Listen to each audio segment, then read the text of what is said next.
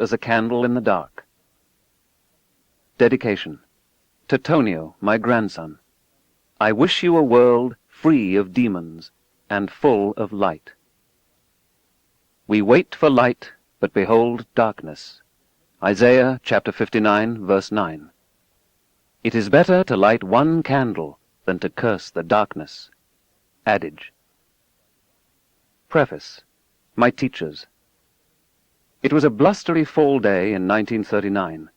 In the streets outside the apartment building, fallen leaves were swirling in little whirlwinds, each with a life of its own.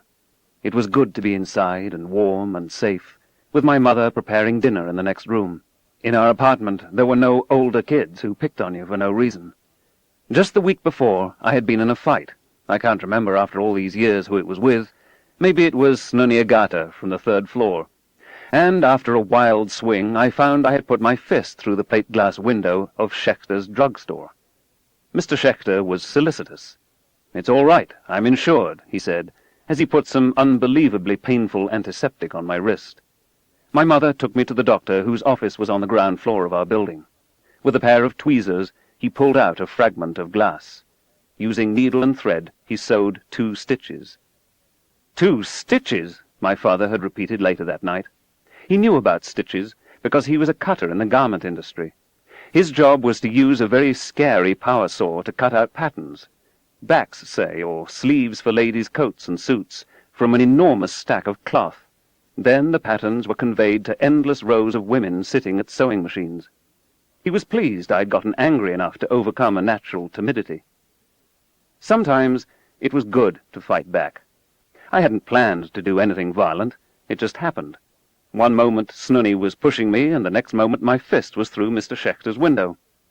I had injured my wrist, generated an unexpected medical expense, broken a plate-glass window, and no one was mad at me. As for Snunny, he was more friendly than ever.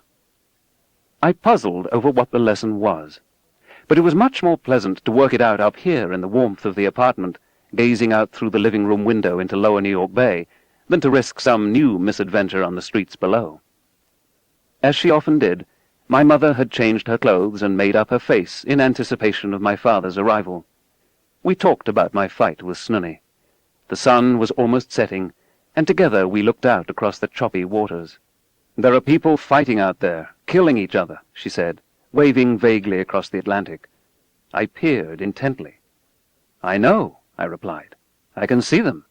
"No, you can't," she replied, skeptically, almost severely, before returning to the kitchen. "They're too far away." How could she know whether I could see them or not, I wondered. Squinting, I had thought I'd made out a thin strip of land at the horizon on which tiny figures were pushing and shoving and dueling with swords as they did in my comic books. But maybe she was right. Maybe it had just been my imagination, a little like the midnight monsters that still, on occasion, awakened me from a deep sleep, my pajamas drenched in sweat, my heart pounding. How can you tell when someone is only imagining? I gazed out across the grey waters until night fell, and I was called to wash my hands for dinner. When he came home, my father swooped me up in his arms. I could feel the cold of the outside world against his one-day growth of beard. On a Sunday in that same year, my father had patiently explained to me about 0 as a placeholder in arithmetic, about the wicked-sounding names of big numbers, and about how there's no biggest number. You can always add 1, he pointed out. Suddenly I was seized by a childish compulsion to write in sequence all the integers from 1 to 1,000. We had no pads of paper, but my father offered up the stack of grey cardboards he had been saving from when his shirts were sent to the laundry. I started the project eagerly, but was surprised at how slowly it went. When I had gotten no farther than the low hundreds, my mother announced that it was time for me to take my bath. I was disconsolate. I had to get to 1,000. A mediator his whole life, my father intervened. If I would cheerfully submit to the bath, he would continue the sequence. I was overjoyed. By the time I emerged, he was approaching 900, and I was able to reach 1,000 only a little past my ordinary bedtime. The magnitude of large numbers has never ceased to impress me. Also in 1939, my parents took me to the New York World's Fair. There I was offered a vision of a perfect future made possible by science and high technology. A time capsule was buried, packed with artifacts of our time for the benefit of those in the far future, who, astonishingly, might not know much about the people of 1939. The world of tomorrow would be sleek, clean, streamlined, and, as far as I could tell, without a trace of poor people. "See sound," one exhibit bewilderingly commanded. And sure enough, when the tuning fork was struck by the little hammer, a beautiful sine wave marched across the oscilloscope screen. "Hear light," another poster exhorted. And sure enough, when the flashlight shone on the photocell, I could hear something like the static on our Motorola radio set when the dial was between stations. Plainly, the world held wonders of a kind I had never guessed. How could a tone become a picture, and light become a noise? My parents were not scientists. They knew almost nothing about science. But in introducing me simultaneously to skepticism and to wonder, they taught me the two uneasily cohabiting modes of thought that are central to the scientific method. They were only one step out of poverty, but when I announced that I wanted to be an astronomer, I received unqualified support, even if they, as I, had only the most rudimentary idea of what an astronomer does. They never suggested that, all things considered, it might be better to be a doctor or a lawyer. I wish I could tell you about inspirational teachers in science from my elementary or junior high or high school days, but as I think back on it, there were none. There was rote memorization about the periodic table of the elements, levers and inclined planes, green plant photosynthesis, and the difference between anthracite and bituminous coal. But there was no soaring sense of wonder, no hint of an evolutionary perspective, and nothing about mistaken ideas that everybody had once believed. In high school laboratory courses, there was an answer we were supposed to get. We were marked off if we didn't get it. There was no encouragement to pursue our own interests or hunches or conceptual mistakes. In the backs of textbooks, there was material you could tell was interesting. The school year would always end before we got to it. You could find wonderful books on astronomy, say, in the libraries, but not in the classroom. Long division was taught as a set of rules from a cookbook, with no explanation of how this particular sequence of short divisions, multiplications, and subtractions got you the right answer. In high school, extracting square roots was offered reverentially, as if it were a method once handed down from Mount Sinai. It was our job merely to remember what we had been commanded. Get the right answer, and never mind that you don't understand what you're doing. I had a very capable second-year algebra teacher from whom I learned much mathematics, but he was also a bully who enjoyed reducing young women to tears. My interest in science was maintained through all those school years by reading books and magazines on science fact and fiction. College was the fulfillment of my dreams. I found teachers who not only understood science, but who were actually able to explain it. I was lucky enough to attend one of the great institutions of learning of the time, the University of Chicago. I was a physics student in a department orbiting around Enrico Fermi. I discovered what true mathematical elegance is from Subramanian Chandrasekhar. I was given the chance to talk chemistry with Harold Urey. Over summers, I was apprenticed in biology to H.J. Muller at Indiana University, and I learned planetary astronomy from its only full-time practitioner at the time, G.P. Kuiper. It was from Kuiper that I first got a feeling for what is called a back-of-the-envelope calculation. A possible explanation to a problem occurs to you. You pull out an old envelope, appeal to your knowledge of fundamental physics, scribble a few approximate equations on the envelope, substitute in likely numerical values, and see if your answer comes anywhere near explaining your problem. If not, you look for a different explanation. It cut through nonsense like a knife through butter. At the University of Chicago, I was also lucky enough to go through a general education program devised by Robert M. Hutchins, where science was presented as an integral part of the gorgeous tapestry of human knowledge. It was considered unthinkable for an aspiring physicist not to know Plato, Aristotle, Bach, Shakespeare, Gibbon, Malinowski, and Freud, among many others. In an introductory science class, Ptolemy's view that the sun revolved around the earth was presented so compellingly that some students found themselves re-evaluating their commitment to Copernicus. The status of the teachers in the Hutchins curriculum had almost nothing to do with their research. Perversely, unlike the American university standard of today, teachers were valued for their teaching, their ability to inform and inspire the next generation. In this heady atmosphere, I was able to fill in some of the many gaps in my education. Much that had been deeply mysterious, and not just in science, became clearer. I also witnessed at first hand the joy felt by those whose privilege it is to uncover a little about how the universe works. I've always been grateful to my mentors of the 1950s, and tried to make sure that each of them knew my appreciation. But as I look back, it seems clear to me that I learned the most essential things not from my school teachers, nor even from my university professors, but from my parents, who knew nothing at all about science in that single far-off year of 1939.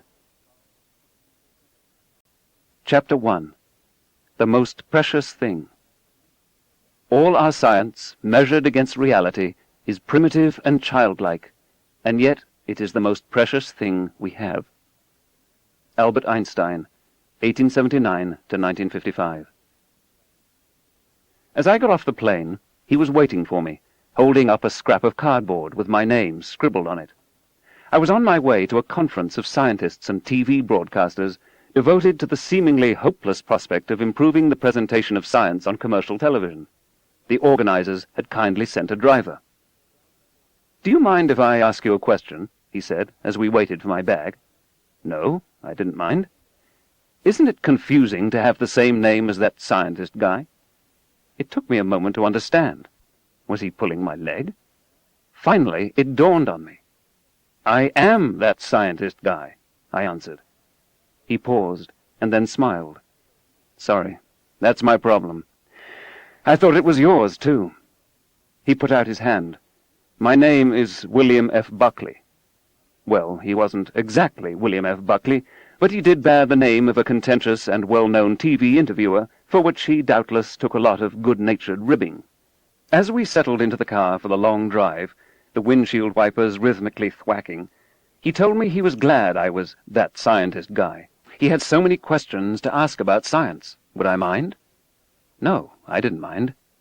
And so we got to talking. But not, as it turned out, about science. He wanted to talk about frozen extraterrestrials languishing in an Air Force base near San Antonio. Channeling, a way to hear what's on the minds of dead people. Not much, it turns out. Crystals, the prophecies of Nostradamus. Astrology, the Shroud of Turin. He introduced each portentous subject with buoyant enthusiasm. Each time I had to disappoint him. "The evidence is crummy," I kept saying. "There's a much simpler explanation." He was, in a way, widely read. He knew the various speculative nuances on, let's say, the sunken continents of Atlantis and Lemuria. He had at his fingertips what underwater expeditions were supposedly just setting out to find the tumbled columns and broken minarets of a once great civilization whose remains were now visited only by deep-sea luminescent fish and giant kraken. Except, while the ocean keeps many secrets, I knew that there isn't a trace of oceanographic or geophysical support for Atlantis and Lemuria. As far as science can tell, they never existed. By now, a little reluctantly, I told him so.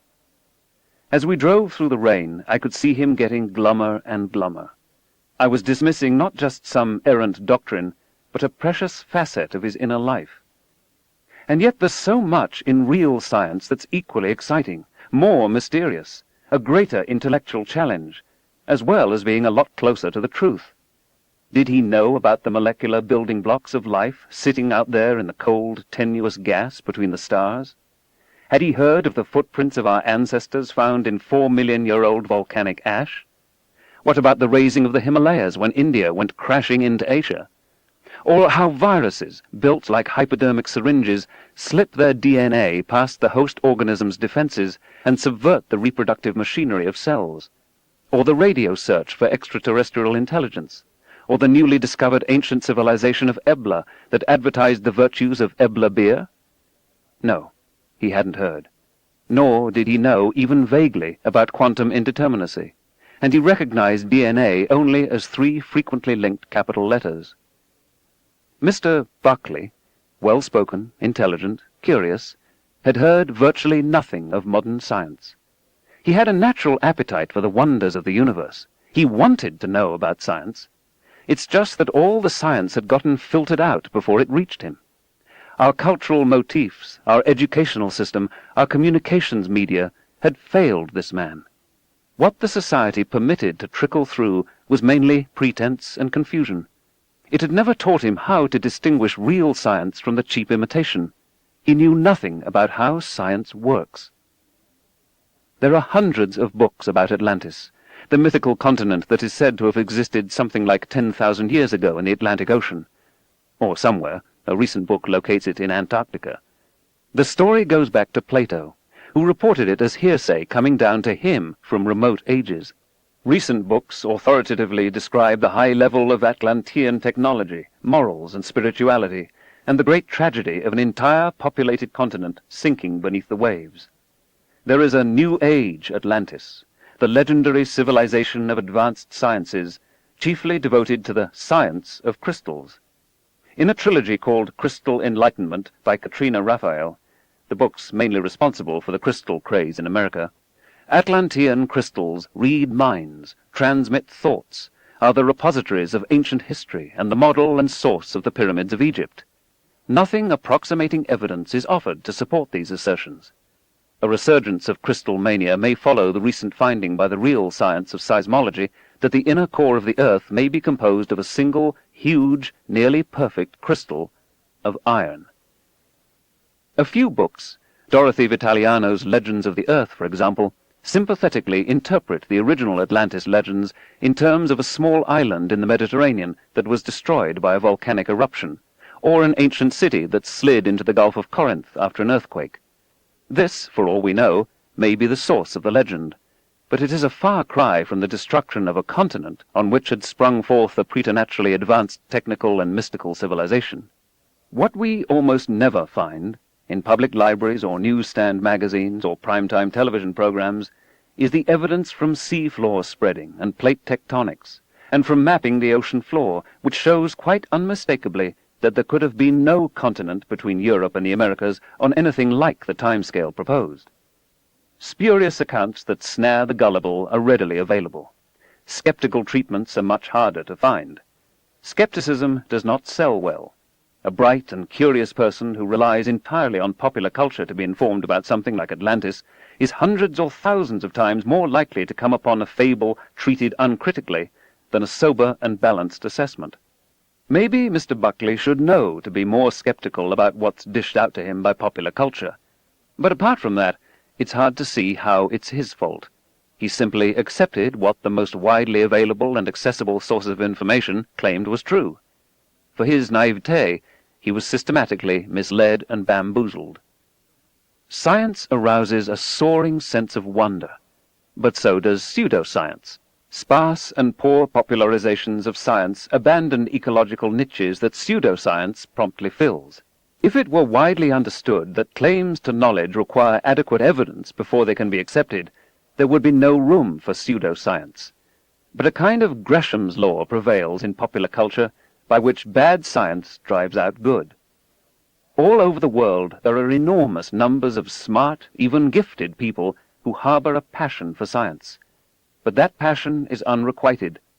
Surveys suggest that some 95% of Americans are scientifically illiterate. That's just the same fraction as those African Americans, almost all of them slaves, who were illiterate just before the Civil War, when severe penalties were in force for anyone who taught a slave to read. Of course, there's a degree of arbitrariness about any determination of illiteracy, whether it applies to language or to science. But anything like 95% illiteracy is extremely serious. Every generation worries that educational standards are decaying.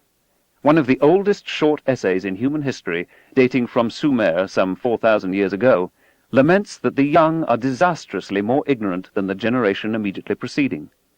2,400 years ago, the aging and grumpy Plato, in Book 7 of the Laws, gave his definition of scientific illiteracy. Who is unable to count 1, 2, 3, or to distinguish odd from even numbers, or is unable to count at all, or reckon night and day, and who is totally unacquainted with the revolution of the sun and moon and the other stars. All free men, I conceive, should learn as much of these branches of knowledge as every child in Egypt is taught when he learns the alphabet. In that country, arithmetical games have been invented for the use of mere children, which they learn as pleasure and amusement.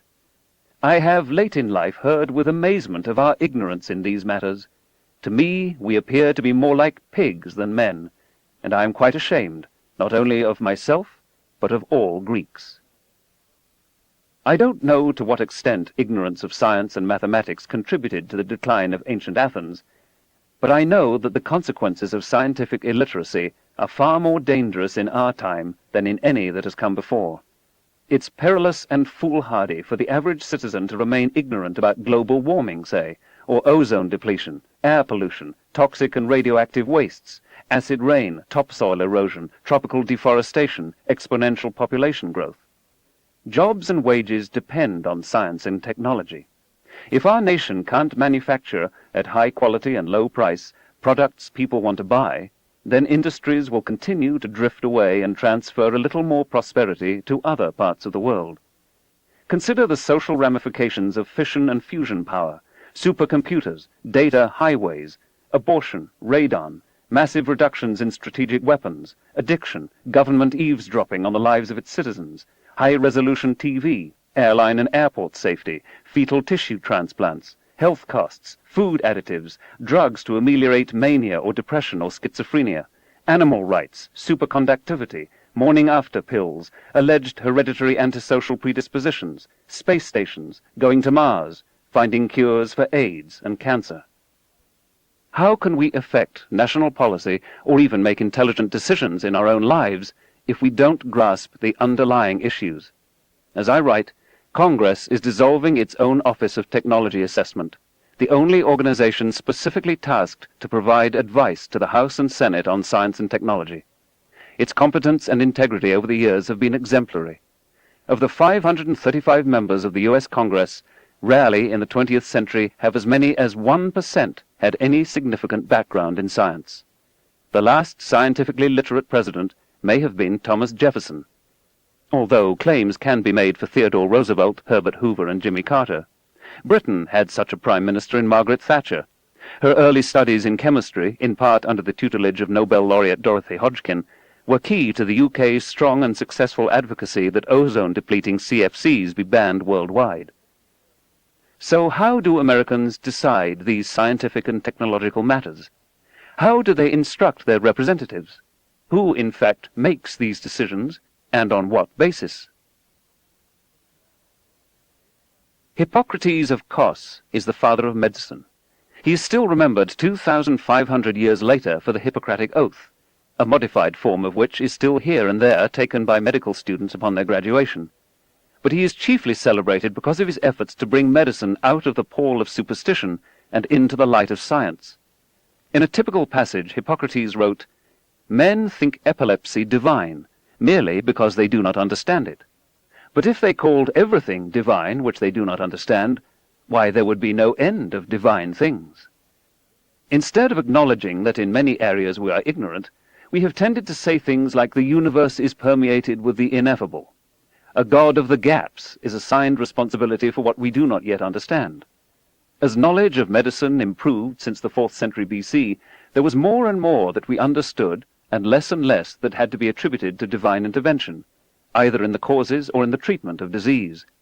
Deaths in childbirth and infant mortality have decreased, lifetimes have lengthened, and medicine has improved the quality of life for billions of us all over the planet. In the diagnosis of disease, Hippocrates introduced elements of the scientific method. He urged careful and meticulous observation. Leave nothing to chance. Overlook nothing. Combine contradictory observations. Allow yourself enough time. Before the invention of the thermometer, he charted the temperature curves of many diseases. He recommended that physicians be able to tell, from present symptoms alone, the probable past and future course of each illness. He stressed honesty. He was willing to admit the limitations of the physician's knowledge. He betrayed no embarrassment in confiding to posterity that more than half his patients were killed by the diseases he was treating. His options, of course, were limited. The drugs available to him were chiefly laxatives, emetics, and narcotics. Surgery was performed, and cauterization. Considerable further advances were made in classical times through the fall of Rome. While medicine in the Islamic world flourished, what followed in Europe was truly a dark age. Much knowledge of anatomy and surgery was lost. Reliance on prayer and miraculous healing abounded. Secular physicians became extinct. Chants, potions, horoscopes, and amulets were widely used. Dissections of cadavers were restricted or outlawed, so those who practiced medicine were prevented from acquiring first-hand knowledge of the human body. Medical research came to a standstill. It was very like what the historian Edward Gibbon described for the entire Eastern Empire, whose capital was Constantinople. In the revolution of 10 centuries, not a single discovery was made to exalt the dignity or promote the happiness of mankind. Not a single idea had been added to the speculative systems of antiquity, and a succession of patient disciples became in their turn the dogmatic teachers of the next servile generation. Even at its best, pre-modern medical practice did not save many. Queen Anne was the last Stuart monarch of Great Britain. In the last 17 years of the 17th century, she was pregnant 18 times. Only 5 children were born alive. Only one of them survived infancy. He died before reaching adulthood, and before her coronation in 1702. There seems to be no evidence of some genetic disorder. She had the best medical care money could buy. Diseases that once tragically carried off countless infants and children have been progressively mitigated and cured by science, through the discovery of the microbial world, by the insight that physicians and midwives should wash their hands and sterilize their instruments, through nutrition, public health and sanitation measures, antibiotics, drugs, vaccines, the uncovering of the molecular structure of DNA, molecular biology, and now gene therapy. In the developed world, at least, parents today have an enormously better chance of seeing their children live to adulthood than did the heir to the throne of one of the most powerful nations on earth in the late 17th century. Smallpox has been wiped out worldwide. The area of our planet infested with malaria-carrying mosquitoes has dramatically shrunk. The number of years a child diagnosed with leukemia can expect to live has been increasing progressively, year by year. Science permits the Earth to feed about 100 times more humans and under conditions much less grim than it could a few thousand years ago. We can pray over the cholera victim, or we can give her 500 milligrams of tetracycline every 12 hours. There is still a religion, Christian Science, that denies the germ theory of disease. If prayer fails, the faithful would rather see their children die than give them antibiotics. We can try nearly futile psychoanalytic talk therapy on the schizophrenic patient, or we can give him 300 to 500 milligrams a day of clozapine. The scientific treatments are hundreds or thousands of times more effective than the alternatives. And even when the alternatives seem to work, we don't actually know that they played any role. Spontaneous remissions, even of cholera and schizophrenia, can occur without prayer and without psychoanalysis. Abandoning science means abandoning much more than air conditioning, CD players, hair dryers, and fast cars.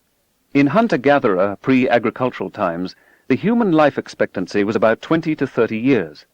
That's also what it was in Western Europe in late Roman and in medieval times. It didn't rise to 40 years until around the year 1870. It reached 50 in 1915, 60 in 1930, 70 in 1955, and is today approaching 80. A little more for women, a little less for men. The rest of the world is retracing the European increment in longevity. What is the cause of this stunning, unprecedented humanitarian transition? The germ theory of disease, public health measures, medicines and medical technology. Longevity is perhaps the best single measure of the physical quality of life.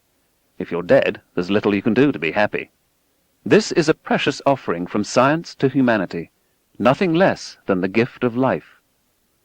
But microorganisms mutate. New diseases spread like wildfire.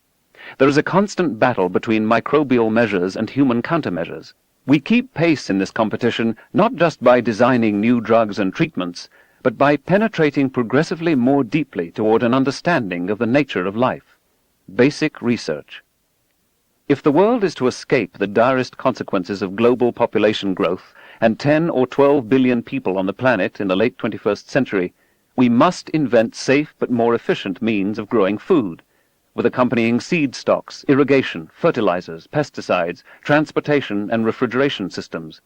It will also take widely available and acceptable contraception, significant steps toward political equality of women, and improvements in the standards of living of the poorest people. How can all this be accomplished without science and technology? I know that science and technology are not just cornucopias pouring gifts out into the world. Scientists not only conceived nuclear weapons, they also took political leaders by the lapels, arguing that their nation, whichever it happened to be, had to have one first. Then they manufactured over 60,000 of them.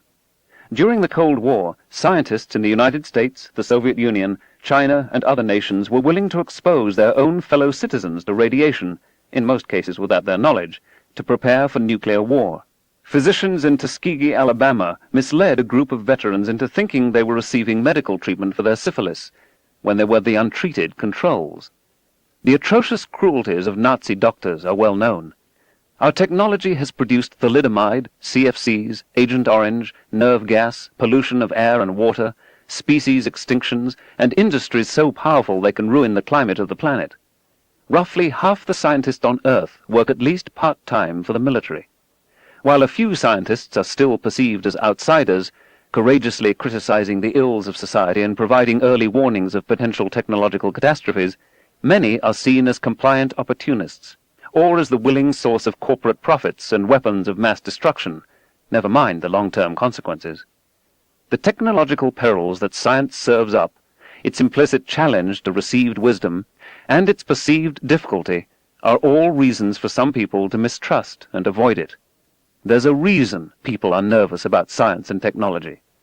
And so the image of the mad scientist haunts our world, down to the white-coated loonies of Saturday morning children's TV and the plethora of Faustian bargains in popular culture, from the eponymous Dr. Faustus himself to Dr. Frankenstein, Dr. Strangelove, and Jurassic Park.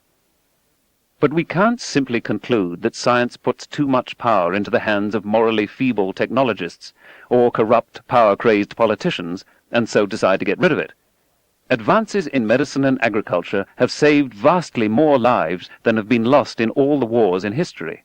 At a large dinner party recently, I asked the assembled guests, ranging in age, I guess, from 30s to 60s, how many of them would be alive today if not for antibiotics, cardiac pacemakers, and the rest of the panoply of modern medicine.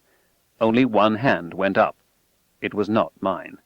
Advances in transportation, communication, and entertainment have transformed and unified the world. In opinion poll after opinion poll, science is rated among the most admired and trusted occupations, despite the misgivings. The sword of science is double-edged. Its awesome power forces on all of us, including politicians, but of course especially on scientists, a new responsibility. More attention to the long-term consequences of technology, a global and transgenerational perspective, an incentive to avoid easy appeals to nationalism and chauvinism. Mistakes are becoming too expensive. Do we care what's true? Does it matter? Where ignorance is bliss, 'tis folly to be wise, wrote the poet Thomas Gray. But is it? Edmund Way Teale, in his 1950 book Circle of the Seasons, understood the dilemma better. He said, "It is morally as bad not to care whether a thing is true or not, so long as it makes you feel good, as it is not to care how you got your money as long as you have got it." It's disheartening to discover government corruption and incompetence, for example. But is it better not to know about it? Whose interest does ignorance serve? If we humans bear, say, hereditary propensities toward the hatred of strangers, isn't self-knowledge the only antidote? If we long to believe that the stars rise and set for us, that we are the reason there is a universe, does science do us a disservice in deflating our conceits? In The Genealogy of Morals, Friedrich Nietzsche, as so many before and after, decries the unbroken progress in the self-belittling of man brought about by the scientific revolution. Nietzsche mourns the loss of man's belief in his dignity, his uniqueness, his irreplaceability in the scheme of existence. For me, it is far better to grasp the universe as it really is than to persist in delusion, however satisfying and reassuring. Which attitude is better geared for our long-term survival? Which gives us more leverage on our future? And if our naive self-confidence is a little undermined in the process, is that altogether such a loss? Is there not cause to welcome it as a maturing and character-building experience? To discover that the universe is some 8 to 15 billion, and not 6 to 12,000 years old, improves our appreciation of its sweep and grandeur. To entertain the notion that we are a particularly complex arrangement of atoms, and not some breath of divinity, at the very least enhances our respect for atoms. To discover, as now seems probable, that our planet is one of billions of other worlds in the Milky Way galaxy, and that our galaxy is one of billions more, majestically expands the arena of what is possible. To find that our ancestors were also the ancestors of apes ties us to the rest of life and makes possible important, if occasionally rueful, reflections on human nature. Plainly, there is no way back. Like it or not, we are stuck with science. We had better make the best of it. When we finally come to terms with it and fully recognize its beauty and its power, we will find, in spiritual as well as in practical matters, that we have made a bargain strongly in our favor. But superstition and pseudoscience keep getting in the way, distracting all the Buckleys among us, providing easy answers, dodging skeptical scrutiny, casually pressing our awe buttons and cheapening the experience, making us routine and comfortable practitioners as well as victims of credulity. Yes, the world would be a more interesting place if there were UFOs lurking in the deep waters off Bermuda and eating ships and planes, or if dead people could take control of our hands and write us messages. It would be fascinating if adolescents were able to make telephone handsets rocket off their cradles just by thinking at them, or if our dreams could, more often than can be explained by chance and our knowledge of the world, accurately foretell the future. These are all instances of pseudoscience. They purport to use the methods and findings of science, while in fact they are faithless to its nature, often because they are based on insufficient evidence, or because they ignore clues that point the other way. They ripple with gullibility. With the uninformed cooperation, and often the cynical connivance, of newspapers, magazines, book publishers, radio, television, movie producers, and the like, such ideas are easily and widely available. Far more difficult to come upon, as I was reminded by my encounter with Mr. Buckley, are the alternative, more challenging, and even more dazzling findings of science. Pseudoscience is easier to contrive than science, because distracting confrontations with reality, where we cannot control the outcome of the comparison, are more readily avoided. The standards of argument, what passes for evidence, are much more relaxed. In part for these same reasons, it is much easier to present pseudoscience to the general public than science. But this isn't enough to explain its popularity. Naturally, people try various belief systems on for size, to see if they help. And if we're desperate enough, we become all too willing to abandon what may be perceived as the heavy burden of skepticism. Pseudoscience speaks to powerful emotional needs that science often leaves unfulfilled. It caters to fantasies about personal powers we lack and long for, like those attributed to comic book superheroes today, and earlier to the gods. In some of its manifestations, it offers satisfaction of spiritual hungers, cures for disease, promises that death is not the end. It reassures us of our cosmic centrality and importance. It vouchsafes that we are hooked up with, tied to, the universe. Although it's hard for me to see a more profound cosmic connection than the astonishing findings of modern nuclear astrophysics. Except for hydrogen, all the atoms that make each of us up, the iron in our blood, the calcium in our bones, the carbon in our brains, were manufactured in red giant stars, thousands of light years away in space and billions of years ago in time. We are, as I like to say, star stuff. But pseudoscience is a kind of halfway house between old religion and new science, mistrusted by both. At the heart of some pseudoscience, and some religion also, New Age and old, is the idea that wishing makes it so. How satisfying it would be, as in folklore and children's stories, to fulfill our heart's desire just by wishing. How seductive this notion is, especially when compared with the hard work and good luck usually required to achieve our hopes. The enchanted fish or the genie from the lamp will grant us 3 wishes, anything we want except more wishes.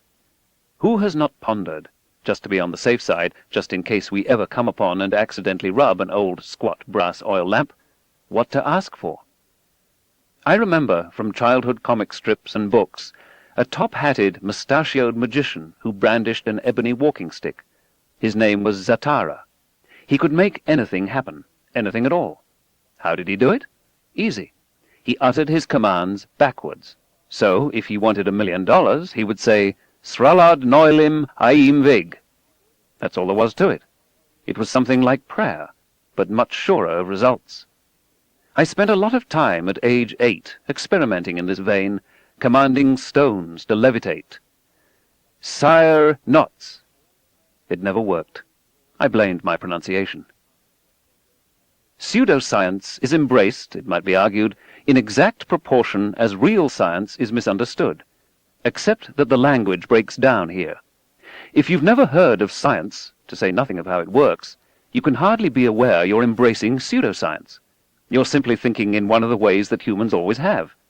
Religions are often the state-protected nurseries of pseudoscience, although there's no reason why religions have to play that role. In a way, it's an artifact from times long gone. In some countries, nearly everyone believes in astrology and precognition, including government leaders. But this is not simply drummed into them by religion. It is drawn out of the enveloping culture in which everyone is comfortable with these practices, and affirming testimonials are everywhere. Most of the case histories I will relate in this book are American, because these are the cases I know best, not because pseudoscience and mysticism are more prominent in the United States than elsewhere. But the psychic spoonbender and extraterrestrial channeler Uri Geller hails from Israel. As tensions rise between Algerian secularists and Muslim fundamentalists, more and more people are discreetly consulting the country's 10,000 soothsayers and clairvoyants, about half of whom operate with a license from the government. High French officials, including a former president of France, arranged for millions of dollars to be invested in a scam, the Elf Aquitaine scandal, to find new petroleum reserves from the air. In Germany, there is concern about carcinogenic Earth rays, undetectable by science. They can be sensed only by experienced dowsers brandishing forked sticks. Psychic surgery flourishes in the Philippines. Ghosts are something of a national obsession in Britain. Since World War II, Japan has spawned enormous numbers of new religions featuring the supernatural. An estimated 100,000 fortune-tellers flourish in Japan. The clientele are mainly young women. Aum Shinrikyo, a sect thought to be involved in the release of the nerve gas sarin in the Tokyo subway system in March 1995, features levitation, faith healing, and ESP among its main tenets. Followers, at a high price, drank the miracle pond water from the bath of Asahara, their leader. In Thailand, diseases are treated with pills manufactured from pulverized sacred scripture. Witches are today being burned in South Africa. Australian peacekeeping forces in Haiti rescue a woman tied to a tree. She is accused of flying from rooftop to rooftop and sucking the blood of children. Astrology is rife in India, geomancy widespread in China. Perhaps the most successful recent global pseudoscience, by many criteria already a religion, is the Hindu doctrine of transcendental meditation, TM. The soporific homilies of its founder and spiritual leader, the Maharishi Mahesh Yogi, can be seen on television. Seated in the yogi position, his white hair here and there flecked with black, surrounded by garlands and floral offerings, he has a look. One day, while channel surfing, we came upon this visage. "You know who that is?" asked our 4-year-old son. "God." The worldwide TM organization has an estimated valuation of $3 billion. For a fee, they promise through meditation to be able to walk you through walls, to make you invisible, to enable you to fly. By thinking in unison, they have, they say, diminished the crime rate in Washington, D.C., and caused the collapse of the Soviet Union, among other secular miracles. Not one smattering of real evidence has been offered for any such claims. TM sells folk medicine, runs trading companies, medical clinics, and research universities, and has unsuccessfully entered politics. In its oddly charismatic leader, its promise of community and the offer of magical powers in exchange for money and fervent belief, it is typical of many pseudosciences marketed for sacerdotal export. At each relinquishing of civil controls and scientific education, another little spurt in pseudoscience occurs. Leon Trotsky described it for Germany on the eve of the Hitler takeover. Not only in peasant homes, but also in city skyscrapers, there lives alongside the 20th century the 13th. 100 million people use electricity and still believe in the magic powers of signs and exorcisms. Movie stars go to mediums. Aviators who pilot miraculous mechanisms created by man's genius wear amulets on their sweaters. What inexhaustible reserves they possess of darkness, ignorance, and savagery. That description might equally have applied to the Soviet Union of 1933. Russia is in fact an instructive case. Under the Tsars, religious superstition was encouraged, but scientific and skeptical thinking, except by a few tame scientists, was ruthlessly expunged. Under communism, both religion and pseudoscience were systematically suppressed, except for the superstition of the state ideological religion. It was advertised as scientific, but fell as far short of this ideal as the most unself-critical mystery cult. Critical thinking, except by scientists in hermetically sealed compartments of knowledge, was recognized as dangerous, was not taught in the schools, and was punished where expressed. As a result, post-communism, many Russians view science with suspicion. When the lid was lifted, as was also true of virulent ethnic hatreds, what had all along been bubbling subsurface was exposed to view. The region is now awash in UFOs, poltergeists, faith healers, quack medicines, magic waters, and old-time superstition. A stunning decline in life expectancy, increasing infant mortality, rampant epidemic disease, sub-minimal medical standards, and ignorance of preventative medicine all work to raise the threshold at which skepticism is triggered in an increasingly desperate population. As I write, the electorally most popular member of the Duma, a leading supporter of the ultranationalist Vladimir Zhirinovsky, is one Anatoly Kashpirovsky, a faith healer who remotely cures diseases ranging from hernias to AIDS by glaring at you out of your television set. His face starts stopped clocks. A somewhat analogous situation exists in China. After the death of Mao Zedong and the gradual emergence of a market economy, UFOs, channeling, and other examples of Western pseudoscience emerged, along with such ancient Chinese practices as ancestor worship, astrology, and fortune-telling, especially that version that involves throwing yarrow sticks and working through the hoary tetragrams of the I Ching. The government newspaper lamented that the superstition of feudal ideology is reviving in our countryside. It was, and remains, a rural, not primarily an urban, affliction. Individuals with special powers gained enormous followings. They could, they said, project qi, the energy field of the universe, out of their bodies to change the molecular structure of a chemical 2,000 kilometers away, to communicate with aliens, to cure diseases. Some patients died under the ministrations of one of these masters of Qigong, who was arrested and convicted in 1993. Wang Hongcheng, an amateur chemist, claimed to have synthesized a liquid, small amounts of which, when added to water, would convert it to gasoline or the equivalent. For a time he was funded by the army and the secret police, but when his invention was found to be a scam, he was arrested and imprisoned.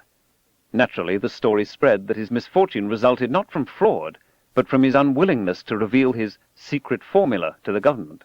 Similar stories have circulated in America for decades, usually with the government role replaced by a major oil or auto company. Asian rhinos are being driven to extinction because their horns, when pulverized, are said to prevent impotence. The market encompasses all of East Asia. The government of China and the Chinese Communist Party were alarmed by certain of these developments. On December 5, 1994, they issued a joint proclamation that read in part, "Public education in science has been withering in recent years. At the same time, activities of superstition and ignorance have been growing, and anti-science and pseudoscience cases have become frequent. Therefore, effective measures must be applied as soon as possible to strengthen public education in science. The level of public education in science and technology is an important sign of the national scientific accomplishment. It is a matter of overall importance in economic development, scientific advance, and the progress of society. We must be attentive and implement such public education as part of the strategy to modernize our socialist country and to make our nation powerful and prosperous. Ignorance is never socialist, nor is poverty." So pseudoscience in America is part of a global trend. Its causes, dangers, diagnosis, and treatment are likely to be similar everywhere. Here, psychics ply their wares on extended television commercials, personally endorsed by entertainers. They have their own channel, the Psychic Friends Network. 1 million people a year sign on and use such guidance in their everyday lives. For the CEOs of major corporations, for financial analysts, for lawyers and bankers, there is a species of astrologer, soothsayer, psychic ready to advise on any matter. If people knew how many people, especially the very rich and powerful ones, went to psychics, their jaws would drop through the floor, says a psychic from Cleveland, Ohio. Royalty has traditionally been vulnerable to psychic frauds. In ancient China and Rome, astrology was the exclusive property of the emperor. Any private use of this potent art was considered a capital offense. Emerging from a particularly credulous Southern California culture, Nancy and Ronald Reagan relied on an astrologer in private and public matters, unknown to the voting public. Some portion of the decision-making that influences the future of our civilization is plainly in the hands of charlatans. If anything, the practice is comparatively muted in America. Its venue is worldwide. As amusing as some of pseudoscience may seem, as confident as we may be that we would never be so gullible as to be swept up by such a doctrine, we know it's happening all around us. Transcendental meditation and Aum Shinrikyo seem to have attracted a large number of accomplished people, some with advanced degrees in physics or engineering. These are not doctrines for nitwits. Something else is going on. What's more, no one interested in what religions are and how they begin can ignore them. While vast barriers may seem to stretch between a local, single-focus contention of pseudoscience and something like a world religion, the partitions are very thin. The world presents us with nearly insurmountable problems. A wide variety of solutions are offered, some of very limited world-view, some of portentous sweep. In the usual Darwinian natural selection of doctrines, some thrive for a time, while most quickly vanish. But a few, sometimes, as history has shown, the most scruffy and least prepossessing among them, may have the power to profoundly change the history of the world. The continuum stretching from ill-practiced science, pseudoscience, and superstition, New Age or old, all the way to respectable mystery religion based on revelation, is indistinct. I try not to use the word cult in this book, in its usual meaning of a religion the speaker dislikes, but try to reach for the headstone of knowledge. Do they really know what they claim to know? Everyone, it turns out, has relevant expertise. In certain passages of this book, I will be critical of the excesses of theology, because at the extremes it is difficult to distinguish pseudoscience from rigid doctrinaire religion. Nevertheless, I want to acknowledge at the outset the prodigious diversity and complexity of religious thought and practice over the millennia, the growth of liberal religion and ecumenical fellowship during the last century, and the fact that, as in the Protestant Reformation, the rise of Reformed Judaism, Vatican II, and the so-called higher criticism of the Bible, religion has fought, with varying degrees of success, its own excesses. But in parallel to the many scientists who seem reluctant to debate or even publicly discuss pseudoscience, many proponents of mainstream religions are reluctant to take on extreme conservatives and fundamentalists. If the trend continues, eventually the field is theirs. They can win the debate by default. One religious leader writes to me of his longing for disciplined integrity in religion. We have grown far too sentimental. Devotionalism and cheap psychology on one side, and arrogance and dogmatic intolerance on the other, distort authentic religious life almost beyond recognition. Sometimes I come close to despair, but then I live tenaciously and always with hope. Honest religion, more familiar than its critics with the distortions and absurdities perpetrated in its name, has an active interest in encouraging a healthy skepticism for its own purposes. There is the possibility for religion and science to forge a potent partnership against pseudoscience. Strangely, I think it would soon be engaged also in opposing pseudo-religion. Pseudoscience differs from erroneous science. Science thrives on errors, cutting them away one by one. False conclusions are drawn all the time, but they are drawn tentatively. Hypotheses are framed so they are capable of being disproved. A succession of alternative hypotheses is confronted by experiment and observation. Science gropes and staggers toward improved understanding. Proprietary feelings are of course offended when a scientific hypothesis is disproved, but such disproofs are recognized as central to the scientific enterprise. Pseudoscience is just the opposite. Hypotheses are often framed precisely so they are invulnerable to any experiment that offers a prospect of disproof, so even in principle they cannot be invalidated. Practitioners are defensive and wary. Skeptical scrutiny is opposed. When the pseudo-scientific hypothesis fails to catch fire with scientists, conspiracies to suppress it are deduced. Motor ability in healthy people is almost perfect. We rarely stumble and fall, except in young and old age. We can learn tasks such as riding a bicycle or skating or skipping, jumping rope or driving a car, and retain that mastery for the rest of our lives. Even if we've gone a decade without doing it, it comes back to us effortlessly. The precision and retention of our motor skills may, however, give us a false sense of confidence in our other talents. Our perceptions are fallible. We sometimes see what isn't there. We are prey to optical illusions. Occasionally we hallucinate. We are error-prone. A most illuminating book called How We Know What Isn't So, The Fallibility of Human Reason in Everyday Life, by Thomas Gilovich, shows how people systematically err in understanding numbers, in rejecting unpleasant evidence, in being influenced by the opinions of others. We're good in some things, but not in everything. Wisdom lies in understanding our limitations. For man is a giddy thing, teaches William Shakespeare. That's where the stuffy, skeptical rigor of science comes in. Perhaps the sharpest distinction between science and pseudoscience is that science has a far keener appreciation of human imperfections and fallibility than does pseudoscience, or inerrant revelation. If we resolutely refuse to acknowledge where we are liable to fall into error, then we can confidently expect that error, even serious error, profound mistakes, will be our companion forever. But if we are capable of a little courageous self-assessment, whatever rueful reflections they may engender, our chances improve enormously. If we teach only the findings and products of science, no matter how useful and even inspiring they may be, without communicating its critical method, how can the average person possibly distinguish science from pseudoscience? Both, then, are presented as unsupported assertion. In Russia and China, it used to be easy. Authoritative science was what the authorities taught. The distinction between science and pseudoscience was made for you. No perplexities needed to be muddled through. But when profound political changes occurred and strictures on free thought were loosened, a host of confident or charismatic claims, especially those that told us what we wanted to hear, gained a vast following. Every notion, however improbable, became authoritative. It is a supreme challenge for the popularizer of science to make clear the actual tortuous history of its great discoveries, and the misapprehensions and occasional stubborn refusal by its practitioners to change course. Many, perhaps most, science textbooks for budding scientists tread lightly here. It is enormously easier to present in an appealing way the wisdom distilled from centuries of patient and collective interrogation of nature than to detail the messy distillation apparatus. The method of science, as stodgy and grumpy as it may seem, is far more important than the findings of science. Chapter 2. Science and Hope. 2 men came to a hole in the sky.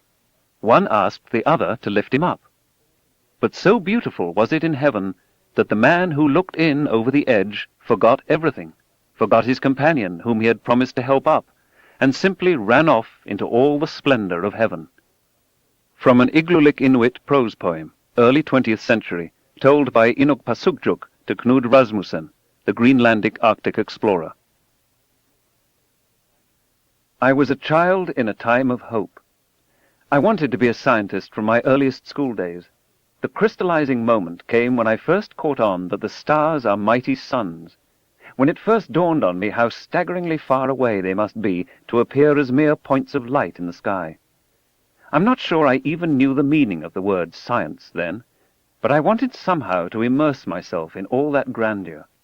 I was gripped by the splendor of the universe, transfixed by the prospect of understanding how things really work, of helping to uncover deep mysteries, of exploring new worlds, maybe even literally. It has been my good fortune to have had that dream in part fulfilled. For me, the romance of science remains as appealing and new as it was on that day more than half a century ago when I was shown the wonders of the 1939 World's Fair. Popularizing science, trying to make its methods and findings accessible to non-scientists, then follows naturally and immediately. Not explaining science seems to me perverse. When you're in love, you want to tell the world. This book is a personal statement, reflecting my lifelong love affair with science. But there's another reason. Science is more than a body of knowledge. It is a way of thinking. I have a foreboding of an America in my children's or grandchildren's time when the United States is a service and information economy, when nearly all the key manufacturing industries have slipped away to other countries, when awesome technological powers are in the hands of a very few, and no one representing the public interest can even grasp the issues, when the people have lost the ability to set their own agendas or knowledgeably question those in authority, when, clutching our crystals and nervously consulting our horoscopes, our critical faculties in decline, unable to distinguish between what feels good and what's true, we slide, almost without noticing, back into superstition and darkness. The dumbing down of America is most evident in the slow decay of substantive content in the enormously influential media, the 30-second sound bites, now down to 10 seconds or less, lowest common denominator programming, credulous presentations on pseudoscience and superstition, but especially a kind of celebration of ignorance. As I write, the #1 video cassette rental in America is the movie Dumb and Dumber. Beavis and Butthead remain popular and influential with young TV viewers. The plain lesson is that study and learning, not just of science but of anything, are avoidable, even undesirable.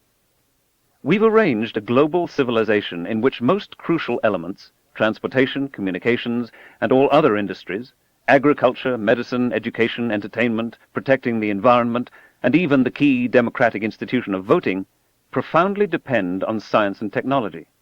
We have also arranged things so that almost no one understands science and technology.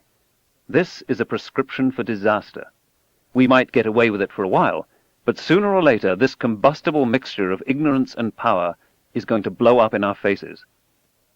A Candle in the Dark is the title of a courageous, largely biblically based book by Thomas Adey, published in London in 1656, attacking the witch hunts then in progress as a scam to delude the people. Any illness or storm, anything out of the ordinary, was popularly attributed to witchcraft. Witches must exist, Adey quoted the witchmongers as arguing, else how should these things be or come to pass?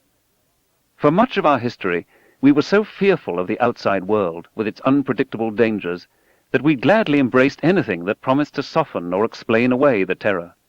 Science is an attempt, largely successful, to understand the world, to get a grip on things, to get hold of ourselves, to steer a safe course. Microbiology and meteorology now explain what only a few centuries ago was considered sufficient cause to burn women to death. Adey also warned of the danger that the nations will perish for lack of knowledge. Avoidable human misery is more often caused not so much by stupidity as by ignorance, particularly our ignorance about ourselves. I worry that, especially as the millennium edges nearer, pseudoscience and superstition will seem year by year more tempting, the siren song of unreason more sonorous and attractive. Where have we heard it before? Whenever our ethnic or national prejudices are aroused, in times of scarcity, during challenges to national self-esteem or nerve, when we agonize about our diminished cosmic place and purpose, or when fanaticism is bubbling up around us, then habits of thought familiar from ages past reach for the controls. The candle flame gutters, its little pool of light trembles, darkness gathers, the demons begin to stir. There is much that science doesn't understand, many mysteries still to be resolved. In a universe tens of billions of light years across and some 10 or 15 billion years old, this may be the case forever. We are constantly stumbling on surprises. Yet some New Age and religious writers assert that scientists believe that what they find is all there is. Scientists may reject mystic revelations for which there is no evidence except somebody's say-so, but they hardly believe their knowledge of nature to be complete. Science is far from a perfect instrument of knowledge. It's just the best we have. In this respect, as in many others, it's like democracy. Science by itself cannot advocate courses of human action, but it can certainly illuminate the possible consequences of alternative courses of action. The scientific way of thinking is at once imaginative and disciplined. This is central to its success. Science invites us to let the facts in, even when they don't conform to our preconceptions. It counsels us to carry alternative hypotheses in our heads and see which best fit the facts. It urges on us a delicate balance between no-holds-barred openness to new ideas, however heretical, and the most rigorous skeptical scrutiny of everything, new ideas and established wisdom. This kind of thinking is also an essential tool for a democracy in an age of change. One of the reasons for its success is that science has built-in error-correcting machinery at its very heart. Some may consider this an overbroad characterization, but to me, every time we exercise self-criticism, every time we test our ideas against the outside world, we are doing science. When we are self-indulgent and uncritical, when we confuse hopes and facts, we slide into pseudoscience and superstition. Every time a scientific paper presents a bit of data, it's accompanied by an error bar, a quiet but insistent reminder that no knowledge is complete or perfect. It's a calibration of how much we trust what we think we know. If the error bars are small, the accuracy of our empirical knowledge is high. If the error bars are large, then so is the uncertainty in our knowledge. Except in pure mathematics, nothing is known for certain, although much is certainly false. Moreover, scientists are usually careful to characterize the veridical status of their attempts to understand the world, ranging from conjectures and hypotheses, which are highly tentative, all the way up to laws of nature which are repeatedly and systematically confirmed through many interrogations of how the world works. But even laws of nature are not absolutely certain. There may be new circumstances never before examined, inside black holes, say, or within the electron, or close to the speed of light, where even our vaunted laws of nature break down, and, however valid they may be in ordinary circumstances, need correction. Humans may crave absolute certainty. They may aspire to it. They may pretend, as partisans of certain religions do, to have attained it. But the history of science, by far the most successful claim to knowledge accessible to humans, teaches that the most we can hope for is successive improvement in our understanding, learning from our mistakes, an asymptotic approach to the universe, but with the proviso that absolute certainty will always elude us. We will always be mired in error. The most each generation can hope for is to reduce the error bars a little, and to add to the body of data to which error bars apply. The error bar is a pervasive, visible self-assessment of the reliability of our knowledge. You can often see error bars in public opinion polls, an uncertainty of plus or minus 3%, say. Imagine a society in which every speech in the congressional record, every television commercial, every sermon had an accompanying error bar, or its equivalent. One of the great commandments of science is, mistrust arguments from authority. Scientists, being primates and thus given to dominance hierarchies, of course do not always follow this commandment. Too many such arguments have proved too painfully wrong. Authorities must prove their contentions like everybody else. This independence of science, its occasional unwillingness to accept conventional wisdom, makes it dangerous to doctrines less self-critical or with pretensions to certitude. Because science carries us toward an understanding of how the world is, rather than how we would wish it to be, its findings may not in all cases be immediately comprehensible or satisfying. It may take a little work to restructure our mindsets. Some of science is very simple. When it gets complicated, that's usually because the world is complicated, or because we're complicated.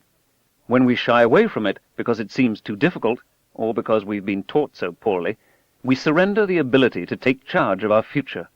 We are disenfranchised. Our self-confidence erodes. But when we pass beyond the barrier, when the findings and methods of science get through to us, when we understand and put this knowledge to use, many feel deep satisfaction.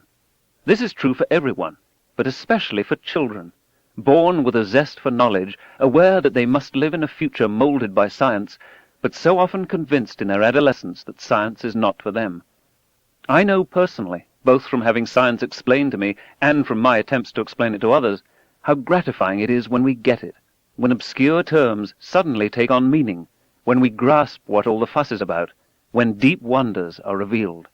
In its encounter with nature, science invariably elicits a sense of reverence and awe. The very act of understanding is a celebration of joining, merging, even if on a very modest scale, with the magnificence of the cosmos.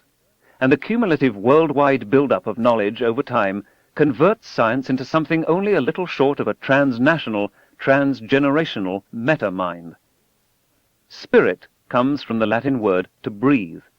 What we breathe is air, which is certainly matter, however thin. Despite usage to the contrary, there is no necessary implication in the word spiritual that we are talking of anything other than matter, including the matter of which the brain is made, or anything outside the realm of science. On occasion, I will feel free to use the word.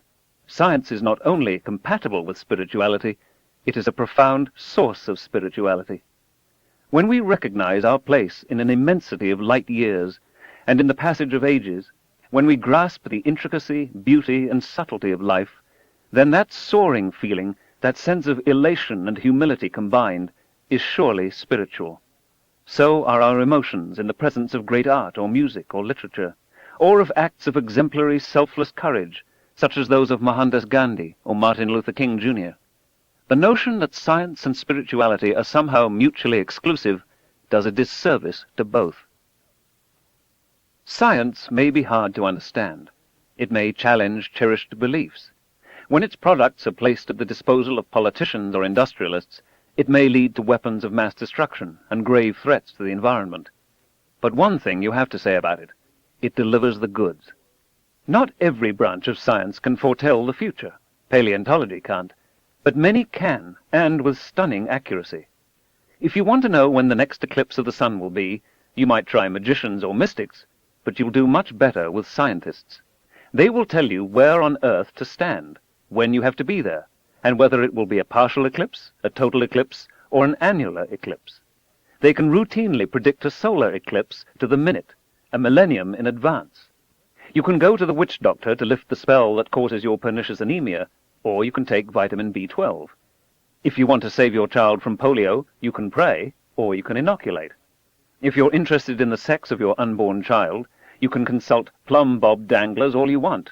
Left, right, a boy; forward, back, a girl. Or maybe it's the other way around. But they'll be right, on average, only one time in 2. If you want real accuracy, here 99% accuracy, try amniocentesis and sonograms. Try science.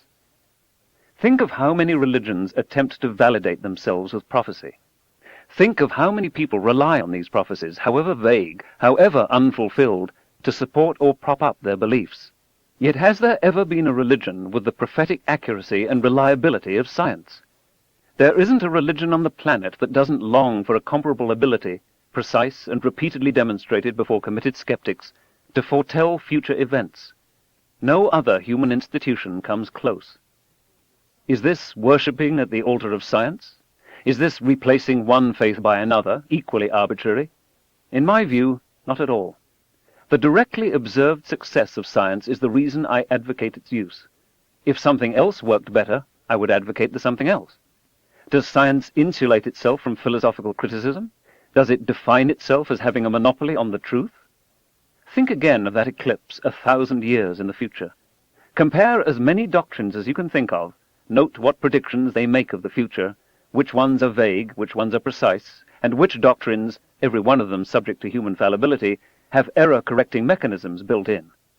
Take account of the fact that not one of them is perfect. Then simply pick the one that in a fair comparison works, as opposed to feels, best. If different doctrines are superior in quite separate and independent fields, we are of course free to choose several, but not if they contradict one another. Far from being idolatry, this is the means by which we can distinguish the false idols from the real thing.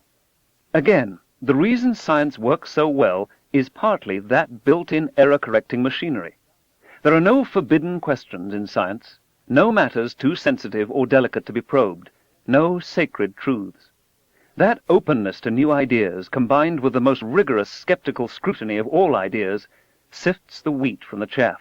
It makes no difference how smart, august, or beloved you are. You must prove your case in the face of determined, expert criticism. Diversity and debate are valued. Opinions are encouraged to contend, substantively and in depth. The process of science may sound messy and disorderly. In a way, it is. If you examine science in its everyday aspect, of course you find that scientists run the gamut of human emotion, personality, and character. But there's one facet that is really striking to the outsider, and that is the gauntlet of criticism considered acceptable or even desirable. There is much warm and inspired encouragement of apprentice scientists by their mentors, but the poor graduate student at his or her PhD oral exam is subjected to a withering crossfire of questions from the very professors who have the candidate's future in their grasp. Naturally, the students are nervous. Who wouldn't be? True, they've prepared for it for years, but they understand that at this critical moment, They have to be able to answer searching questions posed by experts. So in preparing to defend their theses, they must practice a very useful habit of thought. They must anticipate questions. They have to ask, where in my dissertation is there a weakness that someone else might find? I'd better identify it before they do. You sit in at contentious scientific meetings. You find university colloquia in which the speaker has hardly gotten 30 seconds into the talk before there are devastating questions and comments from the audience. You examine the conventions in which a written report is submitted to a scientific journal for possible publication, then is conveyed by the editor to anonymous referees whose job it is to ask, did the author do anything stupid? Is there anything in here that is sufficiently interesting to be published? What are the deficiencies of this paper? Have the main results been found by anybody else? Is the argument adequate? Or should the paper be resubmitted after the author has actually demonstrated what is here only speculated on? And it's anonymous. The author doesn't know who the critics are.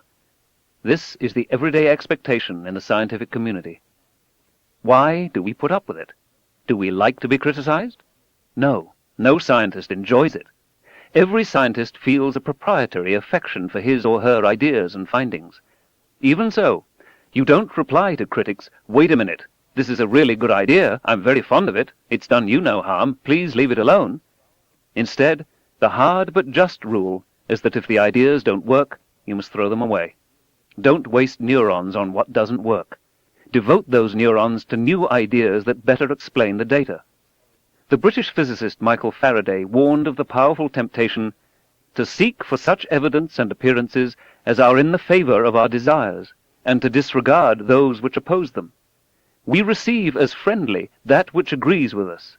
We resist with dislike that which opposes us, whereas the very reverse is required by every dictate of common sense. Valid criticism does you a favor. Some people consider science arrogant, especially when it purports to contradict beliefs of long standing, or when it introduces bizarre concepts that seem contradictory to common sense.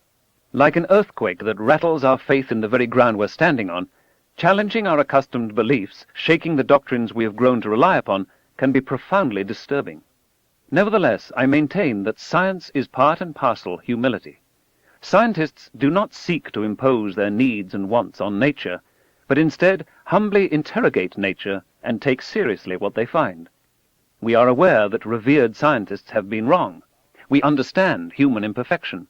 We insist on independent and, to the extent possible, quantitative verification of proposed tenets of belief. We are constantly prodding, challenging, seeking contradictions or small, persistent residual errors, proposing alternative explanations, encouraging heresy. We give our highest rewards to those who convincingly disprove established beliefs. Here's one of many examples. The laws of motion and the inverse square law of gravitation associated with the name of Isaac Newton are properly considered among the crowning achievements of the human species. 300 years later, we use Newtonian dynamics to predict those eclipses. Years after launch, billions of miles from Earth, with only tiny corrections from Einstein, the spacecraft beautifully arrives at a predetermined point in the orbit of the target world, just as the world comes ambling by. The accuracy is astonishing. Plainly, Newton knew what he was doing. But scientists have not been content to leave well enough alone. They have persistently sought chinks in the Newtonian armor. At high speeds and strong gravities, Newtonian physics breaks down. This is one of the great findings of Albert Einstein's special and general relativity, and is one of the reasons his memory is so greatly honored. Newtonian physics is valid over a wide range of conditions, including those of everyday life, but in certain circumstances highly unusual for human beings — we are not, after all, in the habit of traveling near light speed — it simply doesn't give the right answer. It does not conform to observations of nature. Special and general relativity are indistinguishable from Newtonian physics in its realm of validity, but make very different predictions in excellent accord with observation, in those other regimes, high speed, strong gravity. Newtonian physics turns out to be an approximation to the truth, good in circumstances with which we are routinely familiar, bad in others. It is a splendid and justly celebrated accomplishment of the human mind, but it has its limitations. However, in accord with our understanding of human fallibility, Heeding the counsel that we may asymptotically approach the truth but will never fully reach it, scientists are today investigating regimes in which general relativity may break down.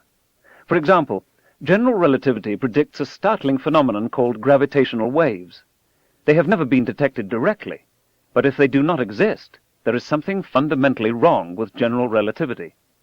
Pulsars are rapidly rotating neutron stars whose flicker rates can now be measured to 15 decimal places. Two very dense pulsars in orbit around each other are predicted to radiate copious quantities of gravitational waves, which will in time slightly alter the orbits and rotation periods of the two stars. Joseph Taylor and Russell Hulse of Princeton University have used this method to test the predictions of general relativity in a wholly novel way. For all they knew, the results would be inconsistent with general relativity, and they would have overturned one of the chief pillars of modern physics. Not only were they willing to challenge general relativity, they were widely encouraged to do so.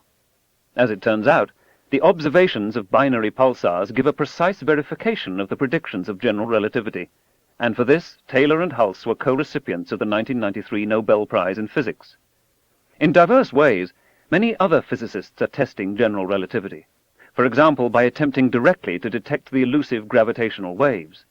They hope to strain the theory to the breaking point and discover whether a regime of nature exists in which Einstein's great advance in understanding in turn begins to fray. These efforts will continue as long as there are scientists. General relativity is certainly an inadequate description of nature at the quantum level, but even if that were not the case, even if general relativity were everywhere and forever valid, what better way of convincing ourselves of its validity than a concerted effort to discover its failings and limitations? This is one of the reasons that the organized religions do not inspire me with confidence. Which leaders of the major faiths acknowledge that their beliefs might be incomplete or erroneous, and establish institutes to uncover possible doctrinal deficiencies? Beyond the test of everyday living, who is systematically testing the circumstances in which traditional religious teachings may no longer apply? It is certainly conceivable that doctrines and ethics that may have worked fairly well in patriarchal or patristic or medieval times might be thoroughly invalid in the very different world we inhabit today. What sermons even-handedly examine the God hypothesis? What rewards are religious skeptics given by the established religions, or, for that matter, social and economic skeptics by the society in which they swim? Science, Andrean notes, is forever whispering in our ears, "Remember, you're very new at this. You might be mistaken. You've been wrong before." Despite all the talk of humility, show me something comparable in religion. Scripture is said to be divinely inspired, a phrase with many meanings. But what if it's simply made up by fallible humans? Miracles are attested, but what if they're instead some mix of charlatanry, unfamiliar states of consciousness, misapprehensions of natural phenomena, and mental illness?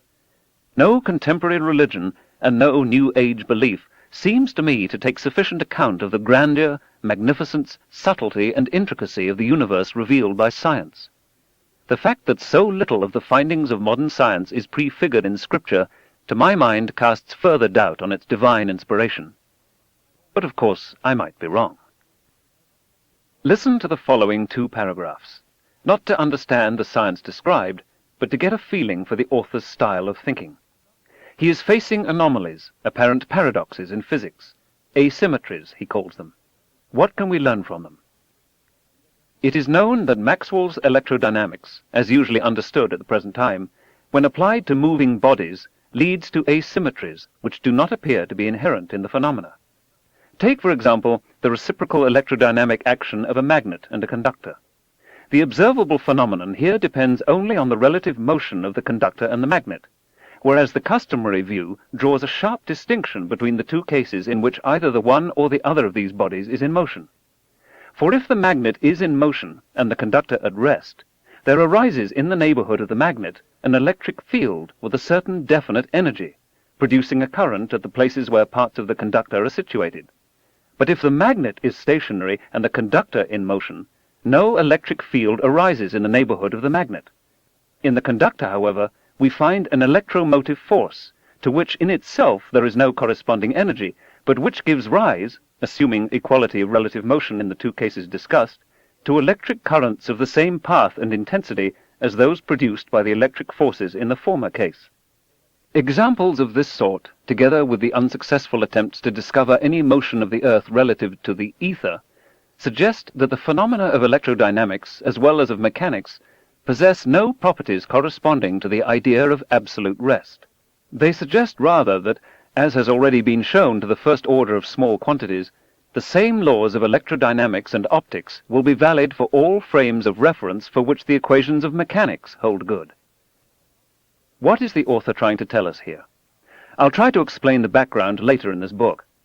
For now, we can perhaps recognize that the language is spare, technical, cautious, clear, and not a jot more complicated than it need be.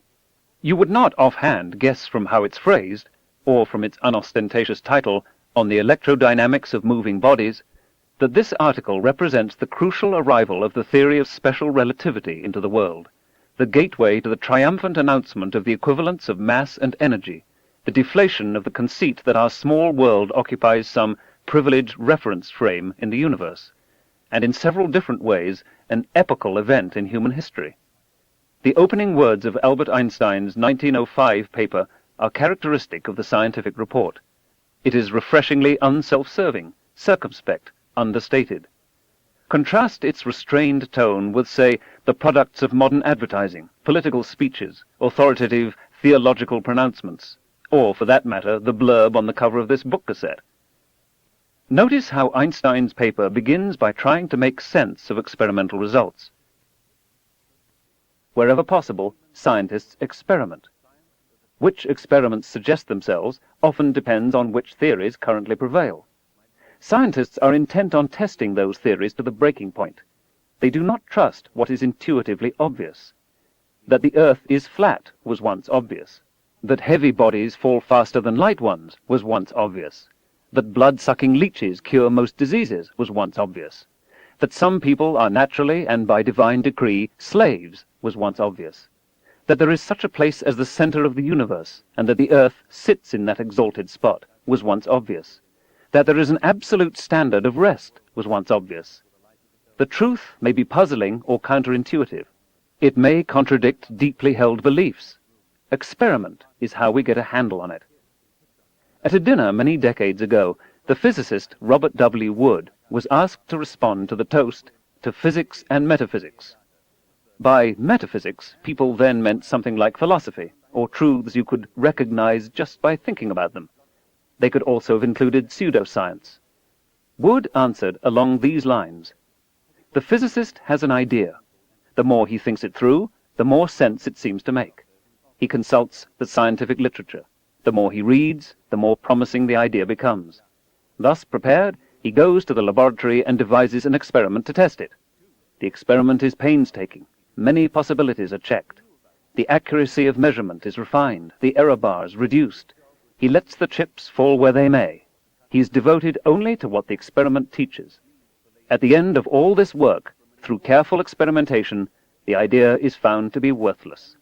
So the physicist discards it, frees his mind from the clutter of error, and moves on to something else. The difference between physics and metaphysics, Wood concluded as he raised his glass high, is not that the practitioners of one are smarter than the practitioners of the other.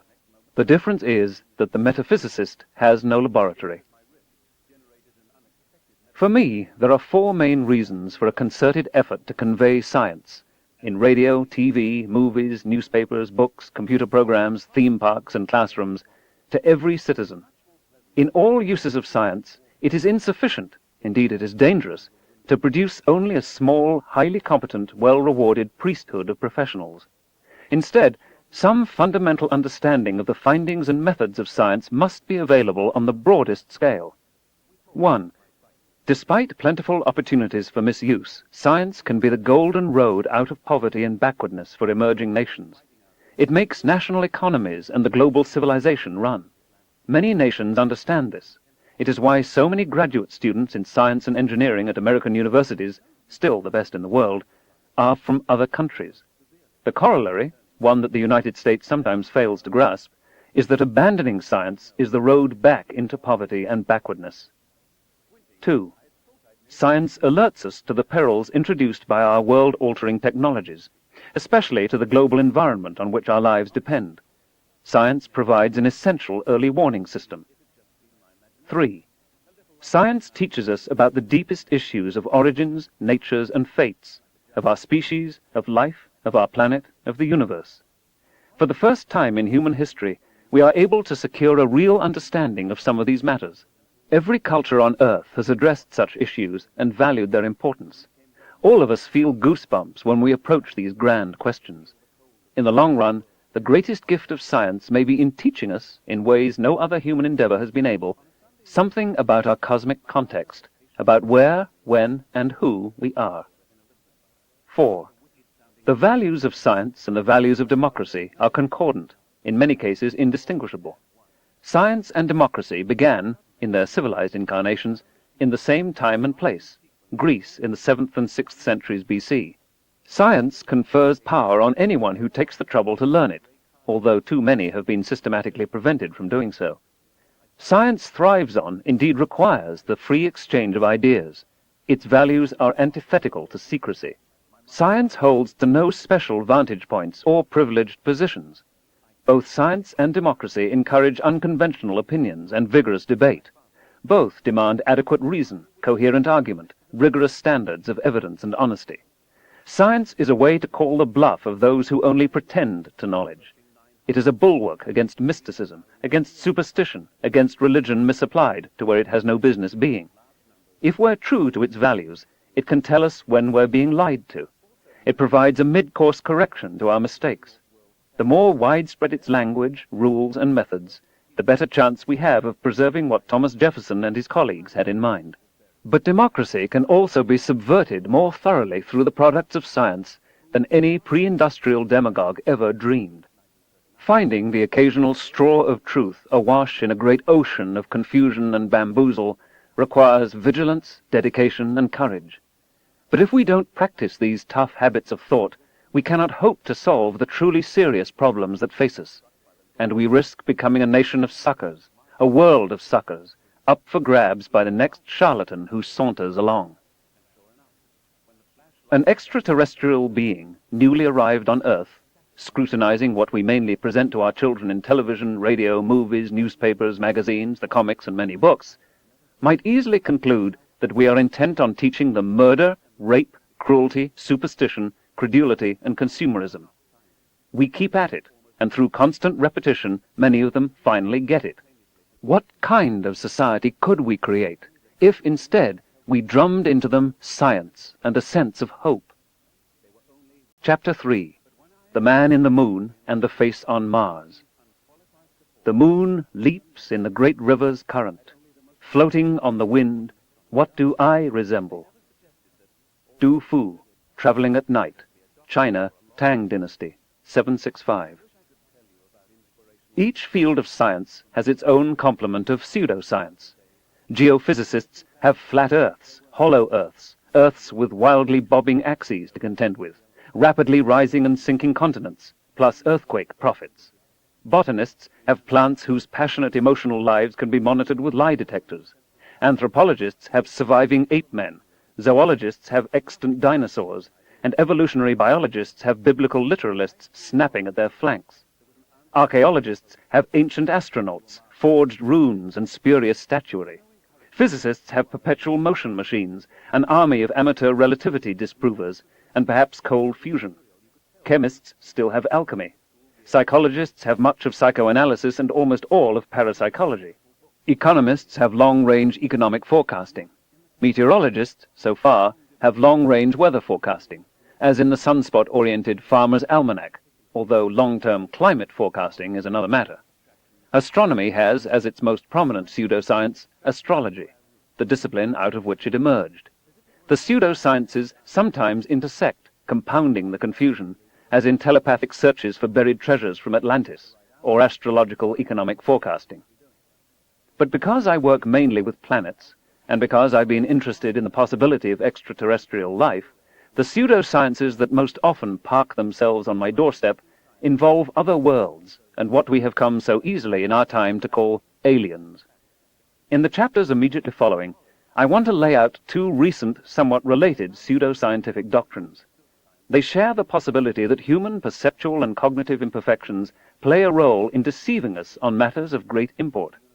The first contends that a giant stone face from ages past is staring expressionlessly up at the sky from the sands of Mars. The second maintains that alien beings from distant worlds visit the Earth with casual impunity. Even when summarized so baldly, isn't there a kind of thrill in contemplating these claims? What if such hoary science fiction ideas, resonant surely with deep human fears and longings, actually were coming to pass? Whose interest can fail to be aroused? Immersed in such material, even the crassest cynic is stirred. Are we absolutely sure, beyond the shadow of a doubt, that we can dismiss these claims? And if hardened debunkers can sense the appeal, what must those untutored in scientific skepticism, like Mr. Buckley, feel? For most of history, before spacecraft, before telescopes, when we were still largely immersed in magical thinking, the moon was an enigma. Almost no one thought of it as a world. What do we actually see when we look up at the moon with the naked eye? We make out a configuration of irregular, bright and dark markings, not a close representation of any familiar object. But almost irresistibly, our eyes connect the markings, emphasizing some, ignoring others. We seek a pattern, and we find one. In world myth and folklore, many images are seen. A woman weaving, stands of laurel trees, an elephant jumping off a cliff, a girl with a basket on her back, a rabbit, the lunar intestines spilled out on its surface after evisceration by an irritable flightless bird, a woman pounding tapa cloth, a four-eyed jaguar. People of one culture have trouble understanding how such bizarre things could be seen by the people of another. The most common image is the man in the moon. Of course, it doesn't really look like a man. Its features are lopsided, warped, drooping. There's a beefsteak or something over the left eye. And what expression does that mouth convey? An O of surprise? A hint of sadness, even lamentation? Doleful recognition of the travails of life on earth? Certainly the face is too round. The ears are missing. I guess he's bald on top. Nevertheless, every time I look at it, I see a human face. World folklore depicts the moon as something prosaic. In the pre-Apollo generation, children were told that the moon was made of green, that is, smelly, cheese, and for some reason this was thought not marvelous, but hilarious. In children's books and editorial cartoons, the man in the moon is often drawn simply as a face set in a circle, not too different from the bland, happy face of a pair of dots and an upturned arc. Benignly he looks down on the nocturnal frolics of animals and children, of the knife and the spoon. Consider again the two categories of terrain we recognize when we examine the moon with the naked eye: the brighter forehead, cheeks and chin, and the darker eyes and mouth. Through a telescope, the bright features are revealed to be ancient cratered highlands, dating back, we now know, from the radioactive dating of samples returned by the Apollo astronauts, to almost 4.5 billion years ago. The dark features are somewhat younger flows of basaltic lava called maria, singular mare, both from the Latin word for ocean, although the moon, we now know, is dry as a bone. The maria welled up in the first few 100 million years of lunar history, partly induced by the high-speed impact of enormous asteroids and comets. The right eye is mare imbrium. The beefsteak drooping over the left eye is the combination of mare serenitatis and mare tranquillitatis, where Apollo 11 landed, and the off-center open mouth is mare humorum. No craters can be made out by ordinary unaided human vision. The man in the moon is in fact a record of ancient catastrophes, most of which took place before humans, before mammals, before vertebrates, before multicelled organisms, and probably even before life arose on Earth. It is a characteristic conceit of our species to put a human face on random cosmic violence. Humans, like other primates, are a gregarious lot. We enjoy one another's company. We're mammals, and parental care of the young is essential for the continuance of the hereditary lines. The parent smiles at the child smiles back, and a bond is forged or strengthened. As soon as the infant can see, it recognizes faces, and we now know that this skill is hardwired in our brains. Those infants who a million years ago were unable to recognize a face smiled back less, were less likely to win the hearts of their parents, and less likely to prosper. These days, nearly every infant is quick to identify a human face and to respond with a goony grin. As an inadvertent side effect, the pattern recognition machinery in our brains is so efficient in extracting a face from a clutter of other detail that we sometimes see faces where there are none. We assemble disconnected patches of light and dark, and unconsciously try to see a face. The Man in the Moon is one result. Michelangelo Antonioni's film Blow Up describes another. There are many other examples. Sometimes it's a geological formation, such as the Old Man of the Mountain at Franconia Notch, New Hampshire. We recognize that, rather than some supernatural agency or an otherwise undiscovered ancient civilization in New Hampshire, this is the product of erosion and collapse of a rock face. Anyway, it doesn't look much like a face anymore. There's the Devil's Head in North Carolina, the Sphinx Rock in Westwater, England, the Old Woman in France, the Wertheim Rock in Armenia. Sometimes it's a reclining woman, as Mount Iztaccíhuatl in Mexico. Sometimes it's other body parts, as the Grand Tetons in Wyoming, approached from the west a pair of mountain peaks named by French explorers. Actually, there are 3. Sometimes it's changing patterns in the clouds. In late medieval and Renaissance Spain, visions of the Virgin Mary were confirmed by people seeing saints in cloud forms. While sailing out of Suva, Fiji, I once saw the head of a truly terrifying monster, jaws agape, set in a brooding storm cloud. Occasionally, a vegetable or a pattern of wood grain or the hide of a cow resembles a human face. There was a celebrated eggplant that closely resembled Richard M. Nixon. What shall we deduce from this fact? Divine or extraterrestrial intervention? Republican meddling in eggplant genetics? No. We recognize that there are large numbers of eggplants in the world and that, given enough of them, sooner or later we'll come upon one that looks like a human face, even a very particular human face. When the face is of a religious personage, as for example a tortilla purported to exhibit the face of Jesus, believers tend quickly to deduce the hand of God. In an age more skeptical than most, they crave reassurance. Still, it seems unlikely that a miracle is being worked on so evanescent a medium. Considering how many tortillas have been pounded out since the beginning of the world, it would be surprising if a few didn't have at least vaguely familiar features. These cases are very different from that of the so-called Shroud of Turin, which shows something too close to a human form to be a misapprehended natural pattern, and which is now suggested by carbon-14 dating to be not the death shroud of Jesus, but a pious hoax from the 14th century, a time when the manufacture of fraudulent religious relics was a thriving and profitable home handicraft industry. Magical properties have been ascribed to ginseng and mandrake roots, in part because of vague resemblances to the human form. Some chestnut shoots show smiling faces. Some corals look like hands.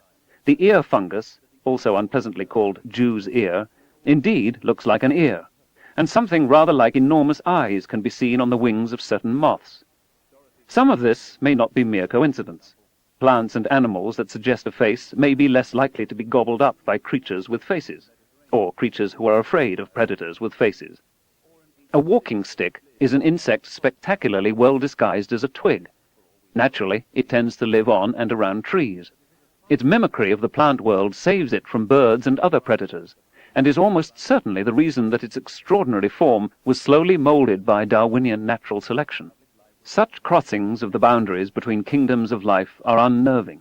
A young child viewing a walking stick can easily imagine an army of sticks, branches, and trees marching for some ominous planty purpose. Many instances of this sort are described and illustrated in a 1979 book called Natural Likeness by John Michell, a British enthusiast of the occult. He takes seriously the claims of Richard Shaver, who, as described below, played a role in the origin of the UFO excitement in America.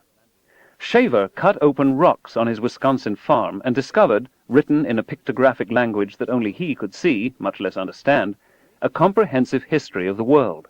Michel also accepts at face value the claims of the dramatist and surrealist theoretician Antonin Artaud, who, in part under the influence of peyote, saw in the patterns on the outsides of rocks erotic images, a man being tortured, ferocious animals, and the like. The whole landscape revealed itself, Michel says, as the creation of a single thought. But a key question, was that thought inside or outside Artaud's head? Artaud concluded, and Michel agrees, that the patterns so apparent in the rocks were manufactured by an ancient civilization, rather than by Artaud's partly hallucinogen-induced altered state of consciousness. When Artaud returned from Mexico to Europe, he was diagnosed as mad. Michel decries the materialist outlook that greeted Artaud's patterns skeptically. Michel shows us a photograph of the sun taken in X-ray light, which looks vaguely like a face, and informs us that followers of Gurdjieff see the face of their master in the solar corona. Innumerable faces in trees, mountains, and boulders all over the world are inferred to be the product of ancient wisdom. Perhaps some are. It's a good practical joke, as well as a tempting religious symbol, to pile stones so from afar they look like a giant face. The view that most of these forms are patterns natural to rock-forming processes and the bilateral symmetry of plants and animals, plus a little natural selection, all processed through the human-biased filter of our perception, Michel describes as materialism and a 19th-century delusion. Conditioned by rationalist beliefs, our view of the world is duller and more confined than nature intended. By what process he has plumbed the intentions of nature is not revealed. Of the images he presents, Michel concludes that their mystery remains essentially untouched, a constant source of wonder, delight, and speculation. All we know for sure is that nature created them, and at the same time gave us the apparatus to perceive them and minds to appreciate their endless fascination. For the greatest profit and enjoyment, they should be viewed as nature intended, with the eye of innocence, unclouded by theories and preconceptions, with the manifold vision innate in all of us that enriches and dignifies human life, rather than with the cultivated single vision of the dull and opinionated. Perhaps the most famous spurious claim of a portentous pattern involves the canals of Mars. First observed in 1877, they were seemingly confirmed by a succession of dedicated professional astronomers peering through large telescopes all over the world. A network of single and double straight lines was reported, crisscrossing the Martian surface, and with such uncanny geometrical regularity that they could only be of intelligent origin. Evocative conclusions were drawn about a parched and dying planet populated by an older and wiser technical civilization dedicated to conservation of water resources. Hundreds of canals were mapped and named, but oddly, they avoided showing up on photographs. The human eye, it was suggested, could remember the brief instants of perfect atmospheric transparency, while the undiscriminating photographic plate averaged the few clear with the many blurry moments. Some astronomers saw the canals, many did not. Perhaps certain observers were more skilled at seeing canals, or perhaps the whole business was some kind of perceptual delusion. Much of the idea of Mars as an abode of life, as well as the prevalence of Martians in popular fiction, derives from the canals. I myself grew up steeped in this literature, and when I found myself an experimenter on the Mariner 9 mission to Mars, the first spacecraft to orbit the red planet, naturally I was interested to see what the real circumstances were. With Mariner 9 and with Viking, we were able to map the planet pole to pole, detecting features hundreds of times smaller than the best that could be seen from Earth. I found, not altogether to my surprise, not a trace of canals. There were a few more or less linear features that had been made out through the telescope, for example, a 5,000-kilometer-long rift valley that would have been hard to miss.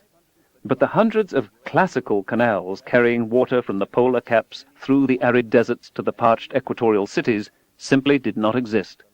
They were an illusion, some malfunction of the human hand-eye-brain combination at the limit of resolution when we peer through an unsteady and turbulent atmosphere. Even a succession of professional scientists, including famous astronomers who had made other discoveries that are confirmed and now justly celebrated, can make serious, even profound errors in pattern recognition, especially where the implications of what we think we are seeing seem to be profound. We may not exercise adequate self-discipline and self-criticism. The Martian canal myth constitutes an important cautionary tale. For the canals, spacecraft missions provided the means of correcting our misapprehensions. But it is also true that some of the most haunting claims of unexpected patterns emerge from spacecraft exploration. In the early 1960s, I urged that we be attentive to the possibility of finding the artifacts of ancient civilizations, either those indigenous to a given world or those constructed by visitors from elsewhere.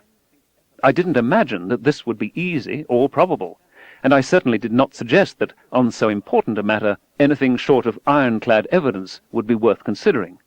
Beginning with John Glenn's evocative report of fireflies surrounding his space capsule, every time an astronaut reported seeing something not immediately understood, there were those who deduced aliens. Prosaic explanations, specks of paint flecking off the ship in the space environment, say, were dismissed with contempt. The lure of the marvelous blunts our critical faculties, as if a man become a moon is not marvel enough. Around the time of the Apollo lunar landings, many non-experts, owners of small telescopes, flying saucer zealots, writers for aerospace magazines, pored over the returned photographs seeking anomalies that NASA scientists and astronauts had overlooked. Soon there were reports of gigantic Latin letters and Arabic numerals inscribed on the lunar surface, pyramids, highways, crosses, glowing UFOs. Bridges were reported on the moon, radio antennas, the tracks of enormous crawling vehicles, and the devastation left by machines able to slice craters in two. Every one of these claims, though, turns out to be a natural lunar geological formation misjudged by amateur analysts, internal reflections in the optics of the astronauts' Hasselblad cameras, and the like. Some enthusiasts discerned the long shadows of ballistic missiles, Soviet missiles, it was ominously confided, aimed at America. The rockets, also described as spires, turned out to be low hills casting long shadows when the sun is near the lunar horizon. A little trigonometry dispels the mirage. These experiences also provide fair warning. For a complex terrain sculpted by unfamiliar processes, amateurs, and sometimes even professionals, examining photographs, especially near the limit of resolution, may get into trouble. Their hopes and fears, the excitement of possible discoveries of great import, may overwhelm the usual skeptical and cautious approach of science. If we examine available surface images of Venus, occasionally a peculiar landform swims into view, as, for example, a rough portrait of Joseph Stalin discovered by American geologists analyzing Soviet orbital radar imagery. No one maintains, I gather, that unreconstructed Stalinists had doctored the magnetic tapes, or that the former Soviets were engaged in engineering activities of unprecedented and hitherto unrevealed scale on the surface of Venus, where every spacecraft to land has been fried in an hour or two. The odds are overwhelming that this feature, whatever it is due to geology.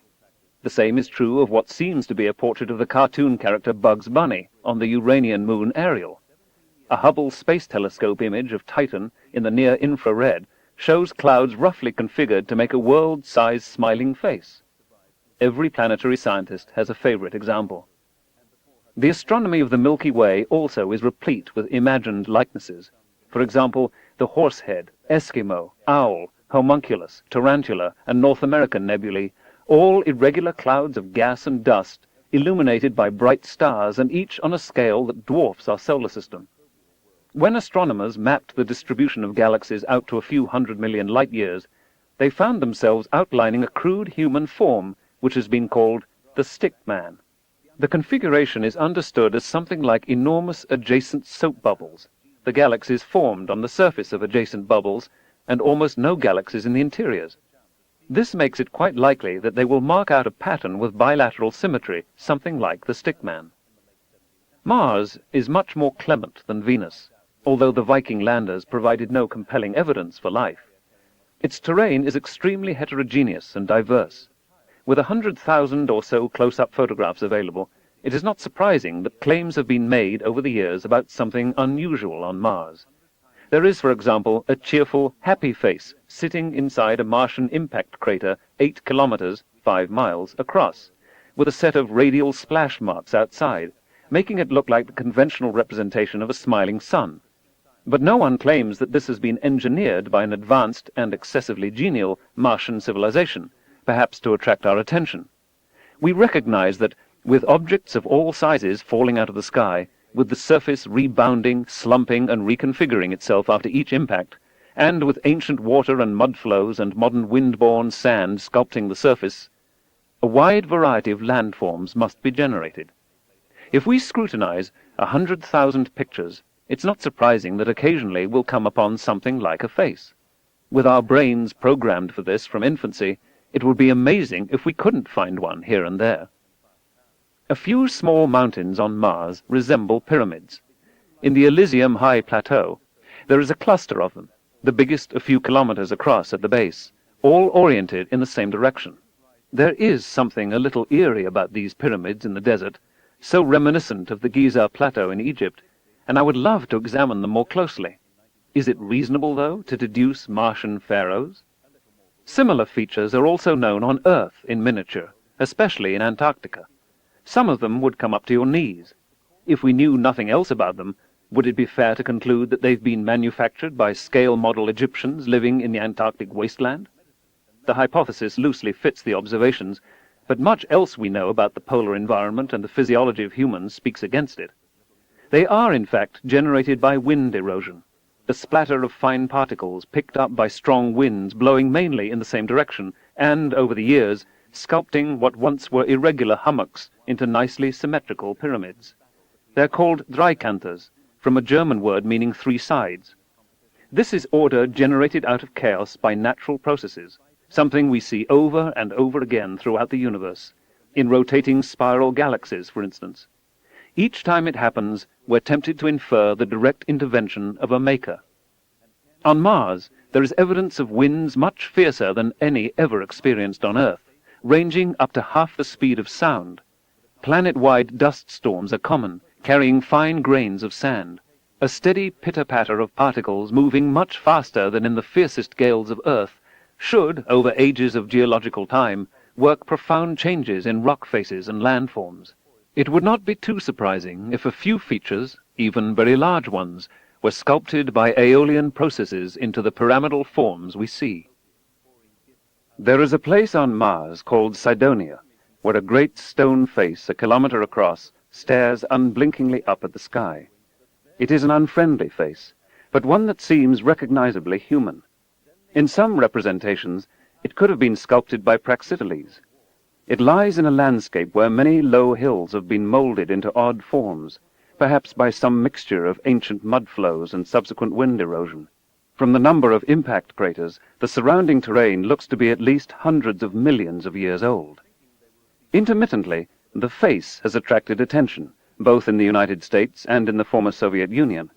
The headline in the November 20, 1984 Weekly World News, a supermarket tabloid not celebrated for its integrity, read, "Soviet scientists' amazing claim, ruined temples found on Mars. Space probe discovers remains of 50,000-year-old civilization." The revelations are attributed to an anonymous Soviet source, and breathlessly describe discoveries made by a non-existent Soviet space vehicle. But the story of the face is almost entirely an American one. It was found by one of the Viking orbiters in 1976. There was an unfortunate dismissal of the feature by a project official as a trick of light and shadow, which prompted a later accusation that NASA was covering up the discovery of the millennium. A few engineers, computer specialists, and others, some of them contract employees of NASA, worked on their own time to digitally enhance the image. Perhaps they hoped for stunning revelations. That's permissible in science, even encouraged, as long as your standards of evidence are high. Some of them were fairly cautious and deserved to be commended for advancing the subject. Others were less restrained, deducing not only that the face was a genuine monumental sculpture of a human being, but claiming to find a city nearby with temples and fortifications. From spurious arguments, one writer announced that the monuments had a particular astronomical orientation. Not now, though, but 500,000 years ago, from which it followed that the Cydonian wonders were erected in that remote epoch. But then how could the builders have been human? 500,000 years ago, our ancestors were busy mastering stone tools and fire. They did not have spaceships. The Martian face is compared to similar faces constructed in civilizations on Earth.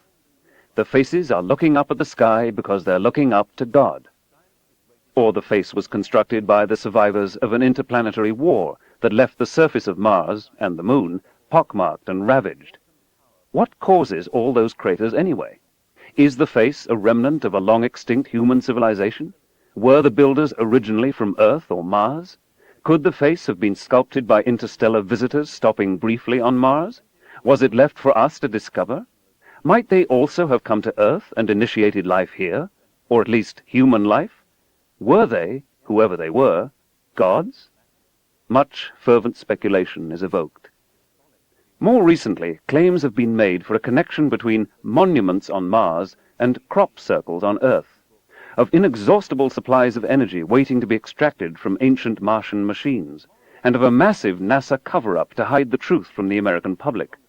Such pronouncements go far beyond mere incautious speculation about enigmatic landforms. When in August 1993 the Mars Observer spacecraft failed within hailing distance of Mars, there were those who accused NASA of faking the mishap so it could study the face in detail without having to release the images to the public. If so, the charade is quite elaborate. All the experts on Martian geomorphology know nothing about it, and some of us have been working hard to design new missions to Mars less vulnerable to the malfunction that destroyed Mars Observer. There was even a handful of pickets outside the gates of the Jet Propulsion Laboratory, worked up over this supposed abuse of power.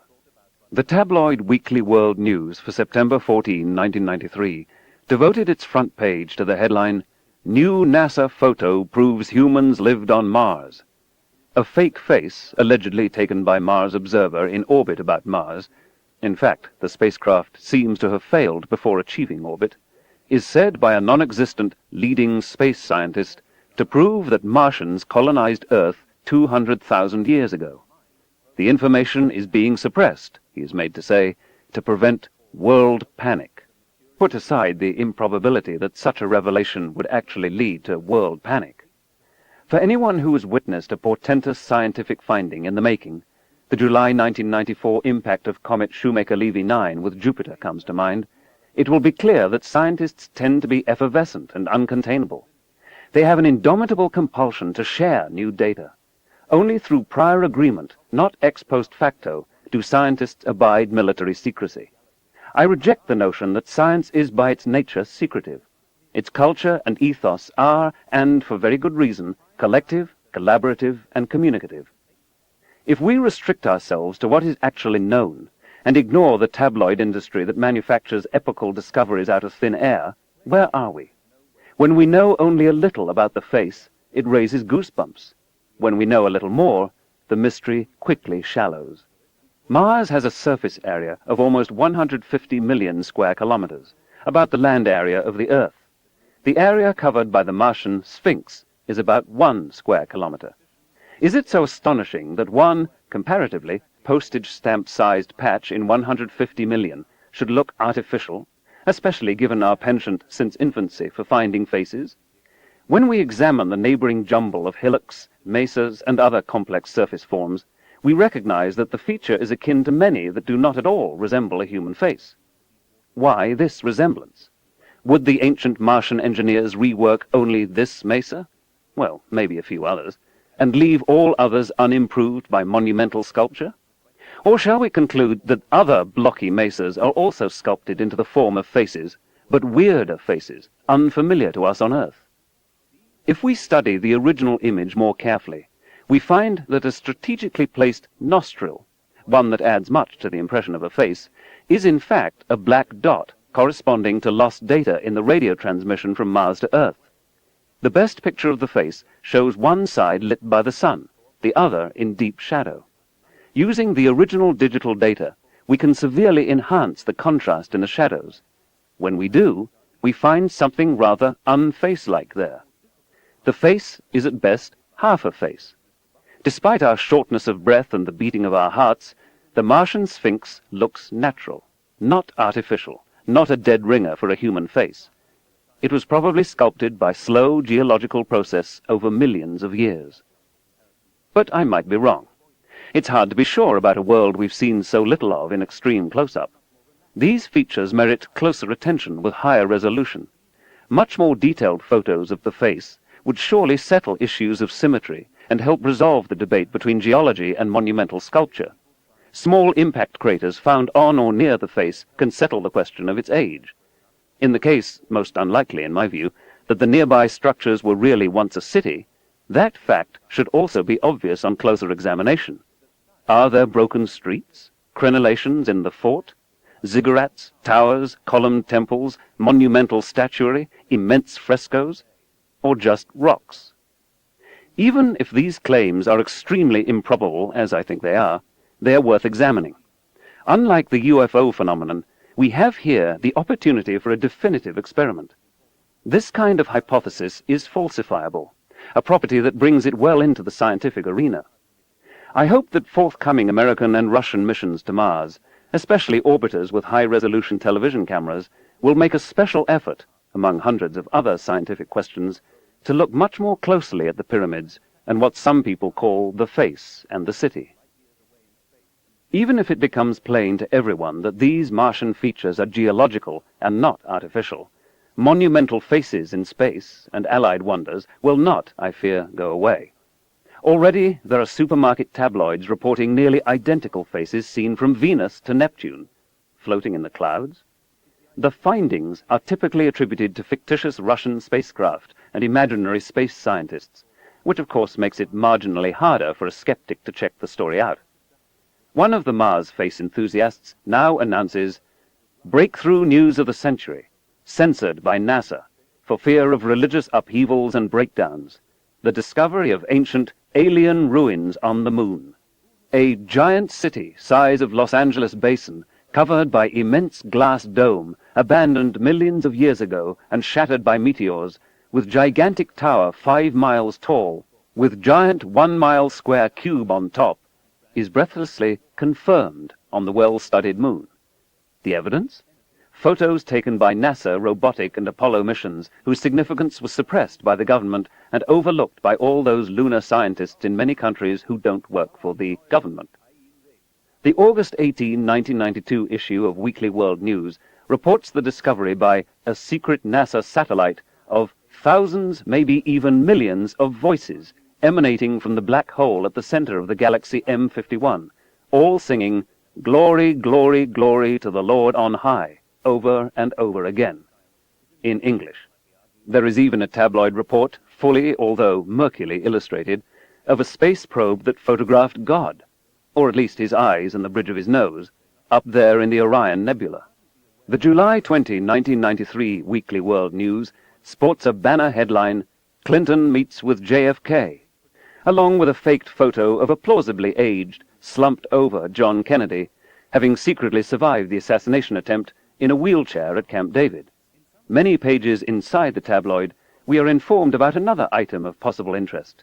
In Doomsday Asteroids, an alleged top-secret document quotes alleged top scientists about an alleged asteroid, M167, that will allegedly hit the Earth on November 11, 1993, and could mean the end of life on Earth. President Clinton is described as being kept constantly informed of the asteroid's position and speed. Perhaps it was one of the items he discussed in his meeting with President Kennedy. Somehow, the fact that the Earth escaped this catastrophe did not merit even a retrospective paragraph after November 11, 1993, uneventfully passed. At least the headline writer's judgment not to burden the front page with the news of the end of the world was vindicated. Some see this as just a kind of fun. However, we live in a time when a real long-term statistical threat of an impact of an asteroid with the Earth has been identified. This real science is, of course, the inspiration, if that's the word, of the Weekly World News story. Government agencies are studying what to do about it. Stories like this suffuse the subject with apocalyptic exaggeration and whimsy, make it difficult for the public to distinguish real perils from tabloid fiction, and conceivably can impede our ability to take precautionary steps to mitigate the danger. The tabloids are often sued, sometimes by actors and actresses who stoutly deny they have performed loathsome acts, and large sums of money occasionally change hands. The tabloids must consider such suits as just one of the costs of doing a very profitable business. In their defense, they often say that they are at the mercy of their writers and have no institutional responsibility to check out the truth of what they publish.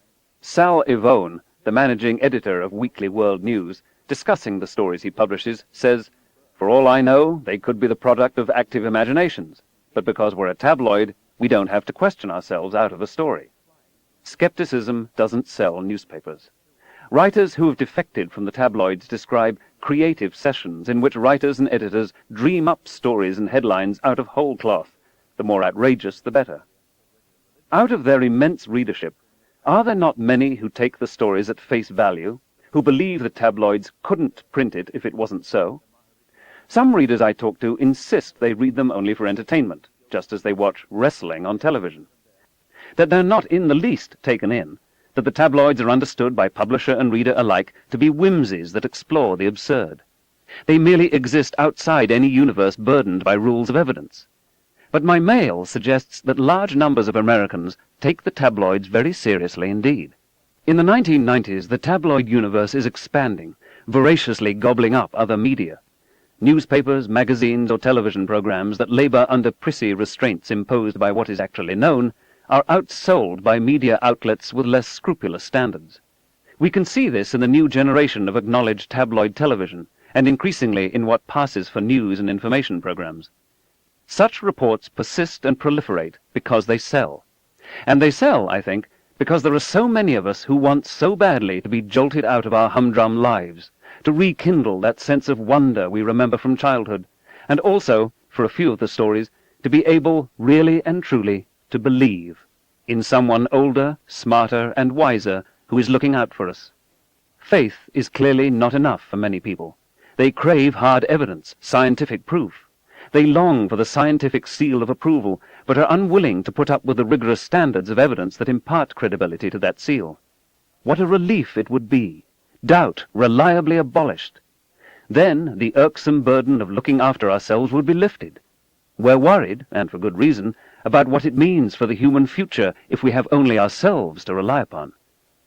These are the modern miracles, shamelessly vouched for by those who make them up from scratch, bypassing any formal skeptical scrutiny, and available at low cost in every supermarket, grocery store, and convenience outlet in the land.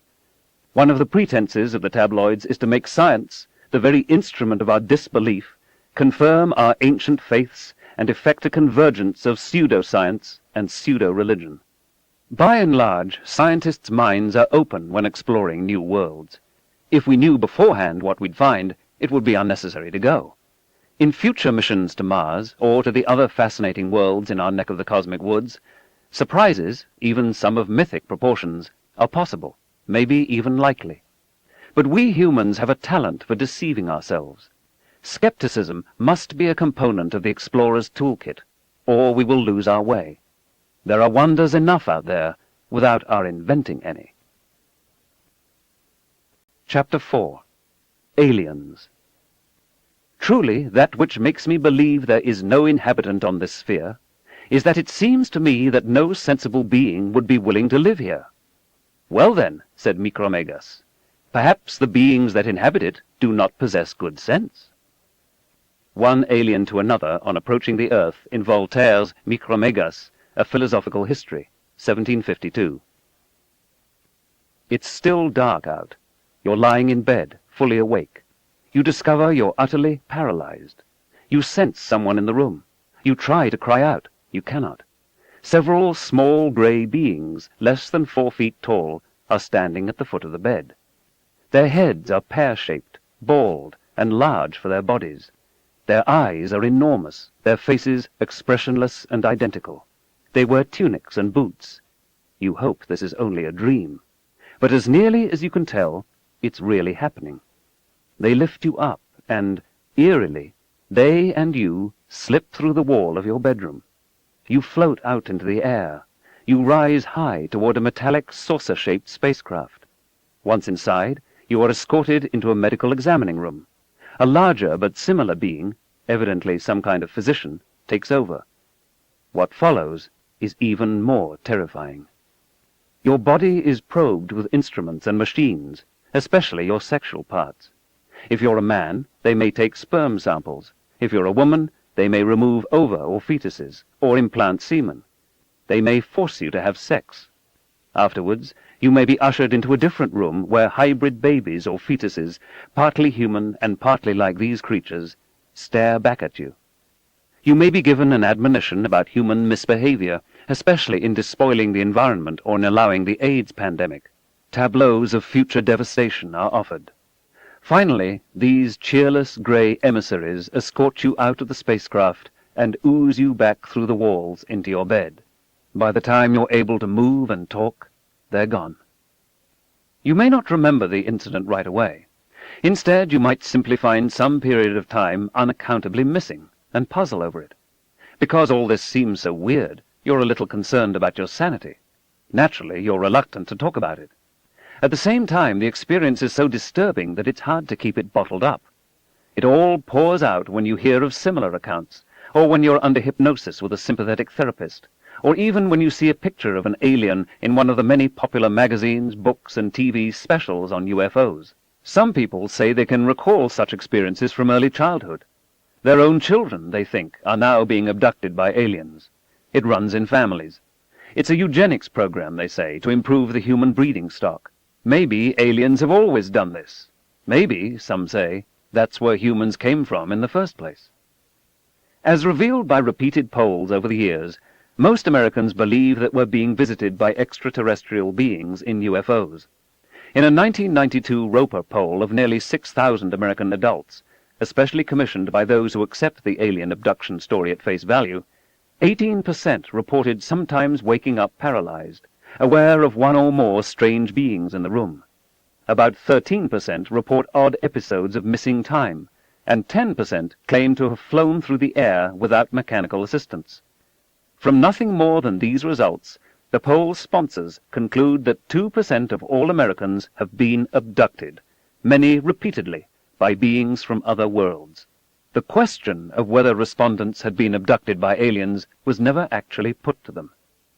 If we believed the conclusion drawn by those who bankrolled and interpreted the results of this poll, and if aliens are not partial to Americans, then the number for the whole planet would be more than 100 million people. This means an abduction every few seconds over the past few decades. It's surprising more of the neighbors haven't noticed. What's going on here? When you talk with self-described abductees, most seem very sincere, although caught in the grip of powerful emotions. Some psychiatrists who've examined them say they find no more evidence of psychopathology in them than in the rest of us. Why should anyone claim to have been abducted by alien creatures if it never happened? Could all these people be mistaken, or lying, or hallucinating the same or a similar story? Or is it arrogant and contemptuous even to question the good sense of so many? On the other hand, could there really be a massive alien invasion? Repugnant medical procedures performed on millions of innocent men, women, and children? Humans apparently used as breeding stock over many decades?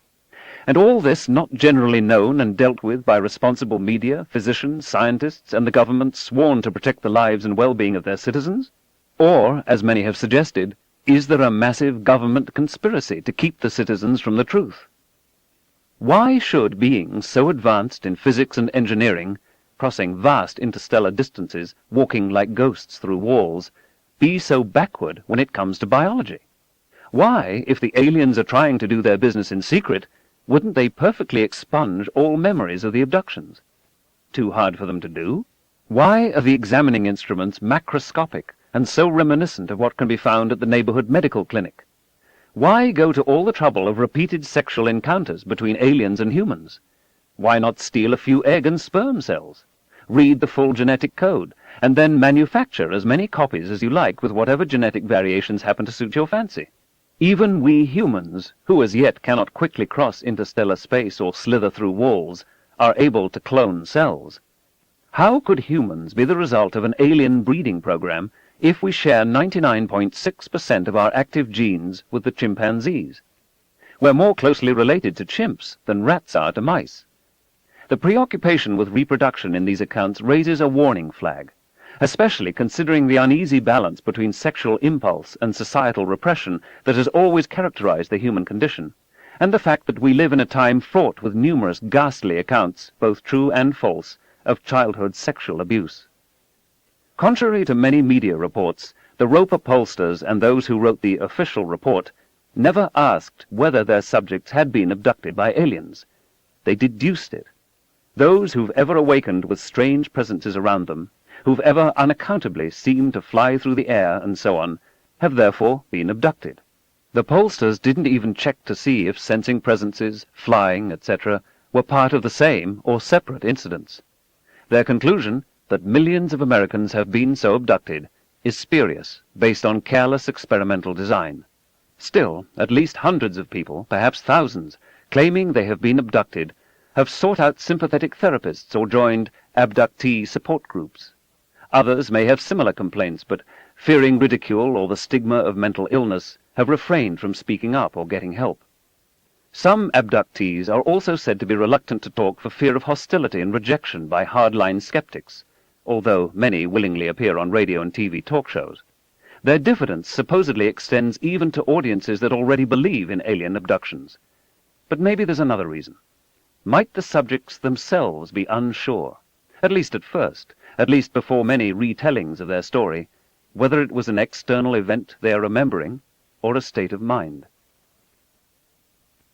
"One unerring mark of the love of truth," wrote John Locke in 1690, "is not entertaining any proposition with greater assurance than the proofs it is built upon will warrant." On the matter of UFOs, how strong are the proofs? The phrase flying saucer was coined when I was entering high school. The newspapers were full of stories about ships from beyond in the skies of Earth. It seemed pretty believable to me. There were lots of other stars, at least some of which probably had planetary systems like ours. Many stars were as old or older than the Sun, so there was plenty of time for intelligent life to evolve. Caltech's Jet Propulsion Laboratory had just flown a 2-stage rocket high above the Earth. Clearly we were on our way to the Moon and the planets. Why shouldn't other, older, wiser beings be able to travel from their star to ours? Why not? This was only a few years after the bombing of Hiroshima and Nagasaki. Maybe the UFO occupants were worried about us and sought to help us. Or maybe they wanted to make sure that we and our nuclear weapons didn't come and bother them. Many people seem to see flying saucers. Sober pillars of the community, police officers, commercial airline pilots, military personnel. And apart from some harumphs and giggles, I couldn't find any counter-arguments. How could all these eyewitnesses be mistaken? What's more, the saucers had been picked up on radar, and pictures had been taken of them. You could see the photos in newspapers and glossy magazines. There were even reports about crashed flying saucers and little alien bodies with perfect teeth stiffly languishing in Air Force freezers in the Southwest. The prevailing climate was summarized in Life magazine a few years later, in these words: "These objects cannot be explained by present science as natural phenomena, but solely as artificial devices created and operated by a high intelligence.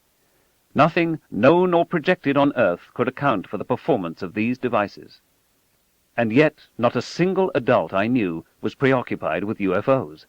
I couldn't figure out why not. Instead, they were worried about communist China, nuclear weapons, McCarthyism, and the rent. I wondered if they had their priorities straight.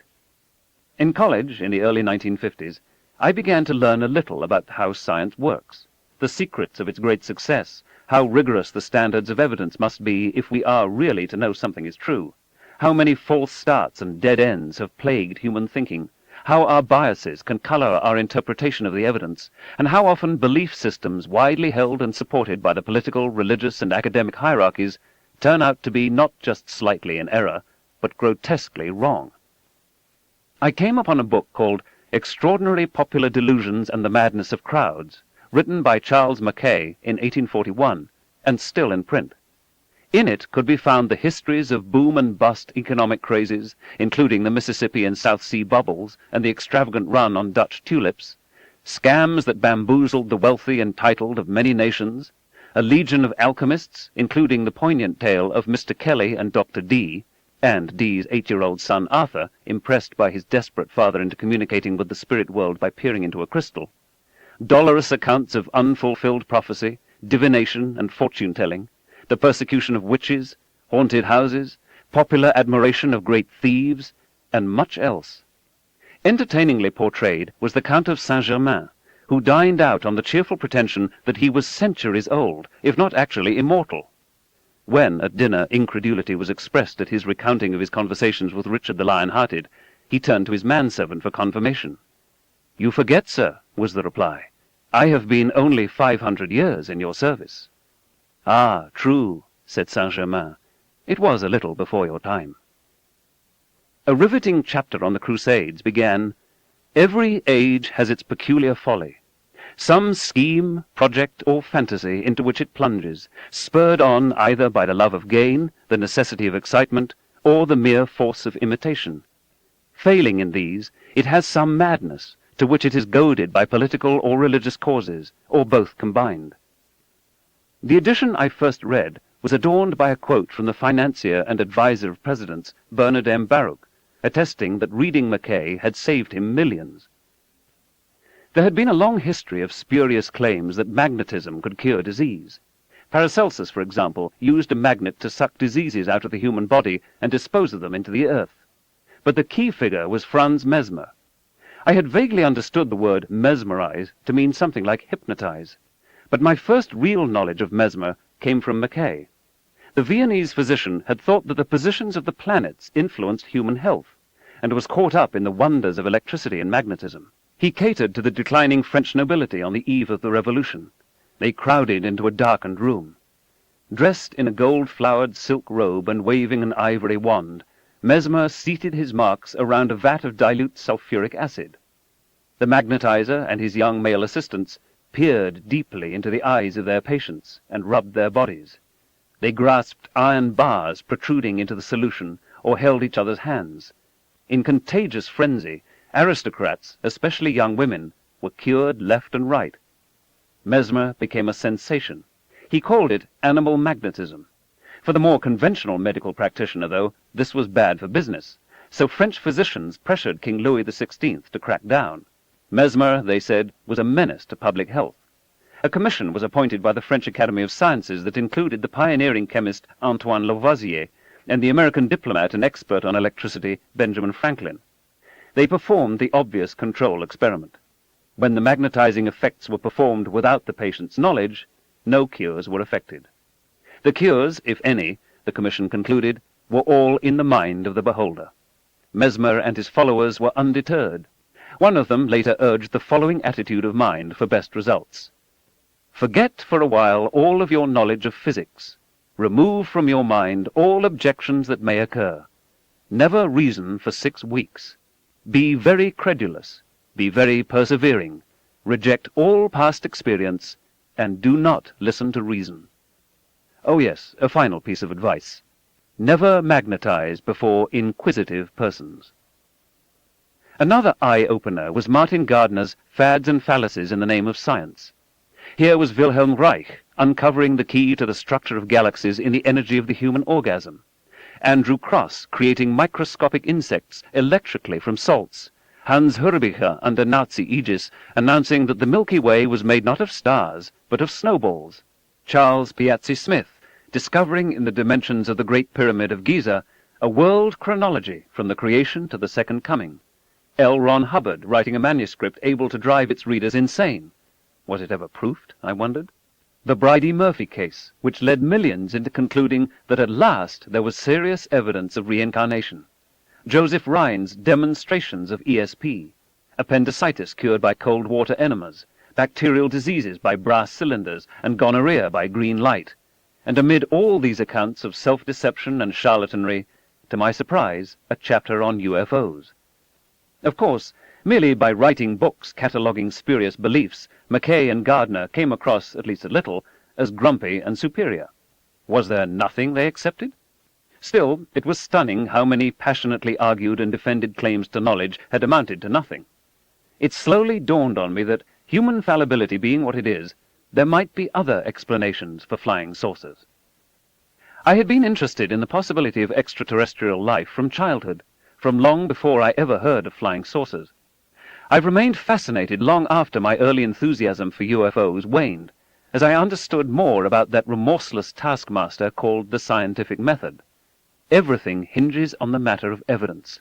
On so important a question, the evidence must be airtight. The more we want it to be true, the more careful we have to be. No witnesses say so is good enough. People make mistakes. People play practical jokes. People stretch the truth for money, or attention, or fame. People occasionally misunderstand what they're seeing. People sometimes even see things that aren't there. Essentially, all the UFO cases were anecdotes, something asserted. UFOs were described variously as rapidly moving or hovering, disc-shaped, cigar-shaped, or ball-shaped, moving silently or noisily, with a fiery exhaust or with no exhaust at all, accompanied by flashing lights, or uniformly glowing with a silvery cast, or self-luminous.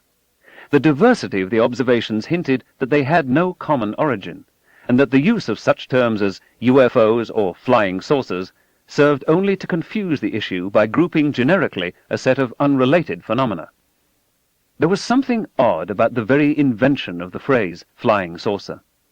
As I write this chapter, I have before me a transcript of an April 7, 1950 interview between Edward R. Murrow, the celebrated CBS newsman, and Kenneth Arnold, a civilian pilot who saw something peculiar near Mount Rainier in the state of Washington on June 24, 1947, and who, in a way, coined the phrase.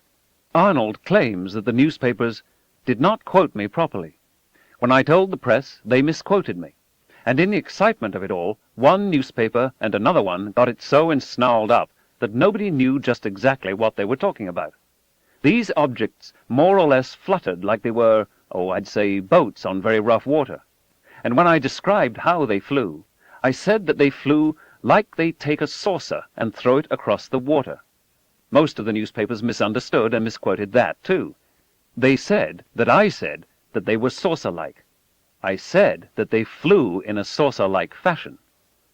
Arnold thought he saw a train of 9 objects, one of which produced a terrific blue flash. He concluded they were a new kind of winged aircraft.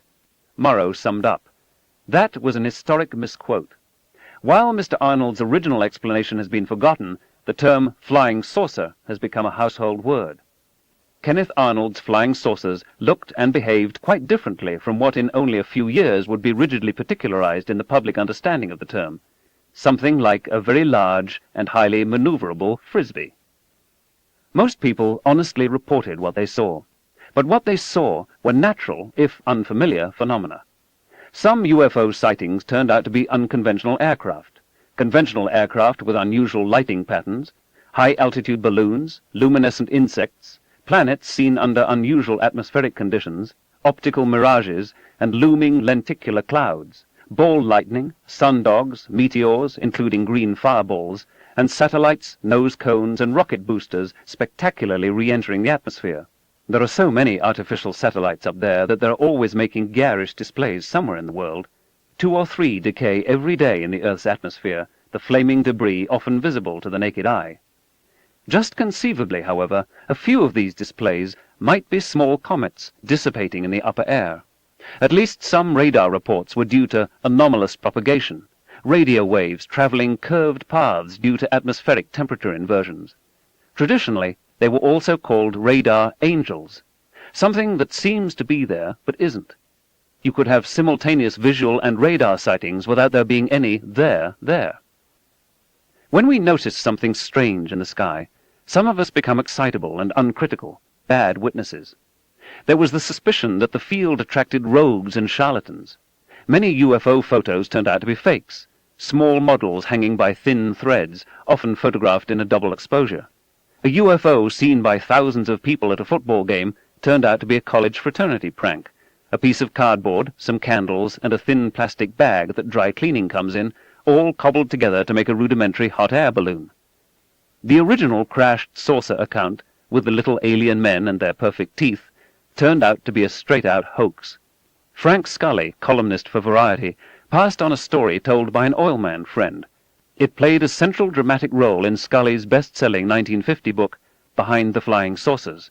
16 dead aliens from Venus, each 3 feet high, had been found in one of 3 crashed saucers. Booklets with alien pictograms had been recovered. The military was covering up. The implications were profound. The hoaxers were Silas Newton, who said he used radio waves to prospect for gold and oil, and a mysterious Dr. G, who turned out to be a Mr. Gebauer. Newton produced a gear from the UFO machinery and flashed close-up saucer photos, but he did not allow close inspection. When a prepared skeptic, through sleight of hand, switched gears and sent the alien artifact away for analysis, it turned out to be made of kitchen pot aluminum. The crashed saucer scam was a small interlude in a quarter-century of frauds by Newton and Gebauer, chiefly selling worthless oil leases and prospecting machines. In 1952, they were arrested by the FBI, and the following year found guilty of conducting a confidence game. Their exploits, chronicled by the historian Curtis Peebles, ought to have made UFO enthusiasts cautious forever about crashed saucer stories from the American Southwest around 1950. No such luck. On October 4, 1957, Sputnik 1, the first Earth-orbiting artificial satellite, was launched. Of 1,178 recorded UFO sightings in America that year, 701, or 60%, rather than the 25% you'd expect, occurred between October and December. The clear implication is that Sputnik and its attendant publicity somehow generated UFO reports. Perhaps people were looking at the night sky more, and saw more natural phenomena they didn't understand. Or could it be they looked up more and saw more of the alien spacecraft that are there all the time? The idea of flying saucers had dubious antecedents, tracing back to a conscious hoax entitled I Remember Lemuria, written by Richard Shaver, and published in the March 1945 number of the pulp fiction periodical Amazing Stories. It was exactly the sort of stuff I devoured as a child. Lost continents were settled by space aliens 150,000 years ago, I was informed, leading to the creation of a race of demonic underground beings responsible for human tribulations and the existence of evil. The editor of the magazine, Ray Palmer, who was, like the subterranean beings he warned about, roughly 4 feet high, promoted the notion, well before Arnold's sighting, that the Earth is being visited by disc-shaped alien spacecraft, and that the government is covering up its knowledge and complicity. Merely from the newsstand covers of such magazines, millions of Americans were exposed to the idea of flying saucers well before the term was coined. All in all, the alleged evidence seemed thin, most often devolving into gullibility, hoax, hallucination, misunderstanding of the natural world, hopes and fears disguised as evidence, and a craving for attention, fame, and fortune. Too bad, I remember thinking. Since then, I've been lucky enough to be involved in sending spacecraft to other planets to look for life, and in listening for possible radio signals from alien civilizations, if any, on planets of distant stars. We've had a few tantalizing moments. But if the suspected signal isn't available for every grumpy skeptic to pick over, we cannot call it evidence of extraterrestrial life, no matter how appealing we find the notion. We'll just have to wait until, if such a time ever comes, better data are available. We've not yet found compelling evidence for life beyond the Earth. We're only at the very beginning of the search, though. New and better information might emerge, for all we know, tomorrow. I don't think anyone could be more interested than I am in whether we're being visited. It would save me so much time and effort to be able to study extraterrestrial life directly and nearby, rather than at best indirectly and at a great distance. Even if the aliens are short, dour, and sexually obsessed, if they're here, I want to know about them. How modest our expectations are about aliens, and how shoddy the standards of evidence that many of us are willing to accept, can be found in the saga of the crop circles. Originating in Great Britain and spreading throughout the world was something surpassing strange. Farmers or passers-by would discover circles, and in later years much more complex pictograms, impressed upon fields of wheat, oats, barley, and rapeseed. Beginning with simple circles in the middle 1970s, the phenomenon progressed year by year, until by the late 1980s and early 1990s, the countryside, especially in southern England, was graced by immense geometrical figures, some the size of football fields, imprinted on cereal grain before the harvest, circles tangent to circles, or connected by axes, parallel lines drooping off, insectoids. Some of the patterns showed a central circle surrounded by 4 symmetrically placed smaller circles. Clearly, it was concluded, caused by a flying saucer and its 4 landing pods. A hoax? Impossible, almost everyone said. There were hundreds of cases. It was done sometimes in only an hour or two in the dead of night, and on such a large scale. No footprints of pranksters leading towards or away from the pictograms could be found. And besides, what possible motive could there be for a hoax? Many less conventional conjectures were offered.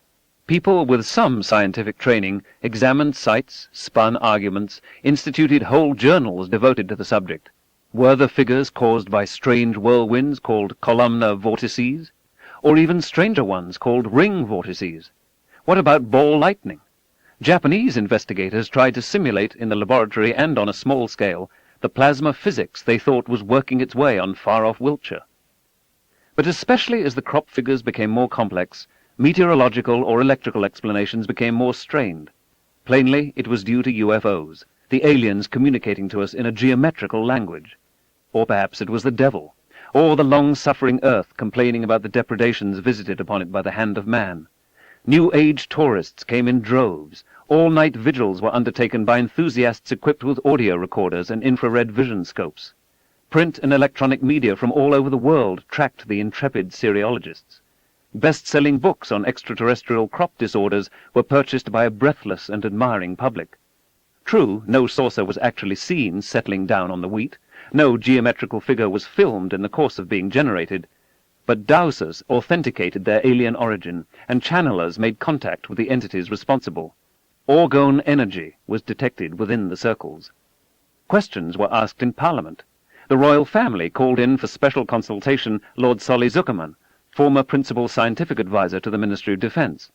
Ghosts were said to be involved, also the Knights Templar of Malta and other secret societies. Satanists were implicated. The Defence Ministry was covering the matter up. A few inept and inelegant circles were judged attempts by the military to throw the public off the track. The tabloid press had a field day. The Daily Mirror hired a farmer and his son to make 5 circles in hope of tempting a rival tabloid, the Daily Express, into reporting the story. The Express was, in this case at least, not taken in. Seriological organizations grew and splintered. Competing groups sent each other intimidating doggerel. Accusations were made of incompetence, or worse. The number of crop circles rose into the thousands. The phenomenon spread to the United States, Canada, Bulgaria, Hungary, Japan, the Netherlands. The pictograms, especially the more complex of them, began to be quoted increasingly in arguments for alien visitation. Strained connections were drawn to the face on Mars.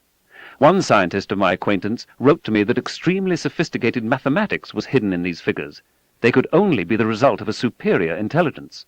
In fact, one matter on which almost all of the contending Siriologists agreed is that the later crop figures were much too complex and elegant to be due to mere human intervention, much less to some ragged and irresponsible hoaxers. Extraterrestrial intelligence was apparent at a glance. In 1991, Doug Bauer and Dave Chorley, 2 blokes from Southampton, announced they had been making crop figures for 15 years.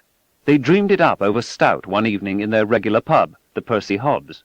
They had been amused by UFO reports and thought it might be fun to spoof the UFO gullibles. At first they flattened the wheat with a heavy steel bar that Bauer used as a security device on the back door of his picture-framing shop. Later on they used planks and ropes. Their first efforts took only a few minutes, but being inveterate pranksters as well as serious artists, the challenge began to grow on them. Gradually they designed and executed more and more demanding figures. At first no one seemed to notice. There were no media reports. Their art forms were neglected by the tribe of ufologists. They were on the verge of abandoning crop circles to move on to some other, more emotionally rewarding hoax. Suddenly, crop circles caught on. Ufologists fell for it hook, line, and sinker. Bauer and Chorley were delighted, especially when scientists and others began to announce their considered judgment that no merely human intelligence could be responsible. Carefully they planned each nocturnal excursion, sometimes following meticulous diagrams they had prepared in watercolors. They closely tracked their interpreters. When a local meteorologist deduced a kind of whirlwind because all of the crops were deflected downward in a clockwise circle, they confounded him by making a new figure with an exterior ring flattened counterclockwise. Soon other crop figures appeared in southern England and elsewhere. Copycat hoaxsters had appeared. Bauer and Chorley carved out a responsive message in wheat. "We are not alone." Even this some took to be a genuine extraterrestrial message, although it would have been better had it read, "You are not alone." Doug and Dave began signing their artworks with 2 Ds. Even this was attributed to a mysterious alien purpose. Bauer's nocturnal disappearances aroused the suspicions of his wife, Eileen. Only with great difficulty, Eileen accompanying Dave and Doug one night, and then joining the credulous in admiring their handiwork next day, was she convinced that his absences were, in this sense, innocent. Eventually, Bauer and Chorley tired of the increasingly elaborate prank. While in excellent physical condition, they were both in their 60s now, and a little old for nocturnal commando operations in the fields of unknown and often unsympathetic farmers. They may have been annoyed at the fame and fortune accrued by those who merely photographed their art and announced aliens to be the artists. And they became worried that if they delayed much longer, no statement of theirs would be believed. So they confessed. They demonstrated to reporters how they made even the most elaborate insectoid patterns. You might think that never again would it be argued that a sustained hoax over many years is impossible, and never again would we hear that no one could possibly be motivated to deceive the gullible into thinking that aliens exist. But the media paid brief attention. Seriologists urged them to go easy. After all, they were depriving many of the pleasure of imagining wondrous happenings. Since then, other crop circle hoaxers have kept at it, but mostly in a more desultory and less inspired manner. As always, the confession of the hoax is greatly overshadowed by the sustained initial excitement. Many have heard of the pictograms in cereal grains and their alleged UFO connection, but draw a blank when the names of Bauer and Chorley, or the very idea that the whole business may be a hoax, are raised.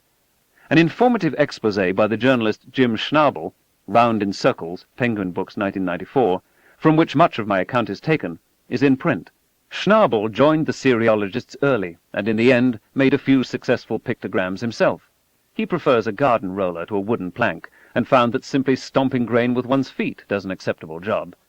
But Schnabel's work, which one reviewer called the funniest book I've read in ages, had only modest success. Demons sell. Hoaxers are boring and in bad taste. The tenets of skepticism do not require an advanced degree to master, as most successful used car buyers demonstrate. The whole idea of a democratic application of skepticism is that everyone should have the essential tools to effectively and constructively evaluate claims to knowledge. All science asks is to employ the same levels of skepticism we use in buying a used car, or in judging the quality of analgesics or beer from their television commercials. But the tools of skepticism are generally unavailable to the citizens of our society. They are hardly ever mentioned in the schools, even in the presentation of science, its most ardent practitioner, although skepticism repeatedly sprouts spontaneously out of the disappointments of everyday life.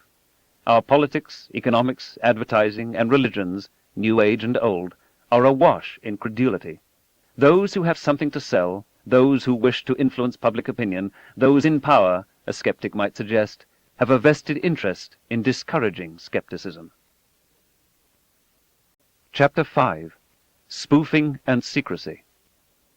Trust a witness in all matters in which neither his self-interest, his passions, his prejudices, nor the love of the marvelous is strongly concerned. When they are involved, require corroborative evidence in exact proportion to the contravention of probability by the thing testified. Thomas Henry Huxley, 1825 to 1895. When the mother of celebrity abductee Travis Walton was informed that a UFO had zapped her son with a bolt of lightning and then carried him off into space, she replied incuriously, "Well, that's the way these things happen." Is it? To agree that UFOs are in our skies is not committing to very much. UFO is an abbreviation for unidentified flying object. It is a more inclusive term than flying saucer. That there are things seen which the ordinary observer or even an occasional expert does not understand is inevitable. But why, if we see something we don't recognize, should we conclude it's a ship from the stars? A wide variety of more prosaic possibilities present themselves. After misapprehended natural events and hoaxes and psychological aberrations are removed from the data set, is there any residue of very credible but extremely bizarre cases, especially ones supported by physical evidence? Is there a signal hiding in all that noise? In my view, no signal has been detected. There are reliably reported cases that are unexotic, and exotic cases that are unreliable. There are no cases, despite well over 1 million UFO reports since 1947, in which something so strange that it could only be an extraterrestrial spacecraft is reported so reliably that misapprehension, hoax, or hallucination can be reliably excluded. There's still a part of me that says, too bad.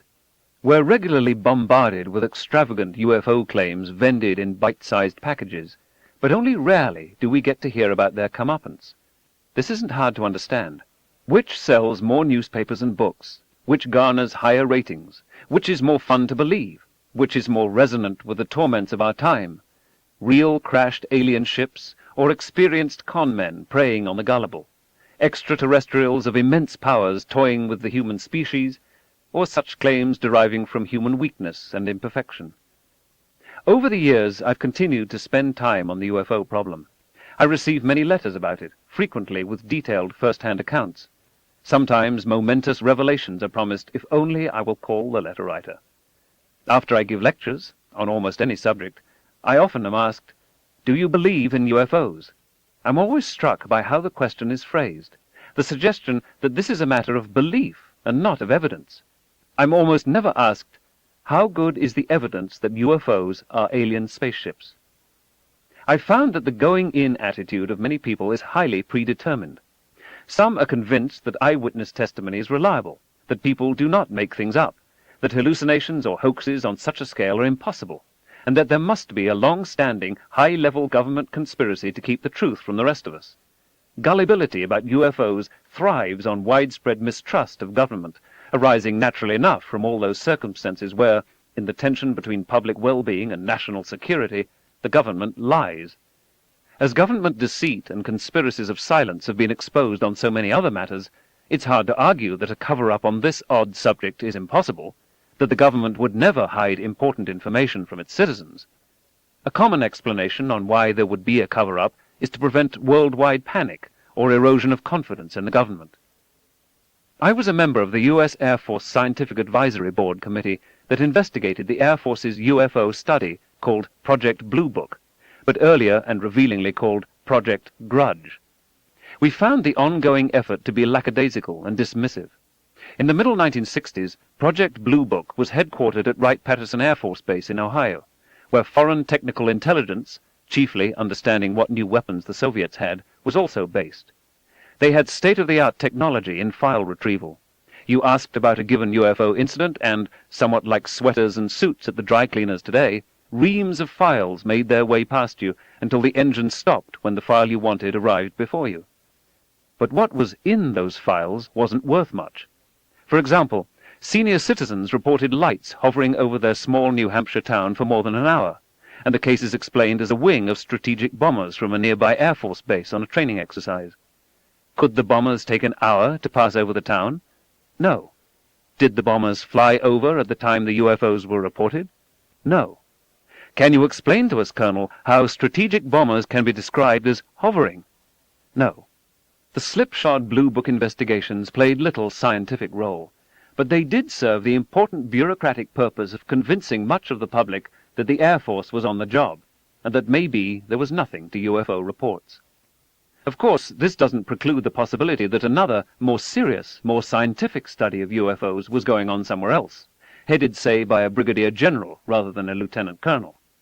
I think something like this is even likely, not because I believe we're being visited by aliens, but because hiding in the UFO phenomena must be data once considered of significant military interest.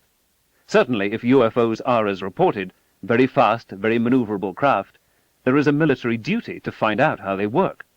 If UFOs were built by the Soviet Union, it was the Air Force's responsibility to protect us. Considering the remarkable performance characteristics reported, the strategic implications of Soviet UFOs flagrantly overflying American military and nuclear facilities were worrisome.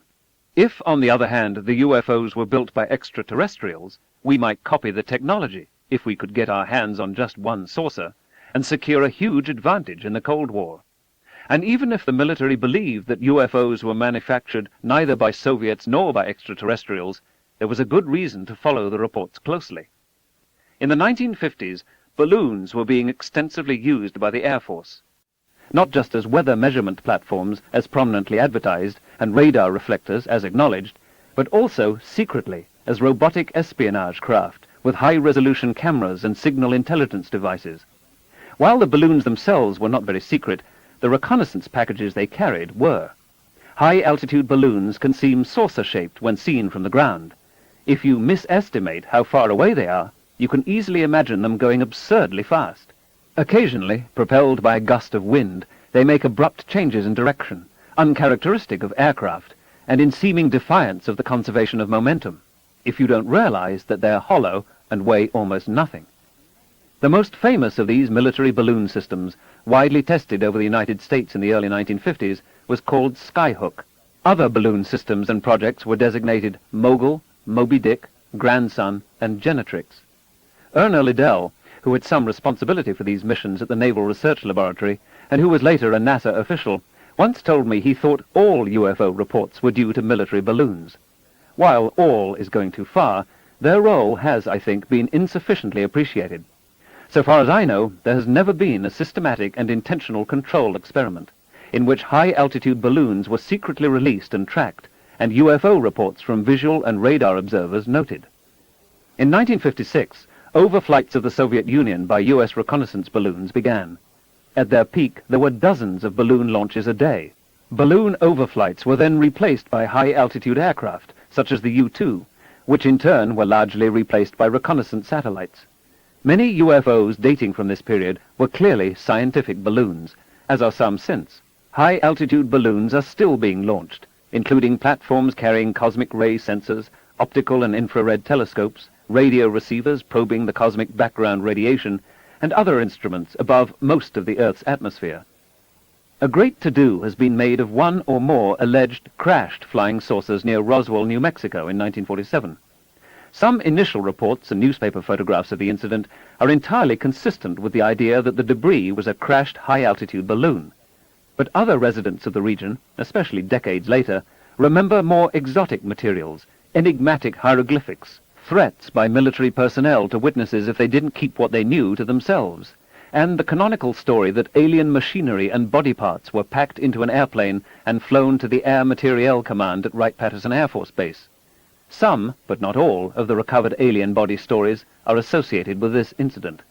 Philip Klass, a long-time and dedicated UFO skeptic, has uncovered a subsequently declassified letter dated July 27, 1948, a year after the Roswell incident, from Major General C.B. Cabell, then Director of Intelligence for the U.S. Air Force, and later, as a CIA official, a major figure in the abortive U.S. invasion of Cuba at the Bay of Pigs. Cabell was inquiring of those who reported to him on what UFOs might be. He hadn't a clue. In an October 11, 1948 summary response, explicitly including information in the possession of the Air Materiel Command, we find the Director of Intelligence being told that nobody else in the Air Force had a clue either. This makes it unlikely that UFO fragments and occupants had made their way to Wright-Patterson the year before.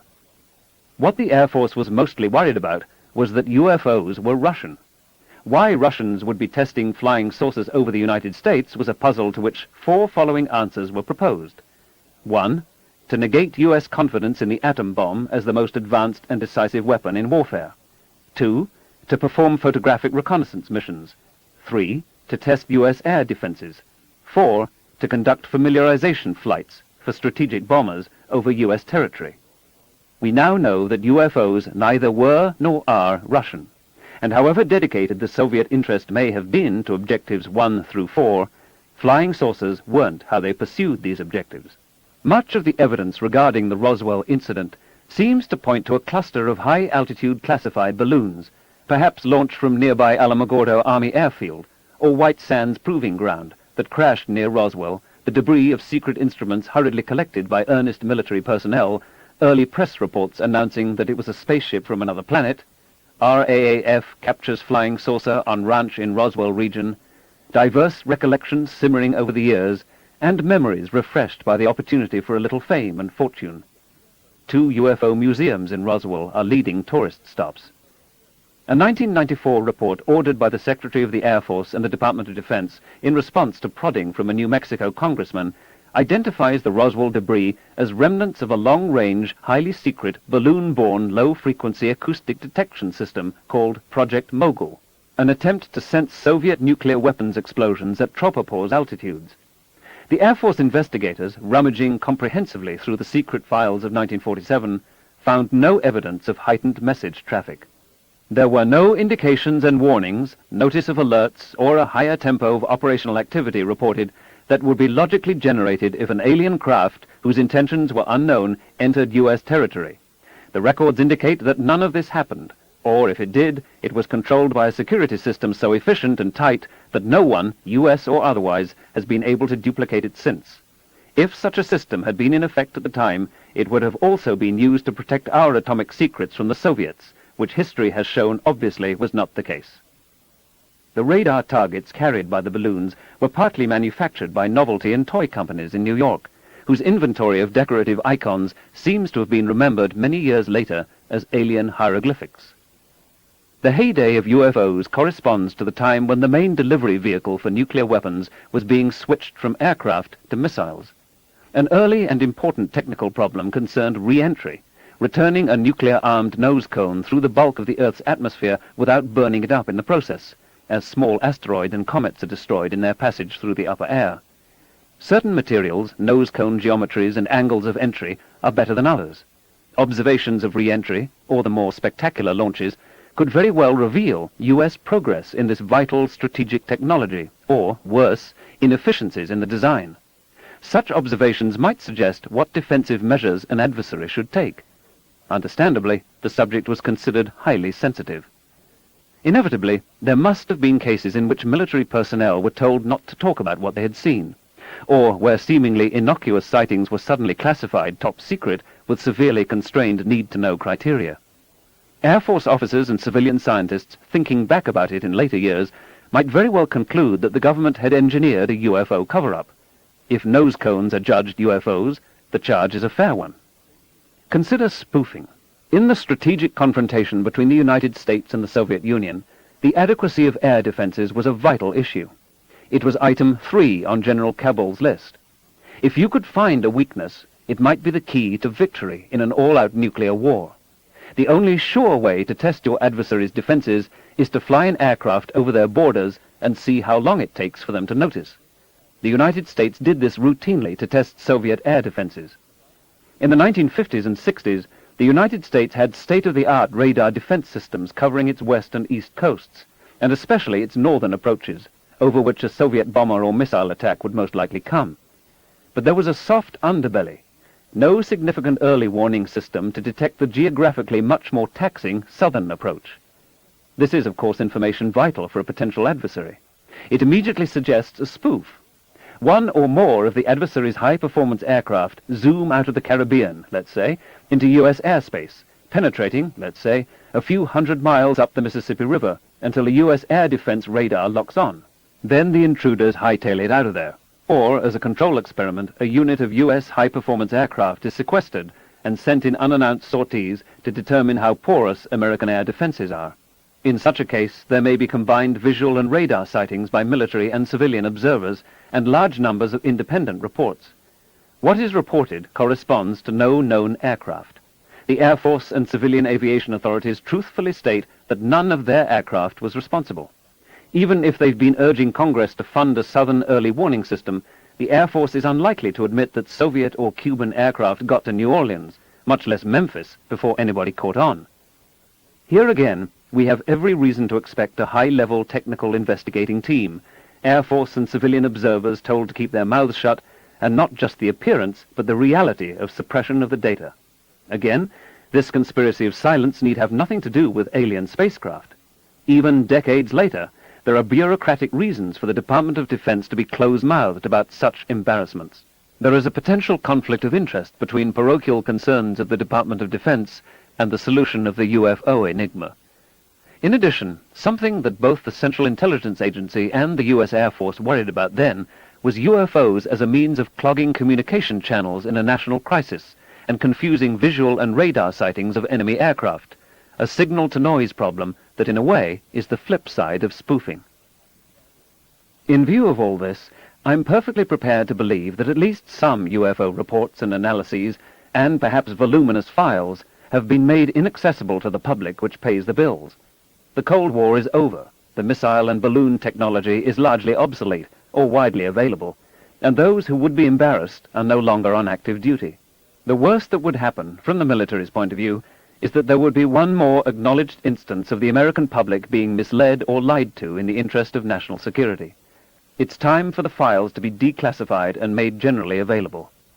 Another instructive intersection of the conspiracy temperament and the secrecy culture concerns the National Security Agency. This organization monitors the telephone, radio, and other communications of both friends and adversaries of the United States. Surreptitiously, it reads the world's mail. Its daily intercept traffic is huge. In times of tension, vast arrays of NSA personnel fluent in the relevant languages are sitting with earphones, monitoring in real time everything from encrypted commands from the target nation's general staff to pillow talk. For other material, there are key words by which computers cull out for human attention specific messages or conversations of current urgent concern. Everything is stored, so that retrospectively it is possible to go back to the magnetic tapes, to trace the first appearance of a code word, say, or command responsibility in a crisis. Some of the intercepts are made from listening posts in nearby countries, Turkey for Russia, India for China, from aircraft and ships patrolling nearby, or from ferret satellites in Earth orbit. There is a continuing dance of measures and countermeasures between the NSA and the security services of other nations, who understandably do not wish to be listened in on. Now add to this already heady mix the Freedom of Information Act, FOIA. A request is made to the NSA for all information it has available on UFOs. It is required by law to be responsive, but of course without revealing methods and sources.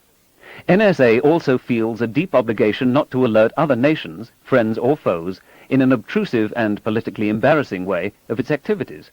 So a more or less typical intercept released by NSA in response to an FOIA request will be a third of a page blacked out, a fragment of a line saying, reported a UFO at low altitude, followed by two-thirds of a page blacked out.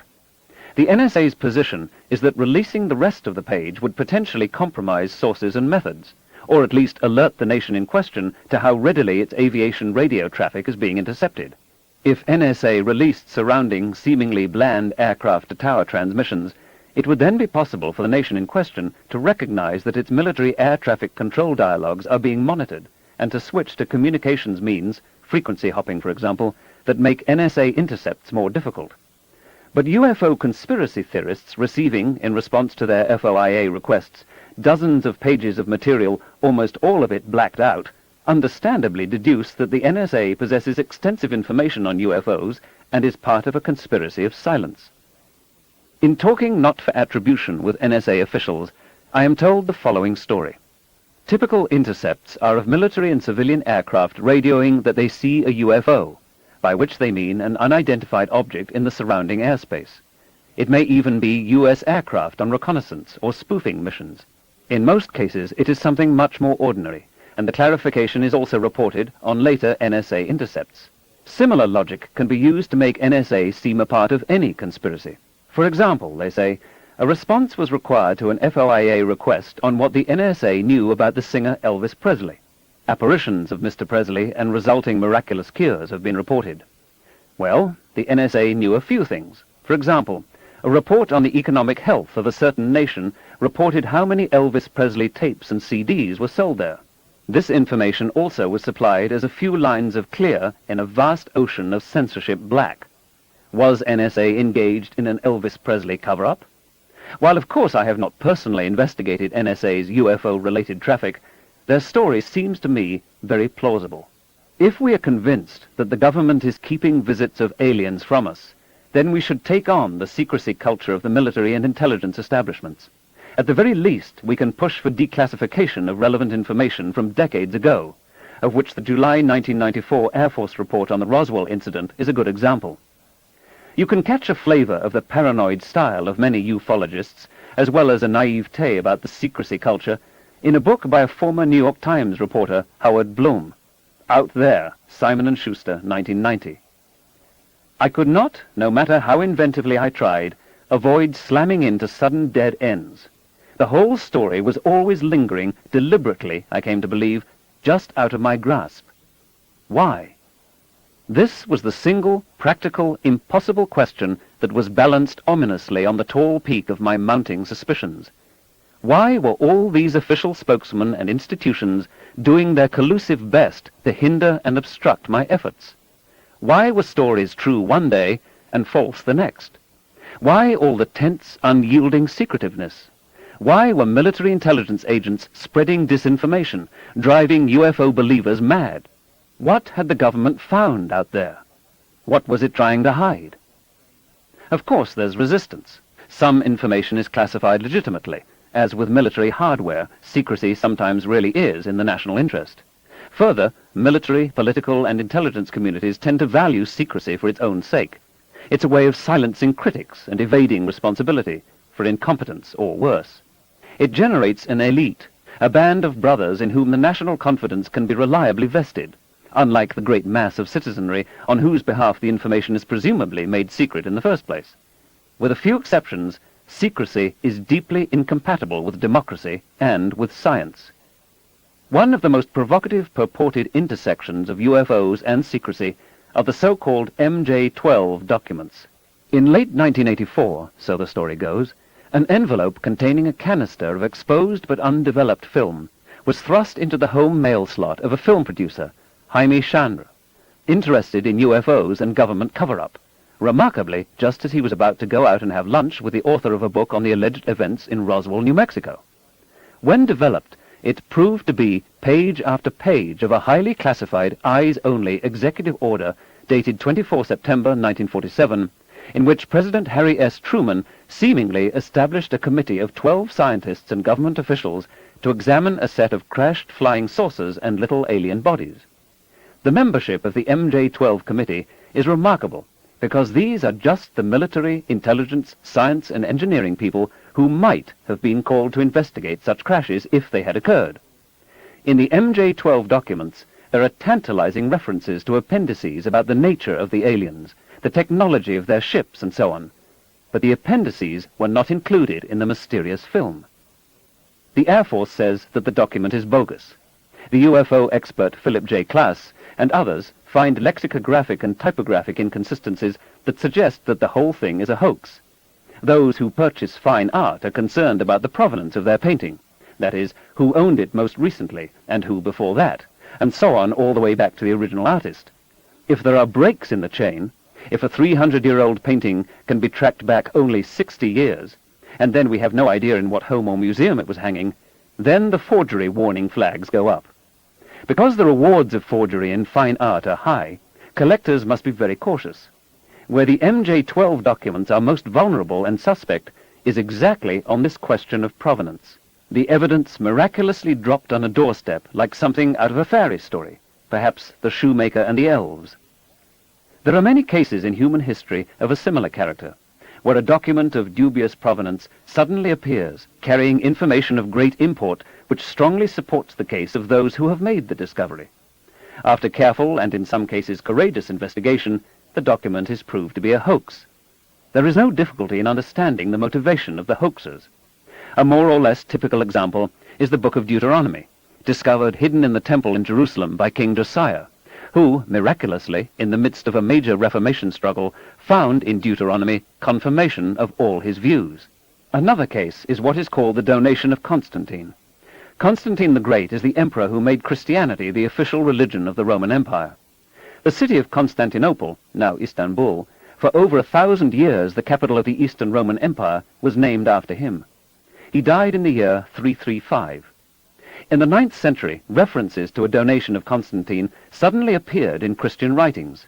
In it, Constantine wills to his contemporary, Pope Sylvester I, the entire Western Roman Empire, including Rome.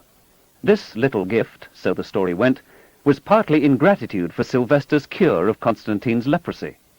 By the 11th century, popes were regularly referring to the donation of Constantine to justify their claims to be not only the ecclesiastical, but also the secular rulers of central Italy.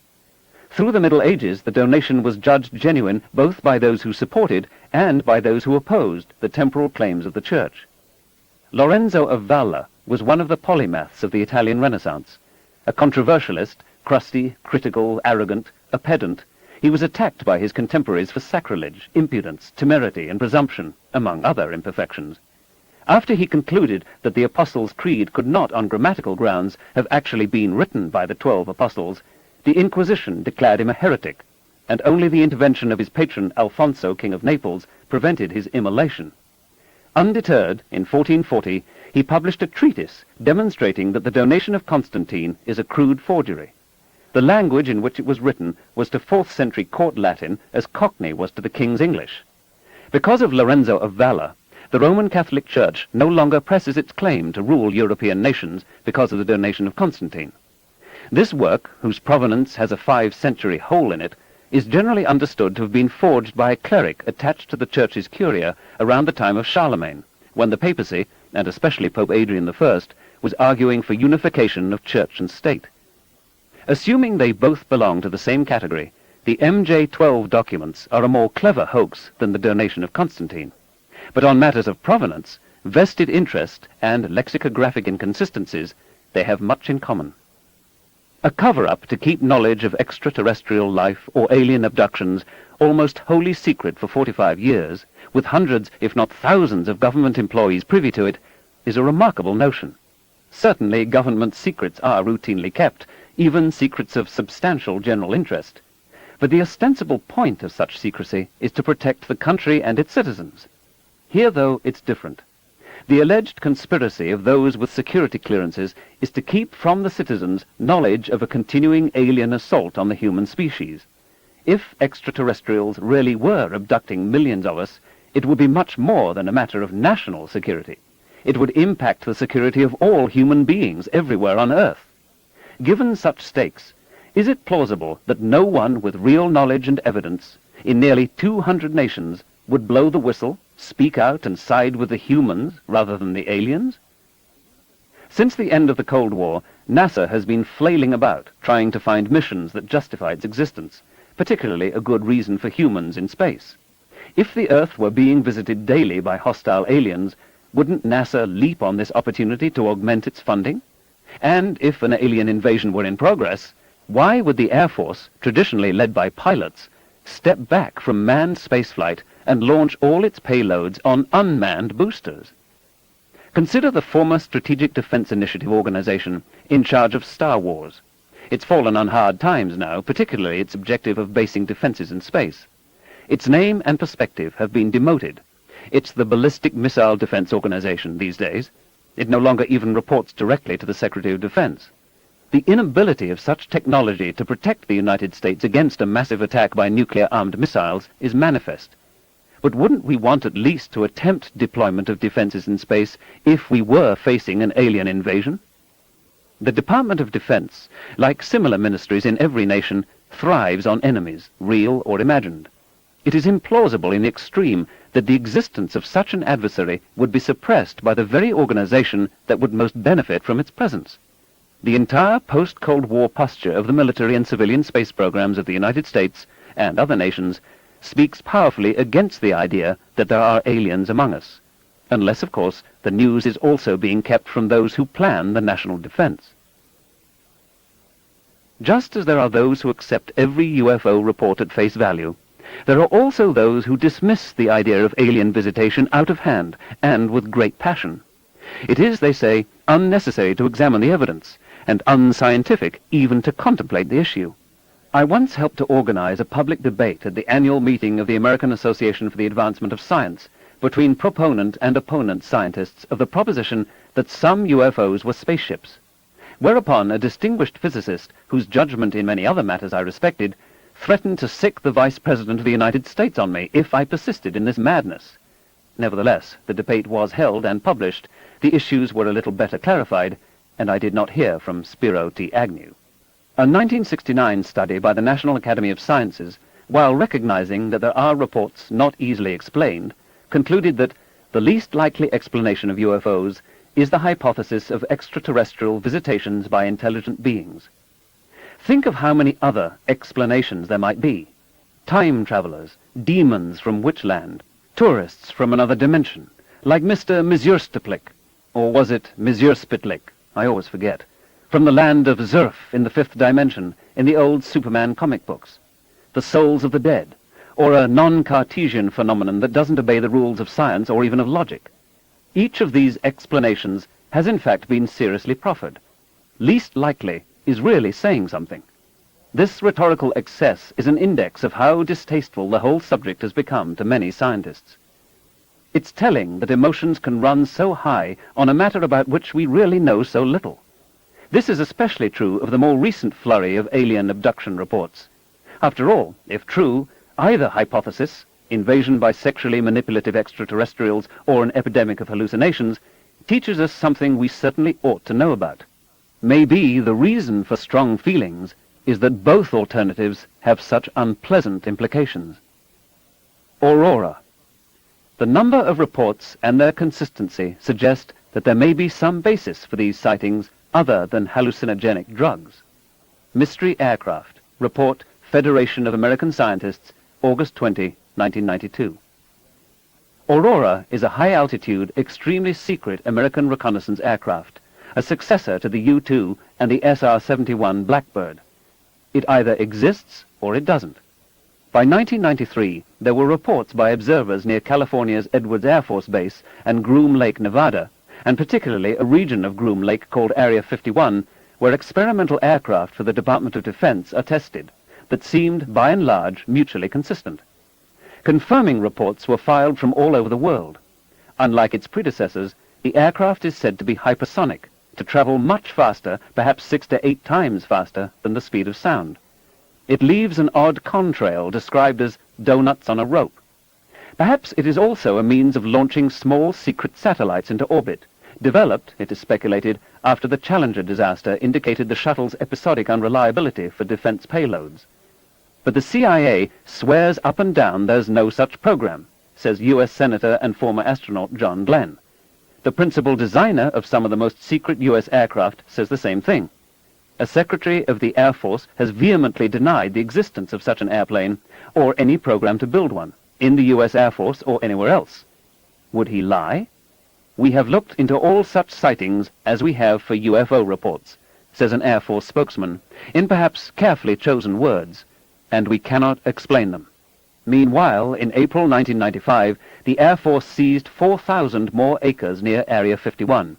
The area to which public access is denied is growing. Consider then the two possibilities, that Aurora exists and that it does not.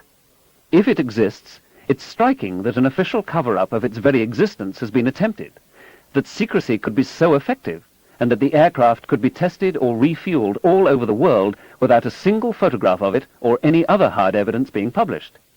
On the other hand, if Aurora does not exist, it's striking that a myth has been propagated so vigorously and gone so far. Why should insistent official denials have carried so little weight? Could the very existence of a designation, Aurora in this case, serve to pin a common label on a range of diverse phenomena? Either way, Aurora seems relevant to UFOs. Chapter 6. Hallucinations. As children tremble and fear everything in the blind darkness, so we in the light sometimes fear what is no more to be feared than the things children in the dark hold in terror. Lucretius, On the Nature of Things, circa 60 B.C. Advertisers must know their audiences. It's a simple matter of product and corporate survival. So we can learn how commercial, free enterprise America views UFO buffs by examining the advertisements in magazines devoted to UFOs. Here are some entirely typical ad headlines from an issue of UFO Universe. Senior research scientist discovers 2,000-year-old secret to wealth, power, and romantic love. Classified, above top secret, the most sensational government conspiracy of our time is finally revealed to the world by a retired military officer. What is your special mission while on Earth? The cosmic awakening of light workers, walk-ins, and all star-born representatives has begun.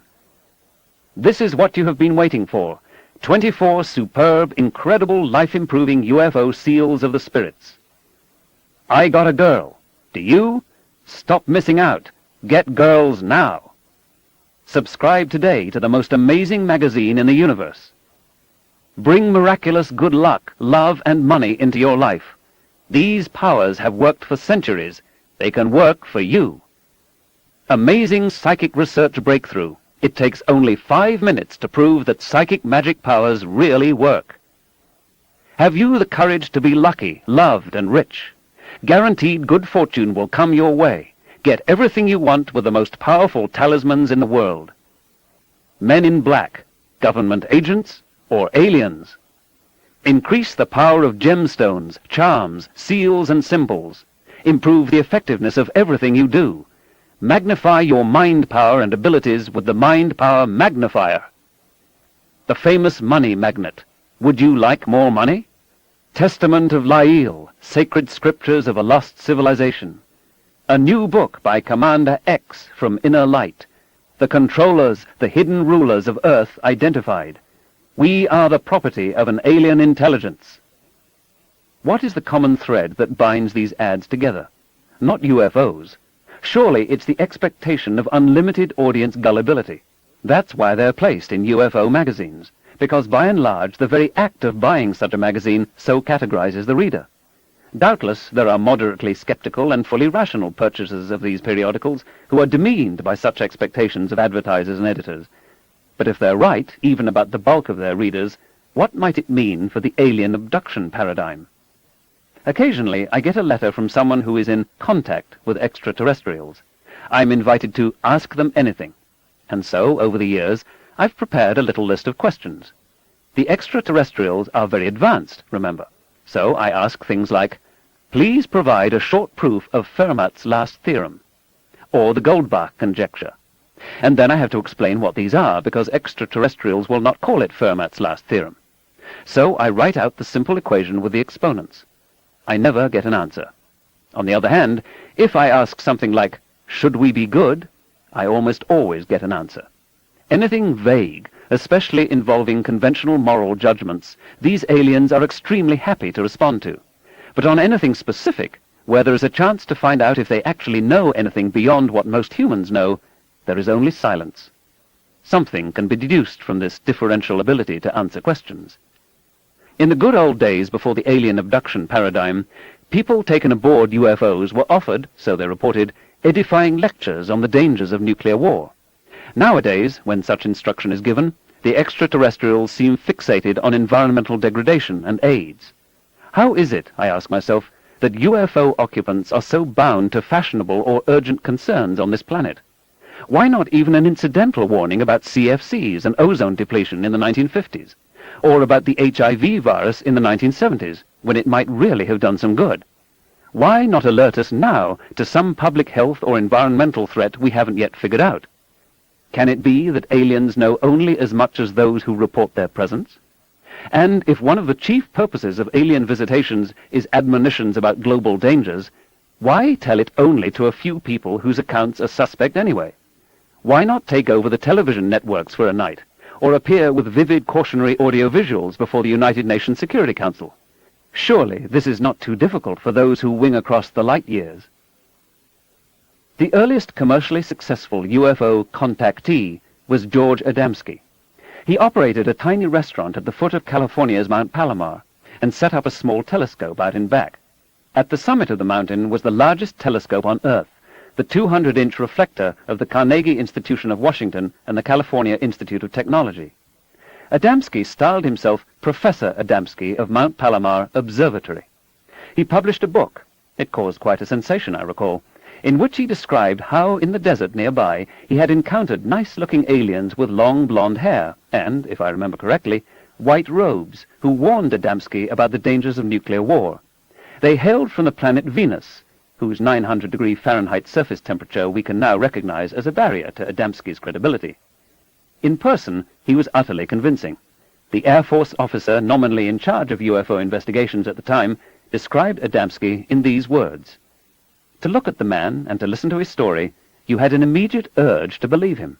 Maybe it was his appearance. He was dressed in well-worn but neat overalls. He had slightly graying hair and the most honest pair of eyes I've ever seen. Adamski's star slowly faded as he aged, but he self-published other books and was a long-standing fixture at conventions of flying saucer believers. The first alien abduction story in the modern genre was that of Betty and Barney Hill, a New Hampshire couple, she a social worker and he a post office employee. During a late-night drive in 1961 through the White Mountains, Betty spotted a bright, initially star-like UFO that seemed to follow them.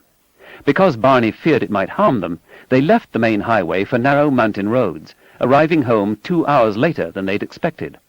The experience prompted Betty to read a book that described UFOs as spaceships from other worlds. Their occupants were little men who sometimes abducted humans. Soon after, she experienced a terrifying, repetitive nightmare in which she and Barney were abducted and taken aboard the UFO. Barney overheard her describing this dream to friends, co-workers, and volunteer UFO investigators. It's curious that Betty didn't discuss it with her husband directly. By a week or so after the experience, they were describing a pancake-like UFO with uniformed figures seen through the craft's transparent windows. Several years later, Barney's psychiatrist referred him to a Boston hypnotherapist, Benjamin Simon, M.D. Betty came to be hypnotized as well. Under hypnosis, they separately filled in details of what had happened during the missing 2 hours. They watched the UFO land on the highway and were taken, partly immobilized, inside the craft, where short, grey, humanoid creatures with long noses, a detail discordant with the current paradigm, subjected them to unconventional medical examinations, including a needle in her navel, before amniocentesis had been invented on Earth. There are those who now believe that eggs were taken from Betty's ovaries and sperm from Barney, although that isn't part of the original story.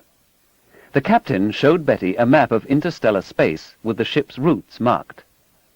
Martin S. Kottmeyer has shown that many of the motifs in the Hills account can be found in a 1953 motion picture, Invaders from Mars, and Barney's story of what the aliens looked like, especially their enormous eyes, emerged in a hypnosis session just 12 days after the airing of an episode of the television series The Outer Limits, in which such an alien was portrayed. The Hill case was widely discussed. It was made into a 1975 TV movie that introduced the idea that short grey alien abductors are among us into the psyches of millions of people. But even the few scientists of the time who thought that some UFOs might in fact be alien spaceships were wary. The alleged encounter was conspicuous by its absence from the list of suggestive UFO cases compiled by James E. McDonald, a University of Arizona atmospheric physicist. In general, those scientists who have taken UFOs seriously have tended to keep the alien abduction accounts at arm's length, while those who take alien abductions at face value see little reason to analyze mere lights in the sky. MacDonald's view on UFOs was based, he said, not on irrefutable evidence, but was a conclusion of last resort. All the alternative explanations seemed to him even less credible. In the middle 1960s, I arranged for MacDonald to present his best cases in a private meeting with leading physicists and astronomers who had not before staked a claim on the UFO issue. Not only did he fail to convince them that we were being visited by extraterrestrials, he failed even to excite their interest. And this was a group with a very high wonder quotient. It was simply that where MacDonald saw aliens, they saw much more prosaic explanations. I was glad to have an opportunity to spend several hours with Mr. and Mrs. Hill and with Dr. Simon. There was no mistaking the earnestness and sincerity of Betty and Barney, and their mixed feelings about becoming public figures under such odd and awkward circumstances. With the Hills' permission, Simon played for me, and at my invitation, MacDonald, some of the audio tapes of their sessions under hypnosis. By far my most striking impression was the absolute terror in Barney's voice as he described, relived would be a better word, the encounter. Simon, while a leading proponent of the virtues of hypnosis in war and peace, had not been caught up in the public frenzy about UFOs. He shared handsomely in the royalties of John Fuller's bestseller Interrupted Journey about the Hills' experience. If Simon had pronounced their account authentic, the sales of the book might have gone through the roof, and his own financial reward been considerably augmented. But he didn't. He also instantly rejected the notion that they were lying, or, as suggested by another psychiatrist, that this was a folie à deux, a shared delusion in which, generally, the submissive partner goes along with the delusion of the dominant partner. So, what's left? The Hills, said their psychotherapist, had experienced a species of dream, together. There may very well be more than one source of alien abduction accounts, just as there are for UFO sightings. Let's run through some of the possibilities. In 1894, the International Census of Waking Hallucinations was published in London.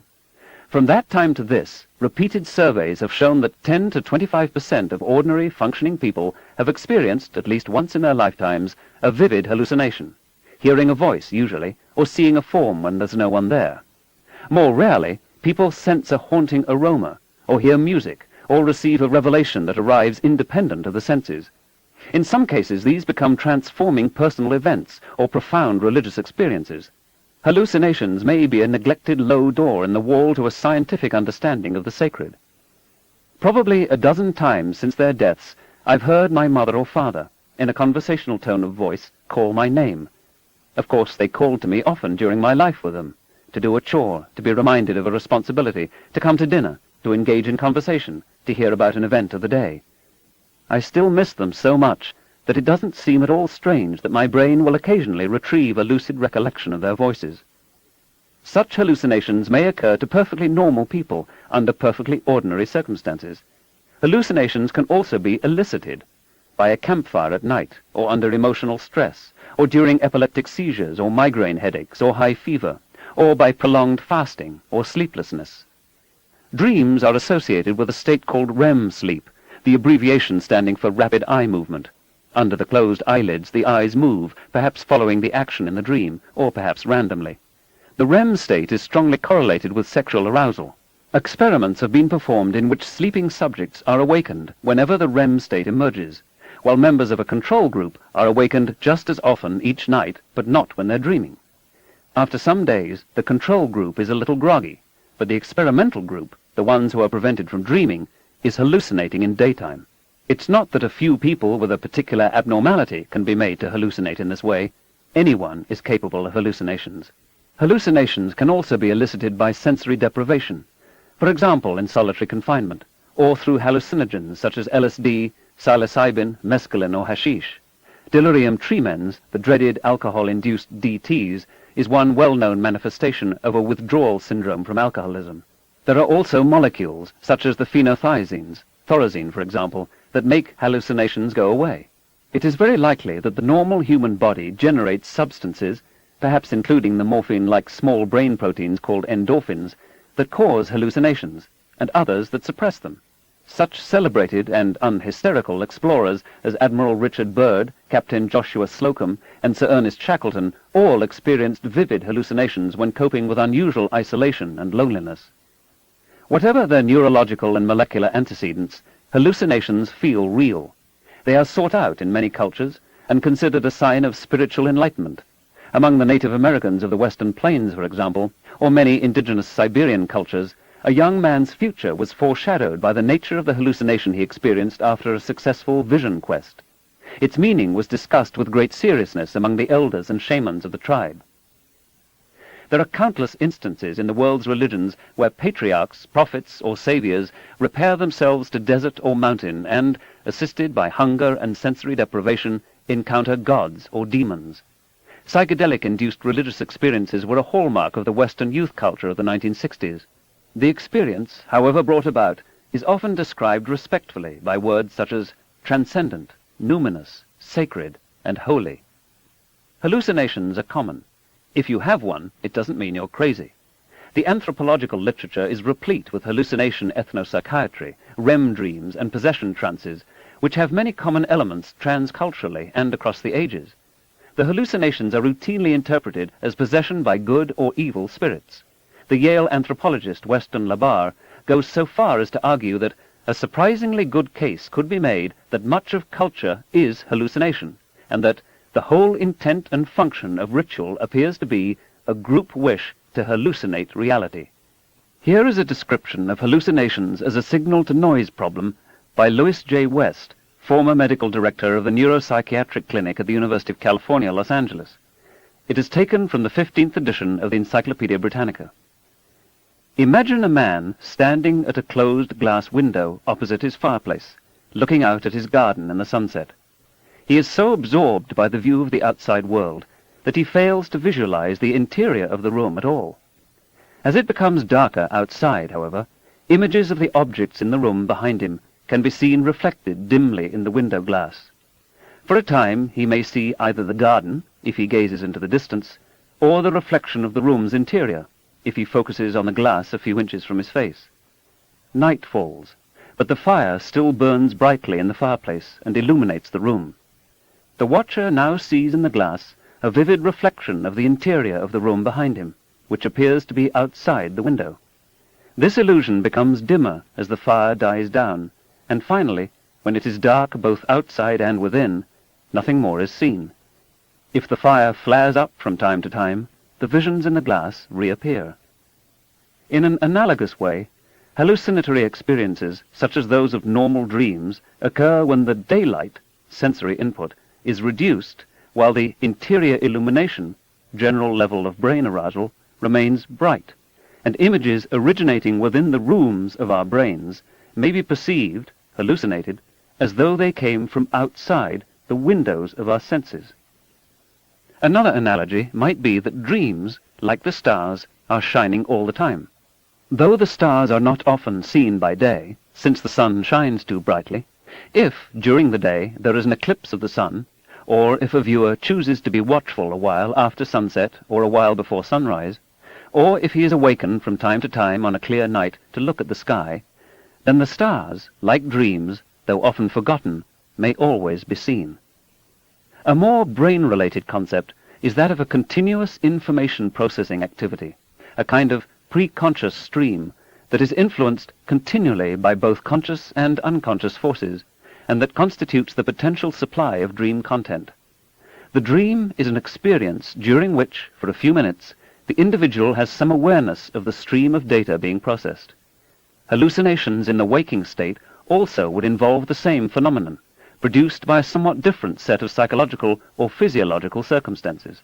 It appears that all human behavior and experience, normal as well as abnormal, is well attended by illusory and hallucinatory phenomena. While the relationship of these phenomena to mental illness has been well documented, their role in everyday life has perhaps not been considered enough. Greater understanding of illusions and hallucinations among normal people may provide explanations for experiences otherwise relegated to the uncanny, extrasensory, or supernatural. We would surely be missing something important about our own nature if we refused to face up to the fact that hallucinations are part of being human. However, none of this makes hallucinations part of an external rather than an internal reality. 5 to 10% of us are extremely suggestible, able to move at a command into a deep hypnotic trance. Roughly 10% of Americans report having seen one or more ghosts.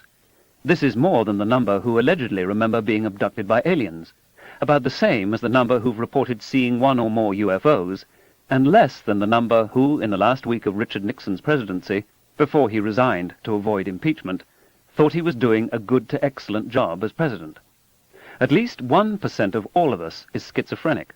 This amounts to over 50 million schizophrenics on the planet, more than the population of, say, England. In his 1970 book on nightmares, the psychiatrist John Mack, about whom I will have more to say, writes, "There is a period in early childhood in which dreams are regarded as real, and in which the events, transformations, gratifications, and threats of which they are composed are regarded by the child as if they were as much a part of his actual daily life as his daytime experiences. The capacity to establish and maintain clear distinctions between the life of dreams and life in the outside world is hard won and requires several years to accomplish, not being completed even in normal children before ages 8 to 10. Nightmares, because of their vividness and compelling affective intensity, are particularly difficult for the child to judge realistically. When a child tells a fabulous story, a witch was grimacing in the darkened room, a tiger is lurking under the bed, the vase was broken by a multicolored bird that flew in the window, and not because, contrary to family rules, a soccer ball was being kicked inside the house, is he or she consciously lying? Surely parents often act as if the child cannot fully distinguish between fantasy and reality. Some children have active imaginations, others are less well endowed in this department. Some families may respect the ability to fantasize and encourage the child, while at the same time saying something like, "Oh, that's not real, that's just your imagination." Other families may be impatient about confabulating. It makes running the household and adjudicating disputes at least marginally more difficult, and discourage their children from fantasizing, perhaps even teaching them to think it's something shameful. A few parents may be unclear about the distinction between reality and fantasy themselves, or may even seriously enter into the fantasy. Out of all these contending propensities and child-rearing practices, some people emerge with an intact ability to fantasize, and a history extending well into adulthood of confabulation. Others grow up believing that anyone who doesn't know the difference between reality and fantasy is crazy. Most of us are somewhere in between. Abductees frequently report having seen aliens in their childhood, coming in through the window or from under the bed or out of the closet.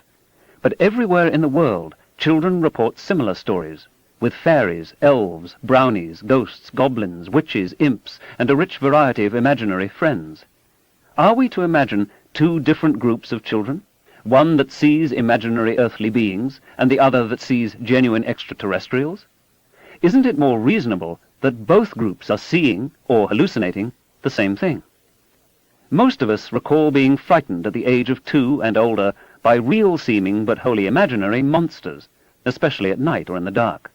I can still remember occasions when I was absolutely terrified, hiding under the bedclothes until I could stand it no longer, and then bolting for the safety of my parents' bedroom, if only I could get there before falling into the clutches of the presence.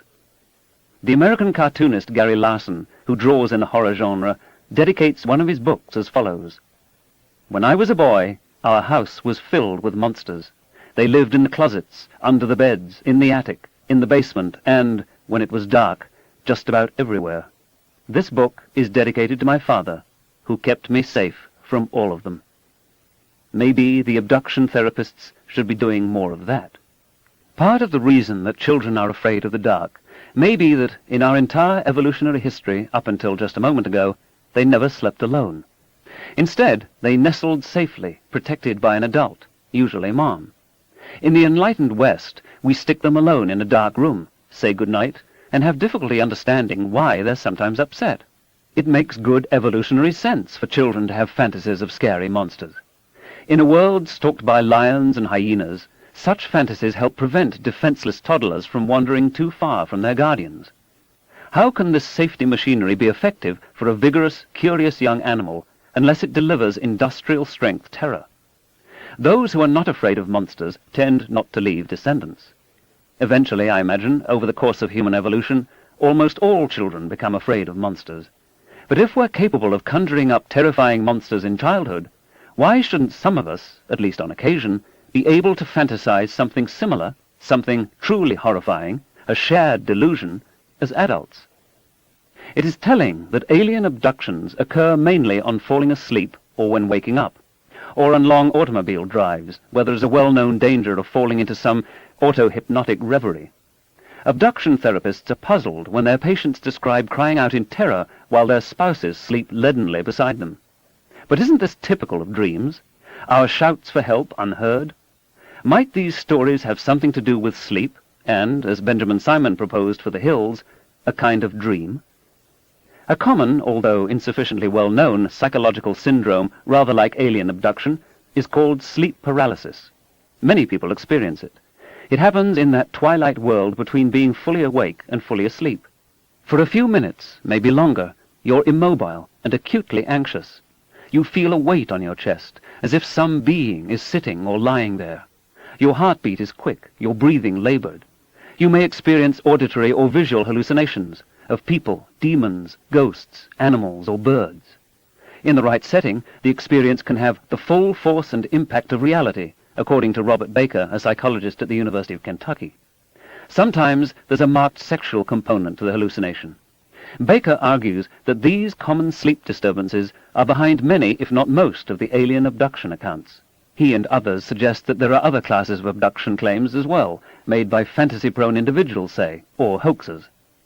Similarly, the Harvard Mental Health Letter, September 1994, comments, "Sleep paralysis may last for several minutes, and is sometimes accompanied by vivid, dream-like hallucinations that give rise to stories about visitations from gods, spirits, and extraterrestrial creatures." We know from early work of the Canadian neurophysiologist Wilder Penfield that electrical stimulation of certain regions of the brain elicits full-blown hallucinations. People with temporal lobe epilepsy, involving a cascade of naturally generated electrical impulses in the part of the brain beneath the forehead, experience a range of hallucinations almost indistinguishable from reality, including the presence of one or more strange beings, anxiety, floating through the air, sexual experiences, and a sense of missing time. There is also what feels like profound insight into the deepest questions and a need to spread the word. A continuum of spontaneous temporal lobe stimulation seems to stretch from people with serious epilepsy to the most average among us. In at least one case reported by another Canadian neuroscientist, Michael Persinger, administration of the anti-epileptic drug carbamazepine eliminated a woman's recurring sense of experiencing the standard alien abduction scenario. So such hallucinations generated spontaneously or with chemical or experiential assists may play a role, perhaps a central role, in the UFO accounts. But such a view is easy to burlesque. UFOs explained away as mass hallucinations. Everyone knows there's no such thing as a shared hallucination, right? As the possibility of extraterrestrial life began to be widely popularized, especially around the turn of the last century by Percival Lowell with his Martian canals, people began to report contact with aliens, mainly Martians. The psychologist Theodore Flournoy's 1901 book From India to the Planet Mars describes a French-speaking medium who, in a trance state, drew pictures of the Martians, they look just like us, and presented their alphabet and language, remarkably like French. The psychiatrist Carl Jung, in his 1902 doctoral dissertation, described a young Swiss woman who was agitated to discover, sitting across from her on the train, a star-dweller from Mars. Martians are innocent of science, philosophy, and souls, she was told, but have advanced technology. Flying machines have long been in existence on Mars. The whole of Mars is covered with canals, and so on. Charles Fort, a collector of anomalous reports who died in 1932, wrote, "Perhaps there are inhabitants of Mars who are secretly sending reports upon the ways of this world to their governments." In the 1950s, there was a book by Gerald Hurd that revealed the saucer occupants to be intelligent Martian bees. Who else could survive the fantastic right-angle turns reported for UFOs? But after the canals were shown to be illusory by Mariner 9 in 1971, and after no compelling evidence even for microbes was found on Mars by Vikings 1 and 2 in 1976, popular enthusiasm for the Lowellian Mars waned, and we heard little about visiting Martians. Aliens were then reported to come from somewhere else. Why? Why no more Martians? And after the surface of Venus was found to be hot enough to melt lead, there were no more visiting Venusians. Does some part of these stories adjust to the current canons of belief? What does that imply about their origin? There's no doubt that humans commonly hallucinate. There's considerable doubt about whether extraterrestrials exist, frequent our planet, or abduct and molest us. We might argue about details, but the one category of explanation is surely much better supported than the other. The main reservation you might then have is, why do so many people today report this particular set of hallucinations? Why somber little beings and flying saucers and sexual experimentation? Chapter 7. The Demon-Haunted World. There are demon-haunted worlds, regions of utter darkness. The Isa Upanishad, India, circa 600 BC.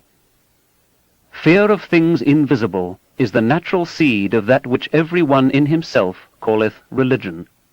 Thomas Hobbes, Leviathan, 1651. The gods watch over us and guide our destinies, many human cultures teach. Other entities, more malevolent, are responsible for the existence of evil. Both classes of beings, whether considered natural or supernatural, real or imaginary, serve human needs. Even if they're wholly fanciful, people feel better believing in them. So in an age when traditional religions have been under withering fire from science, is it not natural to wrap up the old gods and demons in scientific raiment and call them aliens?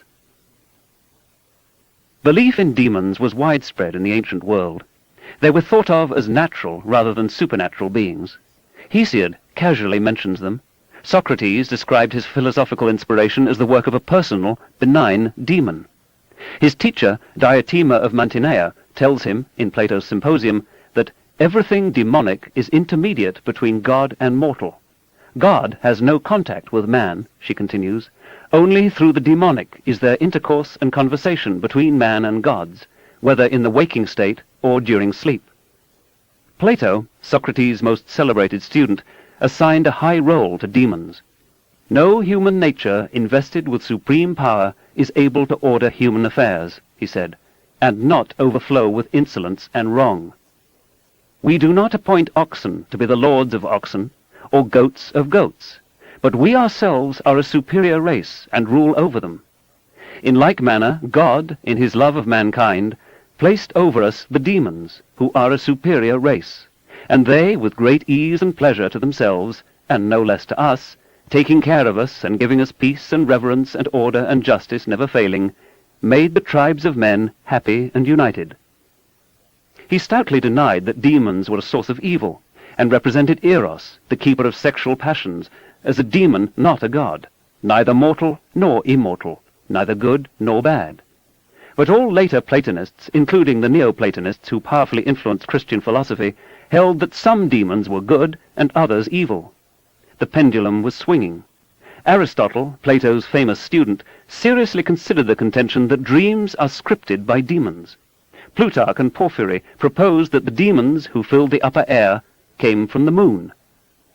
The early church fathers, despite having imbibed Neoplatonism from the culture they swam in, were anxious to separate themselves from pagan belief systems. They taught that all of pagan religion consisted of the worship of demons and men, both misconstrued as gods. When St. Paul complained, Ephesians chapter 6, verse 14, about wickedness in high places, he was referring not to government corruption, but to demons who lived in high places.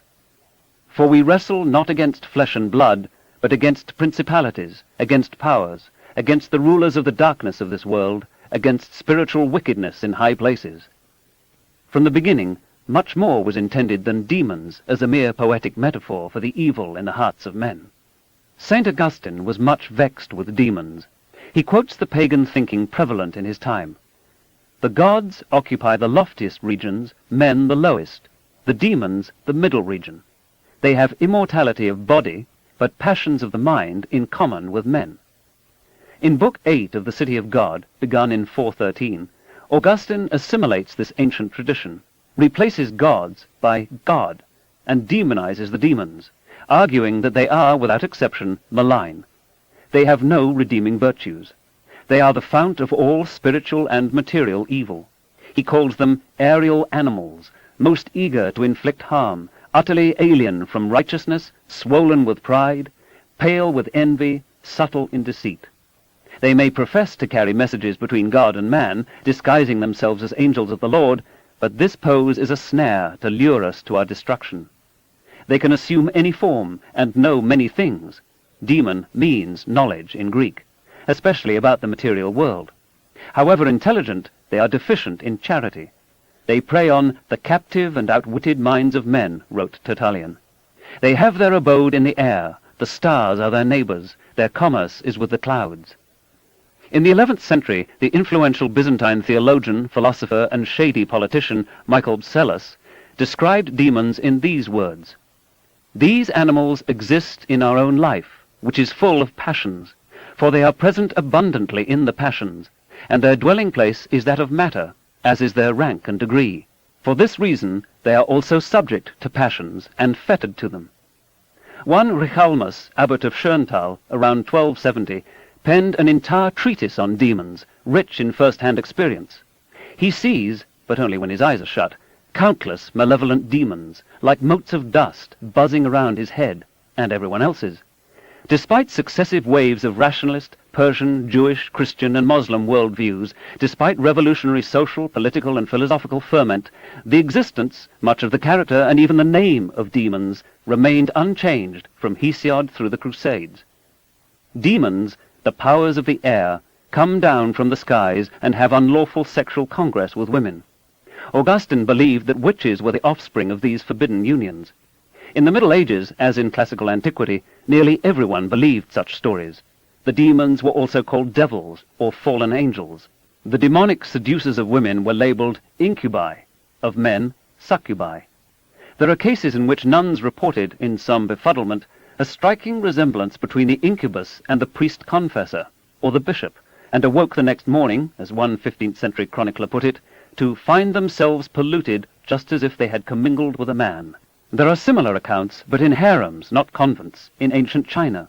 So many women reported incubi, argued the Presbyterian religious writer Richard Baxter in his Certainty of the World of Spirits, 1691, that 'tis impudence to deny it. As they seduced, the incubi and succubi were perceived as a weight bearing down on the chest of the dreamer. Mare, despite its Latin meaning, is the Old English word for incubus, and nightmare meant originally the demon that sits on the chests of sleepers, tormenting them with dreams.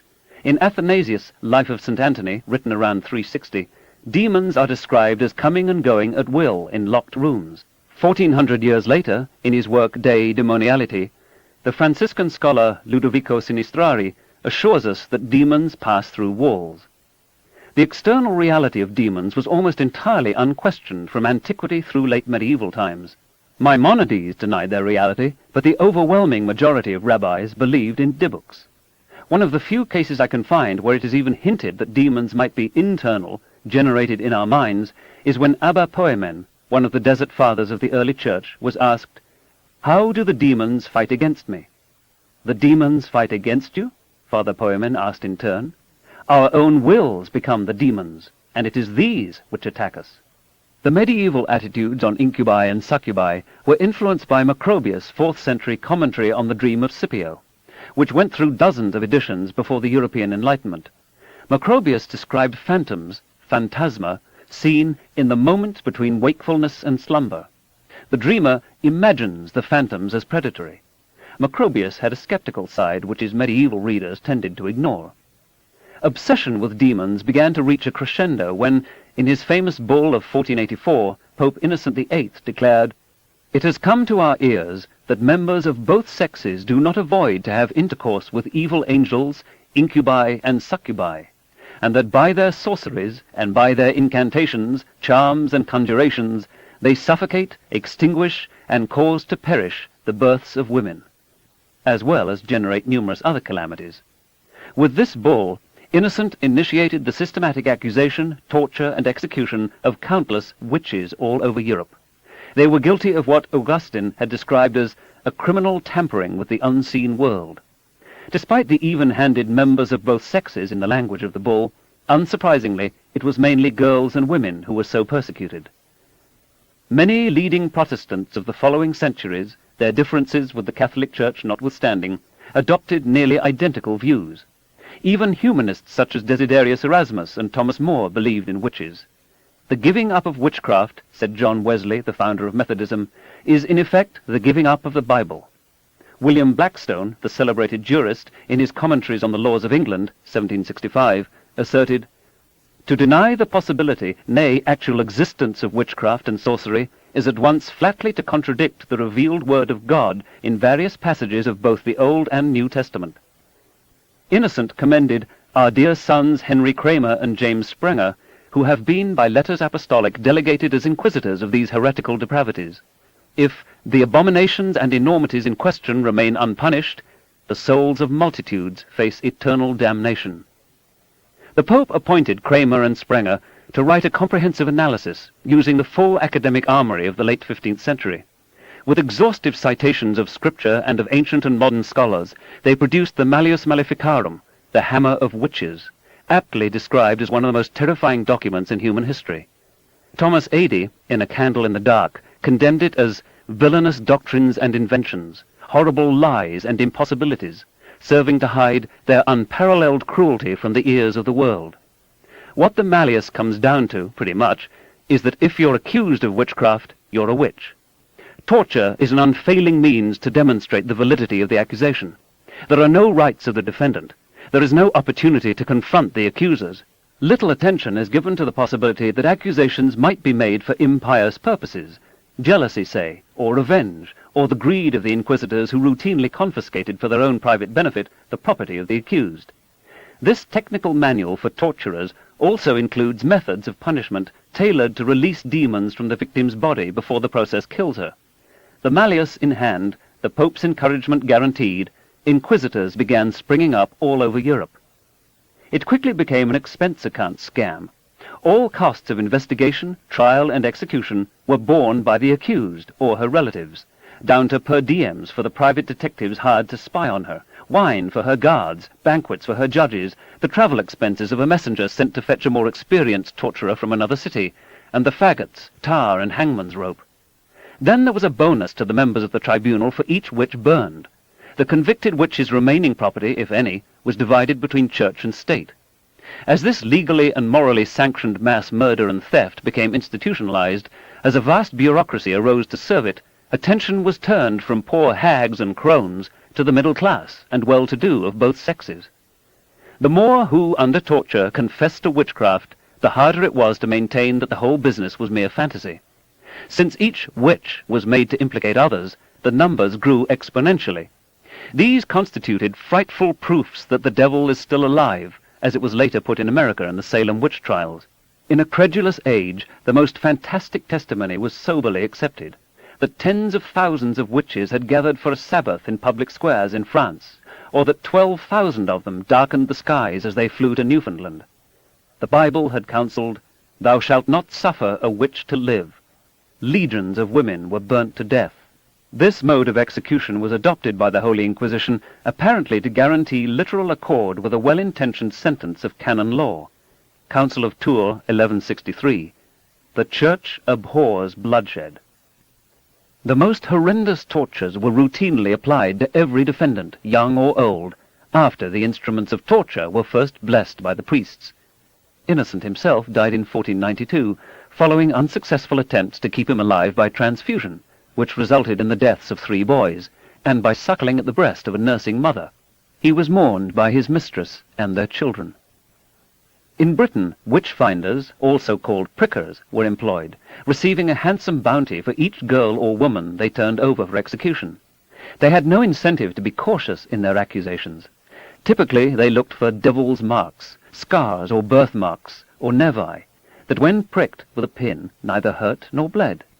A simple sleight of hand often gave the appearance that the pin penetrated deep into the witch's flesh. When no visible marks were apparent, invisible marks sufficed. Upon the gallows, one mid-17th century pricker confessed he had been the death of above 220 women in England and Scotland for the gain of 20 shillings apiece. In the witch trials, mitigating evidence or defense witnesses were inadmissible. In any case, it was nearly impossible to provide compelling alibis for accused witches. The rules of evidence had a special character. For example, in more than one case, a husband attested that his wife was asleep in his arms at the very moment she was accused of frolicking with the devil at a witch's Sabbath. But the archbishop patiently explained that a demon had taken the place of the wife. The husbands were not to imagine that their powers of perception could exceed Satan's powers of deception. The beautiful young women were perforce consigned to the flames. There were strong erotic and misogynistic elements, as might be expected in a sexually repressed, male-dominated society with inquisitors drawn from the class of nominally celibate priests. The trials paid close attention to the quality and quantity of orgasm in the supposed copulations of defendants with demons or the devil, although Augustine had been certain we cannot call the devil a fornicator, and to the nature of the devil's member, cold by all reports. Devil's marks were found generally on the breasts or private parts, according to Lodovico Sinistrari's 1700 book. As a result, pubic hair was shaved, and the genitalia were carefully inspected by the exclusively male inquisitors. In the immolation of the 20-year-old Joan of Arc, after her dress had caught fire, the hangman of Rouen slaked the flames so onlookers could view all the secrets which can or should be in a woman. The chronicle of those who were consumed by fire in the single German city of Würzburg in the single year 1598 penetrates the statistics and lets us confront a little of the human reality. The steward of the Senate, named Gering, old Mrs. Kanzler, the tailor's fat wife, the woman cook of Mr. Mengerdorf, a stranger, a strange woman, Baunach, a senator, the fattest citizen in Würzburg, the old smith of the court, an old woman, a little girl, 9 or 10 years old, a younger girl, her little sister, the mother of the 2 little aforementioned girls, Liebler's daughter, Goebbels' child, the most beautiful girl in Würzburg, a student who knew many languages, 2 boys from the Minster, each 12 years old, Stepper's little daughter, the woman who kept the bridge gate, an old woman, the little son of the town council bailiff, the wife of Knerz, the butcher, the infant daughter of Dr. Schultz, a blind girl, Schwarz, canon at Haag. On and on it goes. Some were given special humane attention. The little daughter of Falkenberger was privately executed and burnt. There were 28 public immolations, each with 4 to 6 victims on average, in that small city in a single year. This was a microcosm of what was happening all across Europe. No one knows how many were killed altogether, perhaps hundreds of thousands, perhaps millions. Those responsible for prosecuting, torturing, judging, burning, and justifying were selfless. Just ask them. They could not be mistaken. The confessions of witchcraft could not be based on hallucinations, say, or desperate attempts to satisfy the inquisitors and stop the torture. In such a case, explained the witch judge Pierre de l'Ancre in his 1612 book, Description of the Inconstancy of Evil Angels, the Catholic Church would be committing a great crime by burning witches. Those who raise such possibilities are thus attacking the Church and ipso facto committing a mortal sin. Critics of witch burning were punished and, in some cases, themselves burnt. The inquisitors and torturers were doing God's work. They were saving souls. They were foiling demons. Witchcraft, of course, was not the only offense that merited torture and burning at the stake. Heresy was still a more serious crime, and both Catholics and Protestants punished it ruthlessly. In the 16th century, the scholar William Tyndale had the temerity to contemplate translating the New Testament into English. But if people could actually read the Bible in their own language instead of arcane Latin, they could form their own independent religious views. They might conceive of their own private, unintermediated line to God. This was a challenge to the job security of Roman Catholic priests. When Tyndale tried to publish his translation, he was hounded and pursued all over Europe. Eventually, he was captured, garroted, and then, for good measure, burned at the stake. His copies of the New Testament, which a century later became the basis of the exquisite King James translation, were then hunted down house to house by armed posses, Christians piously defending Christianity by preventing other Christians from knowing the words of Christ. Such a cast of mind, such a climate of absolute confidence that knowledge should be rewarded by torture and death, were unlikely to help those accused of witchcraft. Burning witches is a feature of Western civilization that has, with occasional political exceptions, declined since the 16th century. In the last judicial execution of witches in England, a woman and her 9-year-old daughter were hanged. Their crime was raising a rainstorm by taking their stockings off. In our time, witches and jinns are found as regular fare in children's entertainment. Exorcism of demons is still practiced by the Roman Catholic and other churches, and the proponents of one cult still denounce as sorcery the cultic practices of another. We still use the word pandemonium, literally all demons. A crazed and violent person is still said to be demonic. Not until the 18th century was mental illness no longer generally ascribed to supernatural causes. Even insomnia had been considered a punishment inflicted by demons. More than half of Americans tell pollsters they believe in the devil's existence, and 10% have communicated with him, as Martin Luther reported he did regularly. In a 1992 spiritual warfare manual called Prepare for War, Rebecca Brown informs us that abortion and sex outside of marriage will almost always result in demonic infestation, that meditation, yoga, and martial arts are designed so unsuspecting Christians will be seduced into worshipping demons, and that rock music didn't just happen, it was a carefully masterminded plan by none other than Satan himself. Sometimes your loved ones are demonically bound and blinded. Demonology is today still part and parcel of many earnest faiths. And what is it that demons do? In the Malleus, Kramer and Sprenger reveal that devils busy themselves by interfering with the process of normal copulation and conception by obtaining human semen and themselves transferring it. Demonic artificial insemination in the Middle Ages goes back at least to St. Thomas Aquinas, who tells us in On the Trinity that demons can transfer the semen which they have collected and inject it into the bodies of others.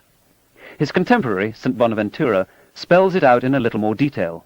Succubi yield to males and receive their semen. By cunning skill, the demons preserve its potency, and afterwards, with the permission of God, they become incubi and pour it out into female repositories. The products of these demon-mediated unions are also, when they grow up, visited by demons.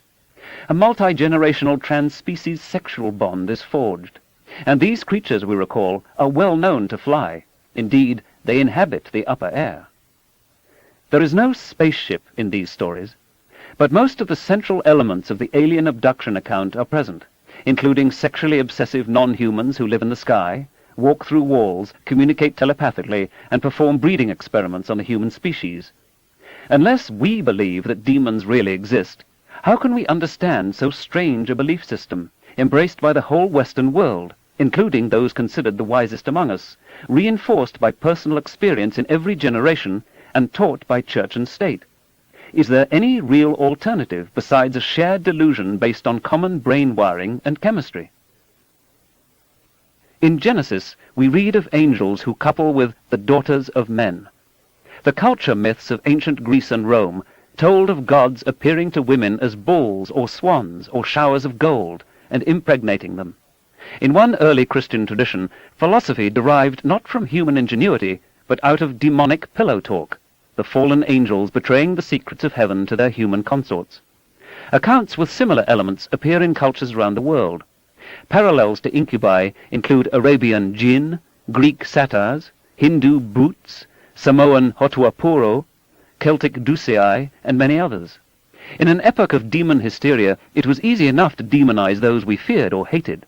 So Merlin was said to have been fathered by an incubus.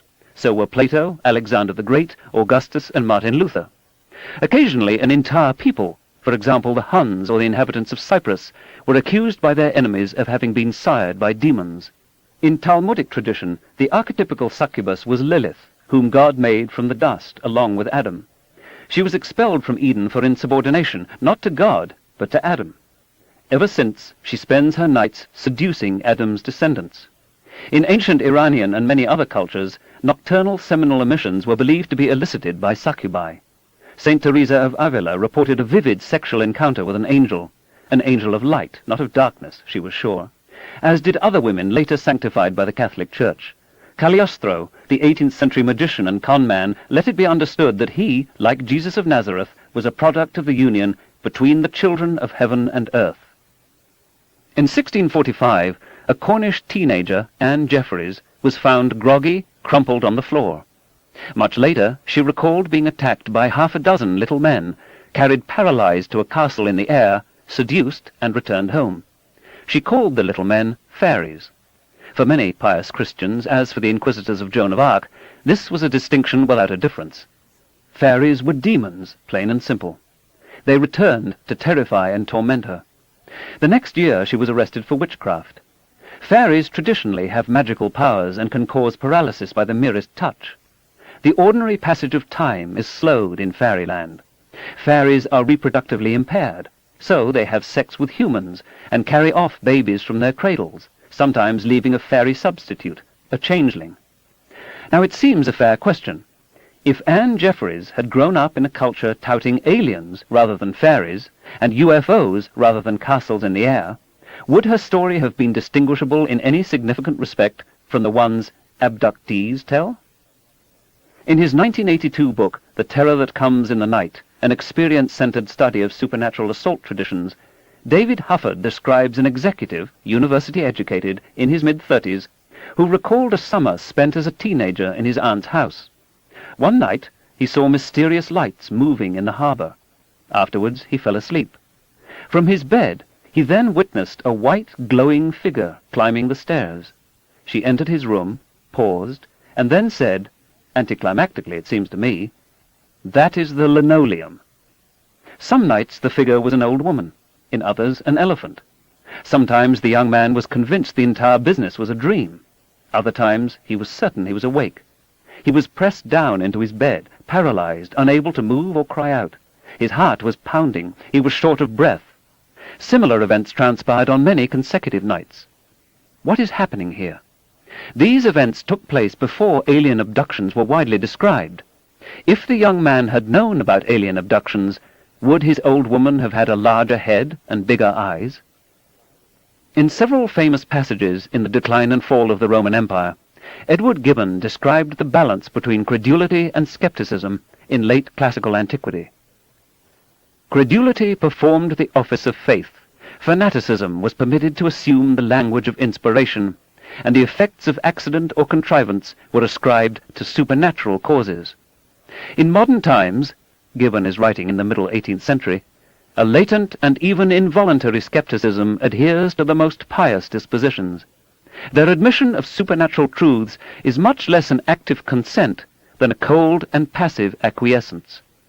Accustomed long since to observe and to respect the invariable order of nature, our reason, or at least our imagination, is not sufficiently prepared to sustain the visible action of the deity. But in the first stages of Christianity, the situation of mankind was extremely different. The most curious or the most credulous among the pagans were often persuaded to enter into a society which asserted an actual claim of miraculous powers.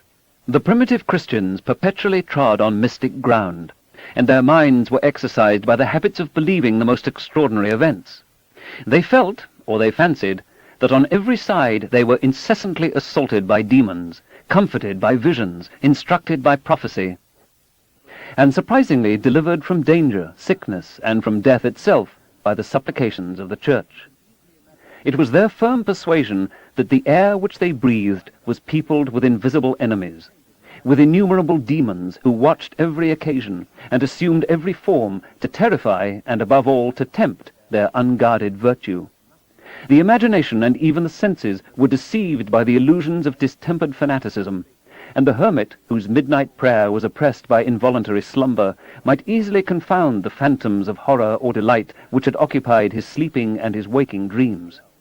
The practice of superstition is so congenial to the multitude that, if they are forcibly awakened, they still regret the loss of their pleasing vision. Their love of the marvelous and supernatural, their curiosity with regard to future events, and their strong propensity to extend their hopes and fears beyond the limits of the visible world, were the principal causes which favored the establishment of polytheism. So urgent on the vulgar is the necessity of believing, that the fall of any system of mythology will most probably be succeeded by the introduction of some other mode of superstition. Put aside Gibbon's social snobbery. The devil tormented the upper classes too, and even a king of England, James I, the first Stuart monarch, wrote a credulous and superstitious book on demons, Demonology, 1597. He also was the patron of the great translation of the Bible into English that still bears his name.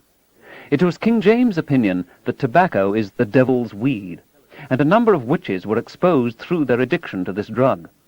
But by 1628, James had become a thoroughgoing skeptic, mainly because adolescents had been found faking demonic possession, in which state they had accused innocent people of witchcraft. If we reckon the skepticism that Gibbon says characterized his time to have declined in ours, and if even a little of the rampant gullibility he attributes to late classical times is left over in ours, should we not expect something like demons to find a niche in the popular culture of the present? Of course, as enthusiasts for extraterrestrial visitations are quick to remind me, there's another interpretation of these historical parallels. Aliens, they say, have always been visiting us, poking at us, stealing our sperms and eggs, impregnating us. In earlier times we recognized them as gods, demons, fairies, or spirits. Only now do we understand that it's aliens who've been diddling us all these millennia. Jacques Vallée has made such arguments, but then why are there virtually no reports of flying saucers prior to 1947? Why is it that none of the world's major religions uses saucers as icons of the divine? Why no warnings about the dangers of high technology then? Why isn't this genetic experiment, whatever its objective, completed by now, thousands of years or more after its initiation by beings supposedly of vastly superior technological attainments? Why are we in such trouble if the breeding program is designed to improve our lot? Following this line of argument, we might anticipate present adherents of the old beliefs to understand aliens to be fairies, gods, or demons. In fact, there are several contemporary sects, the Raelians, for example, that hold gods or God to come to Earth in UFOs. Some abductees describe the aliens, however repulsive, as angels or emissaries of God. And there are those who still think it's demons. In Whitley Strieber's Communion, a first-hand account of alien abduction, the author relates, "Whatever was there seemed so monstrously ugly, so filthy and dark and sinister. Of course, they were demons. They had to be. I still remember that thing crouching there, so terribly ugly, its arms and legs like the limbs of a great insect, its eyes glaring at me." Reportedly, Strieber is now open to the possibility that these nighttime terrors were dreams or hallucinations.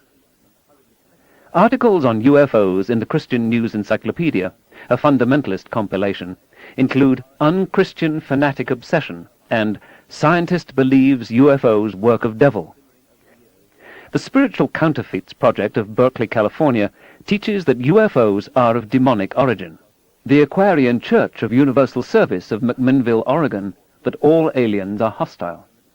A 1993 newsletter of Cosmic Awareness Communications informs us that UFO occupants think of humans as laboratory animals, wish us to worship them, but tend to be deterred by the Lord's Prayer. Some abductees have been cast out of their evangelical religious congregations. Their stories sound too close to Satanism. A 1980 fundamentalist tract, The Cult Explosion, by Dave Hunt, reveals that UFOs are clearly not physical and seem to be demonic manifestations from another dimension calculated to alter man's way of thinking. The alleged UFO entities that have presumably communicated psychically with humans have always preached the same 4 lies that the serpent introduced to Eve. These beings are demons, and they are preparing for the Antichrist. A number of sects hold UFOs and alien abductions to be premonitions of end times. If UFOs come from another planet or another dimension, were they sent by the same God who has been revealed to us in any of the major religions? Nothing in the UFO phenomena, the fundamentalist complaint goes, requires belief in the one true God, while much in it contradicts the God portrayed in the Bible and Christian tradition. The New Age, a Christian critique by Ralph Rath, 1990, discusses UFOs, typically for such literature, with extreme credulity. It serves their purpose to accept UFOs as real and revile them as instruments of Satan and the Antichrist, rather than to use the blade of scientific skepticism. That tool, once honed, might accomplish more than just a limited heresiotomy. The Christian fundamentalist author Hal Lindsey, in his 1994 religious bestseller Planet Earth 2000 AD, writes, "I have become thoroughly convinced that UFOs are real. They are operated by alien beings of great intelligence and power. I believe these beings are not only extraterrestrial, but supernatural in origin. To be blunt, I think they are demons, part of a satanic plot." And what is the evidence for this conclusion? Chiefly, it is the 11th and 12th verses of Luke, chapter 21, in which Jesus talks about great signs from heaven. Nothing like a UFO is described, in the last days. Typically, Lindsay ignores verse 32, in which Jesus makes it very clear he is talking about events in the 1st, not the 20th century. There is also a Christian tradition according to which extraterrestrial life cannot exist. In Christian News for May 23, 1994, for example, W. Gary Crampton, Doctor of Theology, tells us why. The Bible, either explicitly or implicitly, speaks to every area of life. It never leaves us without an answer. The Bible nowhere explicitly affirms or negates intelligent extraterrestrial life. Implicitly, however, Scripture does deny the existence of such beings, thus also negating the possibility of flying saucers. Scripture views Earth as the center of the universe. According to Peter, a planet-hopping savior is out of the question. Here is an answer to intelligent life on other planets. If there were such, who would redeem them? Certainly not Christ. Experiences which are out of line with the teachings of Scripture must always be renounced as fallacious. The Bible has a monopoly on the truth.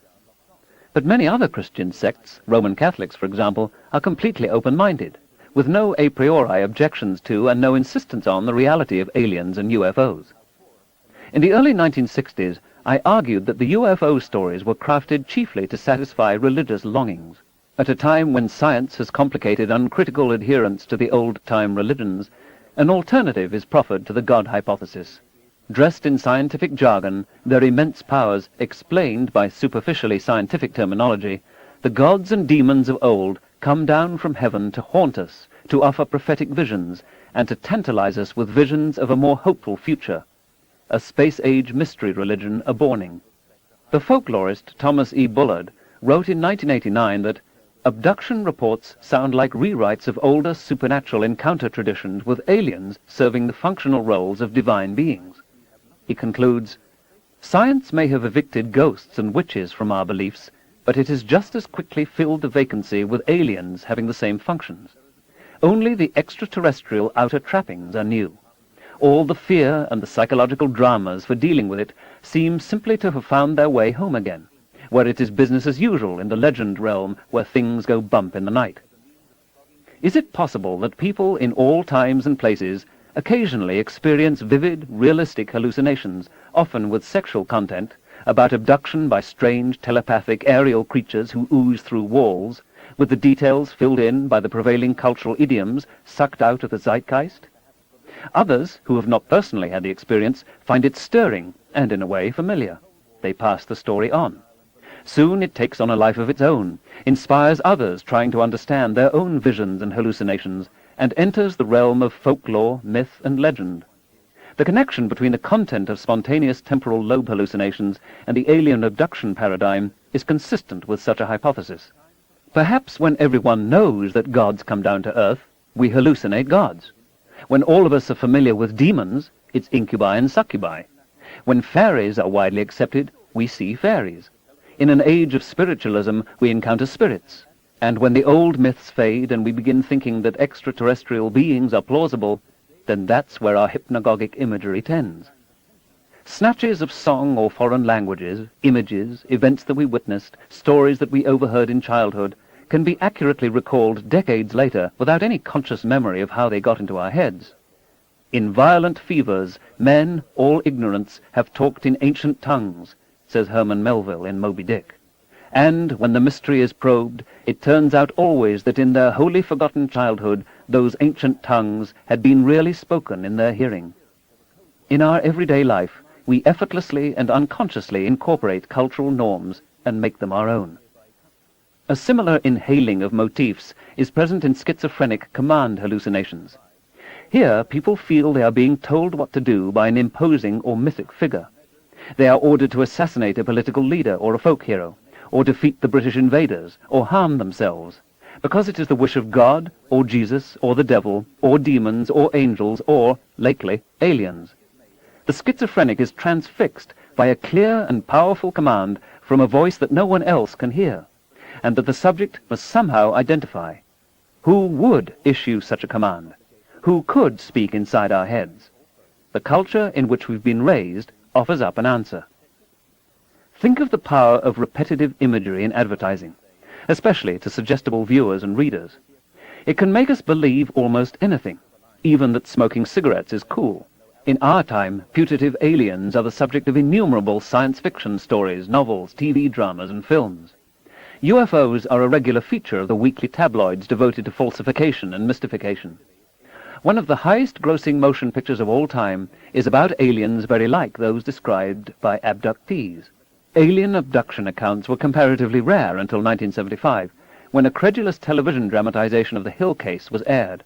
Another leap into public prominence occurred after 1987, when Stryber's purported first-hand account with a haunting cover painting of a large-eyed alien became a bestseller. In contrast, we hear very little lately about incubi, elves, and fairies. Where have they all gone? Far from being global, such alien abduction stories are disappointingly local. The vast majority emanate from North America. They hardly transcend American culture. In other countries, bird-headed, insect-headed, reptilian, robot, and blonde and blue-eyed aliens are reported, the last predictably from Northern Europe. Each group of aliens is said to behave differently. Clearly, cultural factors are playing an important role. Long before the terms flying saucer or UFOs were invented, science fiction was replete with little green men and bug-eyed monsters. Somehow small hairless beings with big heads and eyes have been our staple aliens for a long time. You could see them routinely in the science fiction pulp magazines of the 20s and 30s, and, for example, in an illustration of a Martian sending radio messages to Earth in the December 1937 issue of the magazine Shortwave and Television. It goes back, perhaps, to our remote descendants as depicted by the British science fiction pioneer H.G. Wells. Wells argued that humans evolved from smaller-brained but hairier primates, with an athleticism far exceeding that of Victorian academics. Extrapolating this trend into the far future, he suggested that our descendants should be nearly hairless, with immense heads, although barely able to walk around on their own. Advanced beings from other worlds might be similarly endowed. The typical modern extraterrestrial reported in America in the 80s and early 90s is small, with disproportionately large head and eyes, undeveloped facial features, no visible eyebrows or genitals, and smooth grey skin. It looks to me eerily like a fetus in roughly the 12th week of pregnancy, or a starving child. Why so many of us might be obsessing on fetuses or malnourished children and imagining them attacking and sexually manipulating us is an interesting question. In recent years in America, aliens different from the short grey motif have been on the rise. One psychotherapist, Richard Boylan of Sacramento, says, "You've got 3.5 foot to 4 foot types. You've got 5 to 6 foot types. You've got 7 to 8 foot types. You've got 3, 4, and 5 finger types, pads on the ends of fingers or suction cups. You've got webbed or non-webbed fingers. You've got large almond-shaped eyes slanted upward, outward, or horizontally. In some cases, large ovoid eyes without the almond slant. You've got extraterrestrials with slit pupils. You've got other different body types, the so-called praying mantis type, the reptoid types. These are the ones that I keep getting recurrently. There are a few exotic and single case reports that I tend to be a little cautious about until I get a lot more corroborative." Despite this apparent variety of extraterrestrials, the UFO abduction syndrome portrays, it seems to me, a banal universe. The form of the supposed aliens is marked by a failure of the imagination and a preoccupation with human concerns. Not a single being presented in all these accounts is as astonishing as a cockatoo would be if you had never before beheld a bird. Any protozoology or bacteriology or mycology textbook is filled with wonders that far outshine the most exotic descriptions of the alien abductionists. The believers take the common elements in their stories as tokens of verisimilitude, rather than as evidence that they have contrived their stories out of a shared culture and biology. Chapter 8. On the distinction between true and false visions. A credulous mind finds most delight in believing strange things, and the stranger they are, the easier they pass with him, but never regards those that are plain and feasible, for every man can believe such. Samuel Butler, Characters, 1667-9. For just an instant, in the darkened room, I sense an apparition. Could it be a ghost? Or there's a flicker of motion. I see it out of the corner of my eye, but when I turn my head, there's nothing there. Is that a telephone ringing, or is it just my imagination? In astonishment, I seem to be smelling the salt air of the Coney Island summer seashore of my childhood. I turn a corner in the foreign city I'm visiting for the first time, and before me is a street so familiar, I feel I've known it all my life. In these commonplace experiences, we're generally unsure what to do next. Were my eyes, or ears, or nose, or memory playing tricks on me? Or did I, really and truly, witness something out of the ordinary course of nature? Shall I keep quiet about it, or shall I tell? The answer depends very much on my environment, friends, loved ones, and culture. In an obsessively rigid, practically oriented society, perhaps I would be cautious about admitting to such experiences. They might mark me as flighty, unsound, unreliable. But in a society that readily believes in ghosts, say, or apporting, accounts of such experiences might gain approval, even prestige. In the former, I would be sorely tempted to suppress the thing altogether. In the latter, maybe even to exaggerate or elaborate just a little to make it even more miraculous than it seemed. Charles Dickens, who lived in a flourishing rational culture in which, however, spiritualism was also thriving, described the dilemma in these words, from his short story, To be Taken with a Grain of Salt.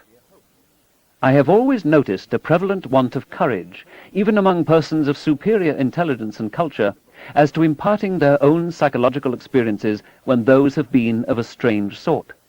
Almost all men are afraid that what they could relate in such wise would find no parallel or response in a listener's internal life, and might be suspected or laughed at. A truthful traveller who should have seen some extraordinary creature in the likeness of a sea serpent would have no fear of mentioning it. But the same traveller, having had some singular presentiment, impulse, vagary of thought, vision, so-called, dream, or other remarkable mental impression, would hesitate considerably before he would own to it. To this reticence I attribute much of the obscurity in which such subjects are involved. In our time there is still much dismissive chortling and ridicule, but the reticence and obscurity is more readily overcome, for example in a supportive setting provided by a therapist or hypnotist. Unfortunately, and for some people unbelievably, the distinction between imagination and memory is often blurred. Some abductees say they remember the experience without hypnosis. Many do not. But hypnosis is an unreliable way to refresh memory. It often elicits imagination, fantasy, and play, as well as true recollections, with neither patient nor therapist able to distinguish the one from the other. Hypnosis seems to involve, in a central way, a state of heightened suggestibility. Courts have banned its use as evidence or even as a tool of criminal investigation. The American Medical Association calls memories surfacing under hypnosis less reliable than those recalled without it. A standard medical school text, Harold I. Kaplan, Comprehensive Textbook of Psychiatry, 1989, warns of a high likelihood that the beliefs of the hypnotist will be communicated to the patient and incorporated into what the patient believes to be memories, often with strong conviction. So the fact that, when hypnotized, people sometimes relate alien abduction stories carries little weight. There's a danger that subjects are, at least on some matters, so eager to please the hypnotist that they sometimes respond to subtle cues of which even the hypnotist is unaware. In a study by Alvin Lawson of California State University, Long Beach, 8 subjects, pre-screened to eliminate UFO buffs, were hypnotized by a physician and informed that they had been abducted, brought to a spaceship, and examined. With no further prompting, they were asked to describe the experience. Their accounts, most of which were easily elicited, were almost indistinguishable from the accounts that self-described abductees present. True, Lawson had cued his subjects briefly and directly, but in many cases the therapists who routinely deal with alien abductions cue their subjects, some in great detail, others more subtly and indirectly. The psychiatrist George Ganaway, as related by Lawrence Wright, once proposed to a highly suggestible patient under hypnosis that 5 hours were missing from her memory of a certain day. When he mentioned a bright light overhead, she promptly told him about UFOs and aliens. When he insisted she had been experimented on, a detailed abduction story emerged.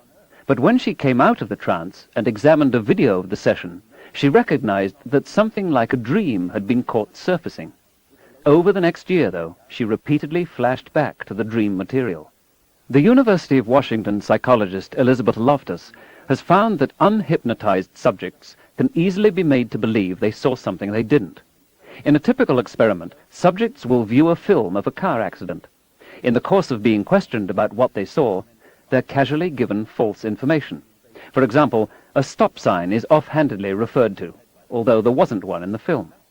Many subjects then dutifully recall seeing a stop sign. When the deception is revealed, some vehemently protest, stressing how vividly they remember the sign. The greater the time lag between viewing the film and being given the false information, the more people allow their memories to be tampered with.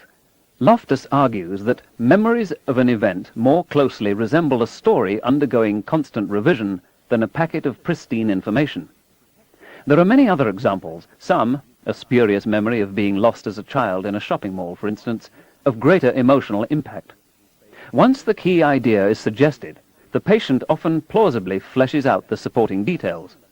Lucid but wholly false recollections can easily be induced by a few cues and questions, especially in the therapeutic setting. Memory can be contaminated. False memories can be implanted even in minds that do not consider themselves vulnerable and uncritical. Stephen Ceci of Cornell University, Loftus and their colleagues have found, unsurprisingly, that preschoolers are exceptionally vulnerable to suggestion. The child who, when first asked, correctly denies having caught his hand in a mousetrap, later remembers the event in vivid, self-generated detail. When more directly told about some things that happened to you when you were little, over time they easily enough assent to the implanted memories. Professionals watching videotapes of the children can do no better than chance in distinguishing false memories from true ones. Is there any reason to think that adults are wholly immune to the fallibilities exhibited by children?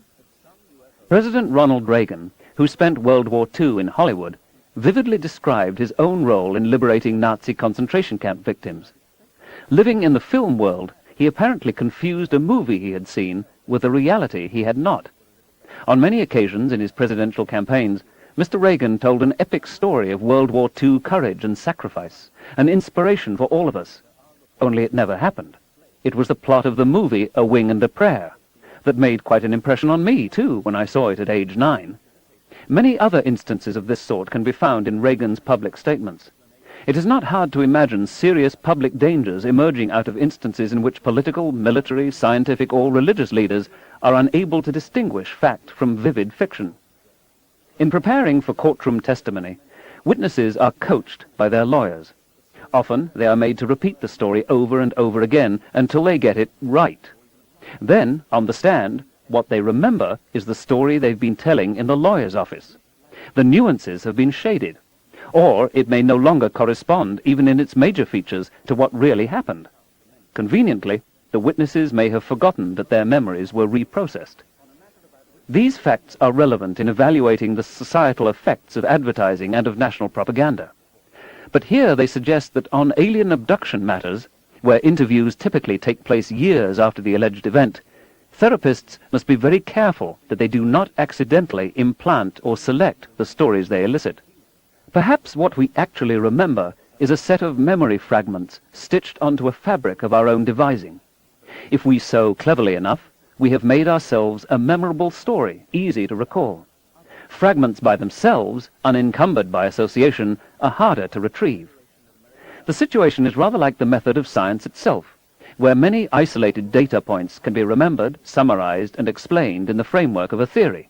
We then much more easily recall the theory and not the data. In science, the theories are always being reassessed and confronted with new facts. If the facts are seriously discordant, beyond the error bars, the theory may have to be revised. But in everyday life, it is very rare that we are confronted with new facts about events of long ago. Our memories are almost never challenged. They can, instead, be frozen in place, no matter how flawed they are, or become a work in continual artistic revision. More than gods and demons, the best attested apparitions are those of saints, especially the Virgin Mary in Western Europe from late medieval to modern times. While alien abduction stories have much more the flavor of profane, demonic apparitions, insight into the UFO myth can also be gained from visions described as sacred. Perhaps best known are those of Jeanne d'Arc in France, St. Bridget in Sweden, and Girolamo Savonarola in Italy. But more appropriate for our purpose are the apparitions seen by shepherds and peasants and children. In a world plagued by uncertainty and horror, these people longed for contact with the divine. A detailed record of such events in Castile and Catalonia is provided by William A. Christian, Jr., in his book Apparitions in Late Medieval and Renaissance Spain, Princeton University Press, 1981. In a typical case, a rural woman or child reports encountering a girl or an oddly tiny woman, perhaps 3 or 4 feet tall, who reveals herself to be the Virgin Mary, the Mother of God. She requests the awestruck witness to go to the village fathers or the local church authorities and order them to say prayers for the dead, or obey the commandments, or build a shrine at this very spot in the countryside. If they do not comply, dire penalties are threatened, perhaps the plague. Alternatively, in plague-infested times, Mary promises to cure the disease, but only if her request is satisfied. The witness tries to do as she is told, but when she informs her father or husband or priest, she is ordered to repeat the story to no one. It is mere female foolishness or frivolity or demonic hallucination. So she keeps quiet. Days later, she is confronted again by Mary, a little put out that her request has not been honored. "They will not believe me," the witness complains. "Give me a sign." Evidence is needed. So Mary, who seems to have had no foreknowledge that evidence would have to be provided, provides a sign. The villagers and priests are promptly convinced. The shrine is built. Miraculous cures occur in its vicinity. Pilgrims come from far and wide. Priests are busy. The economy of the region booms. The original witness is appointed keeper of the sacred shrine.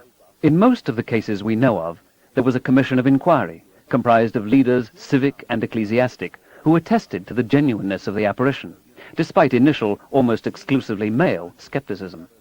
But the standards of evidence were not generally high. In one case, the testimony of a delirious 8-year-old boy, taken 2 days before his death from plague, was soberly accepted. Some of these commissions deliberated decades, or even a century after the event.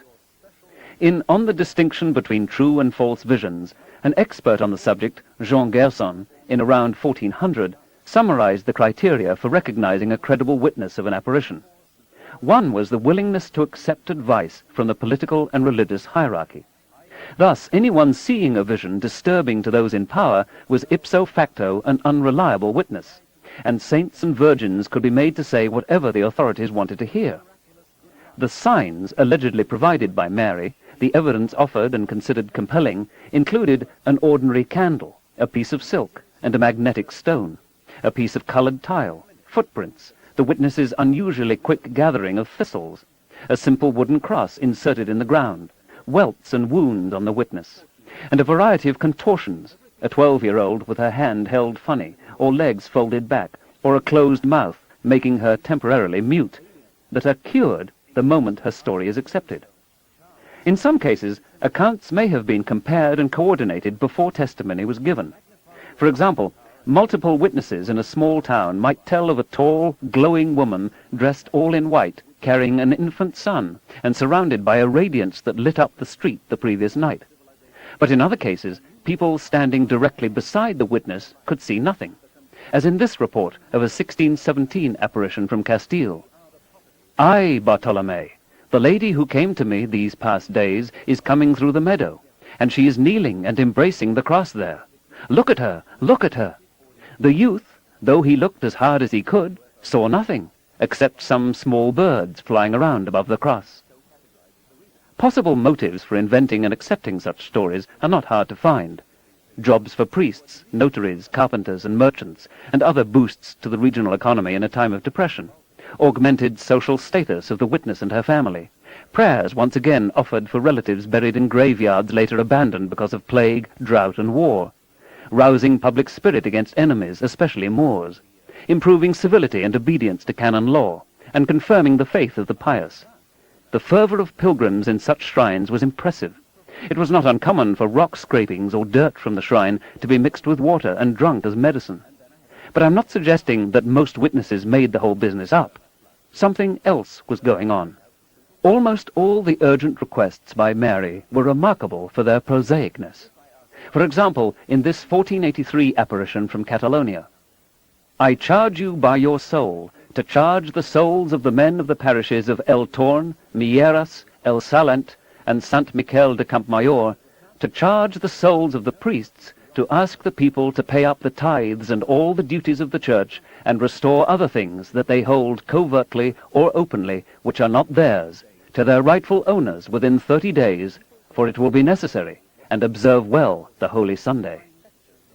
And second, that they should cease and desist from blaspheming, and they should pay the usual charitas mandated by their dead ancestors." Often the apparition is seen just after the witness awakes. Francisca la Brava testified in 1523 that she had gotten out of bed without knowing if she was in control of her senses, although in later testimony she claimed to be fully awake. This was in response to a question which allowed a gradation of possibilities: fully awake, dozing, in a trance, asleep. Sometimes details are wholly missing, such as what the accompanying angels looked like. Or Mary is described as both tall and short, both mother and child, characteristics that unmistakably suggest themselves as dream material. In the Dialogue on Miracles, written around 1223 by Caesarius of Heisterbach, clerical visions of the Virgin Mary often occurred during matins, which took place at the sleepy midnight hour. It is natural to suspect that many, perhaps all, of these apparitions were a species of dream, waking or sleeping, compounded by hoaxes and by forgeries. There was a thriving business in contrived miracles, religious paintings and statues dug up by accident or divine command. The matter was addressed in the Siete Partidas, the Codex of Canon and Civil Law compiled under the direction of Alfonso the Wise, King of Castile, around 1248. In it we can read the following. "Some men fraudulently discover or build altars in fields or in towns, saying that there are relics of certain saints in those places, and pretending that they perform miracles. And, for this reason, people from many places are induced to go there as on a pilgrimage, in order to take something away from them. And there are others who, influenced by dreams or empty phantoms which appear to them, erect altars and pretend to discover them in the above-named localities." In listing the reason for erroneous beliefs, Alfonso lays out a continuum from sect, opinion, fantasy, and dream to hallucination. A kind of fantasy named antoyanza is defined as follows. Antoyanza is something that stops before the eyes and then disappears, as one sees or hears it in a trance, and so is without substance. A 1517 papal bull distinguishes between apparitions that appear in dreams or divinely. Clearly, the secular and ecclesiastical authorities, even in times of extreme credulity, were alert to the possibilities of hoax and delusion. Nevertheless, in most of medieval Europe, such apparitions were greeted warmly by the Roman Catholic clergy, especially because the Marian admonitions were so congenial to the priesthood. A pathetic few signs of evidence, a stone or a footprint, and never anything unfakeable, sufficed. But beginning in the 15th century, around the time of the Protestant Reformation, the attitude of the Church changed. Those who reported an independent channel to heaven were outflanking the Church's chain of command up to God. Moreover, a few of the apparitions, Jeanne d'Arc's for example, had awkward political or moral implications. The perils represented by Jeanne d'Arc's visions were described by her inquisitors in 1431 in these words: "The great danger was shown to her that comes of someone so presumptuous to believe they have such apparitions and revelations, and therefore lie about matters concerning God, giving out false prophecies and divinations not known from God, but invented, from which could follow the seduction of peoples, the inception of new sects, and many other impieties that subvert the Church and Catholics." Both Jeanne d'Arc and Girolamo Savonarola were burnt at the stake for their visions. In 1516, the Fifth Lateran Council reserved to the Apostolic Seat the right to examine the authenticity of apparitions. For poor peasants whose visions had no political content, the punishments fell short of the ultimate severity. The Marian apparition seen by Francisca la Brava, a young mother, was described by Licenciado Mariana, the Lord Inquisitor, as "to the detriment of our holy Catholic faith and the diminution of its authority." Her apparition was all vanity and frivolity. "By rights we could have treated her more rigorously," the Inquisitor continued, "but in deference to certain just reasons that move us to mitigate the rigor of the sentences we decree as a punishment to Francisca la Brava, and an example to others not to attempt similar things, that we condemn her to be put on an ass and given 100 lashes in public through the accustomed streets of Belmonte, naked from the waist up, and the same number in the town of El Quintanar in the same manner, and that from now on she not say or affirm in public or secretly, by word or insinuation, the things she said in her confessions, or else she will be prosecuted as an impenitent, and one who does not believe in or agree with what is in our holy Catholic faith." Despite the penalties, it is striking how often the witness stuck to her guns and, ignoring the encouragements offered her to confess that she was lying or dreaming or confused, insisted that she really and truly had seen the vision. In a time when nearly everyone was illiterate, before newspapers, radio, and television, how could the religious and iconographic detail of these apparitions have been so similar? William Christian believes there is a ready answer in cathedral dramaturgy, especially Christmas plays, in itinerant preachers and pilgrims, and in church sermons. Legends about nearby shrines spread quickly. People sometimes came from 100 miles or more so that, say, their sick child could be cured by a pebble that had been trodden on by the Mother of God. Legends influenced apparitions and vice versa. In a time haunted by drought, plague, and war, with no social or medical services available to the average person, with public literacy and the scientific method unheard of, skeptical thinking was rare. Why are the admonitions so prosaic? Why is a vision of so illustrious a personage as the Mother of God necessary so, in a tiny county populated by a few thousand souls, a shrine will be repaired, or the populace will refrain from cursing? Why not important and prophetic messages whose significance could be recognized in later years as something that could have emanated only from God or the saints? Wouldn't this have greatly enhanced the Catholic cause in its mortal struggle with Protestantism and the Enlightenment? But we have no apparitions cautioning the Church against, say, accepting the delusion of an earth-centered universe, or warning it of complicity with Nazi Germany, two matters of considerable moral as well as historical import, on which Pope John Paul II, to his credit, has admitted that the Church has erred. Not a single saint criticized the practice of torturing and burning witches and heretics. Why not? Were they unaware of what was going on? Could they not grasp its evil? And why is Mary always ordering the poor peasant to inform the authorities? Why doesn't she admonish the authorities herself? Or the king, or the Pope? In the 19th and 20th centuries, it is true, Some of the apparitions have taken on greater import. At Fatima, Portugal in 1917, where the Virgin was incensed that a secular government had replaced a government run by the Church, and at Garabandal, Spain in 1961 through 1965, where the end of the world was threatened unless conservative political and religious doctrines were adopted forthwith. I think I can see many parallels between Marian apparitions and alien abductions, even though the witnesses in the former cases are not promptly taken to heaven and don't have their reproductive organs meddled with. The beings reported are diminutive, most often about 2.5 to 4 feet high. They come from the sky. The content of the communication is, despite its purported celestial origin, mundane. There seems to be a clear connection with sleep and dreams. The witnesses, often females, are troubled about speaking out, especially after encountering ridicule from males in positions of authority. Nevertheless, they persist. They really saw such a thing, they insist. Means of conveying the stories exist. They are eagerly discussed, permitting details to be coordinated even among witnesses who have never met one another. Others present at the time and place of the apparition see nothing unusual. The purported signs or evidence are, without exception, nothing that humans couldn't acquire or fabricate on their own. Indeed, Mary seems unsympathetic to the need for evidence, and occasionally is willing to cure only those who had believed the account of her apparition before she supplied signs. And while there are no therapists per se, the society is suffused by a network of influential parish priests and their hierarchical superiors who have a vested interest in the reality of the visions. In our time, there are still apparitions of Mary and other angels, but also, as summarized by G. Scott Sparrow, a psychotherapist and hypnotist, of Jesus. In I Am With You Always, True Stories of Encounters with Jesus, Bantam 1995, first-hand accounts, some moving, some banal, of such encounters are laid out. Oddly, most of them are straightforward dreams, acknowledged as such, and the ones called visions are said to differ from dreams only because we experience them while we are awake.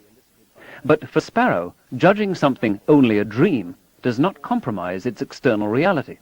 For Sparrow, any being you dream of and any incident really exists in the world outside your head.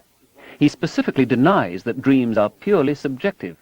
Evidence doesn't enter into it. If you dreamt it, if it felt good, if it elicited wonder, why then it really happened. There's not a skeptical bone in Sparrow's body. When Jesus tells a conflicted woman in an intolerable marriage to throw the bum out, Sparrow admits that this poses problems for advocates of a scripturally consistent position. In that case, ultimately perhaps one could say that virtually all presumed guidance is generated from within. What if someone reported a dream in which Jesus counseled, say, abortion or vengeance? And if indeed somewhere, somehow, we must eventually draw the line and conclude that some dreams are invented by the dreamer, why not all? Why would people invent abduction stories? Why, for that matter, would people appear on TV audience participation programs devoted to sexual humiliation of the guests, the current rage in America's video wasteland? Discovering that you're an alien abductee is at least a break from the routine of everyday life. You gain the attention of peers, therapists, maybe even the media. There is a sense of discovery, exhilaration, awe. What will you remember next? You begin to believe that you may be the harbinger or even the instrument of momentous events now rolling towards us. And you don't want to disappoint your therapist. You crave his or her approval. I think there can very well be psychic rewards in becoming an abductee. For comparison, consider product tampering cases, which convey very little of the sense of wonder that surrounds UFOs and alien abductions.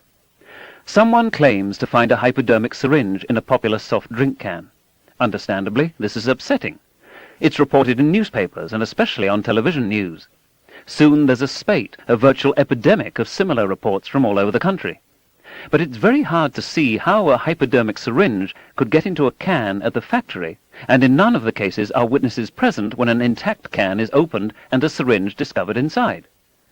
Slowly, the evidence accumulates that this is a copycat crime. People have only been pretending to find syringes in soft drink cans. Why would anyone do it? What possible motives could they have? Some psychiatrists say that the primary motives are greed. They'll sue the manufacturer for damages, a craving for attention, and a wish to be portrayed as a victim. Note there are no therapists touting the reality of needles in cans and urging their patients, subtly or directly, to go public with the news. Also, serious penalties are levied for product tampering, and even for falsely alleging that products have been tampered with.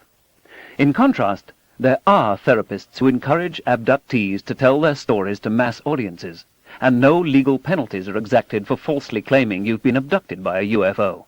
Whatever your reason for going down this road, how much more satisfying it must be to convince others that you've been chosen by higher beings for their own enigmatic purpose, than that by mere happenstance you found a hypodermic syringe in your cola. Chapter 9.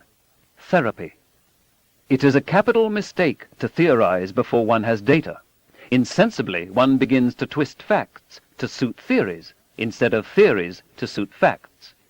Sherlock Holmes in Arthur Conan Doyle's A Scandal in Bohemia, 1891. True memories seemed like phantoms, while false memories were so convincing that they replaced reality. Gabriel Garcia Marquez, Strange Pilgrims, 1992. John Mack is a Harvard University psychiatrist whom I've known for many years. "Is there anything to this UFO business?" he asked me long ago. "Not much," I replied, "except, of course, on the psychiatric side." He looked into it, interviewed abductees, and was converted. He now accepts the accounts of abductees at face value. Why? "I wasn't looking for this," he says. "There's nothing in my background that prepared me for the alien abduction story. It's completely persuasive because of the emotional power of these experiences."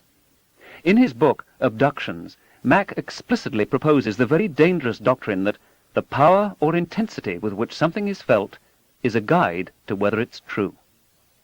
I can personally attest to the emotional power, but aren't powerful emotions a routine component of our dreams? Don't we sometimes awake in stark terror? Doesn't Mack, himself the author of a book on nightmares, know about the emotional power of hallucinations? Some of Mack's patients describe themselves as having hallucinated since childhood. Have the hypnotists and psychotherapists working with abductees made conscientious attempts to steep themselves in the body of knowledge on hallucinations and perceptual malfunctions? Why do they believe these witnesses, but not those who reported with comparable conviction encounters with gods, demons, saints, angels, and fairies? And what about those who hear irresistible commands from a voice within? Are all deeply felt stories true? A scientist of my acquaintance says, "If the aliens would only keep all the folks they abduct, our world would be a little saner." But her judgment is too harsh. It doesn't seem to be a matter of sanity. It's something else. The Canadian psychologist Nicholas Spanos and his colleagues concluded that there are no obvious pathologies in those who report being abducted by UFOs. However, and I quote, "Intense UFO experiences are more likely to occur in individuals who are disposed to esoteric beliefs in general and alien beliefs in particular, and who interpret unusual sensory and imaginal experiences in terms of the alien hypothesis. Among UFO believers, those with stronger propensities toward fantasy production were particularly likely to generate such experiences. Moreover, such experiences were likely to be generated and interpreted as real events rather than imaginings when they were associated with restricted sensory environments, e.g. experiences that occurred at night and in association with sleep." Unquote. What a more critical mind might recognize as a hallucination or a dream, a more credulous mind interprets as a glimpse of an elusive but profound external reality. Some alien abduction accounts may conceivably be disguised memories of rape and childhood sexual abuse, with the father, stepfather, uncle, or mother's boyfriend represented as an alien. Surely it's more comforting to believe that an alien abused you than that it was done by someone you trusted and loved. Therapists who take the alien abduction stories at face value deny this, saying they would know if their patients were sexually abused. Some estimates from opinion surveys range as high as 1 in 4 American women and 1 in 6 American men having been sexually abused in childhood, although these estimates are probably too high. It would be astonishing if a significant number of patients who present themselves to alien abduction therapists had not been so abused, perhaps even a larger proportion than in the general population. Both sexual abuse therapists and alien abduction therapists spend months, sometimes years, encouraging their subjects to remember being abused. Their methods are similar, and their goals are in a way the same: to recover painful memories, often of long ago. In both cases, the therapist believes the patient to be suffering from trauma attendant to an event so terrible that it is repressed. I find it striking that alien abduction therapists find so few cases of sexual abuse and vice versa. Those who have in fact been subjected to childhood sexual abuse or incest are, for very understandable reasons, sensitive about anything that seems to minimize or deny their experience. They are angry, and they have every right to be. In the US, at least 1 in 10 women have been raped, almost 2/3 before the age of 18. A recent survey reports that 1/6 of all rape victims reported to police are under the age of 12, and this is the category of rape least likely to be reported.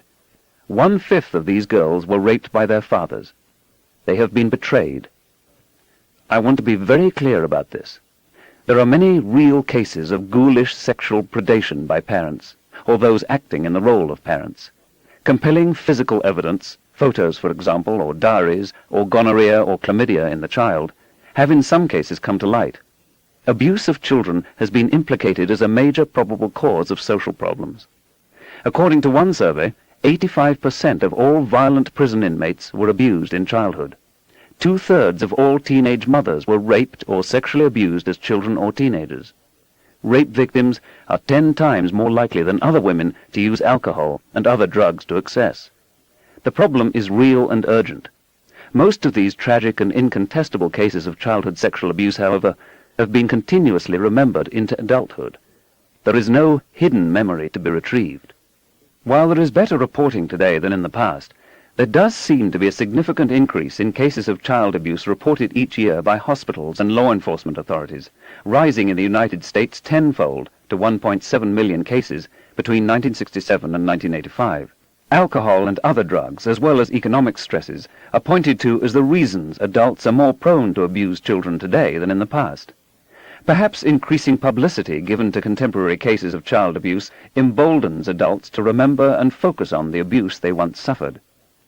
A century ago, Sigmund Freud introduced the concept of repression, the forgetting of events in order to avoid intense psychic pain, as a coping mechanism essential for mental health.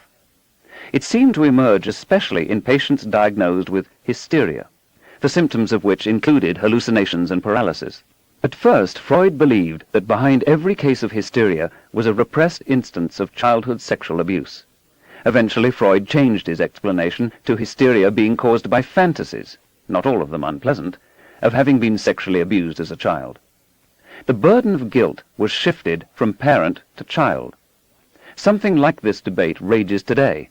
The reason for Freud's change of heart is still being disputed, the explanations ranging from his provoking outrage among his Viennese middle-aged male peers to his recognition that he was taking the stories of hysterics seriously. Instances in which the memory suddenly surfaces, especially at the ministrations of a psychotherapist or hypnotist, and where the first recollections have a ghost or dreamlike quality, are highly questionable.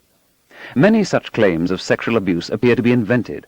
The Emory University psychologist Ulrich Neisser says, "There is child abuse, and there are such things as repressed memories. But there are also such things as false memories and confabulations, and they are not rare at all. Misrememberings are the rule, not the exception. They occur all the time. They occur even in cases where the subject is absolutely confident, even when the memory is a seemingly unforgettable flashbulb, one of those metaphorical mental photographs. They are still more likely to occur in cases where suggestion is a lively possibility, where memories can be shaped and reshaped to meet the strong interpersonal demands of a therapy session.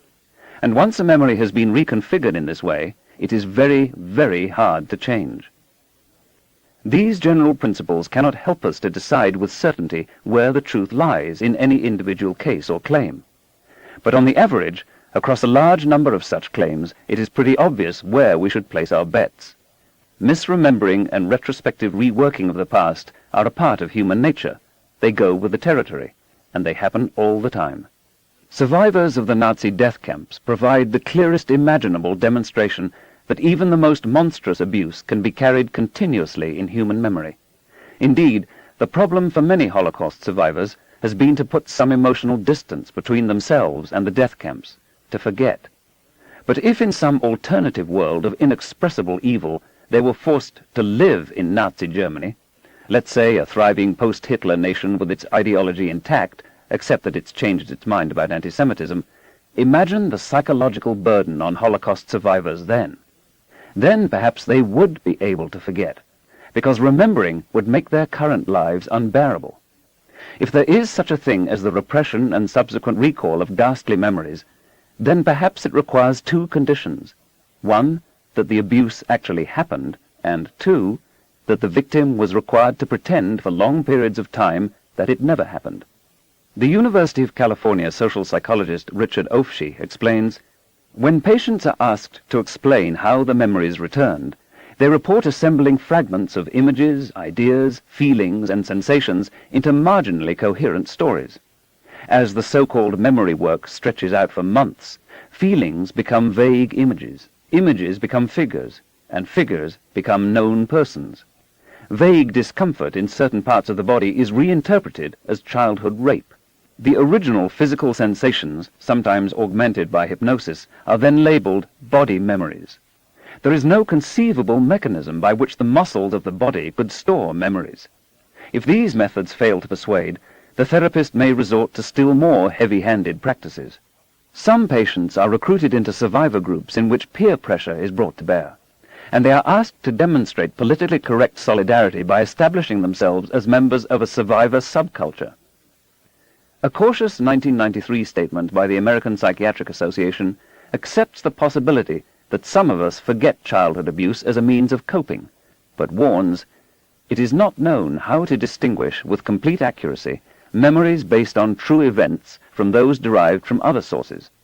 Repeated questioning may lead individuals to report memories of events that never occurred.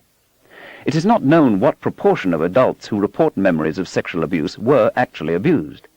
A strong prior belief by the psychiatrist that sexual abuse or other factors are or are not the cause of the patient's problems is likely to interfere with appropriate assessment and treatment. On the one hand, callously to dismiss charges of horrifying sexual abuse can be heartless injustice. On the other hand, to tamper with people's memories, to infuse false stories of childhood abuse, to break up intact families, and even to send innocent parents to prison is also heartless injustice. Skepticism is essential on both sides. Picking our way between these two extremes can be very tricky. Early editions of the influential book by Ellen Bass and Laura Davis, The Courage to Heal, A Guide for Women Survivors of Child Sexual Abuse, Perennial Library, 1988, give illuminating advice to therapists. Believe the survivor. You must believe your client was sexually abused, even if she doubts it herself. Your client needs you to stay steady in the belief that she was abused. Joining a client in doubt would be like joining a suicidal client in her belief that suicide is the best way out. If a client is unsure that she was abused, but thinks she might have been, work as though she was. So far, among the hundreds of women we've talked to and the hundreds more we've heard about, not one has suspected that she might have been abused, explored it, and determined that she wasn't. But Kenneth V. Lanning, Supervisory Special Agent at the Behavioral Science Instruction and Research Unit of the FBI Academy in Quantico, Virginia, a leading expert on the sexual victimization of children, wonders, are we making up for centuries of denial by now blindly accepting any allegation of child abuse, no matter how absurd or unlikely? I don't care if it's true, replies one California therapist reported by the Washington Post. What actually happened is irrelevant to me. We all live in a delusion. The existence of any false accusation of childhood sexual abuse, especially those created under the ministrations of an authority figure, has, it seems to me, relevance to the alien abduction issue. If some people can, with great passion and conviction, be led to falsely remember being abused by their own parents, might not others, with comparable passion and conviction, be led to falsely remember being abused by aliens? The more I look into claims of alien abduction, the more similar they seem to reports of recovered memories of childhood sexual abuse. And there's a third class of related claims, repressed memories of satanic ritual cults, in which sexual torture, coprophilia, infanticide, and cannibalism are said to be prominently featured. In a survey of 2,700 members of the American Psychological Association, 12% replied that they had treated cases of satanic ritual abuse, while 30% reported cases of abuse done in the name of religion. Something like 10,000 cases are reported annually in the United States in recent years. A significant number of those touting the peril of rampant Satanism in America, including law enforcement officers who organize seminars on the subject, turn out to be Christian fundamentalists. Their sects explicitly require a literal devil to be meddling in everyday human life. The connection is neatly drawn in the saying, "No Satan, no God." Apparently, there is a pervasive police gullibility problem on this matter. Here are some excerpts from FBI expert Lanning's analysis of satanic, occult, and ritualistic crime, based on bitter experience, and published in the October 1989 issue of the professional journal The Police Chief. Almost any discussion of Satanism and witchcraft is interpreted in the light of the religious beliefs of those in the audience. Faith, not logic and reason, governs the religious beliefs of most people. As a result, some normally skeptical law enforcement officers accept the information disseminated at these conferences without critically evaluating it or questioning the sources. For some people, Satanism is any religious belief system other than their own. Lanning then offers a long list of belief systems he has personally heard described as Satanism at such conferences. It includes Roman Catholicism, the Orthodox churches, Islam, Buddhism, Hinduism, Mormonism, rock and roll music, channeling, astrology, and New Age beliefs in general. Is there not a hint here about how witch hunts and pogroms get started? Within the personal religious belief system of a law enforcement officer, he continues, Christianity may be good and Satanism evil. Under the Constitution, however, both are neutral. This is an important but difficult concept for many law enforcement officers to accept. They are paid to uphold the penal code, not the Ten Commandments. The fact is that far more crime and child abuse has been committed by zealots in the name of God, Jesus, and Muhammad than has ever been committed in the name of Satan. Many people don't like that statement, but few can argue with it. Many of those alleging satanic abuse describe grotesque orgiastic rituals in which infants are murdered and eaten. Such claims have been made about reviled groups by their detractors throughout European history, including the Catiline conspirators in Rome, the Passover blood libel against the Jews, and the Knights Templar as they were being dismantled in 14th century France. Ironically, reports of cannibalistic infanticide and incestuous orgies were among the particulars used by Roman authorities to persecute the early Christians. After all, Jesus himself is quoted as saying, John chapter 6, verse 53, "Except ye eat the flesh of the Son of Man and drink his blood, ye have no life in you." Although the next line makes it clear Jesus is talking about eating his own flesh and drinking his own blood, unsympathetic critics might have misunderstood the Greek Son of Man to mean child or infant. Tertullian and other early church fathers defended themselves against these grotesque accusations as best they could. Today, the lack of corresponding numbers of lost infants and young children in police files is explained by the claim that all over the world babies are being bred for this purpose, surely reminiscent of abductee claims that alien human breeding experiments are rampant. Also similar to the alien abduction paradigm, satanic cult abuse is said to pass down from generation to generation in certain families. To the best of my knowledge, as in the alien abduction paradigm, no physical evidence has ever been offered in a court of law to support such claims. Their emotional power, though, is evident. The mere possibility that such things are going on rouses us mammals to action. When we give credence to satanic ritual, we also raise the social status of those who warn us of the supposed danger. Consider these 5 cases. 1. Myra Obasi, a Louisiana schoolteacher, was, she and her sisters believed after consultation with a hoodoo practitioner, possessed by demons. Her nephew's nightmares were part of the evidence. So they left for Dallas, abandoned their 5 children, and the sisters then gouged out Ms. Obasi's eyes. At the trial, she defended her sisters. They were trying to help her, she said. But hoodoo is not devil worship. It is a cross between Catholicism and African-Haitian nativist religion. 2.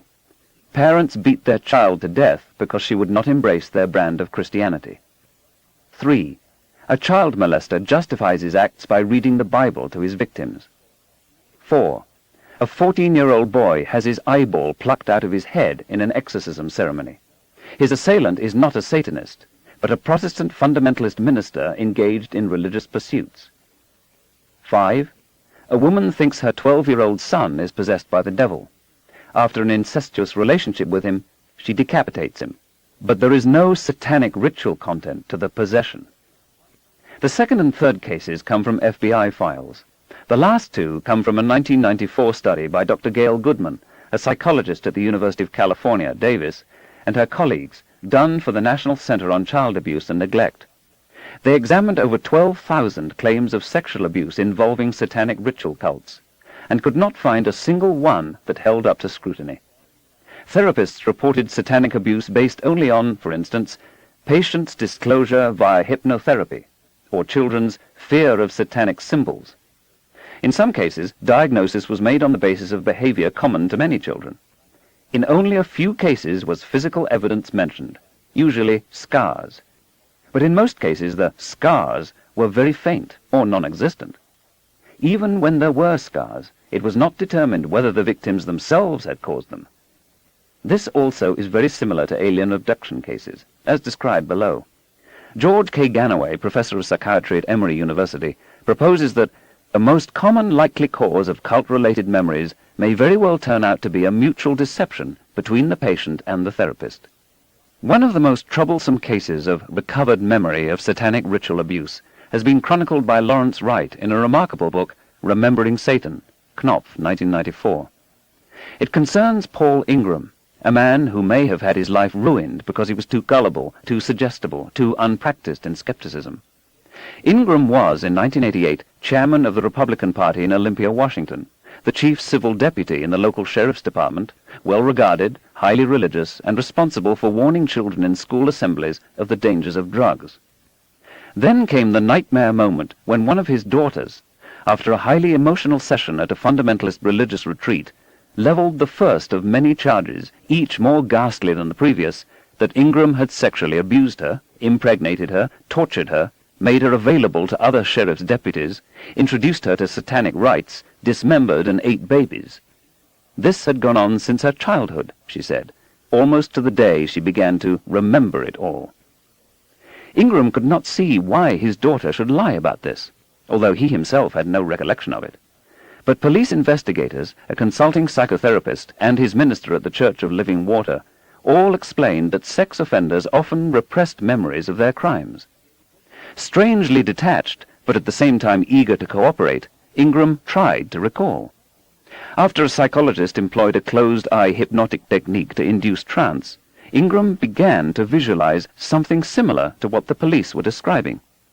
What came to mind were not like real memories, but something like snatches of images in a fog. Every time he produced one, the more so, the more odious the content, he was encouraged and reinforced. His pastor assured him that God would permit only genuine memories to surface in his reveries. "Boy, it's almost like I'm making it up," Ingram said. "But I'm not." He suggested that a demon might be responsible. Under the same sort of influences, with the church grapevine circulating the latest horrors that Ingram was confessing, and the police pressuring them, his other children and his wife also began remembering. Prominent citizens were accused of participating in the orgiastic rites. Law enforcement officers elsewhere in America began paying attention. This was only the tip of the iceberg, some said. When Berkeley's Richard Ofshe was called in by the prosecution, he performed a control experiment. It was a breath of fresh air. Merely suggesting to Ingram that he had forced his son and daughter to commit incest and asking him to use the memory recovery technique he had learned promptly elicited just such a memory. It required no pressure, no intimidation, just the suggestion and the technique were enough. But the alleged participants, who had remembered so much else, denied it ever happened. Confronted with this evidence, Ingram vehemently denied he was making anything up or was influenced by others. His memory of this incident was as clear and real as all his other recollections. One of the daughters described the terrible scars on her body from torture and forced abortions. But when she finally received a medical examination, there were no corresponding scars to be seen. The prosecution never tried Ingram on charges of satanic abuse. Ingram hired a lawyer who had never tried a criminal case. On his pastor's advice, he did not even read Ofshe's report. It would only confuse him, he was told. He pled guilty to 6 counts of rape and ultimately was sent to prison. In jail, while awaiting sentencing, away from his daughters, his police colleagues and his pastor, he reconsidered. He asked to withdraw his guilty plea. His memories had been coerced. He had not distinguished real memories from a kind of fantasy. His plea was rejected. He is serving a 20-year sentence. If it was the 16th century instead of the 20th, perhaps the whole family would have been burned at the stake, along with a good fraction of the leading citizens of Olympia, Washington. The existence of a highly skeptical FBI report on the general subject of satanic abuse, Kenneth V. Lanning, Investigator's Guide to Allegations of Ritual Child Abuse, January 1992, is widely ignored by enthusiasts. Likewise, a 1994 study by the British Department of Health into claims of satanic abuse there concluded that, of 84 alleged instances, not one stood up to scrutiny. What then is all the furor about? The study explains, the evangelical Christian campaign against new religious movements has been a powerful influence encouraging the identification of satanic abuse. Equally, if not more important in spreading the idea of satanic abuse in Britain are the specialists, American and British. They may have few or even no qualifications as professionals, but attribute their expertise to experience of cases. Those convinced that devil cults represent a serious danger to our society tend to be impatient with skeptics. Consider this analysis by Corridon Hammond, Ph.D., past president of the American Society for Clinical Hypnosis.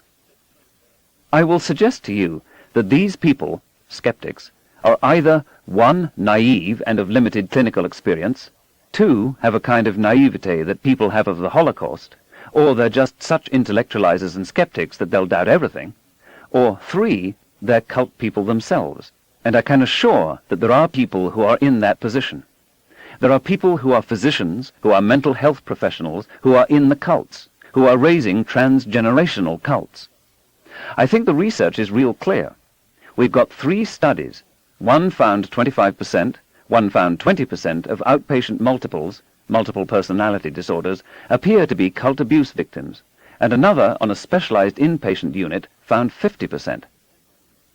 In some of his statements, he seems to believe that satanic Nazi mind control experiments have been performed by the CIA on tens of thousands of unsuspecting American citizens. The overarching motive, Hammond believes, is to create a satanic order that will rule the world. In all 3 classes of recovered memories, there are specialists: alien abduction specialists, satanic cult specialists, and specialists in recalling repressed memories of childhood sexual abuse.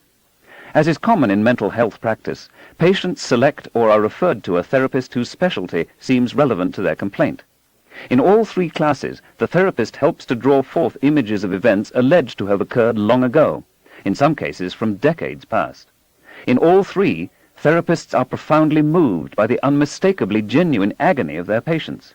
In all 3, at least some therapists are known to ask leading questions, which are virtually orders by authority figures to suggestible patients, insisting that they remember. I almost wrote confess.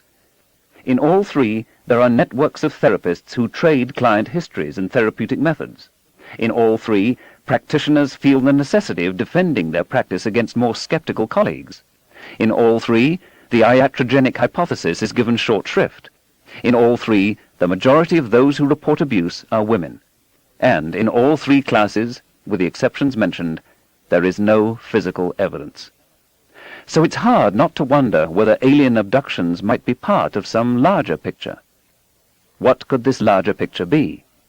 I posed this question to Dr. Fred H. Frankel, professor of psychiatry at Harvard Medical School, chief of psychiatry at Beth Israel Hospital in Boston, and a leading expert on hypnosis. His answer: if alien abductions are a part of a larger picture, what indeed is the larger picture? I fear to rush in where angels fear to tread. However, the factors you outline all feed what was described at the turn of the century as hysteria. The term, sadly, became so widely used that our contemporaries, in their dubious wisdom, not only dropped it, but also lost sight of the phenomena it represented. High levels of suggestibility, imaginal capacity, sensitivity to contextual cues and expectations, and the element of contagion. Little of all of this seems to be appreciated by a large number of practicing clinicians. In exact parallel to regressing people so they supposedly retrieve forgotten memories of past lives, Frankl notes that therapists can as readily progress people under hypnosis so they can remember their futures. This elicits the same emotive intensity as in regression or in Mack's abductee hypnosis. These people are not out to deceive the therapist. They deceive themselves, Frankl says. They cannot distinguish their confabulations from their experiences. If we fail to cope, if we're saddled with a burden of guilt for not having made more of ourselves, wouldn't we welcome the professional opinion of a therapist with a diploma on the wall that it's not our fault, that we're off the hook, that Satanists or sexual abusers or aliens from another planet are the responsible parties? Wouldn't we be willing to pay good money for this reassurance? And wouldn't we resist smart-ass skeptics telling us that it's all in our heads, or that it's implanted by the very therapists who have made us happier about ourselves? How much training in scientific method and skeptical scrutiny, in statistics, or even in human fallibility have these therapists received? Psychoanalysis is not a very self-critical profession, but at least many of its practitioners have MD degrees. Most medical curricula include significant exposure to scientific results and methods, but many of those dealing with abuse cases seem to have at best a casual acquaintance with science. Mental health providers in America are more likely, by about 2 to 1, to be social workers than either psychiatrists or PhD psychologists. Most of these therapists contend that their responsibility is to support their patients, not to question, to be skeptical, or to raise doubts. Whatever is presented, no matter how bizarre, is accepted. Sometimes the prompting by therapists is not at all subtle. Here, from the False Memory Syndrome Foundation's FMS newsletter, Volume 4, Number 4, page 3, 1995, is a hardly atypical report. My former therapist has testified that he still believes that my mother is a Satanist, and that my father molested me. It was my therapist's delusional belief system and techniques involving suggestion and persuasion that led me to believe the lies were memories. When I doubted the reality of the memories, he insisted they were true. Not only did he insist they were true, he informed me that in order to get well, I must not only accept them as real, but remember them all. In a 1994 case in Allegheny County, Pennsylvania, a teenager, Nicole Althaus, encouraged by a teacher and therapists, accused her father of having sexually abused her, resulting in his arrest. Nicole also reported that she had given birth to 3 children who her relatives had killed, that she had been raped in a crowded restaurant, and that her grandmother flew about on a broom. The jury found Nicole's therapist and a local psychiatric clinic guilty of negligence, awarding more than $250,000 to Nicole. Her father is out of jail. She and her parents are reconciled. There are increasing numbers of cases of this sort. Might the competition among therapists for patients and the obvious financial interest of therapists in prolonged therapy make them less likely to offend patients by evincing some skepticism about their stories? How aware are they of the dilemma of a naive patient walking into a professional office and being told that the insomnia or obesity is due, in increasing order of bizarreness, to wholly forgotten parental abuse, satanic ritual, or alien abduction? While there are ethical and other constraints, we need something like a control experiment. Perhaps the same patient sent to specialists in all 3 fields.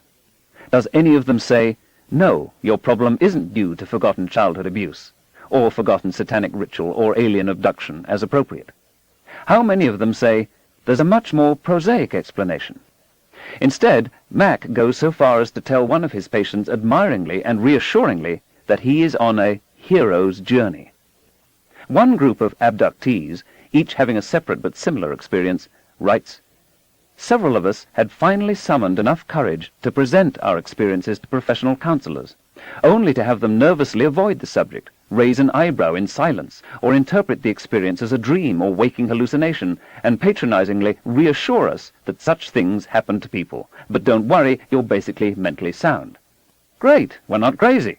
But if we take our experiences seriously, then we might become crazy. With enormous relief, they found a sympathetic therapist who not only accepted their stories at face value, but was full of stories of alien bodies and high-level government cover-ups of UFOs. A typical UFO therapist finds his subjects in 3 ways. They write letters to him at an address given in the back of his books.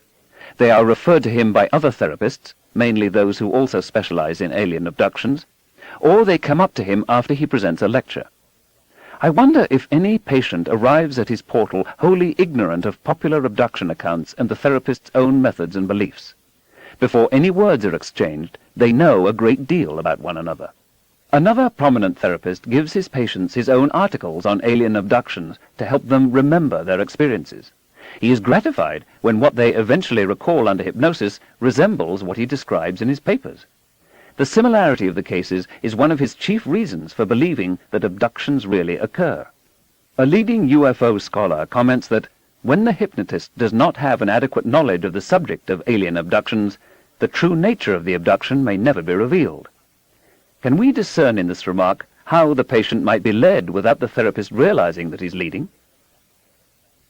Sometimes, when falling asleep, we have the sense of toppling from a height, and our limbs suddenly flail on their own. The startle reflex, it's called. Perhaps it's left over from when our ancestors slept in trees. Why should we imagine we recollect, a wonderful word, any better than we know when we're on firm ground? Why should we suppose that, of the vast treasure of memories stored in our heads, none of it could have been implanted after the event? By how a question is phrased when we're in a suggestible frame of mind, by the pleasure of telling or hearing a good story, by confusion with something we once read or overheard. Chapter 10. The Dragon in My Garage. Magic, it must be remembered, is an art which demands collaboration between the artist and his public. E.M. Butler, The Myth of the Magus, 1948. A fire-breathing dragon lives in my garage. Suppose, I'm following a group therapy approach by the psychologist Richard Franklin, I seriously make such an assertion to you. Surely you'd want to check it out, see for yourself. There have been innumerable stories of dragons over the centuries, but no real evidence. What an opportunity! Show me, you say. I lead you to my garage. You look inside and see a ladder, empty paint cans, an old tricycle, but no dragon. Where's the dragon, you ask. Oh, she's right here, I reply, waving vaguely. I neglected to mention that she's an invisible dragon. You propose spreading flour on the floor of the garage to capture the dragon's footprints. Good idea, I say, but this dragon floats in the air.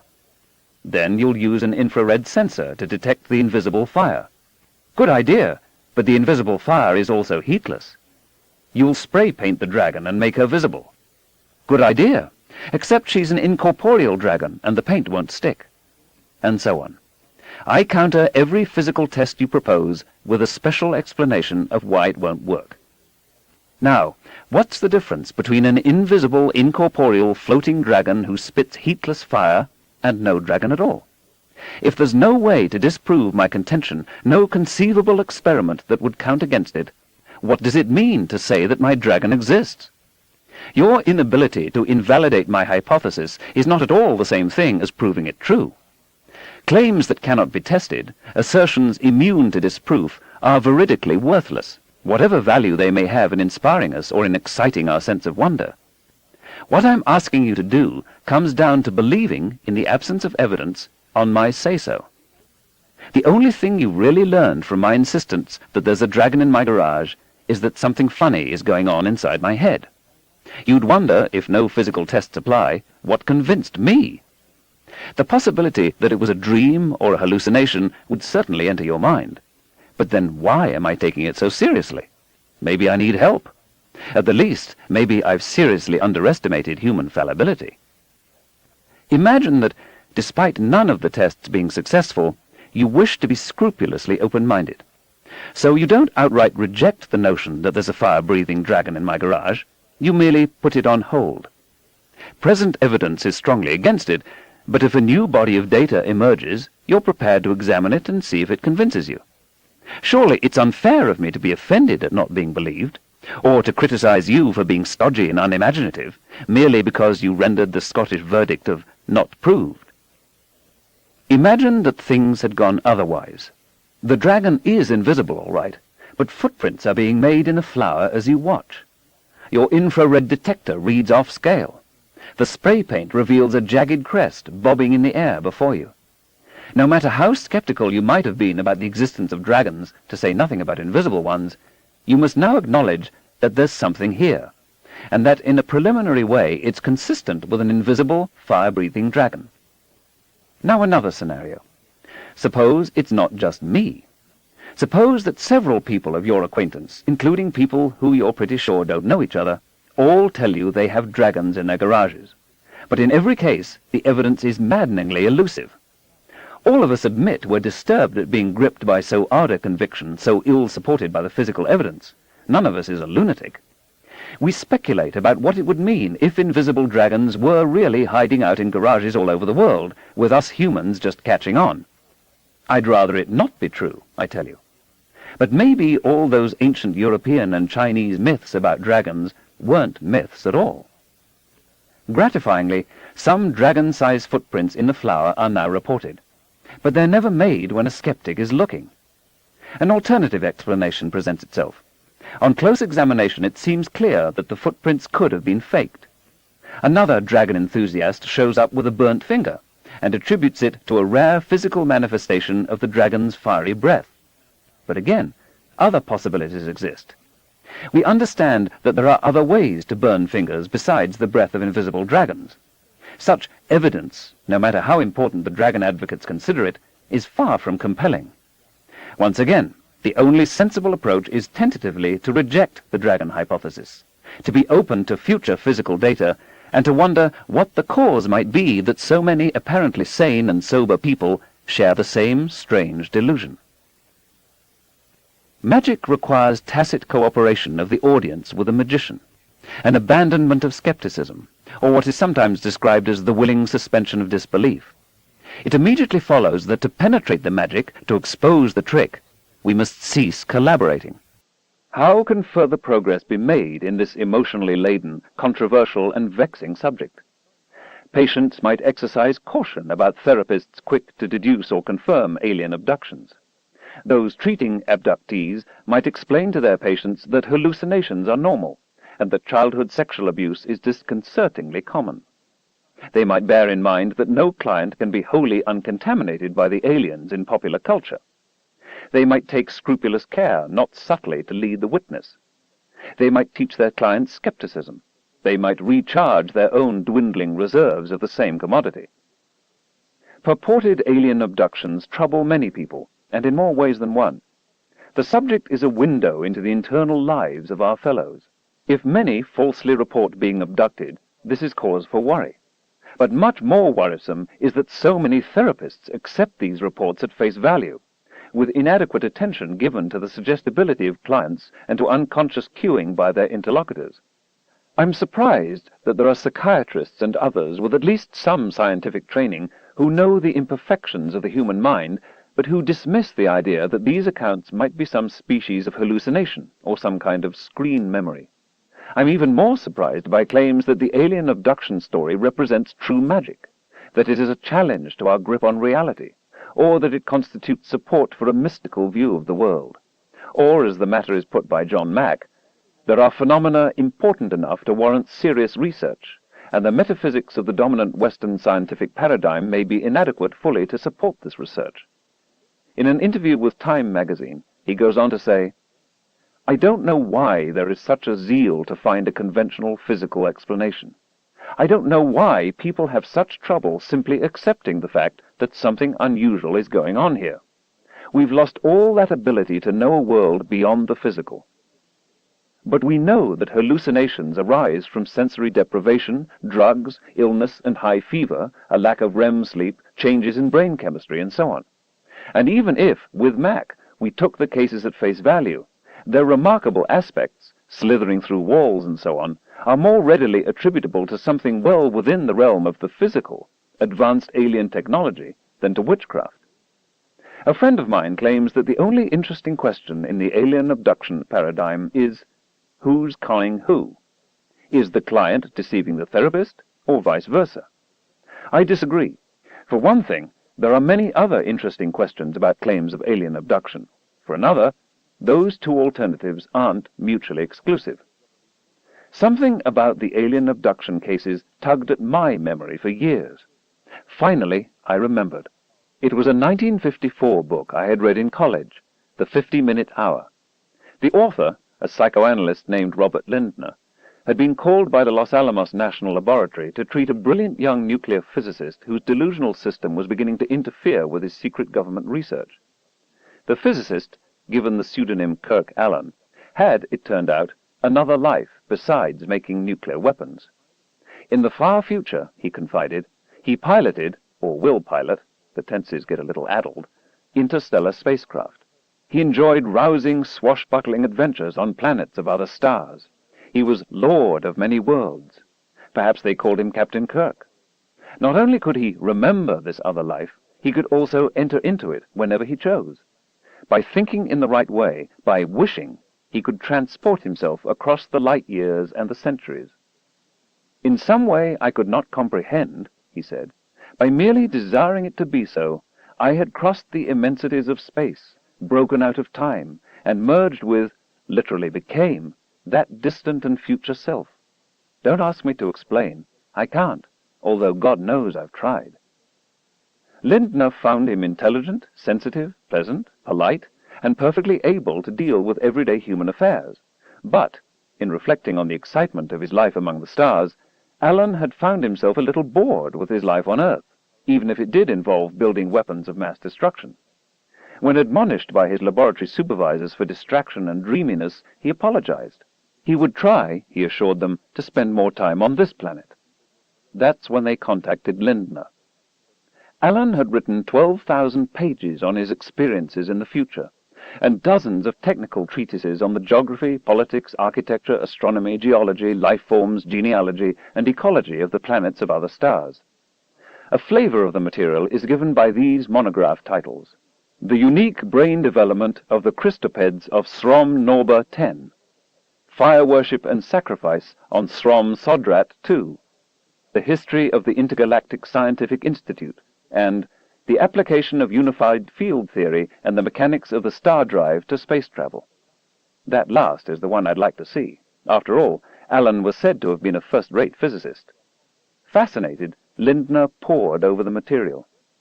Allen was not in the least shy about presenting his writings to Lindner or discussing them in detail. Unflappable and intellectually formidable, he seemed not to be yielding an inch to Lindner's psychiatric ministrations. When everything else failed, the psychiatrist attempted something different. I tried, Lindner says, to avoid giving in any way the impression that I was entering the lists with him to prove that he was psychotic, that this was to be a tug-of-war over the question of his sanity. Instead, because it was obvious that both his temperament and training were scientific, I set myself to capitalize on the one quality he had demonstrated throughout his life, the quality that urged him toward a scientific career, his curiosity. This meant that at least for the time being I accepted the validity of his experiences. In a sudden flash of inspiration, it came to me that in order to separate Kirk from his madness, it was necessary for me to enter his fantasy, and, from that position, to pry him loose from the psychosis. Lindner highlighted certain apparent contradictions in the documents and asked Allen to resolve them. This required the physicist to re-enter the future to find the answers. Dutifully, Allen would arrive at the next session with a clarifying document written in his neat hand. Lindner found himself eagerly awaiting each interview, so he could be once more captivated by the vision of abundant life and intelligence in the galaxy. Between them, they were able to resolve many problems of consistency. Then a strange thing happened. The materials of Kirk's psychosis and the Achilles heel of my personality met and meshed like the gears of a clock. The psychoanalyst became a co-conspirator in his patient's delusion. He began to reject psychological explanations of Allen's story. How sure are we that it couldn't really be true? He found himself defending the notion that another life, that of a spacefarer in the far future, could be entered into by a simple effort of the will. Lindner wrote, At a startlingly rapid rate, larger and larger areas of my mind were being taken over by the fantasy. With Kirk's puzzled assistance, I was taking part in cosmic adventures, sharing the exhilaration of the sweeping extravaganza he had plotted. But eventually, an even stranger thing happened. Concerned for the well-being of his therapist, and mustering admirable reserves of integrity and courage, Kirk Allen confessed. He had made the whole thing up. It had roots in his lonely childhood and his unsuccessful relationships with women. He had shaded and then forgotten the boundary between reality and imagination. Filling in plausible details and weaving a rich tapestry about other worlds was challenging and exhilarating. He was sorry he had led Lindner down this primrose path. "Why?" the psychiatrist asked. "Why did you pretend? Why did you keep on telling me?" "Because I felt I had to," the physicist replied. "Because I felt you wanted me to." Kirk and I reversed roles, Lindner explained. And in one of those startling denouements that make my work the unpredictable, wonderful, and rewarding pursuit it is, the folly we shared collapsed. I employed the rationalization of clinical altruism for personal ends, and thus fell into a trap that awaits all unwary therapists of the mind. Until Kirk Allen came into my life, I had never doubted my own stability. The aberrations of mind, so I had always thought, were for others. I am shamed by this smugness. By now, as I listen from my chair behind the couch, I know better. I know that my chair and the couch are separated only by a thin line. I know that it is, after all, but a happier combination of accidents that determines, finally, who shall lie on the couch and who shall sit behind it. I'm not sure from this account that Kirk Allen was truly delusional. Maybe he was just suffering from some character disorder which delighted in inventing charades at the expense of others. I don't know to what extent Lindner may have embellished or invented part of the story. While he wrote of sharing and of entering Allen's fantasy, there is nothing to suggest that the psychiatrist imagined he himself voyaged to the far future and partook of interstellar high adventure. Likewise, John Mack and the other alien abduction therapists do not suggest that they have been abducted, only their patients. What if the physicist hadn't confessed? Might Lindner have convinced himself beyond a reasonable doubt that it really was possible to slip into a more romantic era? Would he have said he started out as a skeptic, but was convinced by the sheer weight of the evidence? Might he have advertised himself as an expert who assists space travelers from the future who are stranded in the 20th century? Would the existence of such a psychiatric specialty encourage others to take fantasies or delusions of this sort seriously? After a few similar cases, would Lindner have impatiently resisted all arguments of the "be reasonable, Bob" variety, and deduced he was penetrating some new level of reality? His scientific training helped to save Kirk Allen from his madness. There was a moment when therapist and patient had exchanged roles. I like to think of it as the patient saving the therapist. Perhaps John Mack was not so lucky. Consider a very different approach to finding aliens, the radio search for extraterrestrial intelligence. How is this different from fantasy and pseudoscience? In Moscow in the early 1960s, Soviet astronomers held a press conference in which they announced that the intense radio emission from a mysterious distant object called CTA-102 was varying regularly, like a sine wave, with a period of about 100 days. No periodic distant source had ever before been found. Why did they convene a press conference to announce so arcane a discovery? Because they thought they had detected an extraterrestrial civilization of immense powers. Surely that's worth calling a press conference for. The report was briefly a media sensation, and the rock group The Byrds even composed and recorded a song about it. CTA-102, we're over here receiving you. Signals tell us that you're there. We can hear them loud and clear. Radio emission from CTA-102? Certainly. But what is CTA-102? Today, we know that CTA-102 is a distant quasar. At the time, the word quasar had not even been coined. We still don't know very well what quasars are, and there is more than one mutually exclusive explanation for them in the scientific literature. Nevertheless, no astronomers today, including those involved in that Moscow press conference, seriously contend that a quasar like CTA-102 is some extraterrestrial civilization billions of light-years away with access to immense power levels. Why not? Because we have alternative explanations of the properties of quasars that are consistent with known physical laws and that do not invoke alien life. Extraterrestrials represent a hypothesis of last resort. You reach for it only if everything else fails. In 1967, British scientists found a much nearer intense radio source turning on and off with astonishing precision, its period constant to 10 or more significant figures. What was it? Their first thought was that it was a message intended for us, or maybe an interstellar navigation and timing beacon for spacecraft that ply the space between the stars.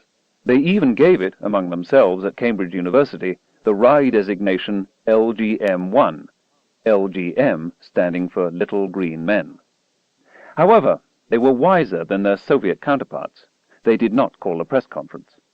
It soon became clear that what they were observing was what is now called a pulsar, the first pulsar, the Crab Nebula pulsar. So, what the pulsar?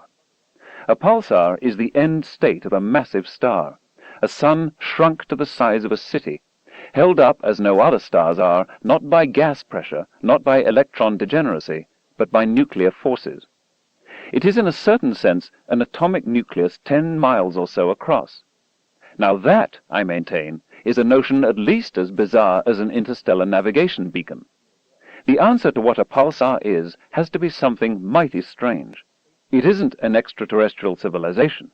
It's something else. But as something else that opens our eyes and our minds and indicates unguessed possibilities in nature. Anthony Hewish won the Nobel Prize in Physics for the discovery of pulsars. The original Ozma experiment, the first intentional radio search for extraterrestrial intelligence, the Harvard University Planetary Society Mega-Channel Extraterrestrial Assay program, the Ohio State University search, the Serendip project of the University of California, Berkeley, and many other groups have all detected anomalous signals from space that make the observer's heart palpitate a little. We think for a moment that we've picked up a genuine signal of intelligent origin from far beyond our solar system. In reality, we have not the foggiest idea what it is, because the signal does not repeat.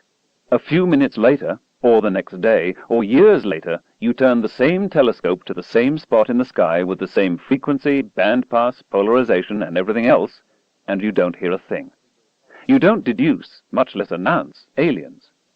It may have been a statistically inevitable electronic surge, or a malfunction in the detection system, or a spacecraft from Earth, or a military aircraft flying by and broadcasting on channels that are supposed to be reserved for radio astronomy. Maybe it's even a garage door opener down the street, or a radio station 100 kilometers away. There are many possibilities. You must systematically check out all the alternatives, and see which ones can be eliminated. You don't declare that aliens have been found when your only evidence is an enigmatic, non-repeating signal. And if the signal did repeat, would you then announce it to the press and the public? You would not. Maybe someone's hoaxing you. Maybe it's something you haven't been smart enough to figure out that's happening to your detection system. Maybe it's some previously unrecognized astrophysical source. Instead, you would call scientists at other radio observatories and inform them that at this particular spot in the sky, at this frequency and bandpass, and all the rest, you seem to be getting something funny. Could they please see if they can confirm? Only if several independent observers, all of them fully aware of the complexity of nature and the fallibility of observers, get the same kind of information from the same spot in the sky, do you seriously consider that you have detected a genuine signal from alien beings. There's a certain discipline involved. We can't just go off shouting "little green men" every time we detect something we don't at first understand, because we're going to look mighty silly, as the Soviet radio astronomers did with CTA-102, when it turns out to be something else. Special cautions are necessary when the stakes are high. We are not obliged to make up our minds before the evidence is in. It's permitted not to be sure. I'm frequently asked, do you believe there's extraterrestrial intelligence? I give the standard arguments. There are a lot of places out there. The molecules of life are everywhere. I use the word billions, and so on. Then I say it would be astonishing to me if there weren't extraterrestrial intelligence. But of course, there is as yet no compelling evidence for it. Often I'm asked next, what do you really think? I say, I just told you what I really think. Yes, but what's your gut feeling? But I try not to think with my gut. If I'm serious about understanding the world, thinking with anything besides my brain, as tempting as that might be, is likely to get me into trouble. Really, it's okay to reserve judgment until the evidence is in. I would be very happy if flying saucer advocates and alien abduction proponents were right, and real evidence of extraterrestrial life were here for us to examine. They do not ask us, though, to believe on faith. They ask us to believe on the strength of their evidence. Surely it is our duty to scrutinize the purported evidence at least as closely and skeptically as radio astronomers do who are searching for alien radio signals. No anecdotal claim, no matter how sincere, no matter how deeply felt, no matter how exemplary the lives of the attesting citizens, carries much weight on so important a question. As in the older UFO cases, anecdotal accounts are subject to irreducible error. This is not a personal criticism of those who say they've been abducted or of those who interrogate them. It is not tantamount to contempt for purported witnesses. It is not, or should not be, arrogant dismissal of sincere and affecting testimony. It is merely a reluctant response to human fallibility. If any powers whatever may be ascribed to the aliens, because their technology is so advanced, then we can account for any discrepancy, inconsistency, or implausibility. For instance, one academic ufologist suggests that both the aliens and the abductees are rendered invisible during the abduction, although not to each other. That's why more of the neighbors haven't noticed. Such explanations can explain anything, and therefore, in fact, nothing. American police procedure concentrates on evidence and not anecdotes. As the European witch trials remind us, suspects can be intimidated during interrogation. People confess to crimes they never committed. Eyewitnesses can be mistaken. This is also the linchpin of much detective fiction. But real, unfabricated evidence, powder burns, fingerprints, DNA samples, footprints, hair under the fingernails of the struggling victim, carry great weight. Criminalists employ something very close to the scientific method, and for the same reasons. So in the world of UFOs and alien abductions, it is fair to ask, where is the evidence? The real, unambiguous physical evidence, the data that would convince a jury that hasn't already made up its mind. Some enthusiasts argue that there are thousands of cases of disturbed soil where UFOs supposedly landed, and why isn't that good enough? It isn't good enough because there are ways of disturbing the soil other than by aliens in UFOs. Humans with shovels is a possibility that springs readily to mind.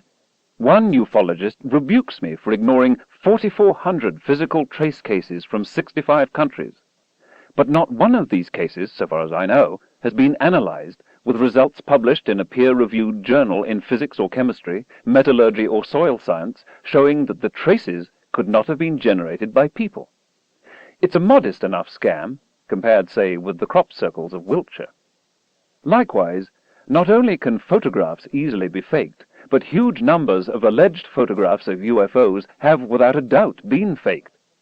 Some enthusiasts go out night after night into a field looking for bright lights in the sky. When they see one, they flash their flashlights. Sometimes they say, there's an answering flash. Well, maybe. But low-altitude aircraft make lights in the sky, and pilots are able, if so inclined, to blink their lights back. None of this constitutes anything approaching serious evidence. Where is the physical evidence? As in satanic ritual abuse claims and echoing devil's marks in the witch trials, the most common physical evidence pointed to are scars and scoop marks on the bodies of abductees, who say they have no knowledge of where their scars came from. But this point is key. If the scars are within human capacity to generate, then they cannot be compelling physical evidence of abuse by aliens. Indeed, there are well-known psychiatric disorders in which people scoop, scar, tear, cut, and mutilate themselves, or others. And some of us with high pain thresholds and bad memories can injure ourselves accidentally with no recollection of the event. One of John Mack's patients claims to have scars all over her body that are wholly baffling to her physicians. What do they look like? Oh, she can't show them. As in the Witchmania, they're in private places. Mack considers this compelling evidence. Has he seen the scars? Can we have photographs of the scars taken by a skeptical physician? Mack knows, he says, a quadriplegic with scoop marks, and considers this a reductio ad absurdum of the skeptical position. How can a quadriplegic scar himself? The argument is a good one only if the quadriplegic is hermetically sealed in a room to which no other human has access. Can we see his scars? Can an independent physician examine him?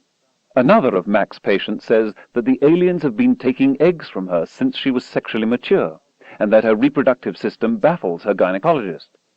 Is it baffling enough to write the case up and submit a research paper to the New England Journal of Medicine?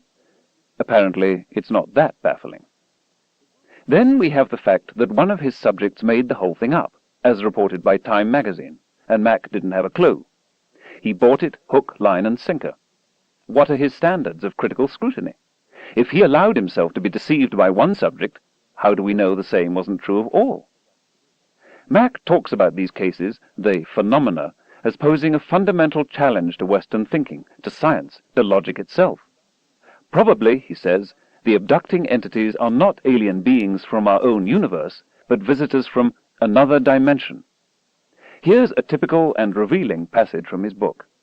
When abductees call their experience dreams, which they often do, close questioning can elicit that this may be a euphemism to cover what they are sure cannot be that, namely, an event from which there was no awakening, that occurred in another dimension. Now, the idea of higher dimensions did not arise from the brow of ufology or the New Age. Instead, it is part and parcel of the physics of the 20th century. Since Einstein's general relativity, a truism of cosmology is that space-time is bent or curved through a higher physical dimension. Kaluza-Klein theory posits an 11-dimensional universe. Mack presents a thoroughly scientific idea as the key to phenomena beyond the reach of science. We know something about how a higher dimensional object would look in encountering our 3-dimensional universe. For clarity, let's go down one dimension. An apple passing through a plane must change its shape as perceived by 2-dimensional beings confined to the plane. First, it seems to be a point, then larger apple cross-sections, then smaller ones, a point again, and finally, poof, gone.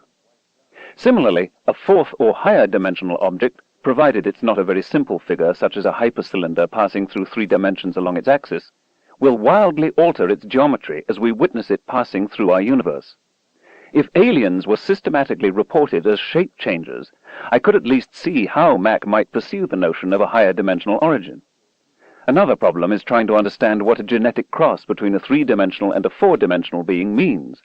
Are the offspring from the 3.5 dimension? What Mack really means when he talks about beings from other dimensions is that, despite his patients' occasional descriptions of their experiences as dreams and hallucinations, he hasn't the foggiest notion of what they are. But tellingly, when he tries to describe them, he reaches for physics and mathematics. He wants it both ways, the language and credibility of science, but without being bound by its method and rules. He seems not to realize that the credibility is a consequence of the method. The main challenge posed by Mack's cases is the old one of how to teach critical thinking more broadly and more deeply in a society, conceivably even including Harvard professors of psychiatry, awash in gullibility. The idea that critical thinking is the latest Western fad is silly. If you're buying a used car in Singapore or Bangkok, or a used chariot in ancient Susa or Rome, the same precautions will be useful as in Cambridge, Massachusetts. When you buy a used car, you might very much want to believe what the salesman is saying. So much car for so little money. And anyway, it takes work to be skeptical. You have to know something about cars, and it's unpleasant to make the salesman angry at you. Despite all that, though, you recognize that the salesman might have a motive to shade the truth, and you've heard of other people in similar situations being taken. So you kick the tires, look under the hood, go for a test drive, ask searching questions. You might even bring along a mechanically inclined friend. You know that some skepticism is required, and you understand why. There is usually at least a small degree of hostile confrontation involved in the purchase of a used car, and nobody claims it's an especially cheering experience. But if you don't exercise some minimal skepticism, if you have an absolutely untrammeled gullibility, there's a price you'll have to pay later. Then you'll wish you had made a small investment of skepticism early on. Many homes in America now have moderately sophisticated burglar alarm systems, including infrared sensors and cameras triggered by motion. An authentic videotape, with time and date denoted, showing an alien incursion, especially as they slip through the walls, might be very good evidence. If millions of Americans have been abducted, isn't it strange that not one lives in such a home? Some women, so the story goes, are impregnated by aliens or alien sperm. The fetuses are then removed by the aliens. Vast numbers of such cases are alleged. Isn't it odd that nothing anomalous has ever been seen in routine sonograms of such fetuses, or in amniocentesis, and that there has never been a miscarriage producing an alien hybrid? Or are medical personnel so doltish that they idly glance at the half-human, half-alien fetus and move on to the next patient? An epidemic of missing fetuses is something that would surely cause a stir among gynecologists, midwives, obstetrical nurses, especially in an age of heightened feminist awareness. But not a single medical record has been produced substantiating such claims. Some ufologists consider it a telling point that women who claim to have been sexually inactive wind up pregnant, and attribute their state to alien impregnation. A goodly number appear to be teenagers. Taking their stories at face value is not the only option available to the serious investigator. Surely we can understand why, in the anguish of an unwanted pregnancy, a teenager living in a society flooded with accounts of alien visitation might invent such a story. Here, too, there are possible religious antecedents. Some abductees say that tiny implants, perhaps metallic, were inserted into their bodies, high up their nostrils, for example. These implants, alien abduction therapists tell us, sometimes accidentally fall out, but in all but a few of the cases the artifact has been lost or discarded. These abductees seem stupefyingly incurious. A strange object, possibly a transmitter sending telemetered data about the state of your body to an alien spaceship somewhere above the Earth, drops out of your nose. You idly examine it and then throw it in the garbage. Something like this is true, we are told, of the majority of abduction cases. A few such implants have been produced and examined by experts. None has been confirmed as of unearthly manufacture. No components are made of unusual isotopes, despite the fact that other stars and other worlds are known to be constituted of different isotopic proportions than the Earth. There are no metals from the transuranic island of stability, where physicists think there should be a new family of non-radioactive chemical elements unknown on Earth. What abduction enthusiasts considered the best case was that of Richard Price, who claims that aliens abducted him when he was 8 years old and implanted a small artifact in his penis.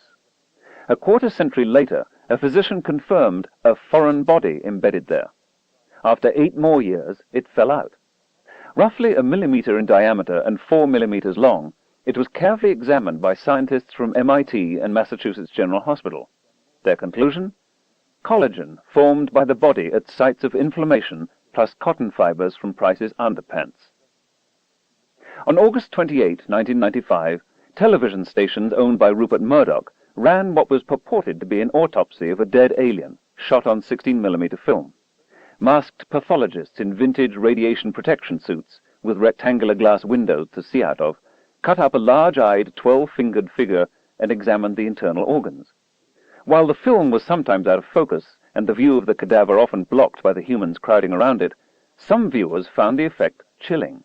The Times of London, also owned by Murdoch, didn't know what to make of it, although it did quote one pathologist who thought the autopsy performed with unseemly and unrealistic haste. Ideal, though, for television viewing. It was said to have been shot in New Mexico in 1947 by a participant, now in his 80s, who wished to remain anonymous. What appeared to be the clincher was the announcement that the leader of the film, its first few feet, contained coded information that Kodak, the manufacturer, dated to 1947. However, it turns out that the full film magazine was not presented to Kodak, but at most the cut leader. For all we know, the leader could have been cut from a 1947 newsreel, abundantly archived in America, and the autopsy staged and filmed separately and recently. There's a dragon footprint, all right, but a fakeable one. If this is a hoax, it requires not much more cleverness than crop circles and the MJ-12 document. In none of these stories is there anything strongly suggestive of extraterrestrial origin. There is certainly no retrieval of cunning machinery far beyond current technology. No abductee has filched a page from the captain's logbook, or an examining instrument, or taken an authentic photograph of the interior of the ship, or come back with detailed and verifiable scientific information not hitherto available on Earth. Why not? These failures must tell us something. Since the middle of the 20th century, we've been assured by proponents of the extraterrestrial hypothesis that physical evidence, not star maps remembered from years ago, not scars, not disturbed soil, but real alien technology, was in hand. The analysis would be released momentarily. These claims go back to the earliest crashed saucer scam of Newton and Gebauer. Now it's decades later, and we're still waiting. Where are the articles published in the refereed scientific literature, in the metallurgical and ceramics journals, in publications of the Institute of Electrical and Electronic Engineers, in Science or Nature? Such a discovery would be momentous. If there were real artifacts, physicists and chemists would be fighting for the privilege of discovering that there are aliens among us, who use, say, unknown alloys or materials of extraordinary tensile strength or ductility or conductivity. The practical implications of such a finding, never mind the confirmation of an alien invasion, would be immense. Discoveries like this are what scientists live for. Their absence must tell us something. Keeping an open mind is a virtue, but, as the space engineer James Oberg once said, not so open that your brains fall out. Of course, we must be willing to change our minds when warranted by new evidence, but the evidence must be strong. Not all claims to knowledge have equal merit. The standard of evidence in most of the alien abduction cases is roughly what is found in cases of the apparition of the Virgin Mary in medieval Spain. The pioneering psychoanalyst Carl Gustav Jung had much that was sensible to say on issues of this sort. He explicitly argued that UFOs were a kind of projection of the unconscious mind. In a related discussion of regression and what today is called channeling, he wrote, "One can very well take it simply as a report of psychological facts or a continuous series of communications from the unconscious. They have this in common with dreams, for dreams, too, are statements about the unconscious. The present state of affairs gives us reason enough to wait quietly until more impressive physical phenomena put in an appearance. If, after making allowance for conscious and unconscious falsification, self-deception, prejudice, etc., we should still find something positive behind them, then the exact sciences will surely conquer this field by experiment and verification, as has happened in every other realm of human experience." Of those who accept such testimony at face value, he remarked, "These people are lacking not only in criticism, but in the most elementary knowledge of psychology. At bottom, they do not want to be taught any better, but merely to go on believing, surely the naivest of presumptions in view of our human failings. Perhaps someday there will be a UFO or alien abduction case that is well attested, accompanied by compelling physical evidence and explicable only in terms of extraterrestrial visitation. It's hard to think of a more important discovery. So far, though, there have been no such cases, nothing that comes close. So far, the invisible dragon has left no unfakeable footprints. Which, then, is more likely? That we're undergoing a massive but generally overlooked invasion by alien sexual abusers, or that people are experiencing some unfamiliar internal mental state they do not understand? Admittedly, we're very ignorant both about extraterrestrial beings, if any, and about human psychology. But if these really were the only two alternatives, which one would you pick? And if the alien abduction accounts are mainly about brain physiology, hallucinations, distorted memories of childhood, and hoaxing, don't we have before us a matter of supreme importance, touching on our limitations, the ease with which we can be misled and manipulated, the fashioning of our beliefs, and perhaps even the origins of our religions? There is genuine scientific pay dirt in UFOs and alien abductions, but it is, I think, of a distinctly homegrown and terrestrial character. Chapter 11. The City of Grief. How alien, alas, are the streets of the City of Grief. Rainer Maria Rilke, The 10th Elegy, 1923. A short summary of the argument in the preceding 7 chapters appeared in Parade magazine on March 7, 1993.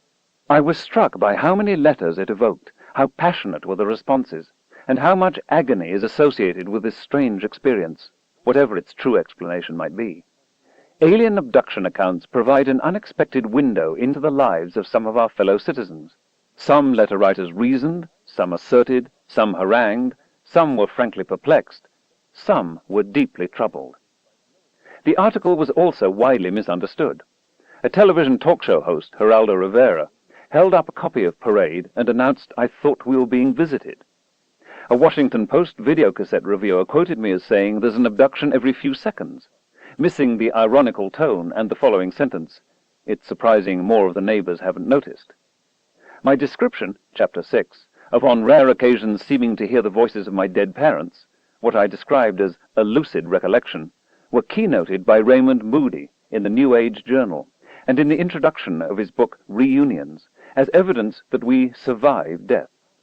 Dr. Moody has spent his life trying to find evidence for life after death. If my testimony is worth quoting, it seems clear he hasn't found much. Many letter writers concluded that since I had worked on the possibility of extraterrestrial life, I must believe in UFOs. Or conversely, that if I was skeptical about UFOs, I must embrace the absurd belief that humans are the only intelligent beings in the universe. There's something about this subject unconducive to clear thinking. Here, without further comment, is a representative sampling of my mail on the subject. I wonder how some of our fellow animals may describe their encounters with us. They see a large hovering object making a terrible noise above them. They begin to run and feel a sharp pain in their side. Suddenly they fall to the ground. Several man creatures approach them, carrying strange-looking instruments. They examine your sexual organs and teeth. They place a net under you, and then let it take you in the air with a strange device. After all the examinations, they then clamp a strange metal object to your ear. Then, just as suddenly as they had appeared, they are gone. Eventually, muscle control returns, and the poor, disoriented creature staggers off into the forest, not knowing whether what just transpired was a nightmare or a reality. I was sexually abused as a child. In my recovery, I have drawn many space beings, and have felt many times I was being overpowered, held down, and the sensation of having left my body to float around the room. None of the abductee accounts really come as a surprise to someone who has dealt with childhood sexual abuse issues. Believe me, I would much rather have blamed my abuse on a space alien than have to face the truth about what happened to me with the adults I was supposed to be able to trust. It's been driving me crazy to hear some of my friends speak of their memories that imply they have been abducted by aliens. I keep saying to them that this is the ultimate victim role in which we as adults have no power when these little grey men come to us in our sleep. This is not real. The ultimate victim role is the one between an abusive parent and the victimized child. I don't know if these people are some sort of demons, or if they really don't exist. My daughter said she had sensors put in her body when she was small. I don't know. We keep our doors locked and bolted, and it really scares me. I don't have the money to send her to a good doctor, and she can't work on account of all this. My daughter is hearing a voice on a tape. These go out at night and take kids and sexually abuse them. If you don't do as they say, someone in your family will be hurt. Who in their right mind would harm little children? They know everything that is said in the house. Somebody said long, long ago, somebody put a curse on our family. If somebody did, how do you get the curse off? I know all this sounds strange and bizarre, but believe me, it's scary. How many human females who had the misfortune of being raped had the foresight to take from their attacker an ID card, a picture of the rapist, or anything else which could be used as evidence as to an alleged rape? I, for one, will be sleeping with my Polaroid from now on, in hopes that the next time I'm abducted, I can provide the proof needed. Why should it be up to the abductees to prove what's happening? I am living proof of Carl Sagan's claim of the possibility that alien abductions occur in the minds of people suffering from sleep paralysis. They truly believe it's real. In 2001 AD, starships from the 33 planets of the Interplanetary Confederation will land on Earth, carrying 33,000 brothers. They are extraterrestrial teachers and scientists who will help to expand our understanding of interplanetary life, as our own Earth planet will become the 33rd member of the Confederation. This is a grotesquely challenging arena. I studied UFOs for over 20 years. Finally, I became quite disenchanted by the cult and the cult fringe groups. I am a 47-year-old grandmother who has been the victim of this phenomena since early childhood. I do not, nor have I ever, accepted it at face value. I do not, nor have I ever, claimed to understand what it is. I would gladly accept a diagnosis of schizophrenia, or some other understood pathology, in exchange for this unknown. The lack of physical evidence is, I fully agree, most frustrating for both victims and researchers. Unfortunately, the retrieval of such evidence is made extremely difficult by the manner in which the victims are abducted. Often I am removed either in my nightgown, which is later removed, or already naked. This condition makes it quite impossible to hide a camera. I have awakened with deep gashes, puncture wounds, scooped-out tissue, eye damage, bleeding from the nose and ears, burns, and finger marks and bruises which persist for days after the event. I have had all of these examined by qualified physicians, but none have been satisfactorily explained. I am not into self-mutilation. These are not stigmata. Please be aware that the majority of abductees claim to have had no interest in UFOs previously. I am one. Have no history of childhood abuses. I am one. Have no desire for publicity or notoriety. I am one. And, in fact, have gone to great lengths to avoid acknowledging any involvement whatsoever, assuming he or she is experiencing a nervous breakdown or other psychological disorder. I am one. Agreed, there are many self-proclaimed abductees and contactees who seek out publicity for monetary gain or to satisfy a need for attention. I would be the last to deny these people exist. What I do deny is that all abductees are imagining or falsifying these events to satisfy their own personal agendas. UFOs don't exist. I think that requires an eternal energy source, and this doesn't exist. I have spoken with Jesus. The commentary on the Parade magazine is very destructive, and it enjoys scaring society. I beg you to think more openly, because our intelligent beings from outer spaces do exist, and they are our creators. I, too, was an abductee. To be honest, these dear beings have done me more good than bad. They have saved my life. The trouble with Earth beings is that they want proof, proof, and proof. In the Bible, it talks about terrestrial and celestial bodies. This is not to say that God is out for sexual abuse on people, or that we're crazy. I have been strongly telepathic for 27 years now. I do not receive, I transmit. Waves are coming from outer space somewhere, beaming through my head and transmitting thoughts, words, and images into the heads of anybody within range. Images will pop into my head that I did not put there, and vanish just as suddenly. Dreams are not dreams anymore. They are more like Hollywood productions. They are smart critters, and they won't give up. Maybe all these little guys want to do is communicate. If I finally go psychotic from all this pressure, or have another heart attack, there goes your last sure evidence that there is life in space. I think I have found a plausible terrestrial scientific explanation for numerous UFO reports. The writer then discusses ball lightning. If you like my stuff, could you help me get it published? Sagan refuses to take seriously the witnesses' reports of anything that 20th century science can't explain. Now readers will feel free to treat abductees as if they are victims of nothing more than an illusion. Abductees suffer the same sort of trauma a rape victim endures, and to have their experiences rejected by those closest to them is a second victimization that leaves them without any support system. Encounters with aliens is hard enough to cope with.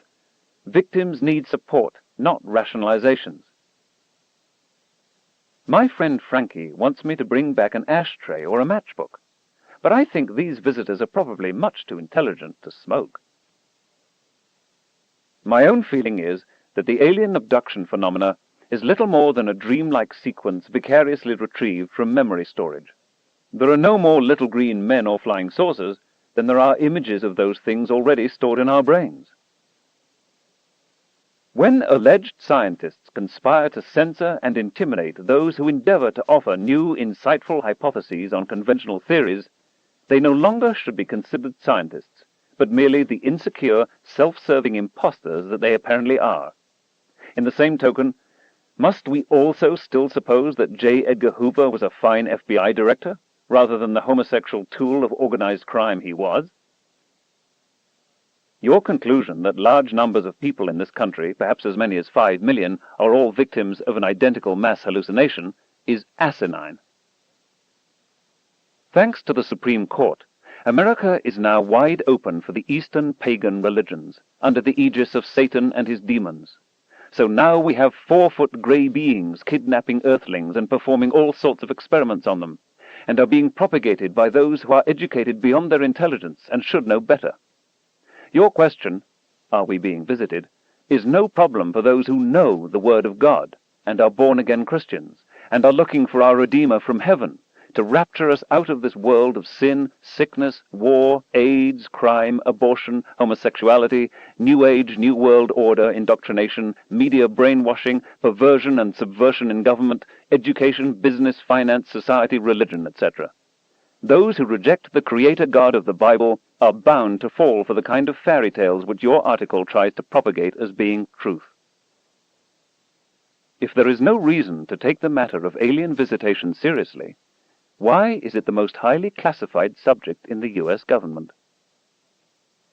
Perhaps some vastly older alien race from a relatively metal-deficient star system is seeking to prolong its existence by taking over a younger, better world and blending with its inhabitants. If I were a betting man, I would give you odds that your mailbox will overflow with stories such as I just related. I suspect that the psychic, here I think the author meant psyche, brings forth these demons and angels, lights and circles as a part of our development. They are part of our nature. Science has become the magic that works. The ufologists are heretics to be excommunicated or burned at the stake. Several readers wrote to say that aliens were demons sent by Satan, who is able to cloud our minds. One proposes that the insidious satanic purpose is to make us worried about an alien invasion, so that when Jesus and his angels appear over Jerusalem, we will be frightened rather than glad. "I do hope you will not dismiss me," she writes, "as another religious crackpot. I'm quite normal and well known in my own little community." You, sir, are in a position to do one of two things: know about the abductions and be covering them up, or feel that because you have not been abducted, perhaps they are not interested in you, they do not occur. A treason suit was filed against the President and Congress of the United States over a treaty made with aliens in the early 40s, who had later shown themselves to be hostile. The treaty agreed to protect the secrecy of the aliens in return for some of their technology, stealth aircraft and fiber optics, another correspondent reveals. Some of these beings are capable of intercepting the spiritual body when it is traveling. I am having communication with an alien being. This communication started early in 1992. What else can I say? The aliens can stay a step or two ahead of the thinking of scientists, and know how to leave insufficient clues behind that would satisfy the Sagan types, until society is better prepared mentally to face up to it all. Perhaps you share the view that what's going on with respect to UFOs and aliens, if deemed real, would be too traumatic to think about. However, they've shown themselves until back some 5,000 to 15,000 years or more ago, when they were here for extended periods, spawning the god-goddess mythology of all cultures. The bottom line is that in all that time, they haven't taken over the earth. They haven't subjected us or wiped us out. Homo sapiens was genetically fashioned, created initially to be substitute laborers and domestics for the Sky Lords, Dingirs, Elohim, Anunnaki. The explosion that people saw was hydrogen fuel from a star cruiser. The landing site was to be Northern California. The people on that star cruiser looked like Mr. Spock from the Star Trek TV series. Be the reports from the 15th century or the 20th, a common thread ties the reports. Individuals who have experienced sexual trauma have a great deal of difficulty understanding and coping with the trauma. The terms used to describe the resulting hallucinations can be incoherent and incomprehensible. We find we are not as intelligent as we thought, although we are still stiff-necked, and our greatest sin is our pride. And we do not even know we are being led to Armageddon.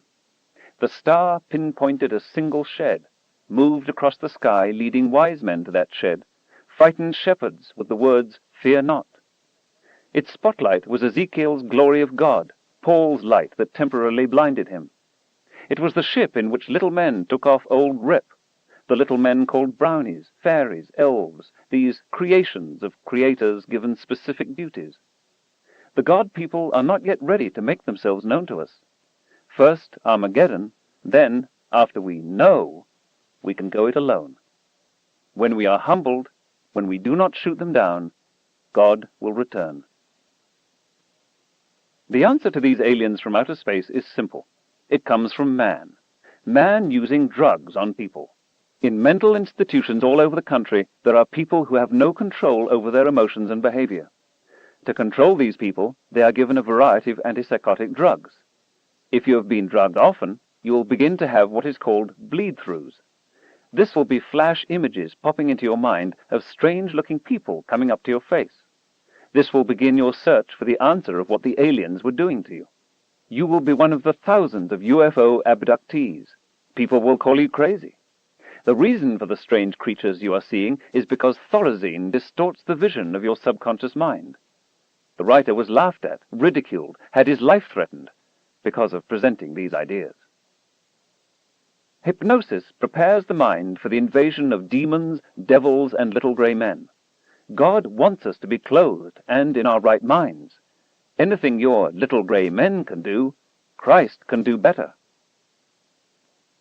I hope that I never feel so superior that I cannot acknowledge that creation is not limited to myself, but encompasses the universe and all its entities. In 1977, an heavenly being spoke to me about an injury to my head that happened in 1968.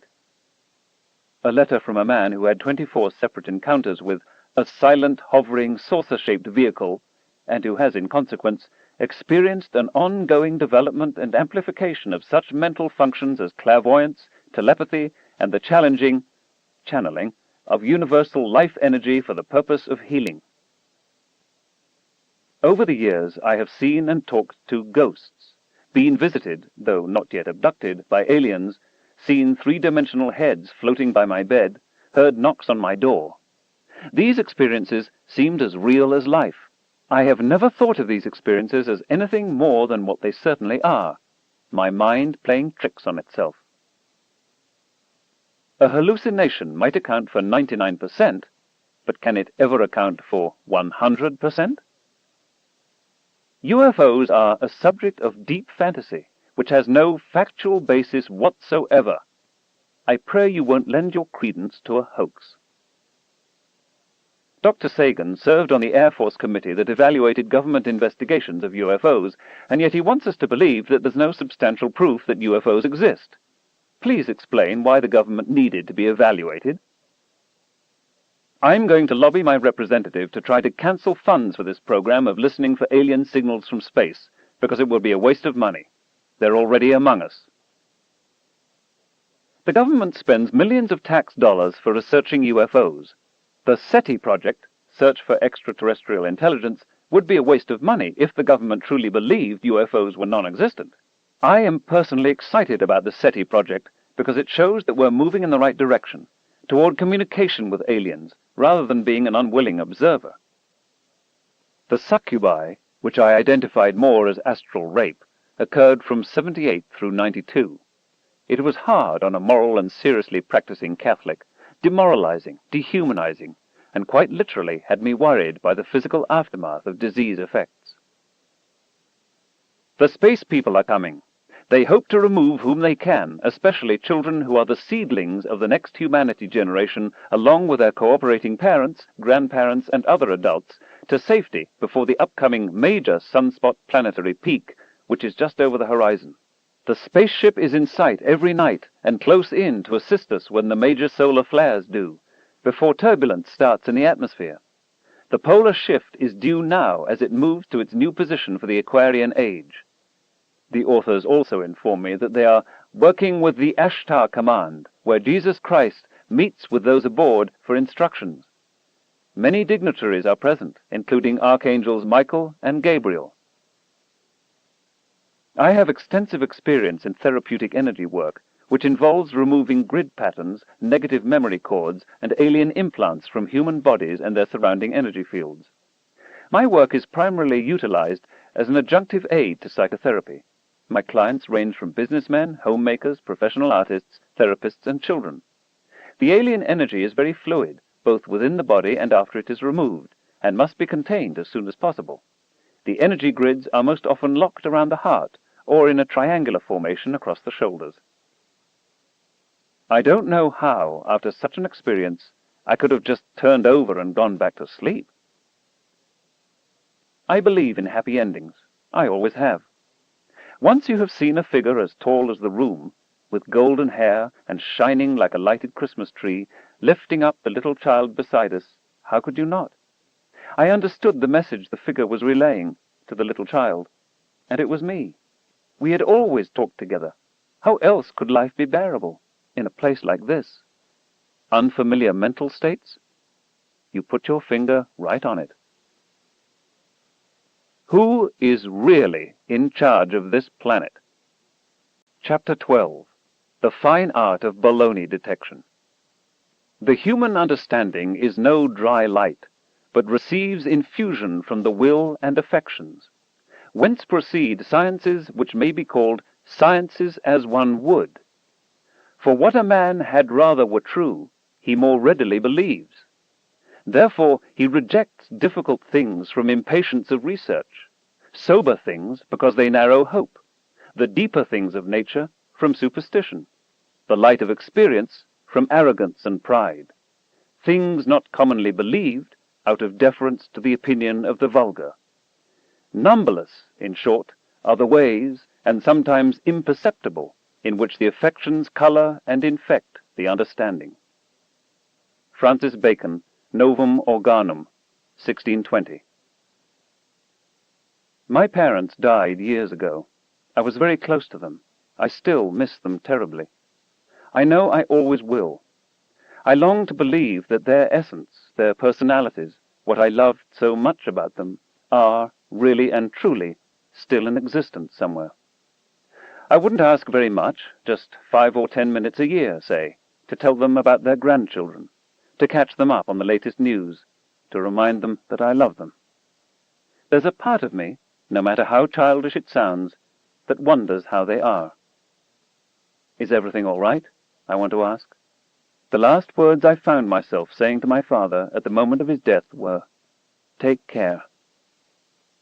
Sometimes I dream that I'm talking to my parents, and suddenly, still immersed in the dream work, I'm seized by the overpowering realization that they didn't really die, that it's all been some kind of horrible mistake. Why, here they are, alive and well, my father making wry jokes, my mother earnestly advising me to wear a muffler because the weather is chilly. When I wake up, I go through an abbreviated process of mourning all over again.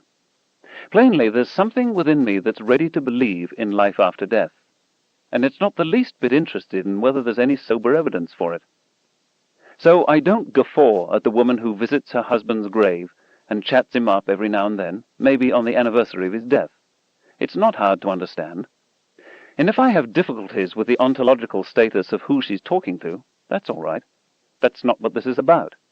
This is about humans being human. More than a third of American adults believe that on some level they've made contact with the dead.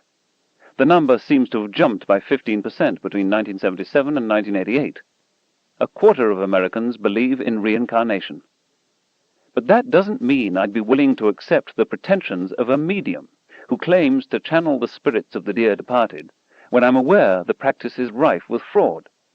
I know how much I want to believe that my parents have just abandoned the husks of their bodies, like insects or snakes molting, and gone somewhere else. I understand that those very feelings might make me easy prey even for an unclever con, or for normal people unfamiliar with their unconscious minds, or for those suffering from a dissociative psychiatric disorder. Reluctantly, I rouse some reserves of skepticism. How is it, I ask myself, that channelers never give us verifiable information otherwise unavailable? Why does Alexander the Great never tell us about the exact location of his tomb? Fermat about his last theorem, John Wilkes Booth about the Lincoln assassination conspiracy, Hermann Goering about the Reichstag fire. Why don't Sophocles, Democritus, and Aristarchus dictate their lost books? Don't they wish future generations to have access to their masterpieces? If some good evidence for life after death were announced, I'd be eager to examine it. But it would have to be real scientific data, not mere anecdote. As with the face on Mars and alien abductions, better the hard truth, I say, than the comforting fantasy. And in the final tolling, it often turns out that the facts are more comforting than the fantasy. The fundamental premise of channeling spiritualism, and other forms of necromancy is that when we die, we don't. Not exactly. Some thinking, feeling, and remembering part of us continues. That, whatever it is, a soul or spirit, neither matter nor energy, but something else, can, we are told, re-enter the bodies of human and other beings in the future, and so death loses much of its sting. What's more, we have an opportunity, if the spiritualist or channeling contentions are true, to make contact with loved ones who have died. J.Z. Knight of the state of Washington claims to be in touch with a 35,000-year-old somebody called Ramtha. He speaks English very well, using Knight's tongue, lips, and vocal cords, producing what sounds to me to be an accent from the Indian Raj. Since most people know how to talk, and many, from children to professional actors, have a repertoire of voices at their command, the simplest hypothesis is that Ms. Knight makes Ramtha speak all by herself, and that she has no contact with disembodied entities from the Pleistocene Ice Age. If there's evidence to the contrary, I'd love to hear it. It would be considerably more impressive if Ramtha could speak by himself, without the assistance of Ms. Knight's mouth. Failing that, how might we test the claim? The actress Shirley MacLaine attests that Ramtha was her brother in Atlantis, but that's another story. Suppose Ramtha were available for questioning. Could we verify whether he is who he says he is? How does he know that he lived 35,000 years ago, even approximately? What calendar does he employ? Who is keeping track of the intervening millennia? 35,000 plus or minus what? What were things like 35,000 years ago? Either Ramtha really is 35,000 years old, in which case we discover something about that period, or he's a phony, and he'll, or rather she'll, slip up. Where did Ramtha live? I know he speaks English with an Indian accent, but where 35,000 years ago did they do that? What was the climate? What did Ramtha eat? Archaeologists know something about what people ate back then. What were the indigenous languages and social structure? Who else did Ramtha live with? Wife, wives, children, grandchildren? What was the life cycle, the infant mortality rate, the life expectancy? Did they have birth control? What clothes did they wear? How were the clothes manufactured? What were the most dangerous predators? Hunting and fishing implements and strategies? Weapons? Endemic sexism? Xenophobia and ethnocentrism? And if Ramtha came from the high civilization of Atlantis, where are the linguistic, technological, historical, and other details? What was their writing like? Tell us. Instead, all we are offered are banal homilies. Here, to take another example, is a set of information channeled not from an ancient dead person, but from unknown, non-human entities who make crop circles, as recorded by the journalist Jim Schnabel. We are so anxious at this sinful nation spreading lies about us. We do not come in machines. We do not land on your earth in machines. We come like the wind.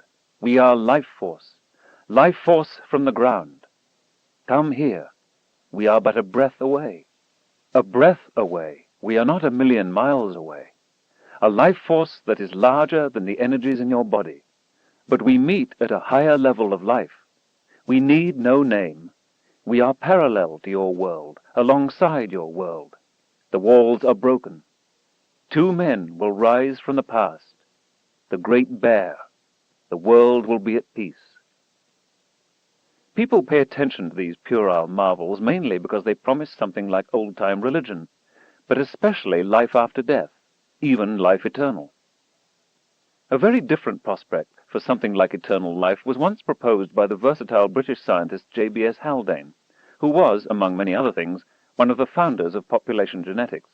Haldane imagined a far future when the stars have darkened and space is mainly filled with a cold, thin gas. Nevertheless, if we wait long enough, statistical fluctuations in the density of this gas will occur. Over immense periods of time, the fluctuations will be sufficient to reconstitute a universe something like our own. If the universe is infinitely old, there will be an infinite number of such reconstitutions, Haldane pointed out. So, in an infinitely old universe, with an infinite number of appearances of galaxies, stars, planets, and life, an identical Earth must reappear on which you and all your loved ones will be reunited. I'll be able to see my parents again and introduce them to the grandchildren they never knew. And all this will happen not once, but an infinite number of times. Somehow, though, this does not quite offer the consolations of religion. If none of us is to have any recollection of what happened this time around, the time the reader and I are sharing, the satisfactions of bodily resurrection, in my ears at least, ring hollow. But in this reflection I have underestimated what infinity means. In Haldane's picture there will be universes, indeed an infinite number of them, in which our brains will have full recollection of many previous rounds. Satisfaction is at hand, tempered, though, by the thought of all those other universes which will also come into existence, again, not once, but an infinite number of times, with tragedies and horrors vastly outstripping anything I've experienced this term. The consolation of Haldane depends, though, on what kind of universe we live in, and maybe on such arcana as whether there's enough matter to eventually reverse the expansion of the universe and the character of vacuum fluctuations. Those with a deep longing for life after death might, it seems, devote themselves to cosmology, quantum gravity, elementary particle physics, and transfinite arithmetic. Clement of Alexandria, a father of the early Church, in his Exhortations to the Greeks, written around the year 190, dismissed pagan beliefs in words that might today seem a little ironic. Far indeed are we from allowing grown men to listen to such tales. Even to our own children, when they are crying their heart out, as the saying goes, we are not in the habit of telling fabulous stories to soothe them. In our time, we have less severe standards. We tell children about Santa Claus, the Easter Bunny, and the Tooth Fairy for reasons we think emotionally sound, but then disabuse them of these myths before they're grown. Why retract? Because their well-being as adults depends on them knowing the world as it really is. We worry, and for good reason, about adults who still believe in Santa Claus. On doctrinaire religions, men dare not avow, even to their own hearts, wrote the philosopher David Hume, the doubts which they entertain on such subjects. They make a merit of implicit faith, and disguise to themselves their real infidelity by the strongest asseverations and the most positive bigotry. This infidelity has profound moral consequences, as the American revolutionary Tom Paine wrote in The Age of Reason. Infidelity does not consist in believing or in disbelieving. It consists in professing to believe what one does not believe. It is impossible to calculate the moral mischief, if I may so express it, that mental lying has produced in society. When man has so far corrupted and prostituted the chastity of his mind as to subscribe his professional belief to things he does not believe, he has prepared himself for the commission of every other crime. T.H. Huxley's formulation was, "The foundation of morality is to give up pretending to believe that for which there is no evidence, and repeating unintelligible propositions about things beyond the possibilities of knowledge." Clement, Hume, Paine, and Huxley were all talking about religion, but much of what they wrote has more general applications. For example, to the pervasive background importunings of our commercial civilization. There is a class of aspirin commercials in which actors, pretending to be doctors, reveal the competing product to have only so much of the pain-killing ingredient that doctors recommend most. They don't tell you what the mysterious ingredient is, whereas their product has a dramatically larger amount, 1.2 to 2 times more per tablet. So buy their product. But why not just take 2 of the competing tablets? Or consider the analgesic that works better than the regular strength product of the competition? Why not then take the extra strength competitive product? And of course they do not tell us of the more than 1,000 deaths each year in the United States from the use of aspirin, or the roughly 5,000 annual cases of kidney failure from the use of acetaminophen, chiefly Tylenol. Or who cares which breakfast cereal has more vitamins when we can take a vitamin pill with breakfast? Likewise, why should it matter whether an antacid contains calcium if the calcium is for nutrition and irrelevant for gastritis? Commercial culture is full of similar misdirections and evasions at the expense of the consumer. You're not supposed to ask. Don't think. Buy. Paid product endorsements, especially by real or purported experts, constitute a steady rainfall of deception. They betray contempt for the intelligence of their customers. They introduce an insidious corruption of popular attitudes about scientific objectivity.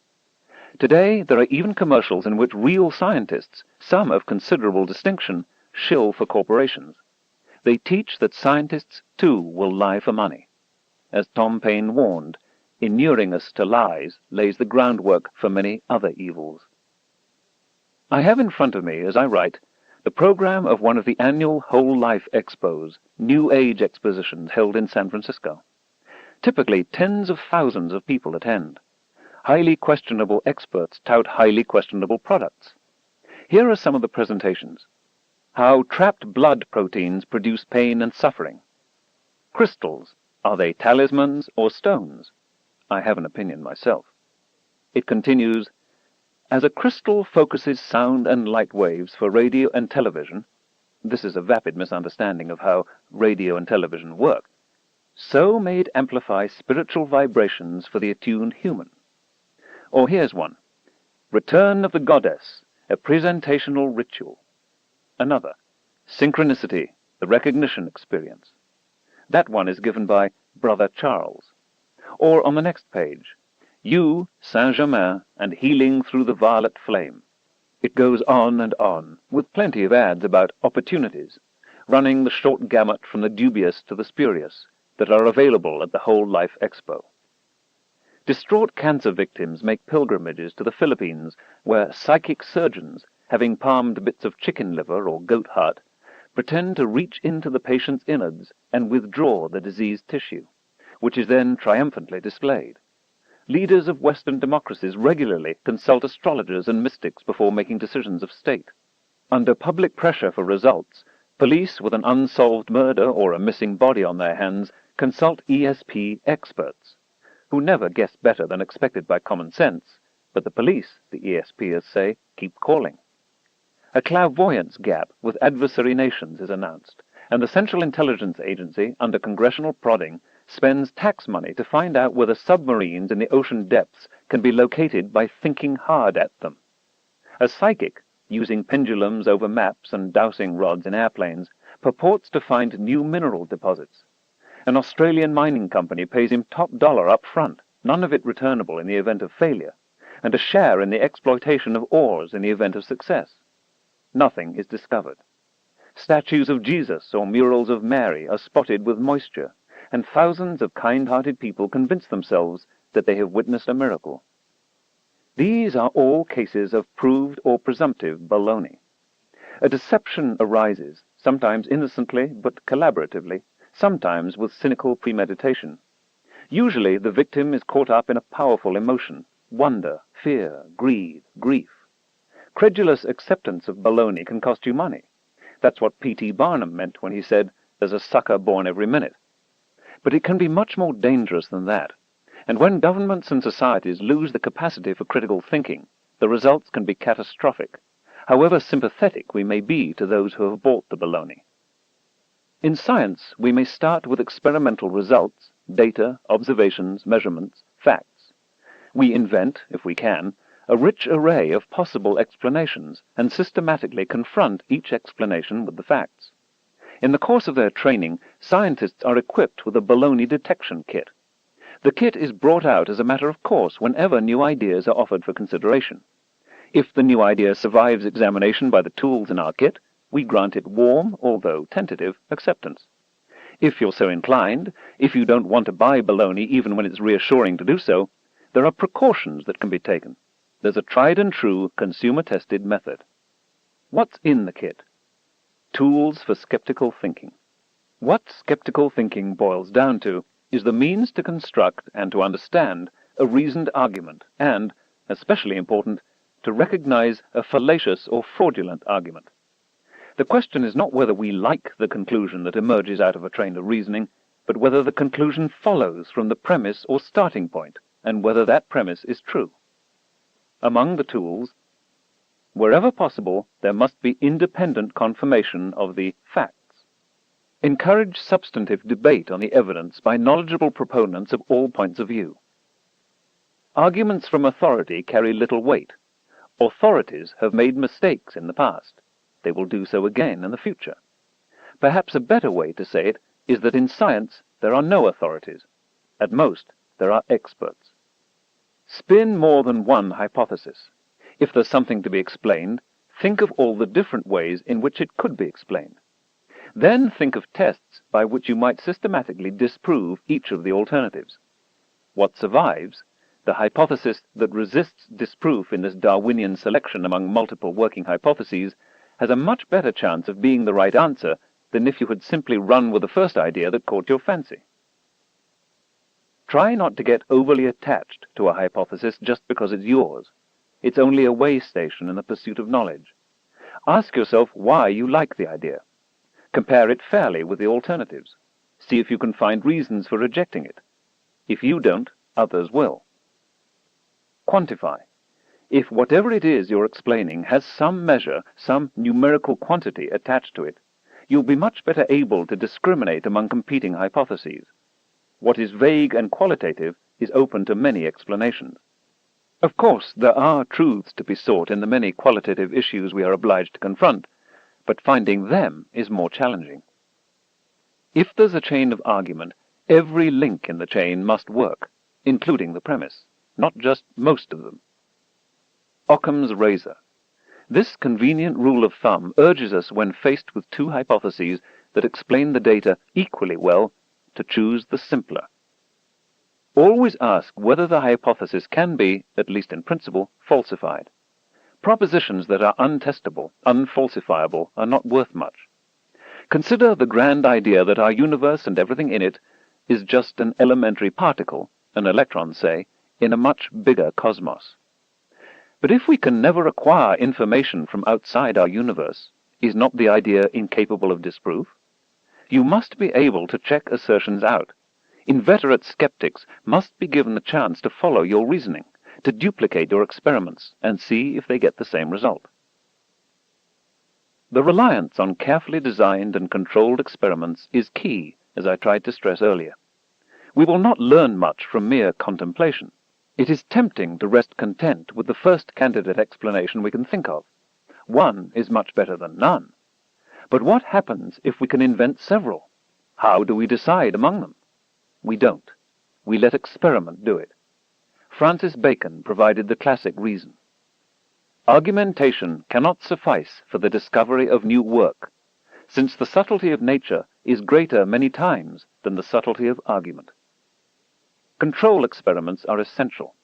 If, for example, a new medicine is alleged to cure a disease 20% of the time, we must make sure that a control population, taking a dummy sugar pill, which as far as the subjects know might be the new drug, does not also experience spontaneous remission of the disease 20% of the time.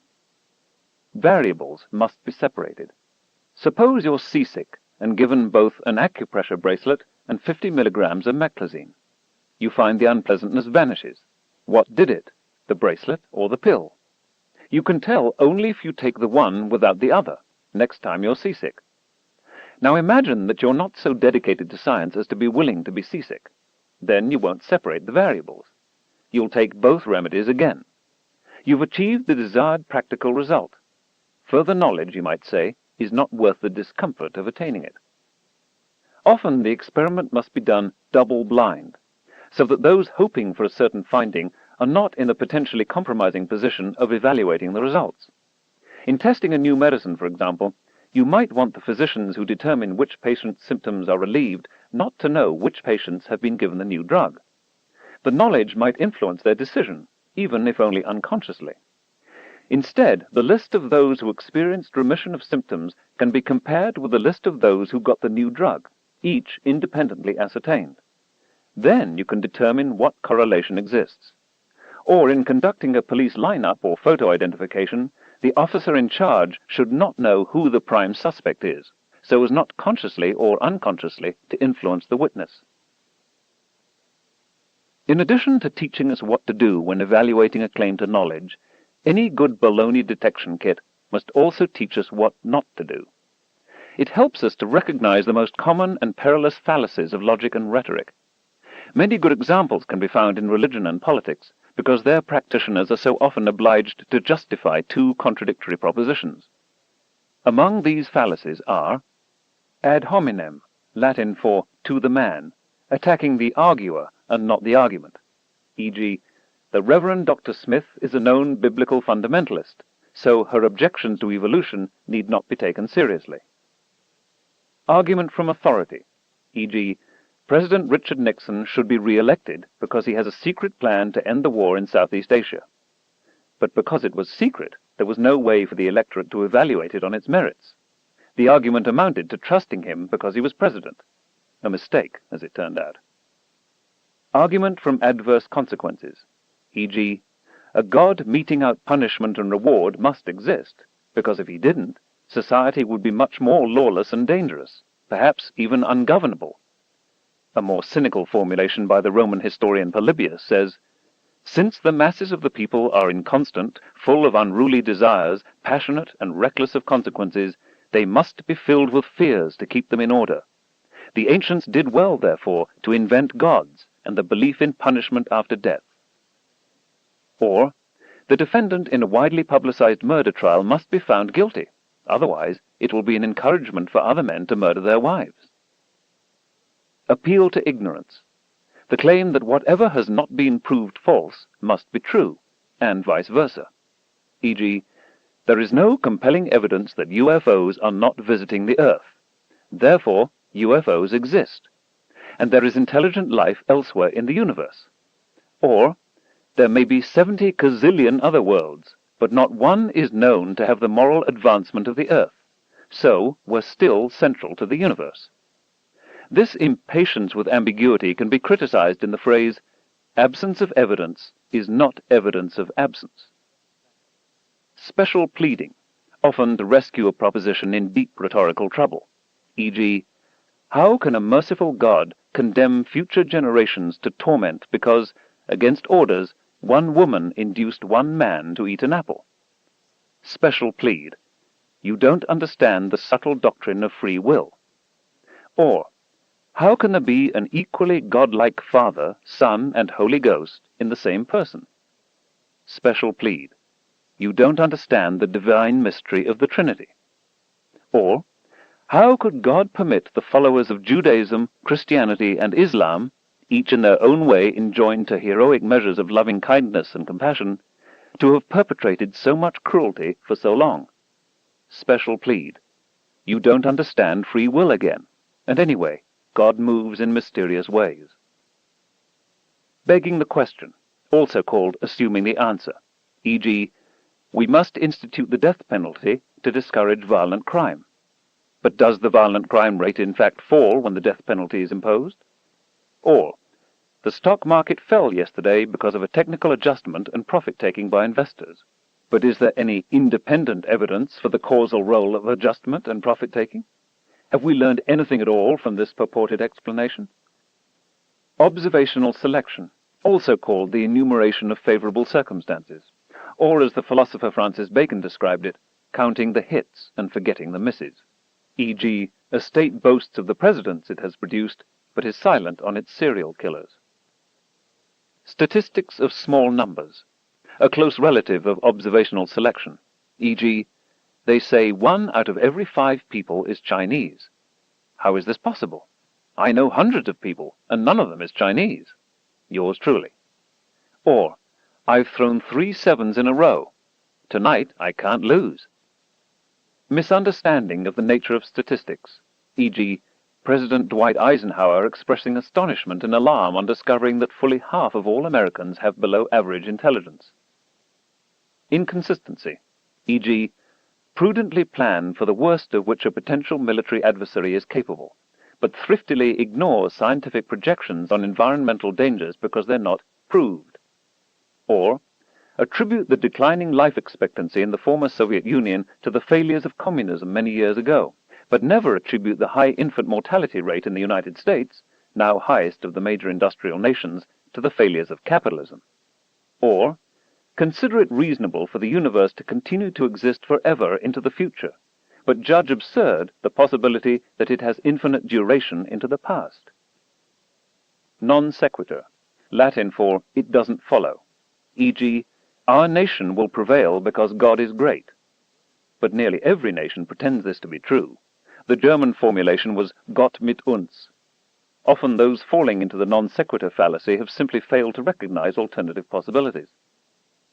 Post hoc ergo propter hoc, Latin for it happened after, so it was caused by, e.g., Jaime Cardinal Sin, Archbishop of Manila.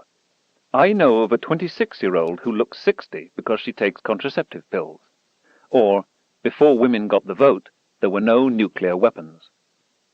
Meaningless question, e.g., what happens when an irresistible force meets an immovable object?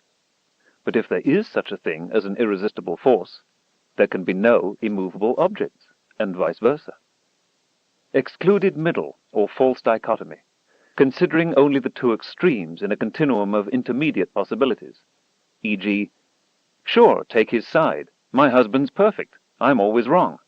Or, either you love your country or you hate it. Or, if you're not part of the solution, you're part of the problem.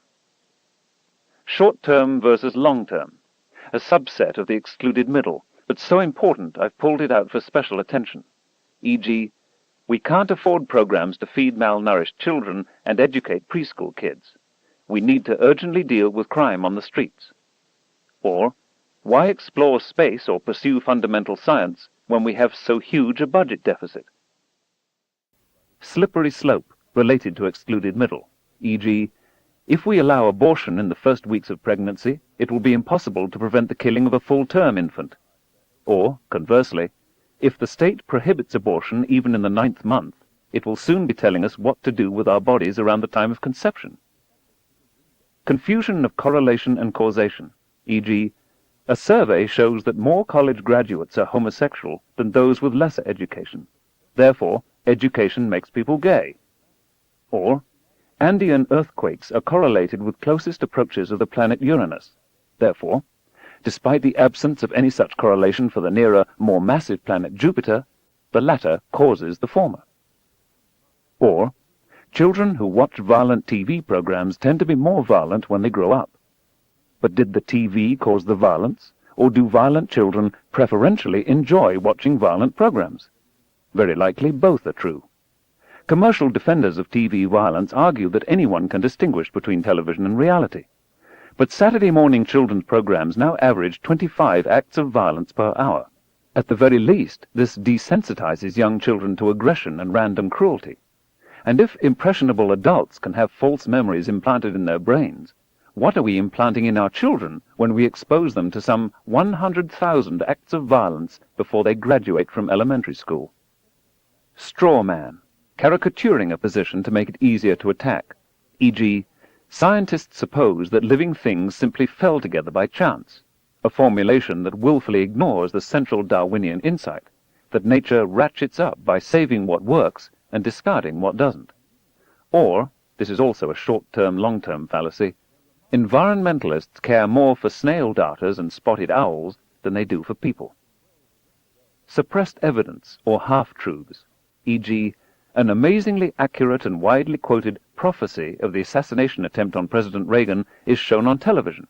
But, an important detail, was it recorded before or after the event? Or, these government abuses demand revolution, even if you can't make an omelette without breaking some eggs. Yes, but is this likely to be a revolution in which far more people are killed than under the previous regime? What does the experience of other revolutions suggest? Are all revolutions against oppressive regimes desirable and in the interests of the people? Weasel words, e.g., the separation of powers of the U.S. Constitution specifies that the United States may not conduct a war without a declaration by Congress. On the other hand, presidents are given control of foreign policy and the conduct of wars, which are potentially powerful tools for getting themselves re-elected. Presidents of either political party may therefore be tempted to arrange wars while waving the flag and calling the wars something else. Police actions, armed incursions, protective reaction strikes, pacification, safeguarding American interests, and a wide variety of operations such as Operation Just Cause. Euphemisms for war are one of a broad class of reinventions of language for political purposes. Talleyrand said, "An important art of politicians is to find new names for institutions which under old names have become odious to the public." Knowing the existence of such logical and rhetorical fallacies rounds out our toolkit. Like all tools, the baloney detection kit can be misused, applied out of context, or even employed as a rote alternative to thinking. But applied judiciously, it can make all the difference in the world, not least in evaluating our own arguments before we present them to others. The American tobacco industry grosses some $50 billion per year. There is a statistical correlation between smoking and cancer, the tobacco industry admits, but not, they say, a causal relation. A logical fallacy, they imply, is being committed. What might this mean? Maybe people with hereditary propensities for cancer also have hereditary propensities to take addictive drugs. So cancer and smoking might be correlated, but the cancer would not be caused by the smoking. Increasingly far-fetched connections of this sort can be contrived. This is exactly one of the reasons science insists on control experiments. Suppose you paint the backs of large numbers of mice with cigarette tar, and also follow the health of large numbers of nearly identical mice that have not been painted. If the former get cancer and the latter do not, you can be pretty sure that the correlation is causal. Inhale tobacco smoke, and the chance of getting cancer goes up. Don't inhale, and the rate stays at the background level. Likewise for emphysema, bronchitis, and cardiovascular diseases.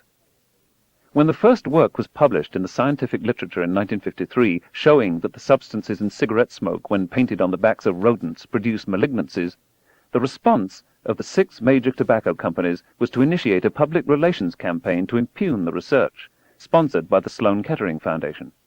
This is similar to what the DuPont Corporation did when the first research was published in 1974 showing that their Freon product attacks the protective ozone layer. There are many other examples. You might think that before they denounce unwelcome research findings, major corporations would devote their considerable resources to checking out the safety of the products they propose to manufacture. And if they missed something, if independent scientists suggest a hazard, why would the companies protest? Would they rather kill people than lose profits? If, in an uncertain world, an error must be made, shouldn't it be biased toward protecting customers and the public? And incidentally, what do these cases say about the ability of the free enterprise system to police itself? Aren't these instances where at least some government intrusion is in the public interest? A 1971 internal report of the Brown and Williamson Tobacco Corporation lists as a corporate objective to set aside in the minds of millions the false conviction that cigarette smoking causes lung cancer and other diseases, a conviction based on fanatical assumptions, fallacious rumors, unsupported claims, and the unscientific statements and conjectures of publicity-seeking opportunists. They complain of the incredible, unprecedented, and nefarious attack against the cigarette, constituting the greatest libel and slander ever perpetrated against any product in the history of free enterprise. A criminal libel of such major proportions and implications that one wonders how such a crusade of calumny can be reconciled under the Constitution, can be so flouted and violated. Sick. This rhetoric is only slightly more inflamed than what the tobacco industry has from time to time uttered for public consumption. There are many brands of cigarettes that advertise low tar, 10 milligrams or less per cigarette. Why is this a virtue? Because it is the refractory tars in which polycyclic aromatic hydrocarbons and some other carcinogens are concentrated. Aren't the low tar ads a tacit admission by the tobacco companies that cigarettes indeed cause cancer? Healthy Buildings International is a for-profit organization, recipient of millions of dollars over the years from the tobacco industry. It performs research on second-hand smoke and testifies for the tobacco companies. In 1994, 3 of its technicians complained that senior executives had faked data on inhalable cigarette particles in the air. In every case, the invented or corrected data made tobacco smoke seem safer than the technicians' measurements had indicated. Do corporate research departments or outside research contractors ever find a product to be more dangerous than the tobacco corporation has publicly declared? If they do, is their employment continued? Tobacco is addictive. By many criteria, more so than heroin and cocaine. There was a reason people would, as the 1940s ad put it, walk a mile for a camel. More people have died of tobacco than in all of World War II. According to the World Health Organization, smoking kills 3 million people every year worldwide. This will rise to 10 million annual deaths by 2020. in part because of a massive advertising campaign to portray smoking as advanced and fashionable to young women in the developing world. Part of the success of the tobacco industry in purveying this brew of addictive poisons can be attributed to widespread unfamiliarity with baloney detection, critical thinking, and the scientific method. Gullibility kills. Chapter 13. Obsessed with Reality. A shipowner was about to send to sea an emigrant ship. He knew that she was old and not over-well built at the first, that she had seen many seas and climes, and often had needed repairs. Doubts had been suggested to him that possibly she was not seaworthy. These doubts preyed upon his mind, and made him unhappy. He thought that perhaps he ought to have her thoroughly overhauled and refitted, even though this should put him to great expense. Before the ship sailed, however, he succeeded in overcoming these melancholy reflections. He said to himself that she had gone safely through so many voyages and weathered so many storms that it was idle to suppose that she would not come safely home from this trip also. He would put his trust in Providence, which could hardly fail to protect all these unhappy families that were leaving their fatherland to seek for better times elsewhere. He would dismiss from his mind all ungenerous suspicions about the honesty of builders and contractors. In such ways he acquired a sincere and comfortable conviction that his vessel was thoroughly safe and seaworthy. He watched her departure with a light heart, and benevolent wishes for the success of the exiles in their strange new home that was to be. And he got his insurance money when she went down in mid-ocean, and told no tales. What shall we say of him? Surely this, that he was verily guilty of the death of those men. It is admitted that he did sincerely believe in the soundness of his ship, but the sincerity of his conviction can in no wise help him, because he had no right to believe on such evidence as was before him. He had acquired his belief not by honestly earning it in patient investigation, but by stifling his doubts. William K. Clifford, The Ethics of Belief, 1874. At the borders of science, and sometimes as a carryover from pre-scientific thinking, lurks a range of ideas that are appealing, or at least modestly mind-boggling, but that have not been conscientiously worked over with a baloney detection kit, at least by their advocates. The notion, say, that the Earth's surface is on the inside, not the outside, of a sphere, or claims that you can levitate yourself by meditating, and that ballet dancers and basketball players routinely get up so high by levitating. Or the proposition that I have something called a soul, made not of matter or energy, but of something else for which there is no other evidence, and which, after my death, might return to animate a cow or a worm. Typical offerings of pseudoscience and superstition, this is merely a representative, not a comprehensive list, are astrology, the Bermuda Triangle, Bigfoot and the Loch Ness Monster, ghosts, the evil eye, multicolored halo-like auras said to surround the heads of everyone, with colors personalized, extrasensory perception, ESP, such as telepathy, precognition, telekinesis, and remote viewing of distant places, the belief that 13 is an unlucky number, because of which many no-nonsense office buildings and hotels in America pass directly from the 12th to the 14th floors. Why take chances? Bleeding statues, the conviction that carrying the severed foot of a rabbit around with you brings good luck, divining rods, dowsing and water witching, facilitated communication in autism, the belief that razor blades stay sharper when kept inside small cardboard pyramids, and other tenets of pyramidology, phone calls, none of them collect, from the dead, the prophecies of Nostradamus, the alleged discovery that untrained flatworms can learn a task by eating the ground-up remains of other, better-educated flatworms, the notion that more crimes are committed when the moon is full, palmistry, numerology, polygraphy, comets, tea leaves, and monstrous births as prodigies of future events, plus the divinations fashionable in earlier epochs, accomplished by viewing entrails, smoke, the shapes of flames, shadows, and excrement, listening to gurgling stomachs, and even, for a brief period, examining tables of logarithms, photography of past events, such as the crucifixion of Jesus, a Russian elephant that speaks fluently, sensitives who, when carelessly blindfolded, read books with their fingertips, Edgar Cayce, who predicted that in the 1960s the lost continent of Atlantis would rise, and other prophets sleeping and awake, diet quackery, out-of-body, e.g. near-death experiences interpreted as real events in the external world, faith healer fraud, Ouija boards, the emotional lives of geraniums uncovered by intrepid use of a lie detector, water remembering what molecules used to be dissolved in it, telling character from facial features or bumps on the head, the 100th monkey confusion, and other claims that whatever a small fraction of us wants to be true really is true, human beings spontaneously bursting into flame and being burned to a crisp, 3-cycle biorhythms, perpetual motion machines, promising unlimited supplies of energy, but all of which, for one reason or another, are withheld from close examination by skeptics, the systematically inept predictions of Gene Dixon,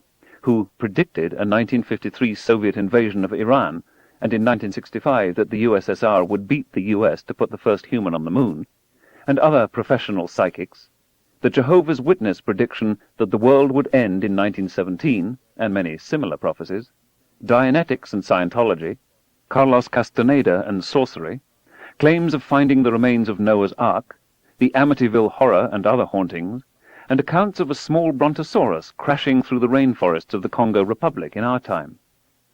An in-depth discussion of many such claims can be found in Encyclopedia of the Paranormal, Gordon Stein, editor, Buffalo, Prometheus Books, 1996.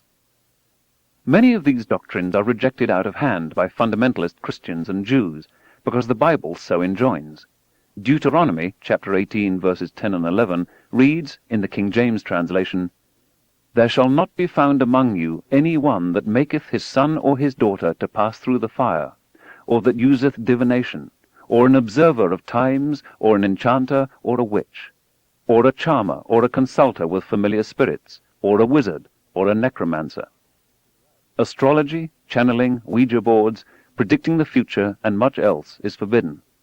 The author of Deuteronomy does not argue that such practices fail to deliver what they promise, but they are abominations, perhaps suitable for other nations, but not for the followers of God. And even the Apostle Paul, so credulous on so many matters, counsels us to prove all things.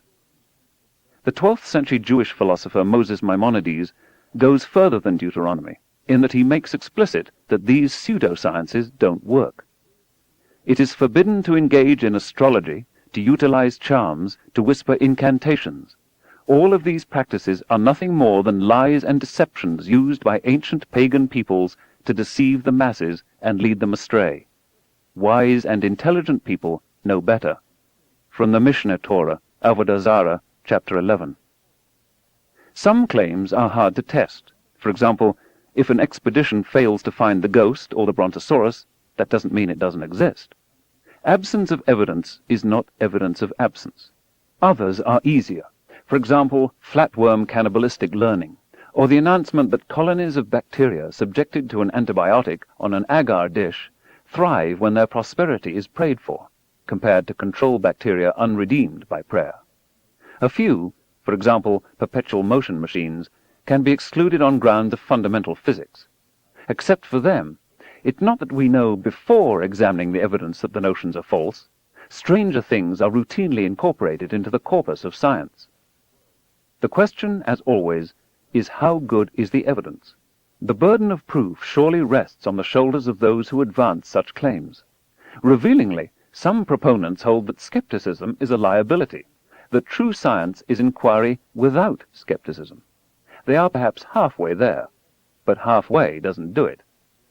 Parapsychologist Susan Blackmore describes one of the steps in her transformation to a more skeptical attitude on psychic phenomena.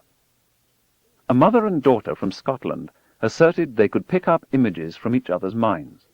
They chose to use playing cards for the tests because that is what they used at home. I let them choose the room in which they would be tested and ensured that there was no normal way for the receiver to see the cards. They failed. They could not get more right than chance predicted, and they were terribly disappointed. They had honestly believed they could do it, and I began to see how easy it is to be fooled by your own desire to believe. I had similar experiences with several dowsers, children who claimed they could move objects psychokinetically, and several who said they had telepathic powers. They all failed. Even now I have a 5-digit number, a word, and a small object in my kitchen at home. The place and items were chosen by a young man who intends to see them while travelling out of his body. They have been there, though regularly changed, for 3 years. So far, though, he has had no success. Telepathy literally means to feel at a distance, just as telephone is to hear at a distance and television is to see at a distance. The word suggests the communication not of thoughts, but of feelings, emotions. Around a quarter of all Americans believe they've experienced something like telepathy. People who know each other very well, who live together, who are practiced in one another's feeling tones, associations, and thinking styles, can often anticipate what the partner will say. This is merely the usual 5 senses plus human empathy, sensitivity, and intelligence in operation. It may feel extrasensory, but it's not at all what's intended by the word telepathy. If something like this were ever conclusively demonstrated, it would, I think, have discernible physical causes, perhaps electrical currents in the brain. Pseudoscience, rightly or wrongly labeled, is by no means the same thing as the supernatural, which is, by definition, something somehow outside of nature. It is barely possible that a few of these paranormal claims might one day be verified by solid scientific data. But it would be foolish to accept any of them without adequate evidence. In the spirit of garage dragons, it is much better, for those claims not already disproved or adequately explained, to contain our impatience, to nurture a tolerance for ambiguity, and to await, or much better, to seek, supporting or disconfirming evidence. In a far-off land in the South Seas, the word went out about a wise man, a healer, an embodied spirit. He could speak across time. He was an ascended master. He was coming, they said. He was coming. In 1988, Australian newspapers, magazines, and television stations began to receive the good news via press kits and videotape. One broadside read, "Carlos to appear in Australia." Those who have seen it will never forget. The brilliant young artist who has been talking to them suddenly seems to falter.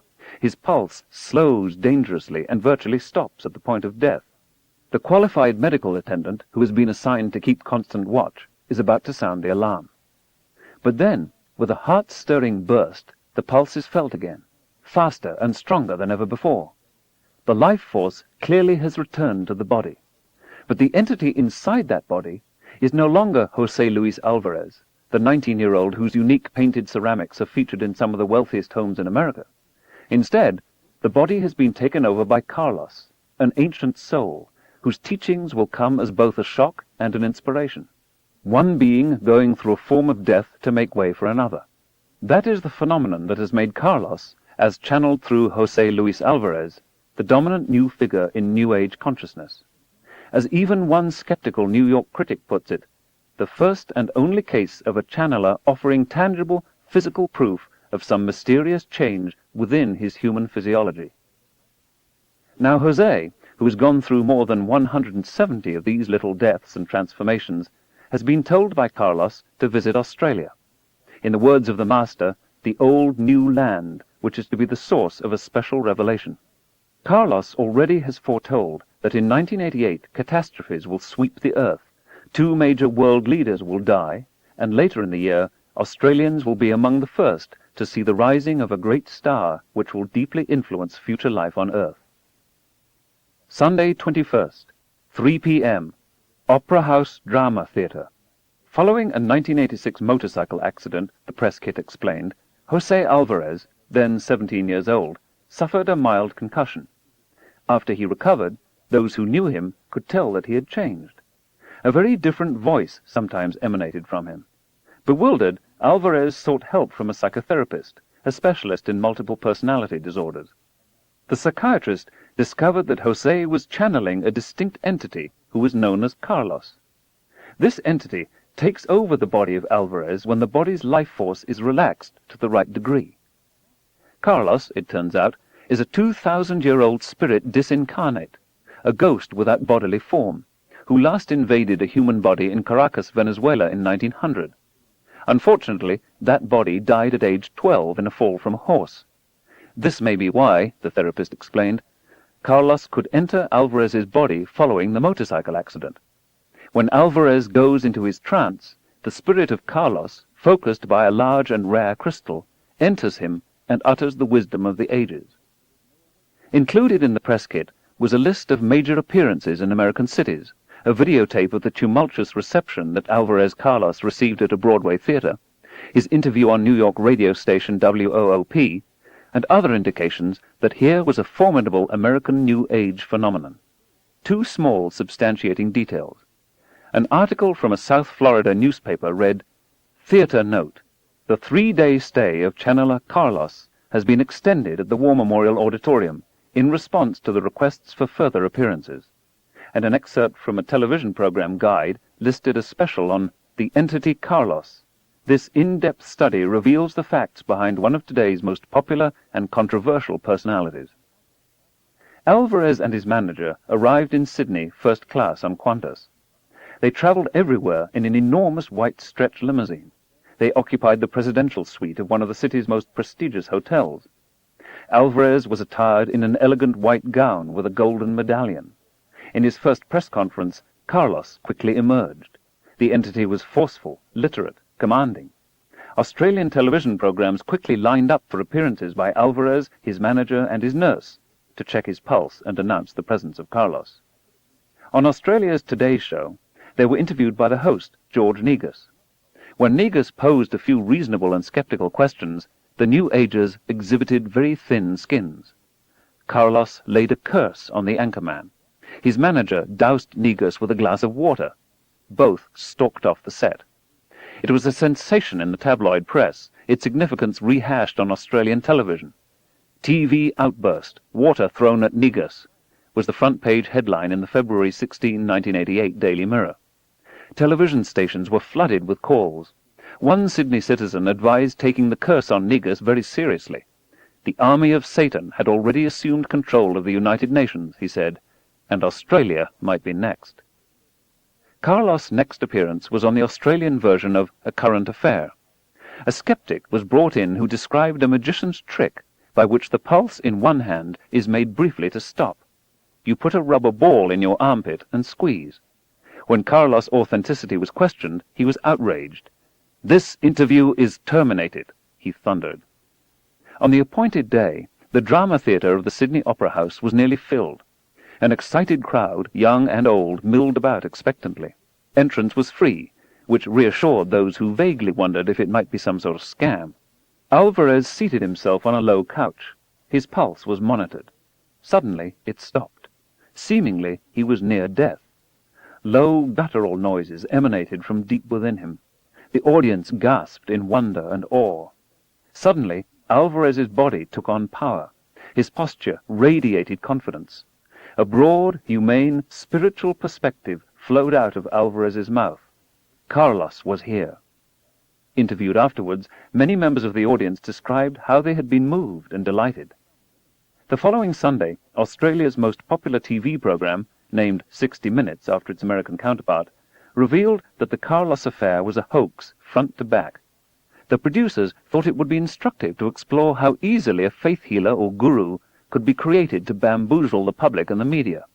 So naturally, they contacted one of the world's leading experts on deceiving the public, at least among those not holding or advising political office, the magician James Randi.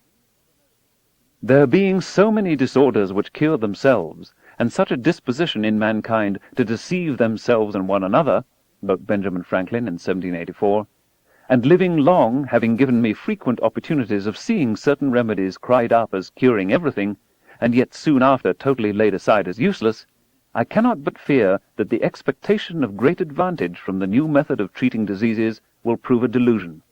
That delusion may, however, in some cases, be of use while it lasts." He was referring to mesmerism, but every age has its peculiar folly. Unlike Franklin, most scientists feel it's not their job to expose pseudo-scientific bamboozles, much less passionately held self-deceptions. They tend not to be very good at it either. Scientists are used to struggling with nature, who may surrender her secrets reluctantly, but who fights fair. Often they are unprepared for those unscrupulous practitioners of the paranormal who play by different rules. Magicians, on the other hand, are in the deception business. They practice one of the many occupations, such as acting, advertising, bureaucratic religion, and politics, where what a naive observer might understand as lying is socially condoned as in the service of a higher good. Many magicians pretend they don't cheat, and hint at powers conferred by mystic sources, or, lately, by alien largesse. Some use their knowledge to expose charlatans in and out of their ranks. A thief is set to catch a thief. Few rise to this challenge as energetically as James the Amazing Randi, accurately self-described as an angry man. He is angry not so much about the survival into our day of antediluvian mysticism and superstition, but about how uncritical acceptance of mysticism and superstition works to defraud, to humiliate, and sometimes even to kill. Like all of us, he is imperfect. Sometimes Randi is intolerant and condescending, lacking in empathy for the human frailties that underlie credulity. He is routinely paid for his speeches and performances, but nothing compared to what he could receive if he declared that his tricks derived from psychic powers or divine or extraterrestrial influences. Most professional conjurers worldwide seem to believe in the reality of psychic phenomena, according to polls of their views. As a conjurer, he has done much to expose remote viewers, telepaths, and faith healers who have bilked the public. He demonstrated the simple deceptions and misdirections by which psychic spoon-benders had conned prominent theoretical physicists into deducing new physical phenomena. He has received wide recognition among scientists and is a recipient of the MacArthur Foundation, so-called Genius Prize Fellowship. One critic castigated him for being obsessed with reality. I wish the same could be said of our nation and our species. Randi has done more than anyone else in recent times to expose pretension and fraud in the lucrative business of faith healing. He sifts refuse. He reports gossip. He listens in on the stream of miraculous information coming to the itinerant healer, not by spiritual inspiration from God, but at the radio frequency of 39.17 megahertz, transmitted by his wife backstage, whose minions had interviewed the gullible patients only an hour or two earlier. How, except through God, could the preacher know their symptoms and street addresses? This scam by the Christian fundamentalist faith healer Peter Popoff, and exposed by Randi, was thinly fictionalized in the 1993 film Leap of Faith. He discovers that those who rise from their wheelchairs and are declared healed had never before been confined to wheelchairs. They were invited by an usher to sit in them. He challenges the faith healers to provide serious medical evidence for the validity of their claims. He invites local and federal government agencies to enforce the laws against fraud and medical malpractice. He chastises the news media for their studied avoidance of the issue. He exposes the profound contempt of these faith healers for their patients and parishioners. Many are conscious charlatans, using Christian evangelical or New Age language and symbols to prey on human frailty. Perhaps there are some with motives that are not venal. Or am I being too harsh? How is the occasional charlatan in faith healing different from the occasional fraud in science? Is it fair to be suspicious of an entire profession because of a few bad apples? There are at least two important differences, it seems to me. First, no one doubts that science actually works, whatever mistaken and fraudulent claim may from time to time be offered. But whether there are any miraculous cures from faith healing beyond the body's own ability to cure itself is very much at issue. Secondly, the expose of fraud and error in science is made almost exclusively by science. The discipline polices itself, meaning that scientists are aware of the potential for charlatanry and mistakes. But the exposure of fraud and error in faith healing is almost never done by other faith healers. Indeed, it is striking how reluctant the churches and synagogues are in condemning demonstrable deception in their midst. When conventional medicine fails, when we must confront pain and death, of course we are open to other prospects for hope. And, after all, some illnesses are psychogenic. Many can be at least ameliorated by a positive cast of mind. Placebos are dummy drugs, often sugar pills. Drug companies routinely compare the effectiveness of their drugs against placebos given to patients with the same disease who had no way to tell the difference between the drug and the placebo. Placebos can be astonishingly effective, especially for colds, anxiety, depression, pain, and symptoms that are plausibly generated by the mind. Conceivably, endorphins, the small brain proteins with morphine-like effects, can be elicited by belief. A placebo works only if the patient believes it's an effective medicine. Within strict limits, Hope, it seems, can be transformed into biochemistry. As a typical example, consider the nausea and vomiting that frequently accompany the chemotherapy given to cancer and AIDS patients. Nausea and vomiting can also be caused psychogenically, for instance by fear. The drug ondansetron hydrochloride greatly reduces the incidence of these symptoms. But is it actually the drug or the expectation of relief? In a double-blind study, 96% of the patients rated the drug effective. So did 10% of the patients taking an identical-looking placebo. In an application of the fallacy of observable selection, unanswered prayers may tend to be forgotten or dismissed. There is a real toll, though. Some patients who are not cured by faith reproach themselves. Perhaps it's their own fault. Perhaps they didn't believe hard enough. Skepticism, they are rightly told, is an impediment both to faith and to placebo healing. Nearly half of all Americans believe there is such a thing as psychic or spiritual healing. Miraculous cures have been associated with a wide variety of healers, real and imagined, throughout human history. Scrofula, a kind of tuberculosis, was in England called the king's evil, and was supposedly curable only by the king's touch. Victims patiently lined up to be touched. The monarch briefly submitted to another burdensome obligation of high office, and, despite no one, it seems, actually being cured, the practice continued for centuries. A famous Irish faith healer of the 17th century was Valentine Greatdrags. He found, somewhat to his surprise, that he had the power to cure disease, including colds, ulcers, soreness, and epilepsy. The demand for his services became so great that he had no time for anything else. He was forced to become a healer, he complained. His method was to cast out the demons responsible for disease. All diseases, he asserted, were caused by evil spirits, many of whom he recognized and called by name. A contemporary chronicler, cited by Mackay, noted that he boasted of being much better acquainted with the intrigues of demons than he was with the affairs of men. So great was the confidence in him that the blind fancied they saw the light which they did not see, the deaf imagined that they heard, the lame that they walked straight, and the paralytic that they had recovered the use of their limbs. An idea of health made the sick forget for a while their maladies, and imagination, which was not less active in those merely drawn by curiosity than in the sick, gave a false view to the one class from the desire of seeing, as it operated a false cure on the other from the strong desire of being healed. There are countless reports in the world literature of exploration and anthropology, not only of sicknesses being cured by faith in the healer, but also of people wasting away and dying when cursed by a sorcerer.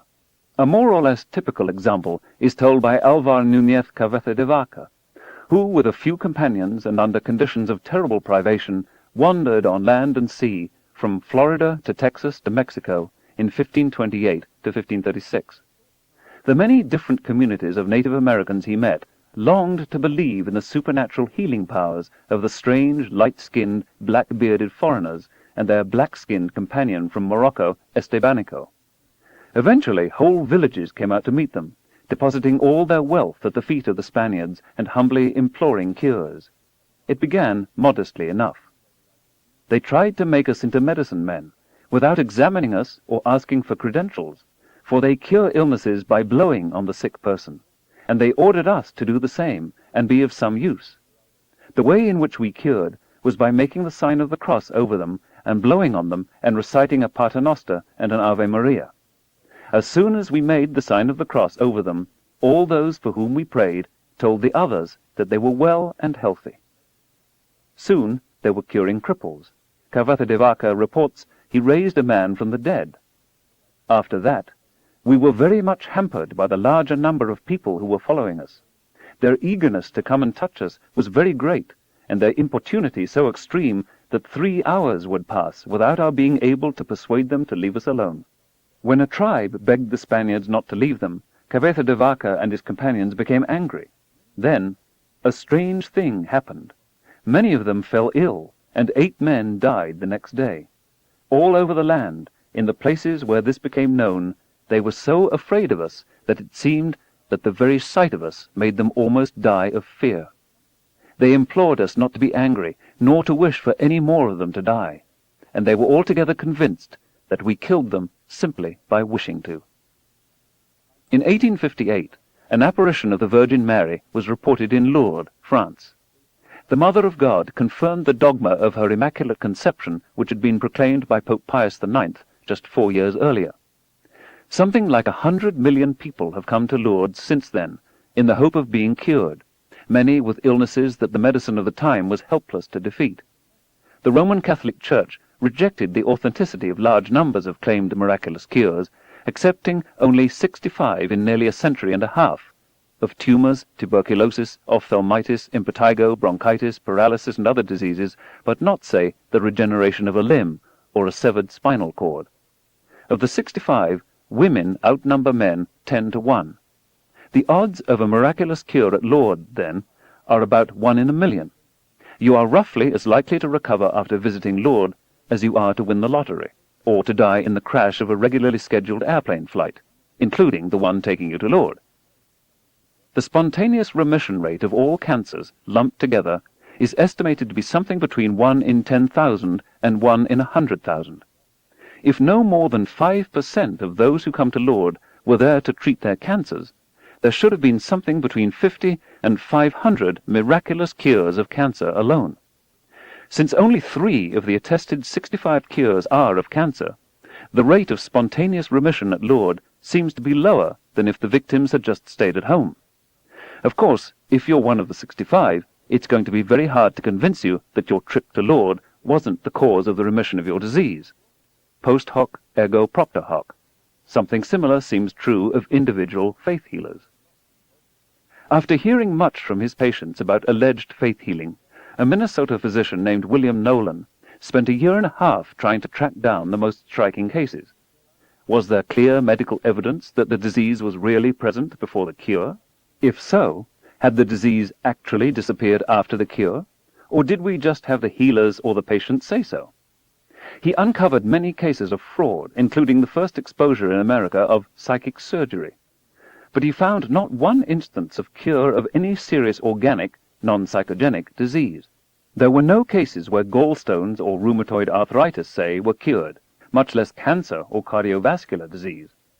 When a child's spleen is ruptured, Nolan noted, perform a simple surgical operation and the child is completely better. But take that child to a faith healer and she's dead in a day.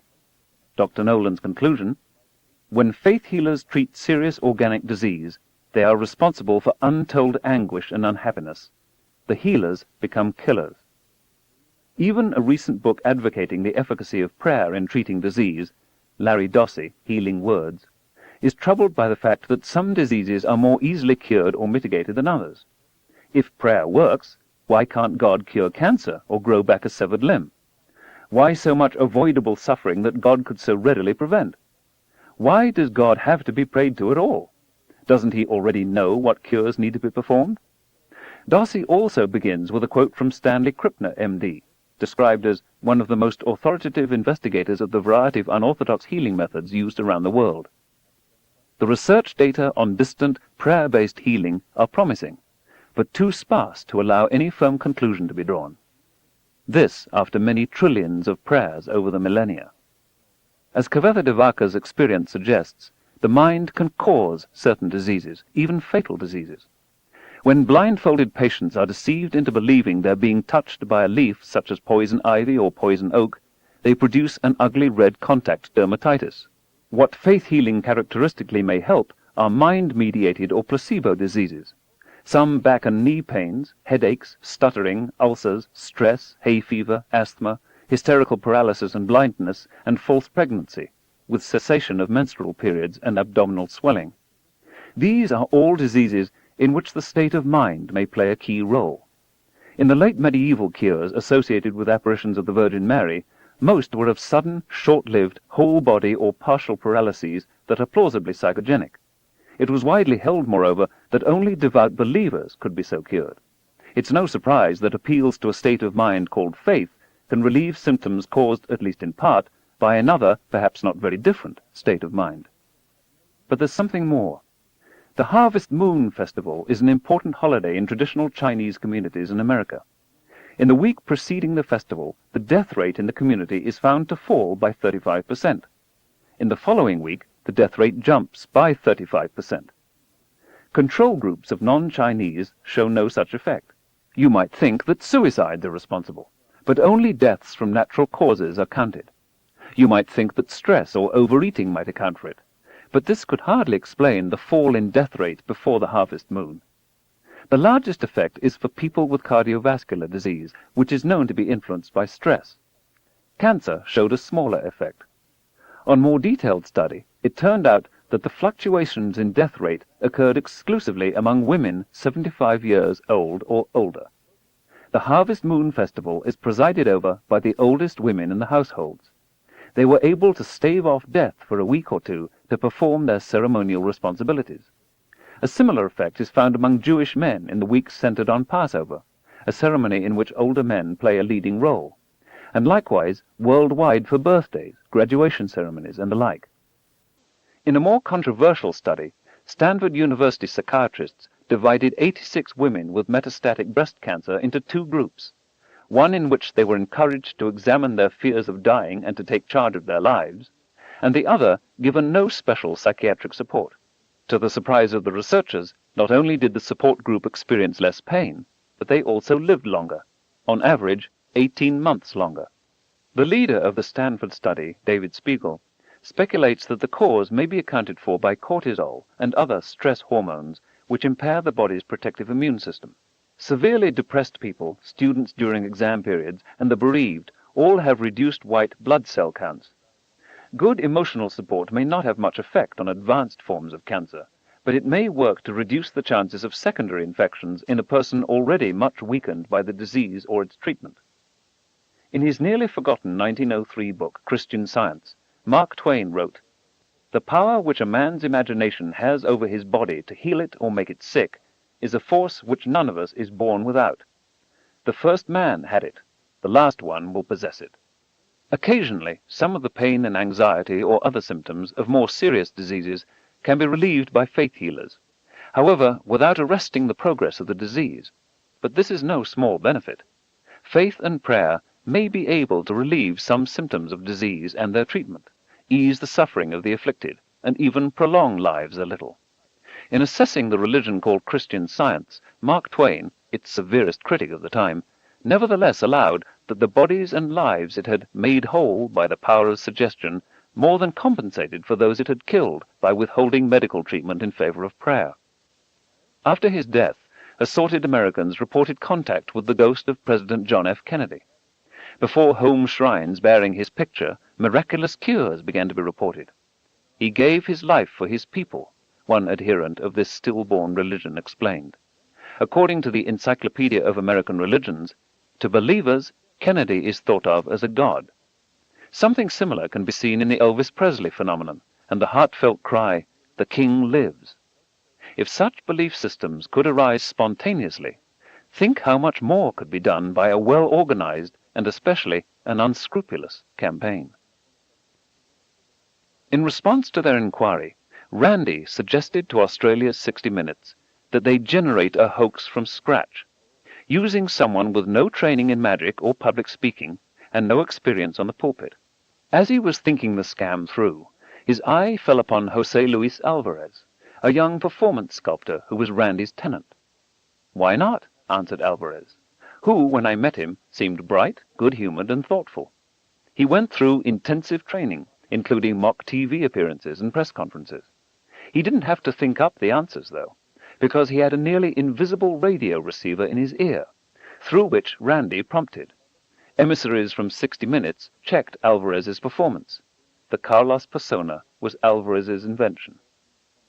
When Alvarez and his manager, likewise recruited for the job with no previous experience, arrived in Sydney, there was James Randy, slouching and inconspicuous, whispering into his transmitter at the periphery of the action. The substantiating documentation had all been faked. The curse, the water throwing, and all the rest were rehearsed to attract media attention. They did. Many of the people who showed up at the Opera House had done so because of the television and press attention. One Australian newspaper chain even printed verbatim handouts from the Carlos Foundation. After 60 Minutes aired, the rest of the Australian media was furious. They had been used, they complained, lied to. Just as there are legal guidelines concerning the police use of provocateurs, thundered Peter Robinson in the Australian Financial Review, there must be limits to how far the media can go in setting up a misleading situation. I, for one, can simply not accept that telling a lie is an acceptable way of reporting the truth. Every poll of public opinion shows that there is a suspicion among the general public that the media do not tell the whole truth, or that they distort things, or that they exaggerate, or that they are biased. Mr. Robinson feared that Carlos might have lent credence to this widespread misperception. Headlines ranged from "How Carlos Made Fools of Them All" to "Hoax Was Just Dumb." Newspapers that had not trumpeted Carlos patted themselves on the back for their restraint. Negus said of 60 Minutes, "Even people of integrity can make mistakes," and denied being duped. Anyone calling himself a channeler, he said, is a fraud by definition. 60 Minutes and Randy stressed that the Australian media had made no serious effort to check any of Carlos' bona fides.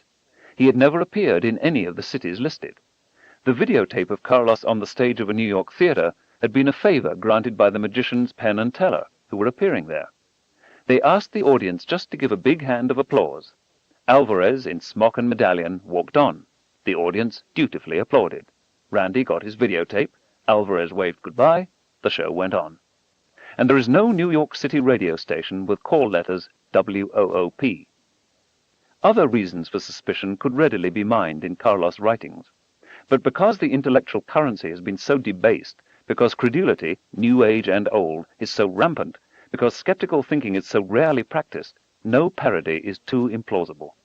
The Carlos Foundation offered for sale, they were scrupulously careful not actually to sell anything, an Atlantis crystal.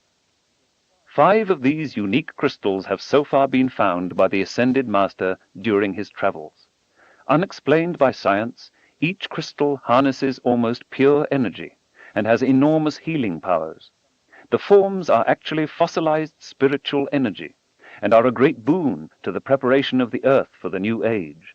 Of the 5, the Ascended Master wears 1 Atlantis crystal at all times close to his body for protection and to enhance all spiritual activities. 2 have been acquired by kindly supplicants in the United States of America in exchange for the substantial contribution the Ascended Master requests. Or, under the heading, The Waters of Carlos, the Ascended Master finds occasionally water of such purity that he undertakes to energize a quantity of it for others to benefit, an intensive process. To produce what is always too little, the Ascended Master purifies himself and a quantity of pure quartz crystal fashioned into flasks. He then places himself and the crystals into a large copper bowl, polished and kept warm. For a 24-hour period, the Ascended Master pours energy into the spiritual repository of the water. The water need not be removed from the flask to be utilized spiritually.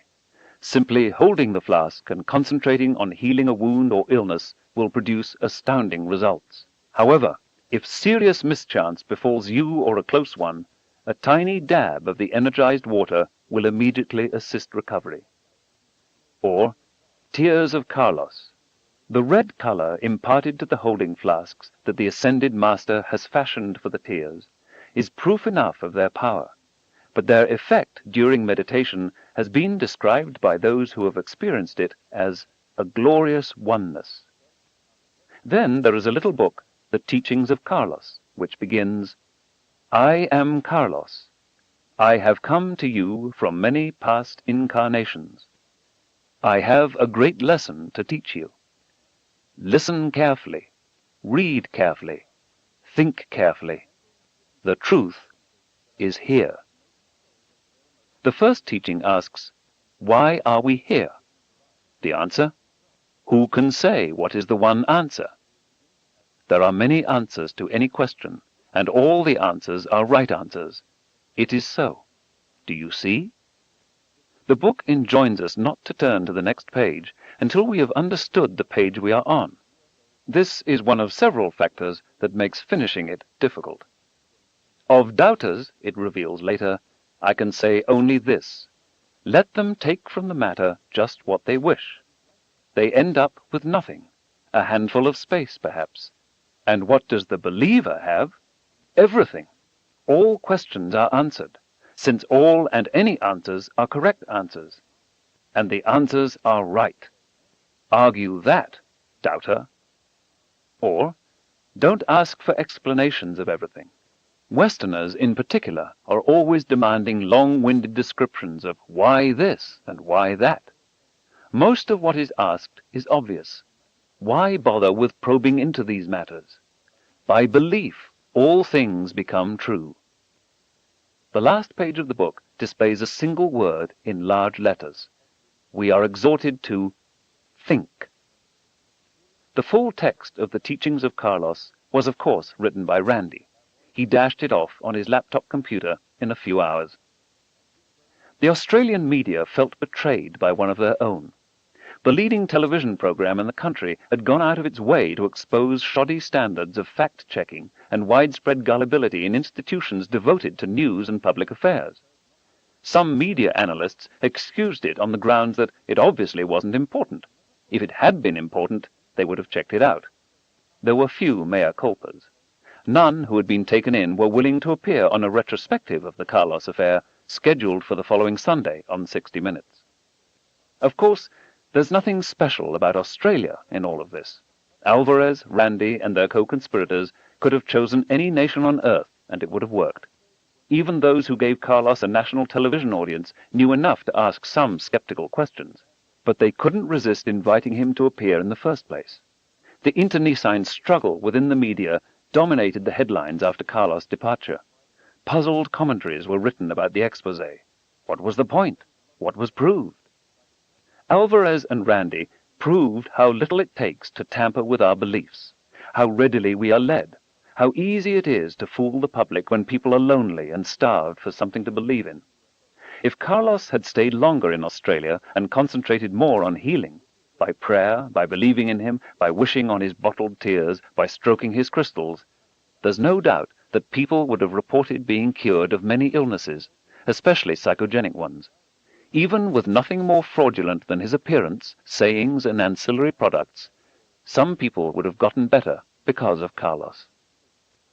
This, again, is the placebo effect found with almost every faith healer. We believe we're taking a potent medicine, and the pain goes away, for a time at least. And when we believe we've received a potent spiritual cure, the disease sometimes also goes away, for a time at least. Some people spontaneously announce that they've been cured even when they haven't. Detailed follow-ups by Nolan, Randy, and many others of those who have been told they were cured and agreed that they were, in, say, televised services by American faith healers, were unable to find even one person with serious organic disease who was, in fact, cured. Even significant improvement in their condition is dubious. As the Lourdes experience suggests, you may have to go through 10,000 to 1,000,000 cases before you find one truly startling recovery. A faith healer may or may not start out with fraud in mind, but to his amazement, his patients actually seem to be improving. Their emotions are genuine, their gratitude heartfelt. When the healer is criticized, such people rush to his defense. Several elderly attendees of the channeling at the Sydney Opera House were incensed after the 60 Minutes exposé. "Never mind what they say," they told Alvarez. "We believe in you." These successes may be enough to convince many charlatans, no matter how cynical they were at the beginning, that they actually have mystical powers. Maybe they're not successful every time. The powers come and go, they tell themselves. They have to cover the downtime. If they must cheat a little now and then, it serves a higher purpose, they tell themselves. Their spiel is consumer-tested. It works. Most of these figures are only after your money. That's the good news. But what worries me is that a Carlos will come along with bigger fish to fry. Attractive, commanding, patriotic, exuding leadership. All of us long for a competent, uncorrupt, charismatic leader. We will leap at the opportunity to support, to believe, to feel good. Most reporters, editors, and producers, swept up with the rest of us, will shy away from real skeptical scrutiny. He won't be selling you prayers or crystals or tears. Perhaps he'll be selling you a war or a scapegoat, or a much more all-encompassing bundle of beliefs than Carlos. Whatever it is, it will be accompanied by warnings about the dangers of skepticism. In the celebrated film The Wizard of Oz, Dorothy, the Scarecrow, the Tin Woodsman, and the Cowardly Lion are intimidated, indeed awed, by the outsized oracular figure called the Great Oz. But Dorothy's little dog Toto snaps at a concealing curtain and reveals that the Great Oz is in fact a machine run by a small, tubby, frightened man, as much an exile in this strange land as they. I think we're lucky that James Randi is tugging at the curtain. But it would be as dangerous to rely on him to expose all the quacks, humbugs, and bunkum in the world as it would be to believe those same charlatans. If we don't want to get taken, we need to do this job for ourselves. One of the saddest lessons of history is this. If we've been bamboozled long enough, we tend to reject any evidence of the bamboozle. We're no longer interested in finding out the truth. The bamboozle has captured us. It's simply too painful to acknowledge, even to ourselves, that we've been taken. Once you give a charlatan power over you, you almost never get it back. So the old bamboozles tend to persist as the new ones rise. Seances occur only in darkened rooms, where the ghostly visitors can be seen dimly at best. If we turn up the lights a little, so we have a chance to see what's going on, the spirits vanish. They're shy, we're told, and some of us believe it. In 20th century parapsychology laboratories, there is the observer effect. Those described as gifted psychics find that their powers diminish markedly whenever skeptics arrive, and disappear altogether in the presence of a conjurer as skilled as James Randi. What they need is darkness and gullibility. A little girl who had been a co-conspirator in a famous 19th century flim-flam, spirit rapping, in which ghosts answer questions by loud thumping, grew up and confessed it was an imposture. She was cracking the joint in her big toe. She demonstrated how it was done. But the public apology was largely ignored and, when acknowledged, denounced. Spirit rapping was too reassuring to be abandoned merely on the say-so of a self-confessed rapper, even if she started the whole business in the first place. The story began to circulate that the confession was coerced out of her by fanatical rationalists. As I described earlier, British hoaxers confessed to having made crop circles, geometrical figures generated in grain fields. It wasn't alien artists working in wheat as their medium, but two blokes with a board, a rope, and a taste for whimsy. Even when they demonstrated how they did it, though, believers were unimpressed. Maybe some of the crop circles are hoaxes, they argued, but there are too many of them, and some of the pictograms are too complex. Only extraterrestrials could do it. Then others in Britain confessed. But crop circles abroad, it was objected. In Hungary, for example, how can you explain that? Then copycat Hungarian teenagers confessed. But what about... To test the credulity of an alien abduction psychiatrist, a woman poses as an abductee. The therapist is enthusiastic about the fantasies she spins. But when she announces it was all a fake, what is his response? To re-examine his protocols or his understanding of what these cases mean? No. On various days, he suggests, 1, even if she isn't herself aware of it, she was in fact abducted. Or 2, she's crazy. After all, she went to a psychiatrist, didn't she? Or 3, he was on top of the hoax from the beginning and just gave her enough rope to hang herself. If it's sometimes easier to reject strong evidence than to admit that we've been wrong, this is also information about ourselves worth having. A scientist places an ad in a Paris newspaper offering a free horoscope. He receives about 150 replies, each, as requested, detailing a place and time of birth. Every respondent is then sent the identical horoscope, along with a questionnaire asking how accurate the horoscope had been. 94% of the respondents, and 90% of their families and friends, reply that they were at least recognizable in the horoscope. However, the horoscope was drawn up for a French serial killer. If an astrologer can get this far without even meeting his subjects, think how well someone sensitive to human nuances and not overly scrupulous might do. Why are we so easily taken in by fortune-tellers, psychic seers, palmists, tea-leaf, tarot and yarrow readers and their ilk? Of course, they note our posture, facial expressions, clothing, and answers to seemingly innocuous questions. Some of them are brilliant at it, and these are areas about which many scientists seem almost unconscious.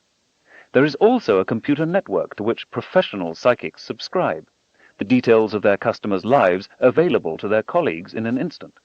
A key tool is the so-called cold read, a statement of opposing predispositions so tenuously balanced that anyone will recognize a grain of truth. Here's an example. At times you are extroverted, affable, sociable, while at other times you are introverted, wary, and reserved. You have found it unwise to be too frank in revealing yourself to others. You prefer a certain amount of change and variety, and become dissatisfied when hemmed in by restrictions and limitations. Disciplined and controlled on the outside, you tend to be worrisome and insecure on the inside. While you have some personality weaknesses, you are generally able to compensate for them. You have a great deal of unused capacity, which you have not turned to your advantage. You have a tendency to be critical of yourself. You have a strong need for other people to like you and for them to admire you. Almost everyone finds this characterization recognizable, and many feel that it describes them perfectly. Small wonder. We are all human. The list of evidence that some therapists think demonstrates repressed childhood sexual abuse, for example, in The Courage to Heal by Ellen Bass and Laura Davis, is very long and prosaic. It includes sleep disorders, overeating, anorexia and bulimia, sexual dysfunction, vague anxieties, and even an inability to remember childhood sexual abuse. Another book by the social worker E. Sue Bloom lists, among other telltale signs of forgotten incest, headaches, suspicion or its absence, excessive sexual passion or its absence, and adoring one's parents. Among diagnostic items for detecting dysfunctional families listed by Charles Whitfield, MD, are aches and pains, feeling more alive in a crisis, being anxious about authority figures, and having tried counseling or psychotherapy, yet feeling that something is wrong or missing. Like the cold read, if the list is long and broad enough, everyone will have symptoms. Skeptical scrutiny is not only the toolkit for rooting out bunkum and cruelty that prey on those least able to protect themselves and most in need of our compassion, people offered little other hope. It is also a timely reminder that mass rallies, radio and television, the print media, electronic marketing, and mail-order technology permit other kinds of lies to be injected into the body politic, to take advantage of the frustrated, the unwary, and the defenseless in a society riddled with political ills that are being treated ineffectively, if at all.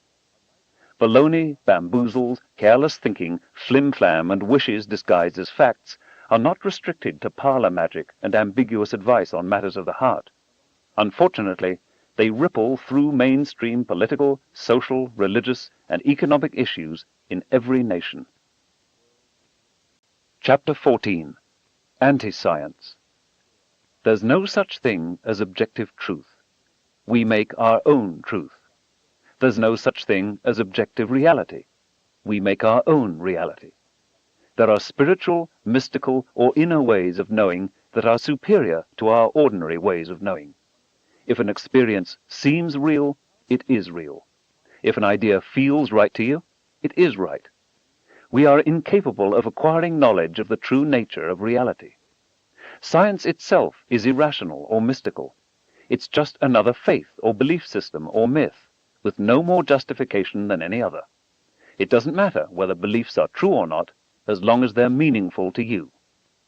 A summary of New Age beliefs from Theodore Schick, Jr. and Louis Vaughan, How to Think About Weird Things, Critical Thinking for a New Age, Mountain View, California, Mayfield Publishing Company, 1995. If the established framework of science is plausibly in error, or arbitrary, or irrelevant, or unpatriotic, or impious, or mainly serving the interests of the powerful, then perhaps we can save ourselves the trouble of understanding what so many people think of as a complex, difficult, highly mathematical, and counterintuitive body of knowledge. Then all the scientists would have their comeuppance. Science envy could be transcended. Those who have pursued other paths to knowledge, those who have secretly harbored beliefs that science has scorned, could now have their place in the sun. The rate of change in science is responsible for some of the fire it draws. Just when we finally understood something the scientists are talking about, they tell us it isn't any longer true. And even if it is, there's a slew of new things, things we never heard of, things difficult to believe, things with disquieting implications, that they claim to have discovered recently. Scientists can be perceived as toying with us, as wanting to overturn everything, as socially dangerous.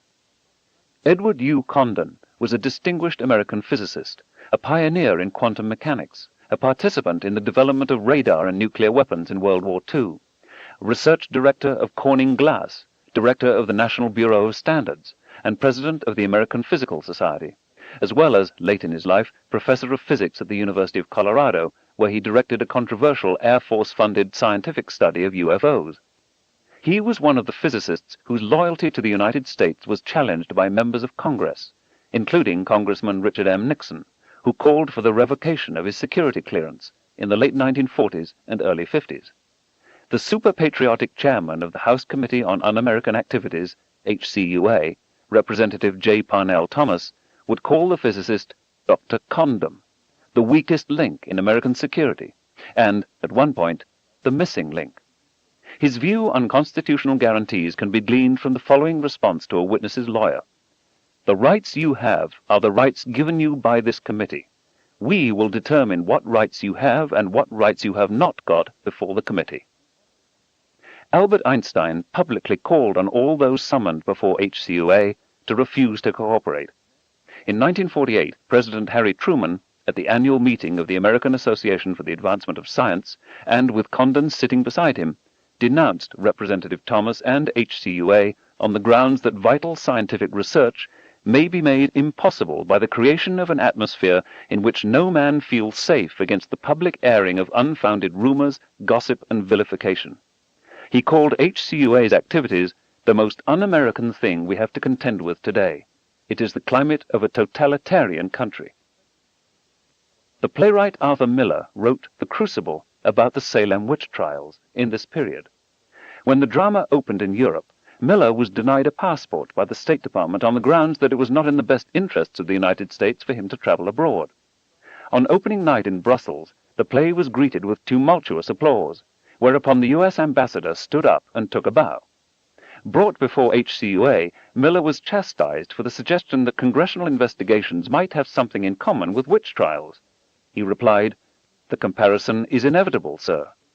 Thomas was shortly afterwards thrown in jail for fraud. One summer in graduate school, I was a student of Condon's. I remember vividly his account of being brought up before some loyalty review board. "Dr. Condon, it says here that you have been at the forefront of a revolutionary movement in physics called," and here the inquisitor read the words slowly and carefully, "quantum mechanics. It strikes this hearing that if you could be at the forefront of one revolutionary movement, you could be at the forefront of another." Condon, quick on his feet, replied that the accusation was untrue. He was not a revolutionary in physics. He raised his right hand. "I believe in Archimedes' principle, formulated in the 3rd century BC. I believe in Kepler's laws of planetary motion, discovered in the 17th century. I believe in Newton's laws." And on he went, invoking the illustrious names of Bernoulli, Fourier, Ampère, Boltzmann, and Maxwell. This physicist's catechism did not gain him much. The tribunal did not appreciate humor on so serious a matter. But the most they were able to pin on Condon, as I recall, was that in high school he had a job delivering a socialist newspaper door to door on his bicycle. Imagine you seriously want to understand what quantum mechanics is about. There is a mathematical underpinning that you must first acquire, mastery of each mathematical subdiscipline leading you to the threshold of the next. In turn, you must learn arithmetic, Euclidean geometry, high school algebra, differential and integral calculus, ordinary and partial differential equations, vector calculus, certain special functions of mathematical physics, matrix algebra, and group theory. For most physics students, this might occupy them from, say, 3rd grade to early graduate school, roughly 15 years. Such a course of study does not actually involve learning any quantum mechanics, but merely establishing the mathematical framework required to approach it deeply. The job of the popularizer of science, trying to get across some idea of quantum mechanics to a general audience that has not gone through these initiation rites, is daunting. Indeed, there are no successful popularizations of quantum mechanics, in my opinion, partly for this reason. These mathematical complexities are compounded by the fact that quantum theory is so resolutely counterintuitive. Common sense is almost useless in approaching it. It's no good, Richard Feynman once said, asking why it is that way. No one knows why it is that way. That's just the way it is. Now suppose we were to approach some obscure religion or New Age doctrine or shamanistic belief system skeptically. We have an open mind. We understand there's something interesting here. We introduce ourselves to the practitioner and ask for an intelligible summary. Instead, we are told that it's intrinsically too difficult to be explained simply, that it's replete with mysteries. But if we're willing to become acolytes for 15 years, at the end of that time, we might begin to be prepared to consider the subject seriously. Most of us, I think, would say that we simply don't have the time. And many would suspect that the business about 15 years just to get to the threshold of understanding is evidence that the whole subject is a bamboozle. If it's too hard for us to understand, doesn't it follow that it's too hard for us to criticize knowledgeably? Then the bamboozle has free rein. So how is shamanistic or theological or New Age doctrine different from quantum mechanics? The answer is that even if we cannot understand it, we can verify that quantum mechanics works. We can compare the quantitative predictions of quantum theory with the measured wavelengths of spectral lines of the chemical elements, the behavior of semiconductors and liquid helium, microprocessors, which kinds of molecules form from their constituent atoms, the existence and properties of white dwarf stars, what happens in masers and lasers, and which materials are susceptible to which kinds of magnetism. We don't have to understand the theory to see what it predicts. We don't have to be accomplished physicists to read what the experiments reveal. In every one of these instances, as in many others, the predictions of quantum mechanics are strikingly, and to high accuracy, confirmed. But the shaman tells us that his doctrine is true because it too works, not on arcane matters of mathematical physics, but on what really counts. He can cure people. Very well then, let's accumulate the statistics on shamanistic cures and see if they work better than placebos. If they do, let's willingly grant that there's something here, even if it's only that some illnesses are psychogenic and can be cured or mitigated by the right attitudes and mental states. We can also compare the efficacy of alternative shamanistic systems. Whether the shaman grasps why his cures work is another story. In quantum mechanics, we have a purported understanding of nature on the basis of which, step by step and quantitatively, we make predictions about what will happen if a certain experiment, never before attempted, is carried out. If the experiment bears out the prediction, especially if it does so numerically and precisely, we have confidence that we knew what we were doing. There are at best few examples with this character among shamans, priests, and New Age gurus. Another important distinction was suggested in Reason and Nature, the 1931 book by Maurice Cohen, a celebrated philosopher of science. To be sure, the vast majority of people who are untrained can accept the results of science only on authority. But there is obviously an important difference between an establishment that is open and invites everyone to come, study its methods, and suggest improvement, and one that regards the questioning of its credentials as due to wickedness of heart, such as Cardinal Newman attributed to those who questioned the infallibility of the Bible. Rational science treats its credit notes as always redeemable on demand, while non-rational authoritarianism regards the demand for the redemption of its paper as a disloyal lack of faith. The myths and folklore of many pre-modern cultures have explanatory or at least mnemonic value. In stories that everyone can appreciate and even witness, they encode the environment. Which constellations are rising, or the orientation of the Milky Way on a given day of the year, can be remembered by a story about lovers reunited or a canoe negotiating the sacred river. Since recognizing the sky is essential for planting and reaping and following the game, such stories have important practical value. They can also be helpful as psychological projective tests or as reassurances of humanity's place in the universe. But that doesn't mean that the Milky Way really is a river or that a canoe really is traversing it before our eyes. Quinine comes from an infusion of the bark of a particular tree from the Amazon rainforest. How did pre-modern people ever discover that a tea made from this tree, of all the plants in the forest, would relieve the symptoms of malaria?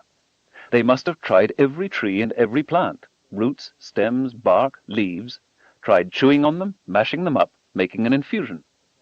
This constitutes a massive set of scientific experiments continuing over generations. Experiments that, moreover, could not be duplicated today for reasons of medical ethics.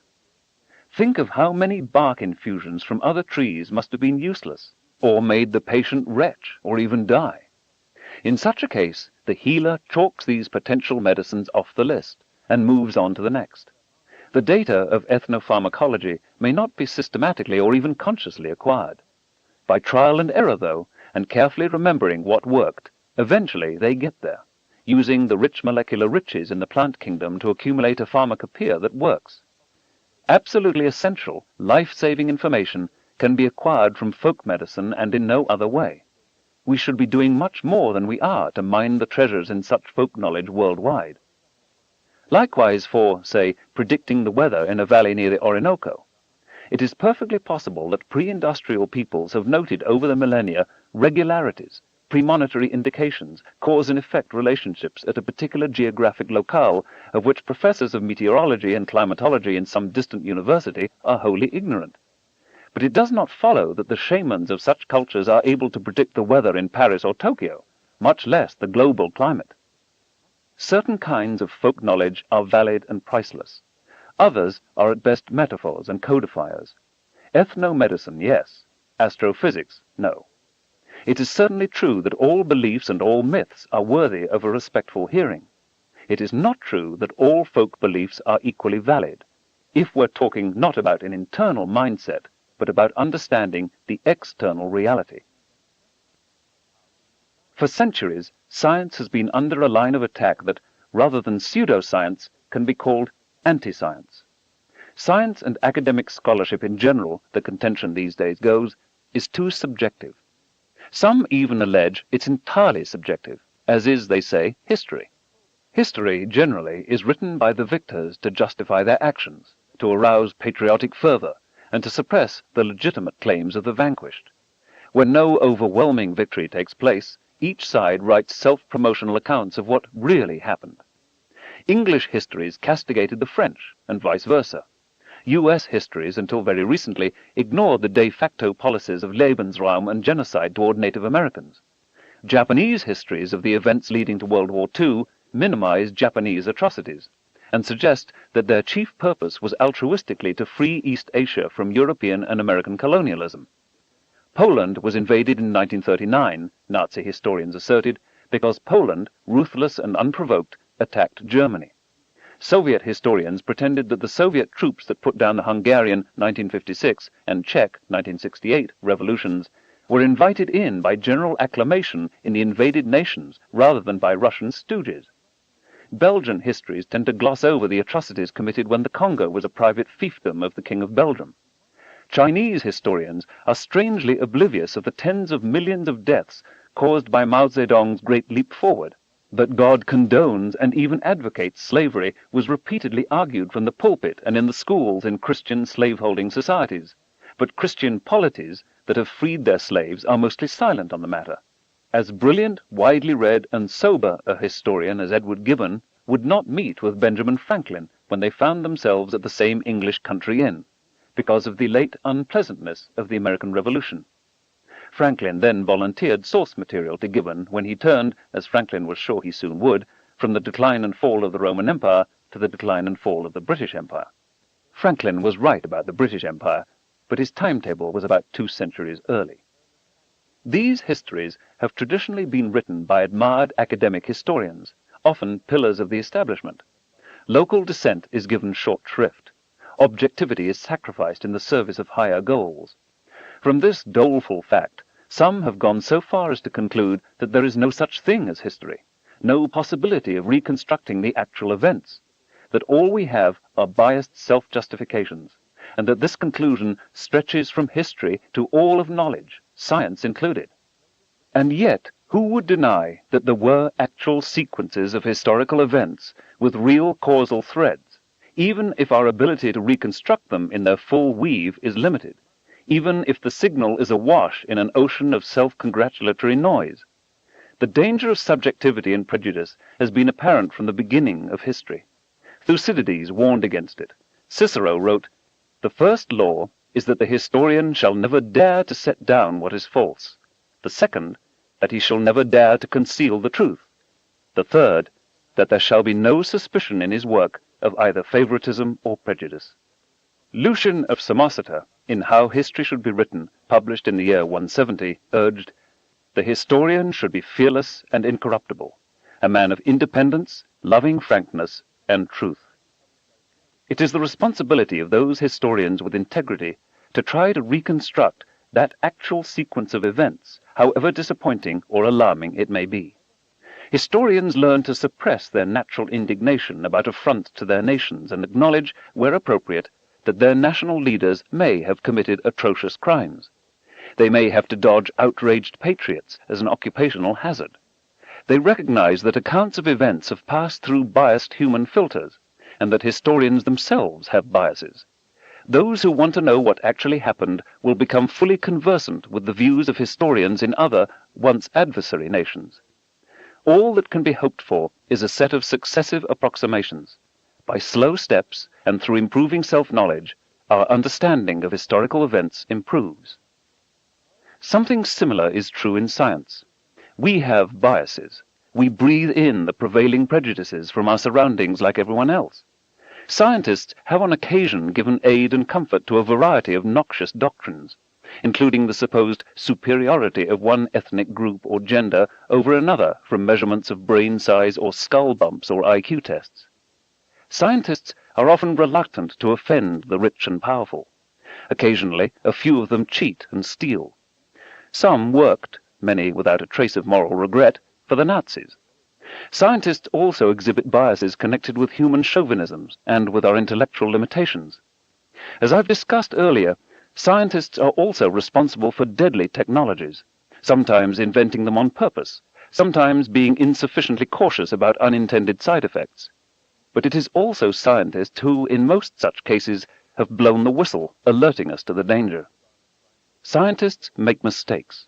Accordingly, it is the job of the scientist to recognize our weaknesses, to examine the widest range of opinions, to be ruthlessly self-critical. Science is a collective enterprise, with the error correction machinery often running smoothly. It has an overwhelming advantage over history, because in science we can do experiments. If you are unsure of the negotiations leading to the Treaty of Paris in 1814 to 1815, replaying the events is an unavailable option. You can only dig into old records. You cannot even ask questions of the participants. Every one of them is dead. But for many questions in science, you can rerun the event as many times as you like, examine it in new ways, test a wide range of alternative hypotheses. When new tools are devised, you can perform the experiment again and see what emerges from your improved sensitivity. In those historical sciences where you cannot arrange a rerun, you can examine related cases and begin to recognize their common components. We can't make stars explode at our convenience, nor can we repeatedly evolve through many trials a mammal from its ancestors. But we can simulate some of the physics of supernova explosions in the laboratory, and we can compare in staggering detail the genetic instructions of mammals and reptiles. The claim is also sometimes made that science is as arbitrary or irrational as all other claims to knowledge, or that reason itself is an illusion. The American revolutionary Ethan Allen, leader of the Green Mountain Boys in their capture of Fort Ticonderoga, had some words on this subject. Those who invalidate reason ought seriously to consider whether they argue against reason with or without reason. If with reason, then they establish the principle that they are laboring to dethrone. But if they argue without reason, which, in order to be consistent with themselves they must do, they are out of reach of rational conviction, nor do they deserve a rational argument. The listener can judge the depth of this argument. Anyone who witnesses the advance of science firsthand sees an intensely personal undertaking. There are always a few, driven by simple wonder and great integrity, or by frustration with the inadequacies of existing knowledge, or simply upset with themselves for their imagined inability to understand what everyone else can, who proceed to ask the devastating key questions. A few saintly personalities stand out amidst a roiling sea of jealousies, ambition, backbiting, suppression of dissent, and absurd conceits. In some fields, highly productive fields, such behavior is almost the norm. I think all that social turmoil and human weakness aids the enterprise of science. There is an established framework in which any scientist can prove another wrong and make sure everyone else knows about it. Even when our motives are base, we keep stumbling on something new. The American chemistry Nobel laureate Harold C. Urey once confided to me that as he got older, he was then in his 70s, he experienced increasingly concerted efforts to prove him wrong. He described it as the fastest gun in the West syndrome. The young man who could outdraw the celebrated old gunslinger would inherit his reputation and the respect paid to him. It was annoying, he grumbled, but it did help direct the young whippersnappers into important areas of research that they would never have entered on their own. Being human, scientists also sometimes engaged in observational selection. They like to remember those cases when they've been right and forget when they've been wrong. But in many instances, what is wrong is partly right, or stimulates others to find out what's right. One of the most productive astrophysicists of our time has been Fred Hoyle, responsible for monumental contributions to our understanding of the evolution of stars, the synthesis of the chemical elements, cosmology, and much else. Sometimes he succeeded by being right before anyone else even understood that there was something that needed explaining. Sometimes he succeeded by being wrong, by being so provocative, by suggesting such outrageous alternatives that the observers and experimentalists feel obliged to check it out. The impassioned and concerted effort to prove Fred wrong has sometimes failed and sometimes succeeded. In almost every case, it has pushed forward the frontiers of knowledge. Even Hoyle at his most outrageous, for example, proposing that the influenza and HIV viruses are dropped down on Earth from comets and that interstellar dust grains are bacteria, has led to significant advances in knowledge, although turning up nothing to support those particular notions. It might be useful for scientists now and again to list some of their mistakes. It might play an instructive role in illuminating and demythologizing the process of science and in enlightening younger scientists. Even Johannes Kepler, Isaac Newton, Charles Darwin, Gregor Mendel, and Albert Einstein made serious mistakes. But the scientific enterprise arranges things so that teamwork prevails. What one of us, even the most brilliant among us, misses, another of us, even someone much less celebrated and capable, may detect and rectify. For myself, I've tended in past books to recount some of the occasions when I've been right. Let me here mention a few of the cases where I've been wrong. At a time when no spacecraft had been to Venus, I thought at first that the atmospheric pressure was several times that on Earth, rather than many tens of times. I thought the clouds of Venus were made mainly of water, when they turn out to be only 25% water. I thought there might be plate tectonics on Mars, when close-up spacecraft observations now show hardly a hint of plate tectonics. I thought the highish infrared temperatures of Titan might be due to a sizable greenhouse effect there. Instead, it turns out, it is caused by stratospheric temperature inversion. Just before Iraq torched the Kuwaiti oil wells in January 1991, I warned that so much smoke might get so high as to disrupt agriculture in much of South Asia. As events transpired, it was pitch black at noon, and the temperatures dropped 4 to 6 degrees centigrade over the Persian Gulf, but not much smoke reached stratospheric altitudes, and Asia was spared. I did not sufficiently stress the uncertainty of the calculations. Different scientists have different speculative styles, some being much more cautious than others. As long as new ideas are testable and scientists are not overly dogmatic, no harm is done. Indeed, considerable progress can be made. In the first 4 instances I've just mentioned where I was wrong, I was trying to understand a distant world from a few clues in the absence of thorough spacecraft investigations. In the natural course of planetary exploration, more data come in, and we find an army of old ideas ploughed down by an armamentarium of new facts. Postmodernists have criticized Kepler's astronomy because it emerged out of his medieval monotheistic religious views.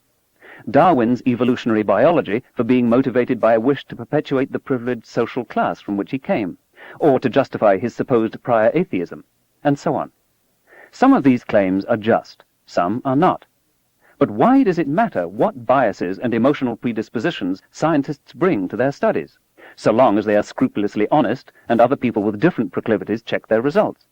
Presumably, no one would argue that the conservative view on the sum of 14 and 27 differs from the liberal view, or that the mathematical function that is its own derivative is the exponential in the northern hemisphere, but some other function in the southern. Any regular periodic function can be represented to arbitrary accuracy by a Fourier series in Muslim as well as in Hindu mathematics. Non-commutative algebras, where A times B does not equal B times A, are as self-consistent and meaningful for speakers of Indo-European languages as for speakers of Finno-Ugric.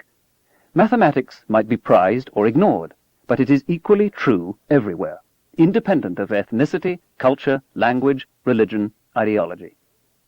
Towards the opposite extreme, there are questions such as whether abstract expressionism can be great art or rap great music, whether it's more important to curb inflation or unemployment, whether French culture is superior to German culture, or whether prohibitions against murder should apply to the nation-state. Here the questions are oversimple, or the dichotomies false, or the answers dependent on unspoken assumptions. Here local biases might very well determine the answers. Where in this subjective continuum, from almost fully independent of cultural norms to almost wholly dependent on them, does science lie? Although issues of bias and cultural chauvinism certainly arise, and although its content is continually being refined, science is clearly much closer to mathematics than it is to fashion. The claim that its findings are in general arbitrary and biased is not merely tendentious, but specious. The historians Joyce Appleby, Lynn Hunt, and Margaret Jacob, in Telling the Truth About History, 1994, criticize Isaac Newton. He is said to have rejected the philosophical position of Descartes because it might challenge conventional religion and lead to social chaos and atheism. Such criticisms amount only to the charge that scientists are human. How Newton was buffeted by the intellectual currents of his time is of course of interest to the historian of ideas, but it has little bearing on the truth of his propositions. For them to be generally accepted, they must convince atheists and theists alike. This is just what happened. Appleby and her colleagues claim that when Darwin formulated his theory of evolution, he was an atheist and a materialist, and suggest that evolution was a product of a purported atheist agenda. They have hopelessly confused cause and effect. Darwin was about to become a minister of the Church of England when the opportunity to sail on HMS Beagle presented itself. His religious ideas, as he himself described them, were at the time highly conventional. He found every one of the Anglican articles of faith entirely believable. Through his interrogation of nature, through science, it slowly dawned on him that at least some of his religion was false. That's why he changed his religious views. Appleby and her colleagues are appalled at Darwin's description of the low morality of savages, their insufficient powers of reasoning, their weak power of self-command, and state that now many people are shocked by his racism. But there was no racism at all, as far as I can tell, in Darwin's comment. He was alluding to the inhabitants of Tierra del Fuego, suffering from grinding scarcity in the most barren and Antarctic province of Argentina. When he described a South American woman of African origin who threw herself to her death rather than submit to slavery, he noted that it was only prejudice that kept us from seeing her defiance in the same heroic light as we would a similar act by the proud matron of a noble Roman family. He was himself almost thrown off the Beagle by Captain Fitzroy for his militant opposition to the captain's racism. Darwin was head and shoulders above most of his contemporaries in this regard. But again, even if he was not, how does it affect the truth or falsity of natural selection? Thomas Jefferson and George Washington owned slaves. Albert Einstein and Mohandas Gandhi were imperfect husbands and fathers. The list goes on indefinitely. We are all flawed and creatures of our times. Is it fair to judge us by the unknown standards of the future? Some of the habits of our age will doubtless be considered barbaric by later generations, perhaps for insisting that small children and even infants sleep alone instead of with their parents, or exciting nationalist passions as a means of gaining popular approval and achieving high political office, or allowing bribery and corruption as a way of life, or keeping pets, or eating animals and jailing chimpanzees, or criminalizing the use of euphoriants by adults, or allowing our children to grow up ignorant. Occasionally, in retrospect, someone stands out. In my book, the English-born American revolutionary Thomas Paine is one such. He was far ahead of his time. He courageously opposed monarchy, aristocracy, racism, slavery, superstition, and sexism, when all of these constituted the conventional wisdom. He was unswerving in his criticism of conventional religion. He wrote in The Age of Reason, "Whenever we read the obscene stories, the voluptuous debaucheries, the cruel and torturous executions, the unrelenting vindictiveness with which more than half the Bible is filled, it would be more consistent that we called it the word of a demon than the word of God. It has served to corrupt and brutalize mankind." At the same time, the book exhibited the deepest reverence for a creator of the universe whose existence Paine argued was apparent at a glance at the natural world. But condemning much of the Bible while embracing God seemed an impossible position to most of his contemporaries. Christian theologians concluded he was drunk, mad, or corrupt. The Jewish scholar David Levy forbade his co-religionists from even touching, much less reading, the book. Paine was made to suffer so much for his views, including being thrown into prison after the French Revolution for being too consistent in his opposition to tyranny, that he became an embittered old man. Paine was the author of the revolutionary pamphlet Common Sense. Published on January 10, 1776, it sold over 500,000 copies in the next few months and stirred many Americans to the cause of independence. He was the author of the 3 best-selling books of the 18th century. Later generations reviled him for his social and religious views. Theodore Roosevelt called him a filthy little atheist, despite his profound belief in God. He is probably the most illustrious American revolutionary uncommemorated by a monument in Washington, D.C. Yes, the Darwinian insight can be turned upside down and grotesquely misused. Voracious robber barons may explain their cutthroat practices by an appeal to social Darwinism. Nazis and other racists may call on survival of the fittest to justify genocide. But Darwin did not make John D. Rockefeller or Adolf Hitler. Greed, the Industrial Revolution, the free enterprise system, and corruption of government by the moneyed are adequate to explain 19th century capitalism. Ethnocentrism, xenophobia, social hierarchies, the long history of anti-Semitism in Germany, the Versailles Treaty, German child-rearing practices, inflation, and the Depression seem adequate to explain Hitler's rise to power. Very likely these or similar events would have transpired with or without Darwin. And modern Darwinism makes it abundantly clear that many less ruthless traits, some not always admired by robber barons and Führers, altruism, general intelligence, compassion, may be the key to survival. If we could censor Darwin, what other kinds of knowledge could also be censored? Who would do the censoring? Who among us is wise enough to know which information and insights we can safely dispense with, and which will be necessary 10 or 100 or 1,000 years into the future? Surely we can exert some discretion in technology on which kinds of machines and products it is safe to develop.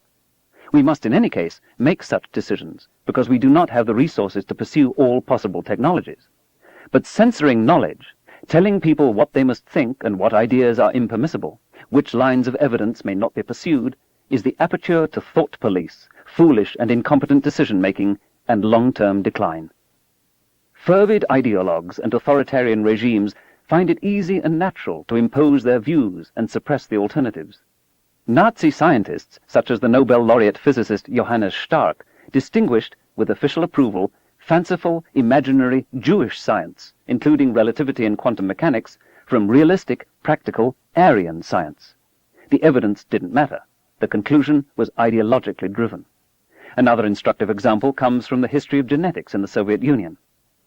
As he described it to me 3 decades later, in 1922, the American geneticist Hermann J. Muller flew from Berlin to Moscow in a light plane to witness the new Soviet society firsthand. He must have liked what he saw, because, after his discovery that radiation makes mutations, a discovery that would later win him a Nobel Prize, he moved to Moscow to help establish modern genetics in the Soviet Union. But by the middle 1930s, a charlatan named Trofim Lysenko had caught the notice and then the enthusiastic support of Stalin. Lysenko argued that genetics, which he called Mendelism, Weissmanism, Morganism, after some of the founders of the field, had an unacceptable philosophical base, and that philosophically correct genetics, genetics that paid proper obeisance to communist dialectical materialism, would yield very different results. In particular, Lysenko's genetics would permit an additional crop of winter wheat, welcome news to a Soviet economy reeling from Stalin's forced collectivization of agriculture. Lysenko's purported evidence was suspect. There were no experimental controls, and his broad conclusions flew in the face of an immense body of contradictory data. As Lysenko's power grew, Muller passionately argued that classical Mendelian genetics was in full harmony with dialectical materialism, while Lysenko, who believed in the inheritance of acquired characteristics and denied a material basis of heredity, was an idealist, or worse. Muller was strongly supported by N.I. Vavilov, erstwhile president of the All-Union Academy of Agricultural Sciences. In a 1936 address to the Academy of Agricultural Sciences, now presided over by Lysenko, Muller gave a stirring address that included these words: "If the outstanding practitioners are going to support theories and opinions that are obviously absurd to everyone who knows even a little about genetics, such views as those recently put forward by President Lysenko and those who think as he does, then the choice before us will resemble the choice between witchcraft and medicine, between astrology and astronomy, between alchemy and chemistry." In a country of arbitrary arrests and police terror, this speech displayed exemplary, many thought foolhardy, integrity and courage. In the Vavilov affair, 1984, the Soviet émigré historian Mark Popovsky describes these words as being accompanied by thunderous applause from the whole hall and remembered by everyone still living who took part in the session. 3 months later, Muller was visited in Moscow by a Western geneticist who expressed astonishment at a widely circulated letter signed by Muller that condemned the prevalence of Mendelism, Weissmannism, Morganism in the West, and that urged a boycott of the forthcoming International Congress of Genetics. Having never seen, much less signed, such a letter, an outraged Muller concluded that it was a forgery perpetrated by Lysenko. Muller promptly wrote an angry denunciation of Lysenko to Pravda and mailed a copy to Stalin. The next day, Vavilov came to Muller in a state of some agitation, informing him that he, Muller, had just volunteered to serve in the Spanish Civil War. The letter to Pravda had put Muller's life in danger. He left Moscow the next day, just evading, so he was later told, the NKVD, the secret police. Vavilov was not so lucky, and perished in 1943 in Siberia. With the continuing support of Stalin and later of Khrushchev, Lysenko ruthlessly suppressed classical genetics. Soviet school biology texts in the early 1960s had as little about chromosomes and classical genetics as many American school biology texts have about evolution today. But no new crop of winter wheat grew.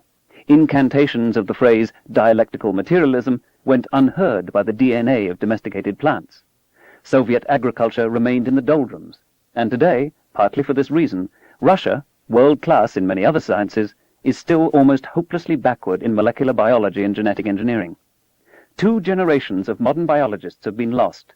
Lysenkoism was not overthrown until 1964, in a series of debates and votes at the Soviet Academy of Sciences, one of the few institutions to maintain a degree of independence from the leaders of party and state, in which the nuclear physicist Andrei Sakharov played an outstanding role. Americans tend to shake their heads in astonishment at the Soviet experience. The idea that some state-endorsed ideology or popular prejudice would hog-tie scientific progress seems unthinkable. For 200 years, Americans have prided themselves on being a practical, pragmatic, non-ideological people. And yet anthropological and psychological pseudoscience has flourished in the United States, on race, for example.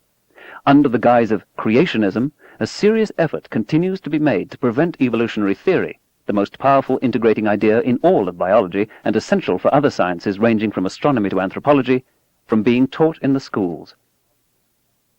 Science is different from many another human enterprise, not of course in its practitioners being influenced by the culture they grew up in, nor in sometimes being right and sometimes wrong, which are common to every human activity, but in its passion for framing testable hypotheses, in its search for definitive experiments that confirm or deny ideas, in the vigor of its substantive debate, and in its willingness to abandon ideas that have been found wanting.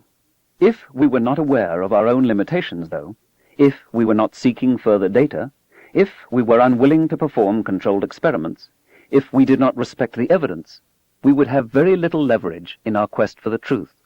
Through opportunism and timidity, we might then be buffeted by every ideological breeze, with nothing of lasting value to hang on to. Chapter 15. Newton's Sleep. May God keep us from single vision and Newton's sleep. William Blake, from a poem included in a letter to Thomas Butts, 1802. Ignorance more frequently begets confidence than does knowledge. It is those who know little, and not those who know much, who so positively assert that this or that problem will never be solved by science. Charles Darwin, Introduction, The Descent of Man, 1871. By Newton's sleep, the poet, painter, and revolutionary William Blake seems to have meant a tunnel vision in the perspective of Newton's physics, as well as Newton's own incomplete disengagement from mysticism. Blake thought the idea of atoms and particles of light amusing, and Newton's influence on our species satanic. A common critique of science is that it is too narrow. Because of our well-demonstrated fallibilities, it rules out of court, beyond serious discourse, a wide range of uplifting images, playful notions, earnest mysticism, and stupefying wonders. Without physical evidence, science does not admit spirits, souls, angels, devils, or dharma bodies of the Buddha, or alien visitors. The American psychologist Charles Tart, who believes the evidence for extrasensory perception is convincing, writes, "An important factor in the current popularity of New Age ideas is a reaction against the dehumanizing, despiritualizing effects of scientism, the philosophical belief, masquerading as objective science and held with the emotional tenacity of born-again fundamentalism, that we are nothing but material beings. To unthinkingly embrace anything and everything labeled spiritual or psychic or New Age is, of course, foolish, for many of these ideas are factually wrong, however noble or inspiring they are. On the other hand, this New Age interest is a legitimate recognition of some of the realities of human nature. People have always had and continue to have experiences that seem to be psychic or spiritual. But why should psychic experiences challenge the idea that we are made of matter and nothing but? There is very little doubt that, in the everyday world, matter and energy exist. The evidence is all around us. In contrast, as I've mentioned earlier, the evidence for something non-material called spirit or soul is very much in doubt. Of course, each of us has a rich internal life. Considering the stupendous complexity of matter, though, how could we possibly prove that our internal life is not wholly due to matter? Granted, there is much about human consciousness that we do not fully understand and cannot yet explain in terms of neurobiology. Humans have limitations, and no one knows this better than scientists. But a multitude of aspects of the natural world that were considered miraculous only a few generations ago are now thoroughly understood in terms of physics and chemistry. At least some of the mysteries of today will be comprehensively solved by our descendants. The fact that we cannot now produce a detailed understanding of, say, altered states of consciousness in terms of brain chemistry no more implies the existence of a spirit world than a sunflower following the sun in its course across the sky was evidence of a literal miracle before we knew about phototropism and plant hormones. And if the world does not in all respects correspond to our wishes, is this the fault of science, or of those who would impose their wishes on the world? All the mammals, and many other animals as well, experience emotions: fear, lust, hope, pain, love, hate, the need to be led. Humans may brood about the future more, but there is nothing in our emotions unique to us. On the other hand, no other species does science as much or as well as we. How then can science be dehumanizing? Still, it seems so unfair. Some of us starve to death before we're out of infancy, while others, by an accident of birth, live out their lives in opulence and splendor. We can be born into an abusive family or a reviled ethnic group, or start out with some deformity. We go through life with the deck stacked against us, and then we die, and that's it? Nothing but a dreamless and endless sleep? Where's the justice in this? This is stark and brutal and heartless. Shouldn't we have a second chance on a level playing field? How much better if we were born again in circumstances that took account of how well we played our part in the last life, no matter how stacked against us the deck was then?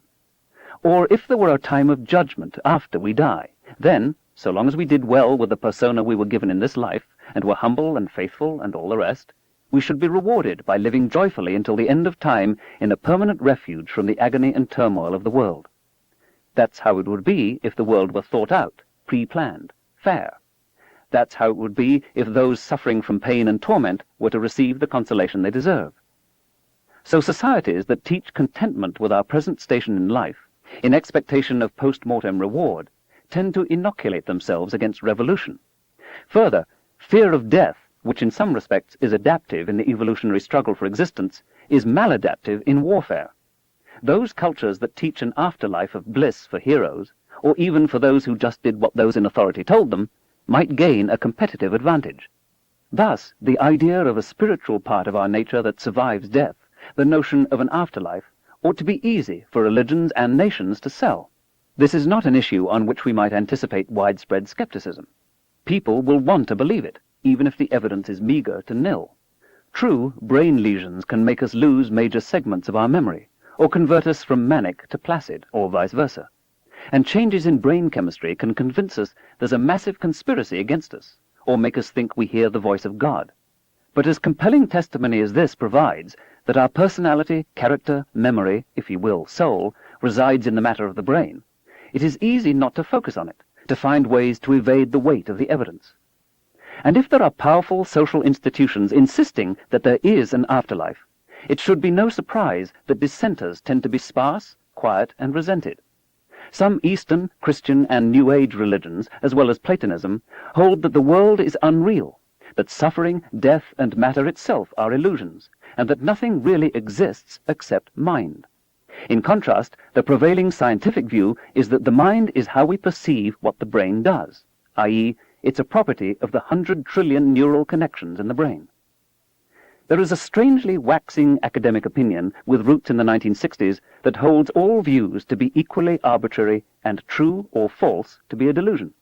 Perhaps it is an attempt to turn the tables on scientists who have long argued that literary criticism, religion, aesthetics, and much of philosophy and ethics are mere subjective opinion, because they cannot be demonstrated like a theorem in Euclidean geometry, nor put to experimental test. There are people who want everything to be possible, to have their reality unconstrained. Our imagination and our needs require more, they feel, than the comparatively little that science teaches we may be reasonably sure of. Many New Age gurus, the actress Shirley MacLaine among them, go so far as to embrace solipsism, to assert that the only reality is their own thoughts. I am God, they actually say. I really think we are creating our own reality, MacLaine once told a skeptic. I think I'm creating you right here. If I dream of being reunited with a dead parent or child, who is to tell me that it didn't really happen? If I have a vision of myself floating in space looking down on the earth, maybe I was really there. Who are some scientists who didn't even share the experience to tell me that it's all in my head? If my religion teaches that it is the inalterable and inerrant word of God that the universe is a few thousand years old, then scientists are being offensive and impious, as well as mistaken, when they claim it's a few billion. Irritatingly, science claims to set limits on what we can do, even in principle. Who says we can't travel faster than light? They used to say that about sound, didn't they? Who's going to stop us, if we have really powerful instruments, from measuring the position and the momentum of an electron simultaneously? Why can't we, if we're very clever, build a perpetual motion machine of the first kind, one that generates more energy than is supplied to it, or a perpetual motion machine of the second kind, one that never runs down? Who dares to set limits on human ingenuity? In fact, nature does. In fact, a fairly comprehensive and very brief statement of the laws of nature, of how the universe works, is contained in just such a list of prohibited acts. Tellingly, pseudoscience and superstition tend to recognize no constraints in nature. Instead, all things are possible. They promise a limitless production budget, however often their adherents have been disappointed and betrayed. A related complaint is that science is too simple-minded, too reductionist. It naively imagines that in the final accounting there will be only a few laws of nature, perhaps even rather simple ones, that explain everything, that the exquisite subtlety of the world, all the snow crystals, spider-web latticework, spiral galaxies, and flashes of human insight can ultimately be reduced to such laws. Reductionism seems to pay insufficient respect to the complexity of the universe. It appears to some as a curious hybrid of arrogance and intellectual laziness. To Isaac Newton, who in the minds of critics of science personifies single vision, it looked like a clockwork universe, literally. The regular, predictable orbital motions of the planets around the Sun, or the Moon around the Earth, were described to high precision by essentially the same differential equation that predicts the swing of a pendulum or the oscillation of a spring. We have a tendency today to think we occupy some exalted vantage point, and to pity the poor Newtonians for having so limited a worldview. But within certain reasonable limitations, the same harmonic equations that describe clockwork really do describe the motions of astronomical objects throughout the universe. This is a profound, not a trivial parallelism. Of course, there are no gears in the solar system, and the component parts of the gravitational clockwork do not touch. Planets generally have more complicated motions than pendulums and springs. Also, the clockwork model breaks down in certain circumstances. Over very long periods of time, the gravitational tugs of distant worlds, tugs that might seem wholly insignificant over a few orbits, can build up, and some little world can go unexpectedly careening out of its accustomed course. However, something like chaotic motion is also known in pendulum clocks. If we displace the bob too far from the perpendicular, a wild and ugly motion ensues. But the solar system keeps better time than any mechanical clock, and the whole idea of keeping time comes from the observed motion of the sun and stars. The astonishing fact is that similar mathematics applies so well to planets and to clocks. It needn't have been this way. We didn't impose it on the universe. That's the way the universe is. If this is reductionism, so be it. Until the middle 20th century, there had been a strong belief, among theologians, philosophers, and many biologists, that life was not reducible to the laws of physics and chemistry, that there was a vital force, an entelechy, a Tao, a mana that made living things go. It animated life. It was impossible to see how mere atoms and molecules could account for the intricacy and elegance, the fitting of form to function, of a living thing. The world's religions were invoked. God or the gods breathed life, soul stuff, into inanimate matter. The 18th century chemist Joseph Priestley tried to find the vital force. He weighed a mouse just before and just after it died. It weighed the same. All such attempts have failed. If there is soul stuff, evidently it weighs nothing. That is, it is not made of matter. Nevertheless, even biological materialists entertained reservations. Perhaps, if not plant, animal, fungal, and microbial souls, some still undiscovered principle of science was needed to understand life. For example, the British physiologist J.S. Haldane, father of J.B.S. Haldane, asked in 1932, "What intelligible account can the mechanistic theory of life give of the recovery from disease and injuries?" Simply none at all, except that these phenomena are so complex and strange that as yet we cannot understand them. It is exactly the same with the closely related phenomena of reproduction. We cannot by any stretch of the imagination conceive a delicate and complex mechanism which is capable, like a living organism, of reproducing itself indefinitely often. But only a few decades later, and our knowledge of immunology and molecular biology have enormously clarified these once impenetrable mysteries. I remember very well when the molecular structure of DNA and the nature of the genetic code were first elucidated in the 1950s and 1960s, how biologists who studied whole organisms accused the new proponents of molecular biology of reductionism. They'll never understand even a worm with their DNA. Of course, reducing everything to a vital force is no less reductionism. But it is now clear that all life on Earth, every single living thing, has its genetic information encoded in its nucleic acids, and employs fundamentally the same codebook to implement the hereditary instructions. We have learned how to read the code. The same few dozen organic molecules are used over and over again in biology for the widest variety of functions. Genes bearing significant responsibility for cystic fibrosis and breast cancer have been identified. The 1.8 million rungs of the DNA ladder of the bacterium Haemophilus influenzae, comprising its 1,743 genes, have been sequenced. The specific function of most of these genes is beautifully detailed, from the manufacture and folding of hundreds of complex molecules to protection against heat and antibiotics, to increasing the mutation rate, to making identical copies of the bacterium. Much of the genomes of many other organisms, including the roundworm Cenohabditis elegans, have now been mapped. Molecular biologists are busy recording the sequence of the 3 billion nucleotides that specify how to make a human being. In another decade or two, they'll be done. Whether the benefits will ultimately exceed the risks seems by no means certain. The continuity between atomic physics, molecular chemistry, and that holy of holies, the nature of reproduction and heredity, has now been established. No new principle of science needed to be invoked. It looks as if there are a small number of simple facts that can be used to understand the enormous intricacy and variety of living things. Molecular genetics also teaches that each organism has its own particularity. Reductionism is even better established in physics and chemistry. I will later describe the unexpected coalescence of our understanding of electricity, magnetism, light, and relativity into a single framework. We've known for centuries that a handful of comparatively simple laws not only explains, but quantitatively and accurately predicts a breathtaking variety of phenomena, not just on Earth, but through the entire universe. We hear, for example from the theologian Langdon Gilkey in his Nature, Reality, and the Sacred, that the notion of the laws of nature being everywhere the same is simply a preconception imposed on the universe by fallible scientists and their social milieu. He longs for other kinds of knowledge, as valid in their contexts as science is in its. But the order of the universe is not an assumption, it's an observed fact. We detect the light from distant quasars only because the laws of electromagnetism are the same 10 billion light-years away as here. The spectra of those quasars are recognizable only because the same chemical elements are present there as here, and because the same laws of quantum mechanics apply. The motion of galaxies around one another follows familiar Newtonian gravity. Gravitational lenses and binary pulsar spin-downs reveal general relativity in the depths of space. We could have lived in a universe with different laws in every province, but we do not.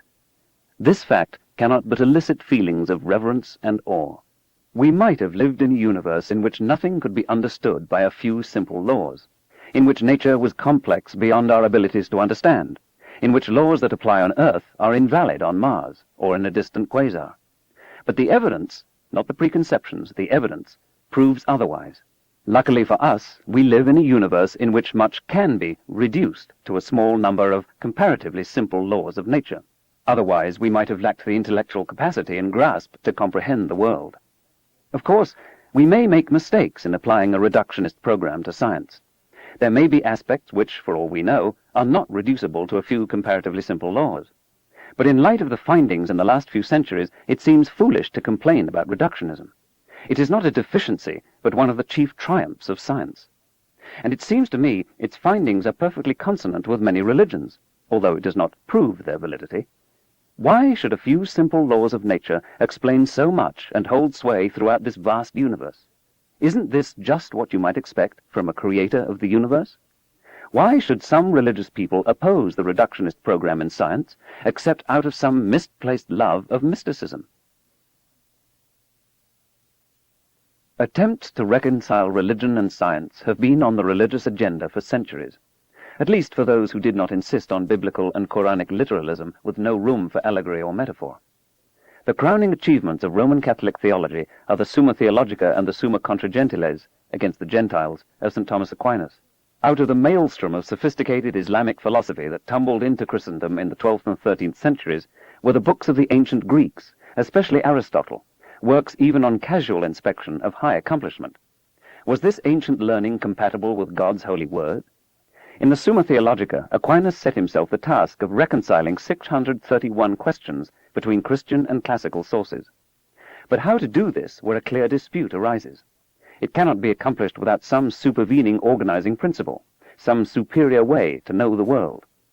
Often Aquinas appealed to common sense and the natural world, i.e., science used as an error-correcting device.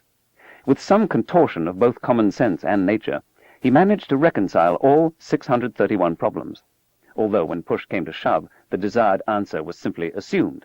Faith always got the nod over reason. Similar attempts at reconciliation permeate Talmudic and post-Talmudic Jewish literature and medieval Islamic philosophy. But tenets at the heart of religion can be tested scientifically. This in itself makes some religious bureaucrats and believers wary of science. Is the Eucharist, as the Church teaches, in fact, and not just as productive metaphor, the flesh of Jesus Christ? Or is it, chemically, microscopically, and in other ways, just a wafer handed to you by a priest? There was a time when the answer to this question was a matter of life or death. Miles Phillips was an English sailor stranded in Spanish Mexico. He and his fellows were brought up before the Inquisition in the year 1574. They were asked, whether we did not believe that the host of bread which the priest did hold up over his head, and the wine that was in the chalice, was the very true and perfect body and blood of our Saviour Christ, yea or no? To which, Phillips adds, if we answered not yea, then there was no way but death. Another question. Will the world be destroyed at the end of the 52-year Venus cycle unless humans are sacrificed to the gods?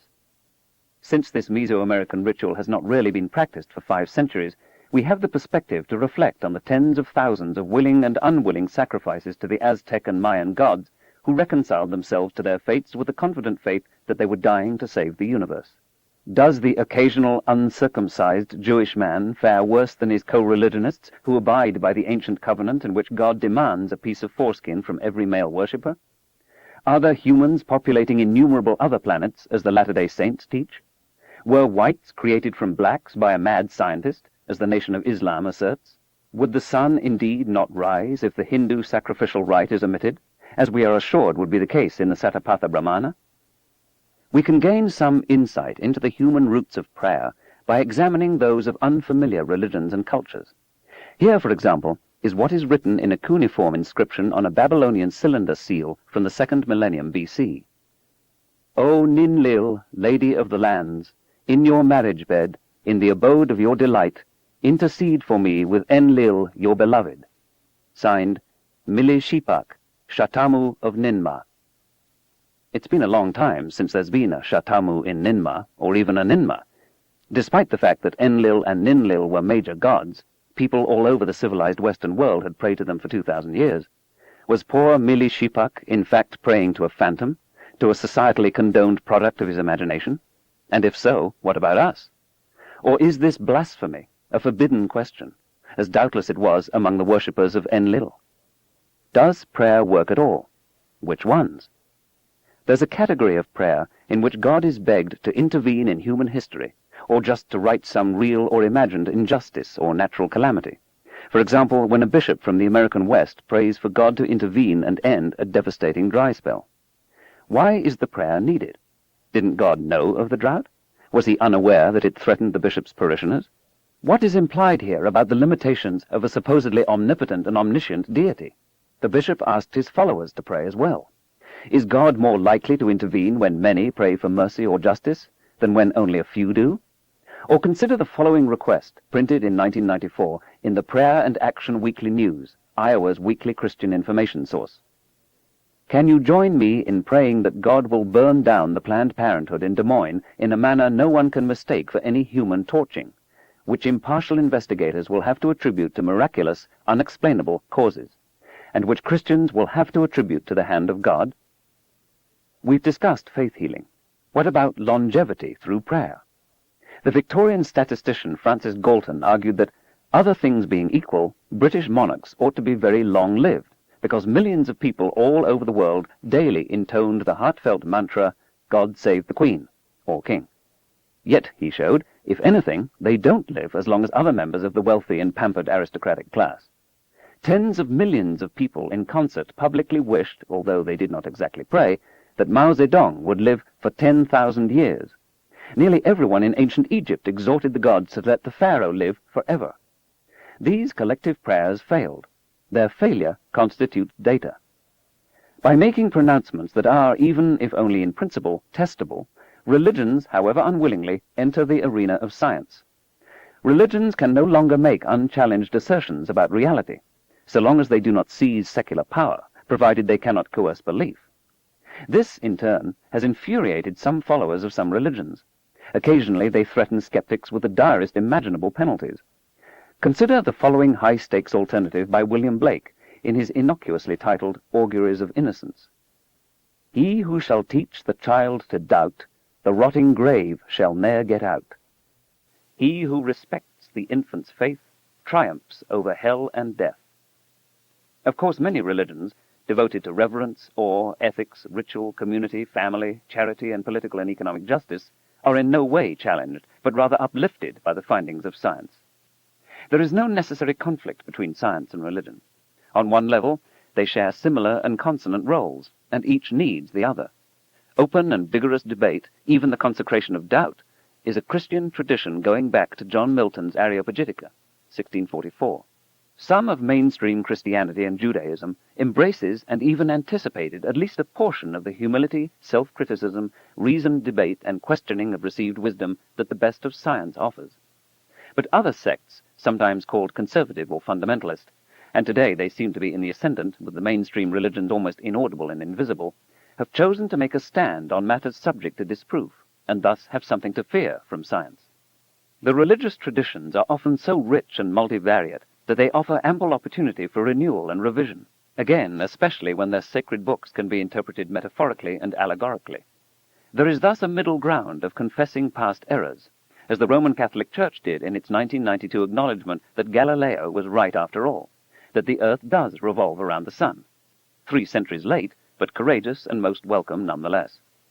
Modern Roman Catholicism has no quarrel with the Big Bang, with a universe 15 billion or so years old, with the first living things arising from pre-biological molecules, or with humans evolving from ape-like ancestors, although it has special opinions on ensoulment. Most mainstream Protestant and Jewish faiths take the same sturdy position. In theological discussion with religious leaders, I often ask what their response would be if a central tenet of their faith were disproved by science. When I put this question to the current 14th Dalai Lama, he unhesitatingly replied, as no conservative or fundamentalist religious leaders do. In such a case, he said, Tibetan Buddhism would have to change. Even, I asked, if it's a really central tenet, like, I searched for an example, reincarnation? Even then, he answered. However, he added with a twinkle, it's going to be hard to disprove reincarnation. Plainly, the Dalai Lama is right. Religious doctrine that is insulated from disproof has little reason to worry about the advance of science. The grand idea, common to many faiths, of a creator of the universe is one such doctrine, difficult alike to demonstrate or to dismiss. Moses Maimonides, in his Guide for the Perplexed, held that God could be truly known only if there were free and open study of both physics and theology. 1:55. What would happen if science demonstrated an infinitely old universe? Then theology would have to be seriously revamped. 2:25. Indeed, this is the one conceivable finding of science that could disprove a creator, because an infinitely old universe would never have been created. It would have always been there. There are other doctrines, interests, and concerns that also worry about what science will find out. Perhaps, they suggest, it's better not to know. If men and women turn out to have different hereditary propensities, won't this be used as an excuse for the former to suppress the latter? If there's a genetic component of violence, might this justify repression of one ethnic group by another, or even precautionary incarceration? If mental illness is just brain chemistry, doesn't this unravel our efforts to keep a grasp on reality, or to be responsible for our actions? If we are not the special handiwork of the creator of the universe, if our basic moral laws are merely invented by fallible lawgivers, isn't our struggle to maintain an orderly society undermined? I suggest that in every one of these cases, religious or secular, we are much better off if we know the best available approximation to the truth, and if we keep before us a keen apprehension of the errors our interest group or belief system has committed in the past. In every case, the imagined dire consequences of the truth being generally known are exaggerated. And again, we are not wise enough to know which lies, or even which shadings of the facts, can competently serve some higher social purpose, especially in the long run. Chapter 16. When Scientists Know Sin. The mind of man, how far will it advance? Where will its daring impudence find limits? If human villainy and human life shall wax in due proportion, if the son shall always grow in wickedness past his father, the gods must add another world to this, that all the sinners may have space enough. Euripides, Hippolytus, 428 B.C. In a post-war meeting with President Harry S. Truman, J. Robert Oppenheimer, the scientific director of the Manhattan Nuclear Weapons Project, mournfully commented that scientists had bloody hands. They had now known sin. Afterwards, Truman instructed his aides that he never wished to see Oppenheimer again. Sometimes scientists are castigated for doing evil, and sometimes for warning about the evil uses to which science may be put. More often, science is taken to task because it and its products are said to be morally neutral, ethically ambiguous, as readily employed in the service of evil as of good. This is an old indictment. It goes back probably to the flaking of stone tools and the domestication of fire. Since technology has been with our ancestral line from before the first human, since we are a technological species, this problem is not so much one of science as of human nature. By this I don't mean that science has no responsibility for the misuse of its findings. It has profound responsibility, and the more powerful its products, the greater its responsibility. Like assault weapons and market derivatives, the technologies that allow us to alter the global environment that sustains us should mandate caution and prudence. Yes, it's the same old humans who have made it so far. Yes, we're developing new technologies, as we always have. But when the weaknesses we've always had join forces with the capacity to do harm on an unprecedented planetary scale, something more is required of us, an emerging ethic that also must be established on an unprecedented planetary scale.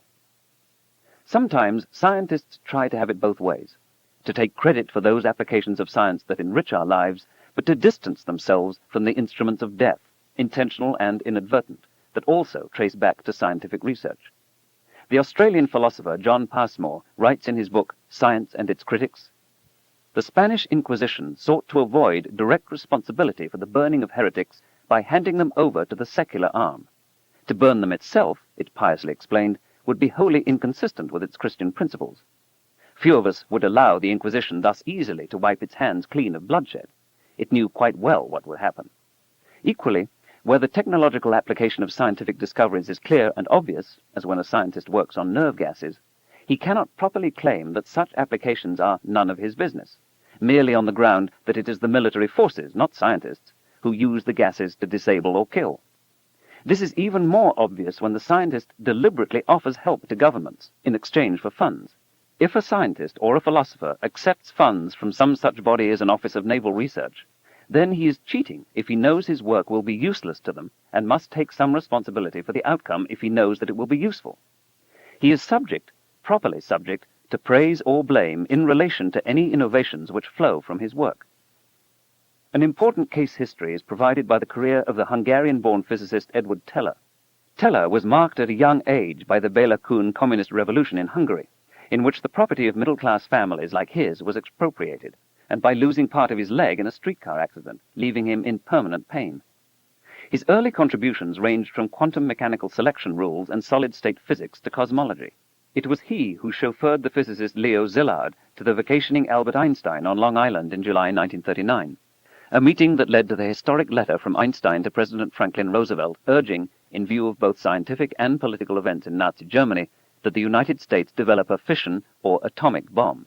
Recruited to work on the Manhattan Project, Teller arrived at Los Alamos and promptly refused to cooperate, not because he was dismayed at what an atomic bomb might do, but just the opposite, because he wanted to work on a much more destructive weapon, the fusion or thermonuclear or hydrogen bomb. While there is a practical upper limit on the yield or destructive energy of an atomic bomb, there is no such limit for a hydrogen bomb. But a hydrogen bomb needs an atomic bomb as trigger. After the fission bomb was invented, after Germany and Japan surrendered, after the war was over, Teller remained a persistent advocate of what was called the super, specifically intended to intimidate the Soviet Union.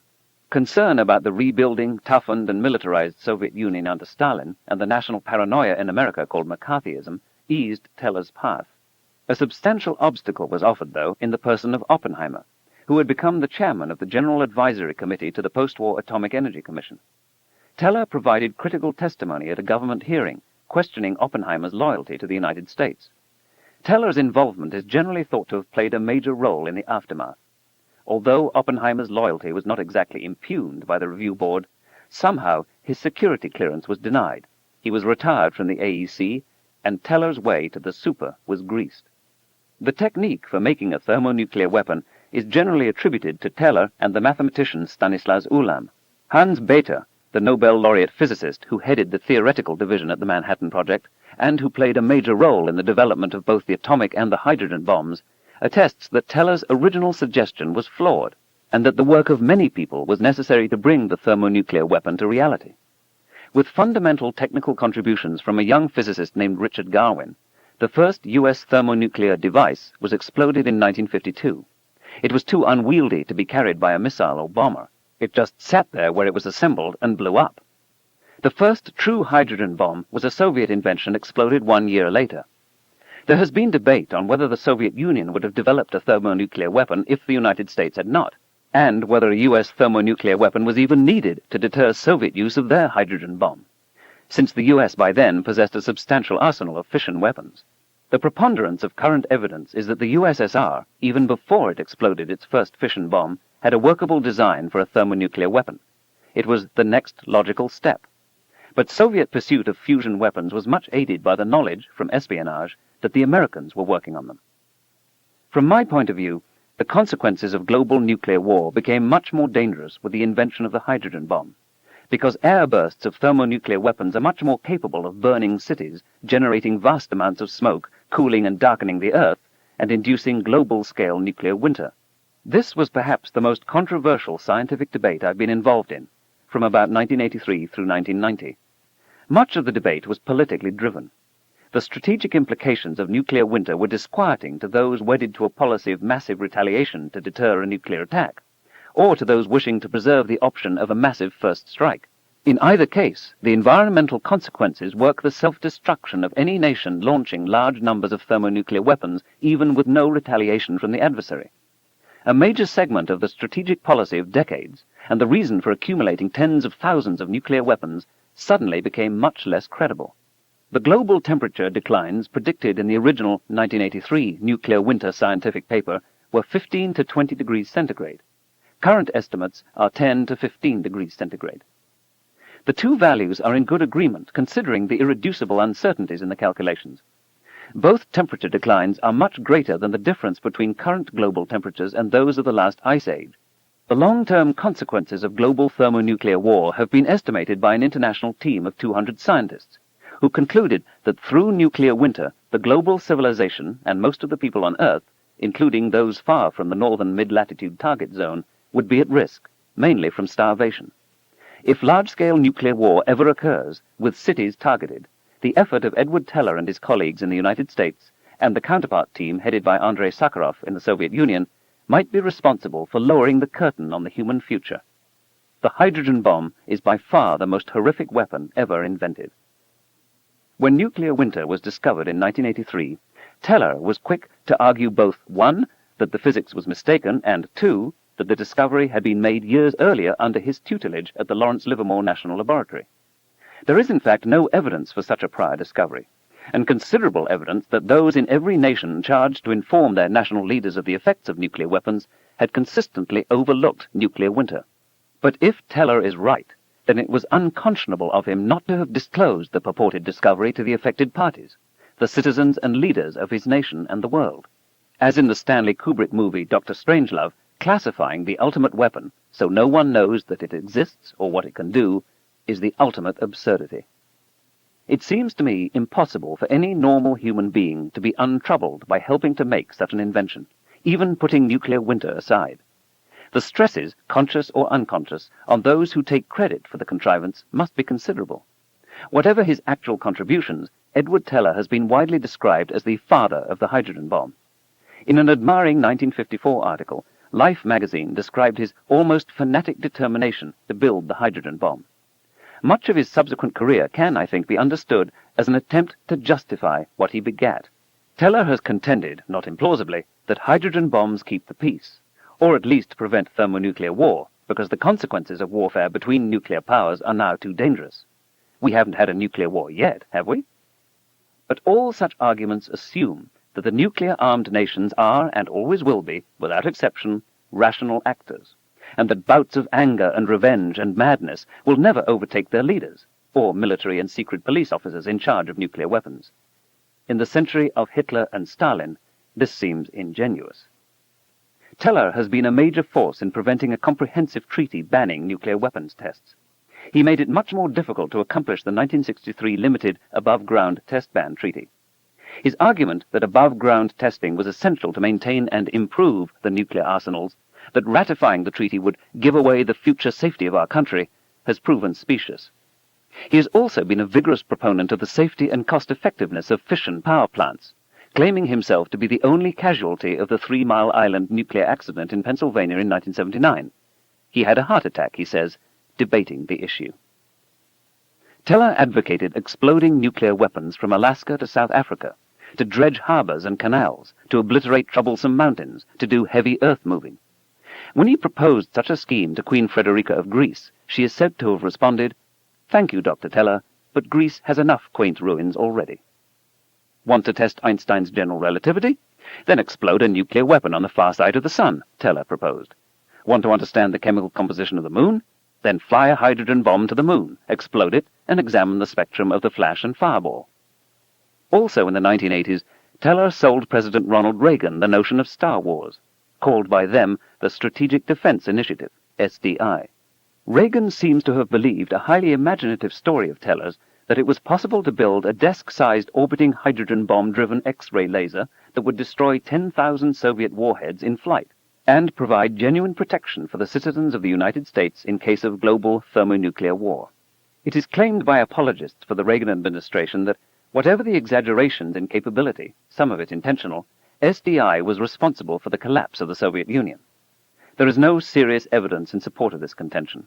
Andrei Sakharov, Yevgeny Velikov, Roald Sagdeev, and other scientists who advised President Mikhail Gorbachev made it clear that if the United States really went ahead with the Star Wars program, the safest and cheapest Soviet response would be merely to augment its existing arsenal of nuclear weapons and delivery systems. In this way, Star Wars could have increased, not decreased, the peril of thermonuclear war. At any rate, Soviet expenditures on space-based defenses against American nuclear missiles were comparatively paltry, hardly of a magnitude to trigger a collapse of the Soviet economy. The fall of the USSR has much more to do with the failure of the command economy, growing awareness of the standard of living in the West, widespread disaffection from a moribund communist ideology, and, although he did not intend such an outcome, Gorbachev's promotion of glasnost, or openness. 10,000 American scientists and engineers publicly pledged they would not work on Star Wars or accept money from the SDI organization. This provides an example of widespread and courageous non-cooperation by scientists, at some conceivable personal cost, with a democratic government that had, temporarily at least, lost its way. Teller has also advocated the development of burrowing nuclear warheads, so underground command centers and deeply buried shelters for the leadership, and their families, of an adversary nation might be dug down to and wiped out, and 1/10 kiloton nuclear warheads that would saturate an enemy country, obliterating its infrastructure without a single casualty. Civilians would be alerted in advance. Nuclear war would be humane. As I write, Edward Teller, still vigorous and retaining considerable intellectual powers into his late 80s, has mounted a campaign with his counterparts in the former Soviet nuclear weapons establishment to develop and explode new generations of high-yield thermonuclear weapons in space, in order to destroy or deflect asteroids that might be on collision trajectories with Earth. I worry that premature experimentation with the orbits of nearby asteroids may involve extreme dangers for our species. Dr. Teller and I have met privately. We've debated at scientific meetings, in the national media, and in a closed rump session of Congress. We've had strong disagreements, especially on Star Wars, nuclear winter, and asteroid defense. Perhaps all this has hopelessly colored my view of him. Although he has always been a fervent anti-communist and technophile, as I look back over his life, it seems to me I see something more in his desperate attempt to justify the hydrogen bomb. Its effects aren't as bad as you might think. It can be used to defend the world from other hydrogen bombs, for science, for civil engineering, to protect the population of the United States against an enemy's thermonuclear weapons, to wage war humanely, to save the planet from random hazards from space. Somehow, somewhere, he wants to believe, thermonuclear weapons, and he, will be acknowledged by the human species as its savior and not its destroyer. When scientific research provides fallible nations and political leaders with formidable, indeed awesome powers, many dangers present themselves. One is that some of the scientists involved may lose all but a superficial semblance of objectivity. As always, power tends to corrupt. In this circumstance, the institution of secrecy is especially pernicious, and the checks and balances of a democracy become especially valuable. Teller, who has flourished in the secrecy culture, has also repeatedly attacked it. The CIA Inspector General commented in 1995 that absolute secrecy corrupts absolutely. The most open and vigorous debate is often the only protection against the most perilous misuse of technology. The critical piece of the counter-argument may be something obvious, that many scientists or even lay people could come up with, provided there were no penalties for speaking out. Or it might be something more subtle, something that will be noted by an obscure graduate student in some locale remote from Washington, D.C., who, if the arguments were closely held and highly secret, would never have the opportunity to address the issue. What realm of human endeavor is not morally ambiguous? Even folk institutions that purport to give us advice on behavior and ethics seem fraught with contradictions. Consider aphorisms. Haste makes waste. Yes, but a stitch in time saves 9. Better safe than sorry. But nothing ventured, nothing gained. Where there's smoke, there's fire. But you can't tell a book by its cover. A penny saved is a penny earned. But you can't take it with you. He who hesitates is lost. But fools rush in where angels fear to tread. 2 heads are better than 1, but too many cooks spoil the broth. There was a time when people planned or justified their actions on the basis of such contradictory platitudes. What is the moral responsibility of the aphorist, or the sun sign astrologer, the tarot card reader, the tabloid prophet? Or consider the mainstream religions. We are enjoined in Micah to do justly and love mercy. In Exodus, we are forbidden to commit murder. In Leviticus, we are commanded to love our neighbor as ourselves. And in the Gospels, we are urged to love our enemies. Yet think of the rivers of blood spilled by fervent followers of the books in which these well-meaning exhortations are embedded. In Joshua, and in the second half of Numbers, is celebrated the mass murder of men, women, children, down to the domestic animals in city after city across the whole land of Canaan. Jericho is obliterated in a herem, a holy war. The only justification offered for this slaughter is the mass murderers' claim that, in exchange for circumcising their sons and adopting a particular set of rituals, their ancestors were long before promised that this land was their land. Not a hint of self-reproach, not a muttering of patriarchal or divine disquiet at these campaigns of extermination can be dug out of Holy Scripture. Instead, Joshua destroyed all that breathed, as the Lord God of Israel commanded. Joshua chapter 10, verse 40. And these events are not incidental, but central to the main narrative thrust of the Old Testament. Similar stories of mass murder, and in the case of the Amalekites, genocide, can be found in the books of Saul, Esther, and elsewhere in the Bible, with hardly a pang of moral doubt. It was all, of course, troubling to liberal theologians of a later age. It is properly said that the devil can quote Scripture to his purpose. The Bible is full of so many stories of contradictory moral purpose that every generation can find scriptural justification for nearly any action it proposes, from incest, slavery, and mass murder to the most refined love, courage, and self-sacrifice. And this moral multiple personality disorder is hardly restricted to Judaism and Christianity. You can find it deep within Islam, the Hindu tradition, indeed nearly all the world's religions. Perhaps then it is not so much scientists as people who are morally ambiguous. It is the particular task of scientists, I believe, to alert the public to possible dangers, especially those emanating from science, or foreseeable through the use of science. Such a mission is, you might say, prophetic. Clearly, the warnings need to be judicious and not more flamboyant than the dangers require. But if we must make errors, given the stakes, they should be on the side of safety. Among the Tong San hunter-gatherers of the Kalahari Desert, when two men, perhaps testosterone inflamed, would begin to argue, the women would reach for their poison arrows and put the weapons out of harm's way. Today, our poison arrows can destroy the global civilization and just possibly annihilate our species. The price of moral ambiguity is now too high. For this reason, and not because of its approach to knowledge, the ethical responsibility of scientists must also be high, extraordinarily high, unprecedentedly high. I wish graduate science programs explicitly and systematically raised these questions with fledgling scientists and engineers. And sometimes I wonder whether in our society, too, the women and the children will eventually put the poison arrows out of harm's way. Chapter 17. The Marriage of Skepticism and Wonder. Nothing is too wonderful to be true. Remark attributed to Michael Faraday, 1791 to 1867.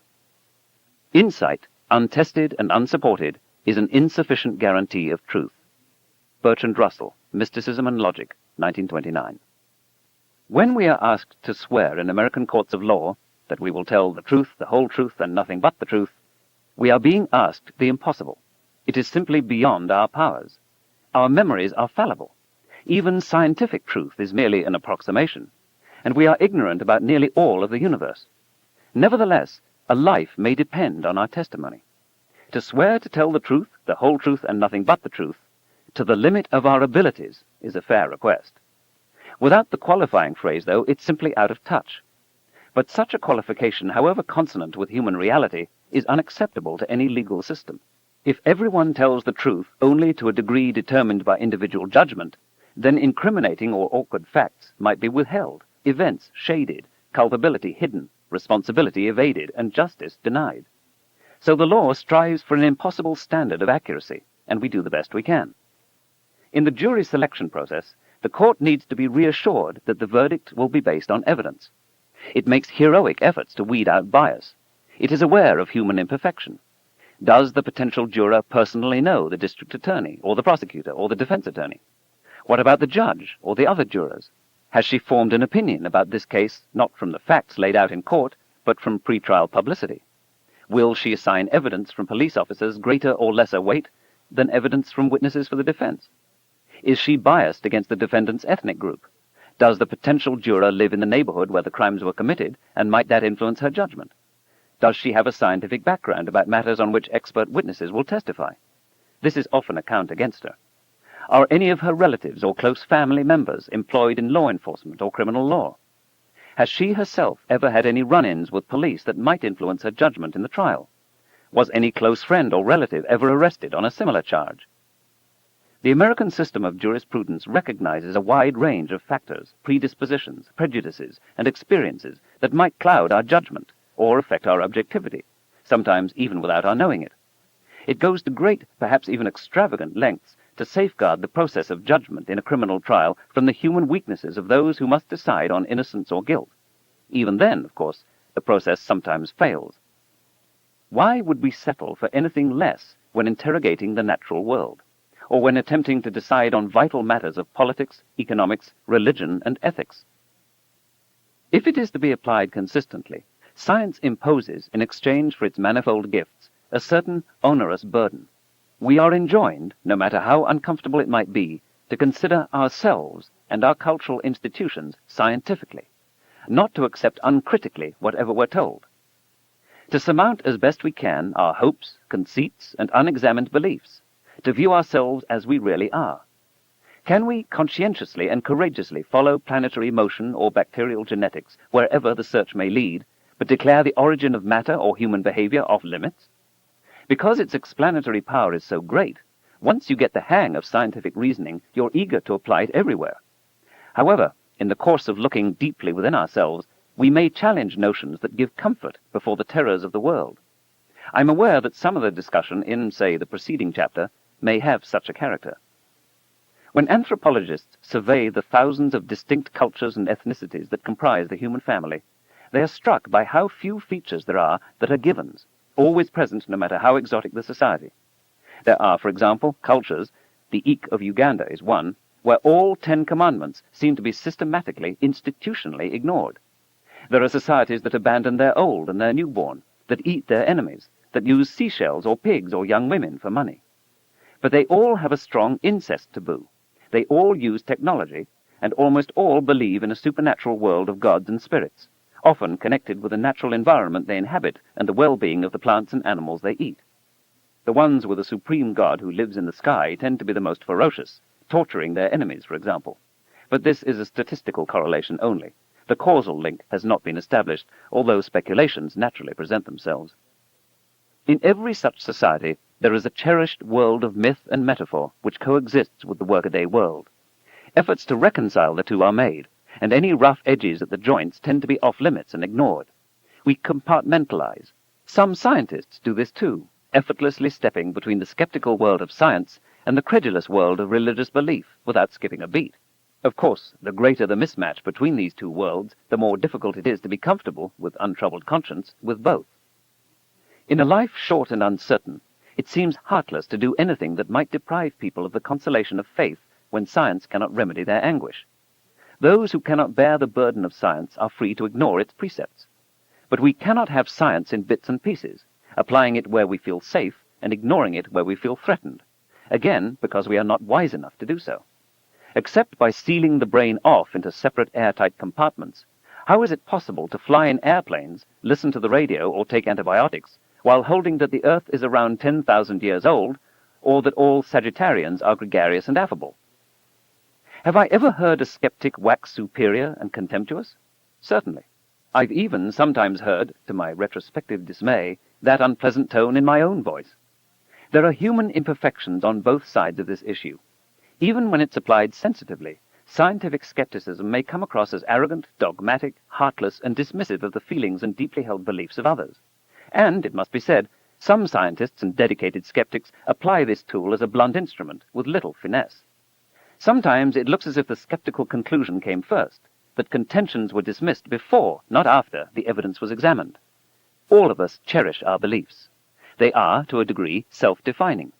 When someone comes along who challenges our belief system as insufficiently well-based, or who, like Socrates, merely asks embarrassing questions that we haven't thought of, or demonstrates that we've swept key underlying assumptions under the rug, it becomes much more than a search for knowledge. It feels like a personal assault. The scientist who first proposed to consecrate doubt as a prime virtue of the inquiring mind made it clear that it was a tool and not an end in itself. René Descartes wrote, "I did not imitate the skeptics who doubt only for doubting's sake and pretend to be always undecided. On the contrary, my whole intention was to arrive at a certainty, and to dig away the drift and the sand until I reached the rock or the clay beneath." In the way that skepticism is sometimes applied to issues of public concern, there is a tendency to belittle, to condescend, to ignore the fact that, deluded or not, supporters of superstition and pseudoscience are human beings with real feelings, who, like the skeptics, are trying to figure out how the world works and what our role in it might be. Their motives are in many cases consonant with science. If their culture has not given them all the tools they need to pursue this great quest, let us temper our criticism with kindness. None of us comes fully equipped. Clearly there are limits to the uses of skepticism. There is some cost-benefit analysis which must be applied, and if the comfort, consolation, and hope delivered by mysticism and superstition is high, and the dangers of belief comparatively low, should we not keep our misgivings to ourselves? But the issue is tricky. Imagine that you enter a big city taxicab, and the moment you get settled in, the driver begins a harangue about the supposed iniquities and inferiorities of another ethnic group. Is your best course to keep quiet, bearing in mind that silence conveys assent? Or is it your moral responsibility to argue with him, to express outrage, even to leave the cab, because you know that every silent assent will encourage him next time, and every vigorous dissent will cause him next time to think twice?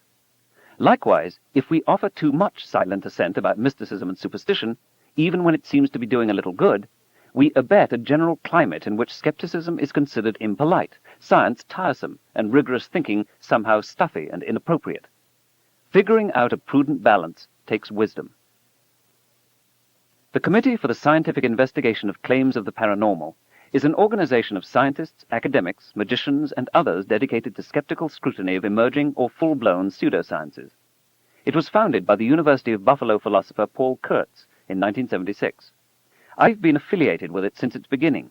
Its initials, CSICOP, are pronounced as the acronym PsyCop, as if it's an organization of scientists performing a police function. Those wounded by PsyCop's analyses sometimes make just such a complaint. It's hostile to every new idea, they say, will go to absurd lengths in its knee-jerk debunking, is a vigilante organization, a new inquisition, and so on. PsyCop is imperfect. In certain cases, such a critique is to some degree justified. But from my point of view, PsyCop serves an important social function, as a well-known organization to which media can apply when they wish to hear the other side of the story, especially when some amazing claim of pseudoscience is adjudged newsworthy.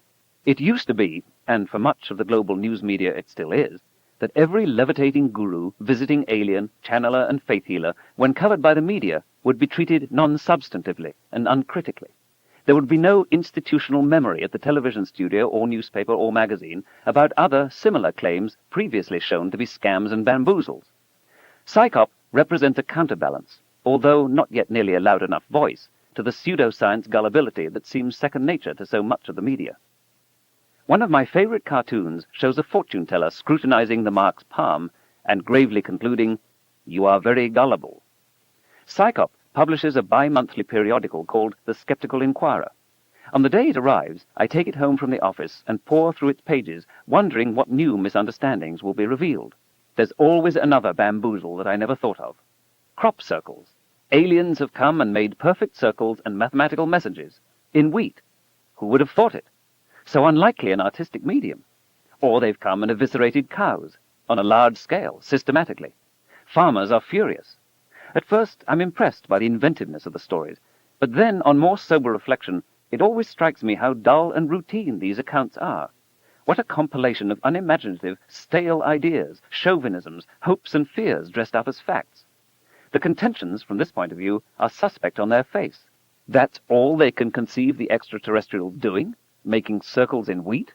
What a failure of the imagination! With every issue, another facet of pseudoscience is revealed and criticized. And yet, the chief deficiency I see in the skeptical movement is in its polarization, us versus them. the sense that we have a monopoly on the truth, that those other people who believe in all these stupid doctrines are morons, that if you're sensible, you'll listen to us, and if you're not, you're beyond redemption. This is unconstructive. It does not get the message across. It condemns the skeptics to permanent minority status, whereas a compassionate approach that from the beginning acknowledges the human roots of pseudoscience and superstition might be much more widely accepted. If we understand this, then of course we feel the uncertainty and pain of the abductees, or those who dare not leave home without consulting their horoscopes, or those who pin their hopes on crystals from Atlantis. And such compassion for kindred spirits in a common quest also works to make science and the scientific method less off-putting, especially to the young. Many pseudo-scientific and New Age belief systems emerge out of dissatisfaction with conventional values and perspectives, and are therefore themselves a kind of skepticism. The same is true of the origins of most religions. David Hess, in Science and the New Age, argues that the world of paranormal beliefs and practices cannot be reduced to cranks, crackpots, and charlatans. A large number of sincere people are exploring alternative approaches to questions of personal meaning, spirituality, healing, and paranormal experience in general. To the skeptic, their quest may ultimately rest on a delusion. But debunking is hardly likely to be an effective rhetorical device for their rationalist project of getting people to recognize what appears to the skeptic as mistaken or magical thinking. The skeptic might take a clue from cultural anthropology and develop a more sophisticated skepticism by understanding alternative belief systems from the perspective of the people who hold them, and by situating these beliefs in their historical, social, and cultural contexts. As a result, the world of the paranormal may appear less as a silly turn toward irrationalism and more as an idiom through which segments of society express their conflicts, dilemmas, and identities. To the extent that skeptics have a psychological or sociological theory of New Age beliefs, it tends to be very simplistic. Paranormal beliefs are comforting to people who cannot handle the reality of an atheistic universe, or their beliefs are the product of an irresponsible media that is not encouraging the public to think critically. But Hess's just criticism promptly deteriorates into complaints that parapsychologists have had their careers ruined by skeptical colleagues, and that skeptics exhibit a kind of religious zeal to defend the materialistic and atheistic worldview that smacks of what has been called scientific fundamentalism or irrational rationalism. This is a common, but to me deeply mysterious, indeed occult, complaint. Again, we know a great deal about the existence and properties of matter. If a given phenomenon can already be plausibly understood in terms of matter and energy, why should we hypothesize that something else, something for which there is as yet no other good evidence, is responsible? Yet the complaint persists. Skeptics won't accept that there's an invisible fire-breathing dragon in my garage because they're all atheistic materialists. In Science in the New Age, skepticism is discussed, but it is not understood, and it is certainly not practiced. All sorts of paranormal claims are quoted, skeptics are deconstructed, but you can never learn from reading it that there are ways to decide whether New Age and parapsychological claims to knowledge are promising or false. It's all, as in many postmodernist texts, a matter of how strongly people feel and what their biases may be. Robert Anton Wilson, in The New Inquisition, Irrational Rationalism and the Citadel of Science, Phoenix, Falcon Press, 1986, describes skeptics as the New Inquisition. But to my knowledge, no skeptic compels belief. Indeed, on most TV documentaries and talk shows, skeptics get short shrift and almost no airtime. All that's happening is that some doctrines and methods are being criticized, at the worst ridiculed, in magazines like the Skeptical Inquirer, with circulations of a few tens of thousands. New Agers are not much, as in earlier times, being called up before criminal tribunals, nor whipped for having visions, and they are certainly not being burned at the stake. Why fear a little criticism? Aren't they interested to see how well their beliefs hold up against the best counter-arguments the skeptics can muster?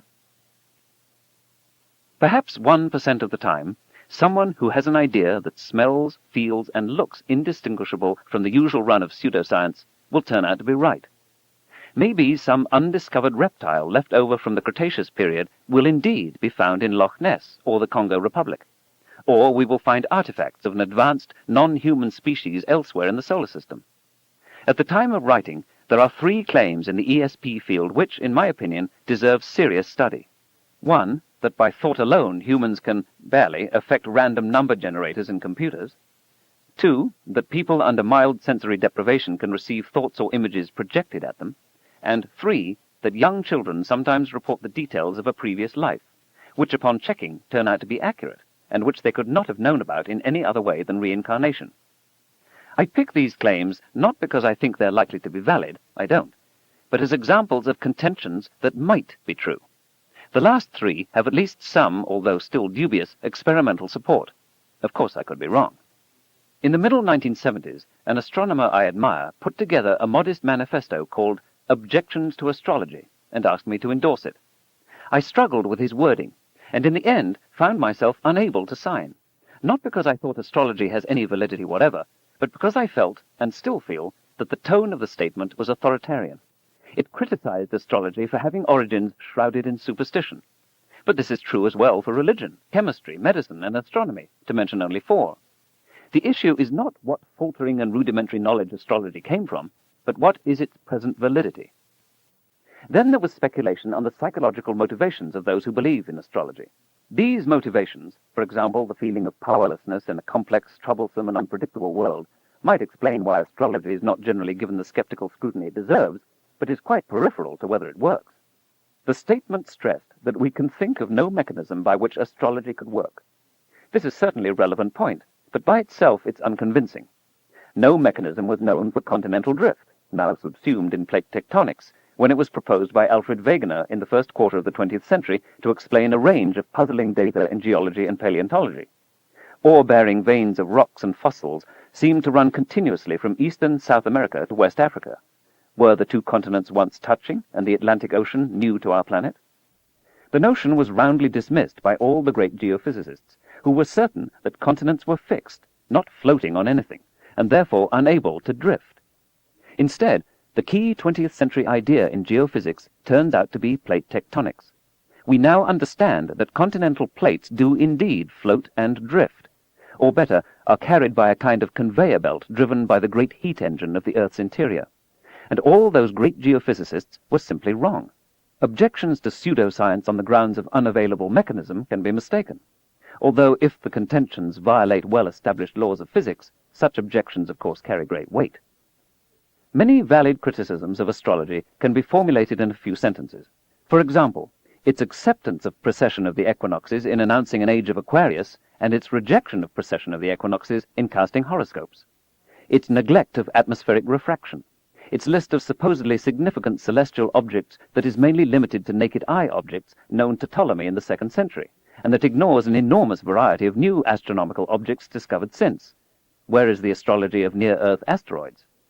Inconsistent requirements for detailed information on the time as compared to the latitude and longitude of birth. The failure of astrology to pass the identical twin test. The major differences in horoscopes cast from the same birth information by different astrologers. And the absence of demonstrated correlation between horoscopes and such psychological tests as the Minnesota Multiphasic Personality Inventory. What I would have signed is a statement describing and refuting the principal tenets of astrological belief. Such a statement would have been far more persuasive than what was actually circulated and published. But astrology, which has been with us for 4,000 years or more, today seems more popular than ever. At least a quarter of all Americans, according to opinion polls, believe in astrology. A third think sun sign astrology is scientific. The fraction of school children believing in astrology rose from 40% to 59% between 1978 and 1984. There are perhaps 10 times more astrologers than astronomers in the United States. In France, there are more astrologers than Roman Catholic clergy. No stuffy dismissal by a gaggle of scientists makes contact with the social needs that astrology, no matter how invalid it is, addresses, and science does not.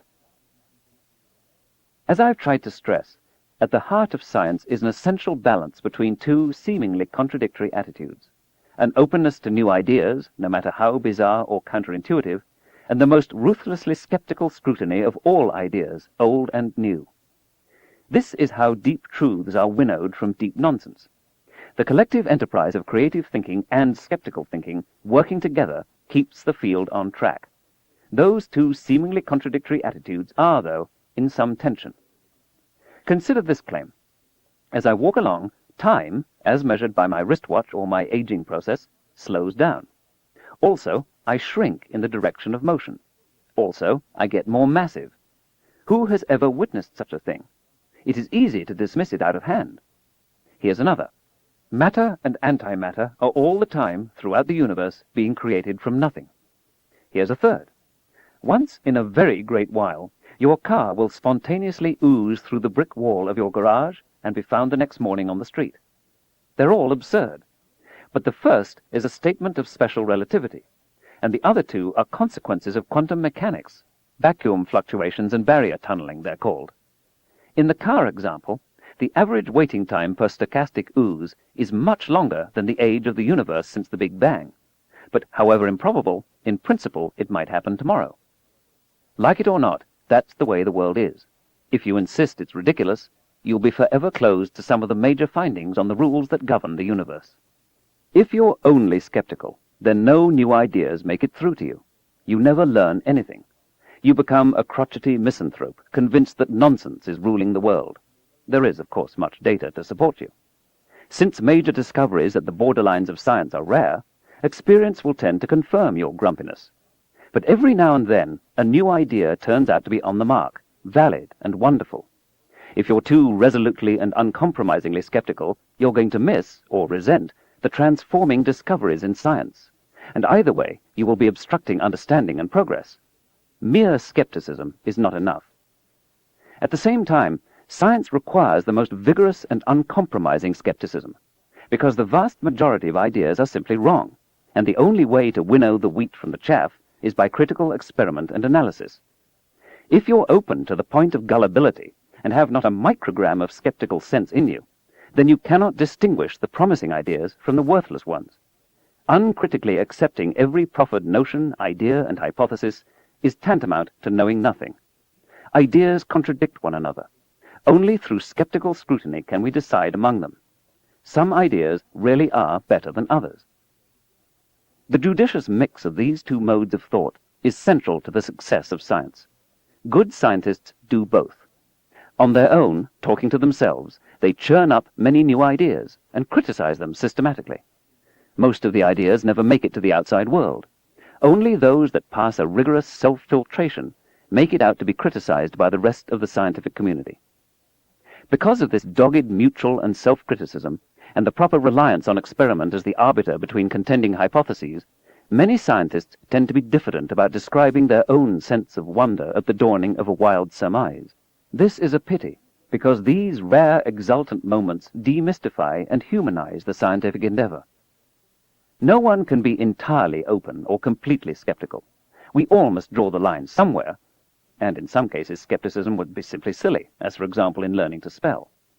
An ancient Chinese proverb advises, "Better to be too credulous than too skeptical." But this is from an extremely conservative society, in which stability was much more prized than freedom, and where the rulers had a powerful vested interest in not being challenged. Most scientists, I believe, would say, better to be too skeptical than too credulous. But neither is easy. Responsible, thoroughgoing, rigorous skepticism requires a hard-nosed habit of thought that takes practice and training to master. Credulity, I think a better word here is openness or wonder, does not come easily either. If we really are to be open to counterintuitive ideas in physics or social organization or anything else, we must grasp those ideas. It means nothing to be open to a proposition we don't understand. Both skepticism and wonder are skills that need honing and practice. Their harmonious marriage within the mind of every schoolchild ought to be a principal goal of public education. I'd love to see such a domestic felicity portrayed in the media, television especially. A community of people really working the mix, full of wonder, generously open to every notion, dismissing nothing except for good reason, but at the same time, and as second nature, demanding stringent standards of evidence. And these standards applied with at least as much rigor to what they hold dear as to what they are tempted to reject with impunity. Chapter 18. The Wind Makes Dust. The wind makes dust because it intends to blow, taking away our footprints. Specimens of Bushman Folklore, W.H.I. Bleek and L.C. Lloyd, collectors, L.C. Lloyd, editor, 1911. Every time a savage tracks his game, he employs a minuteness of observation and an accuracy of inductive and deductive reasoning which, applied to other matters, would assure some reputation as a man of science. The intellectual labor of a good hunter or warrior considerably exceeds that of an ordinary Englishman. Thomas H. Huxley, Collected Essays, Volume 2, Darwiniana, Essays, London, Macmillan, 1907, pages 175-6, from Mr. Darwin's Critics, 1871. Why should so many people find science hard to learn and hard to teach? I've tried to suggest some of the reasons. Its precision, its counterintuitive and disquieting aspects, its prospects of misuse, its independence of authority, and so on. But is there something deeper? Alan Cromer is a physics professor at Northeastern University in Boston who was surprised to find so many students unable to grasp the most elementary concepts in his physics class. In Uncommon Sense, The Heretical Nature of Science, 1993, Cromer proposes that science is difficult because it's new.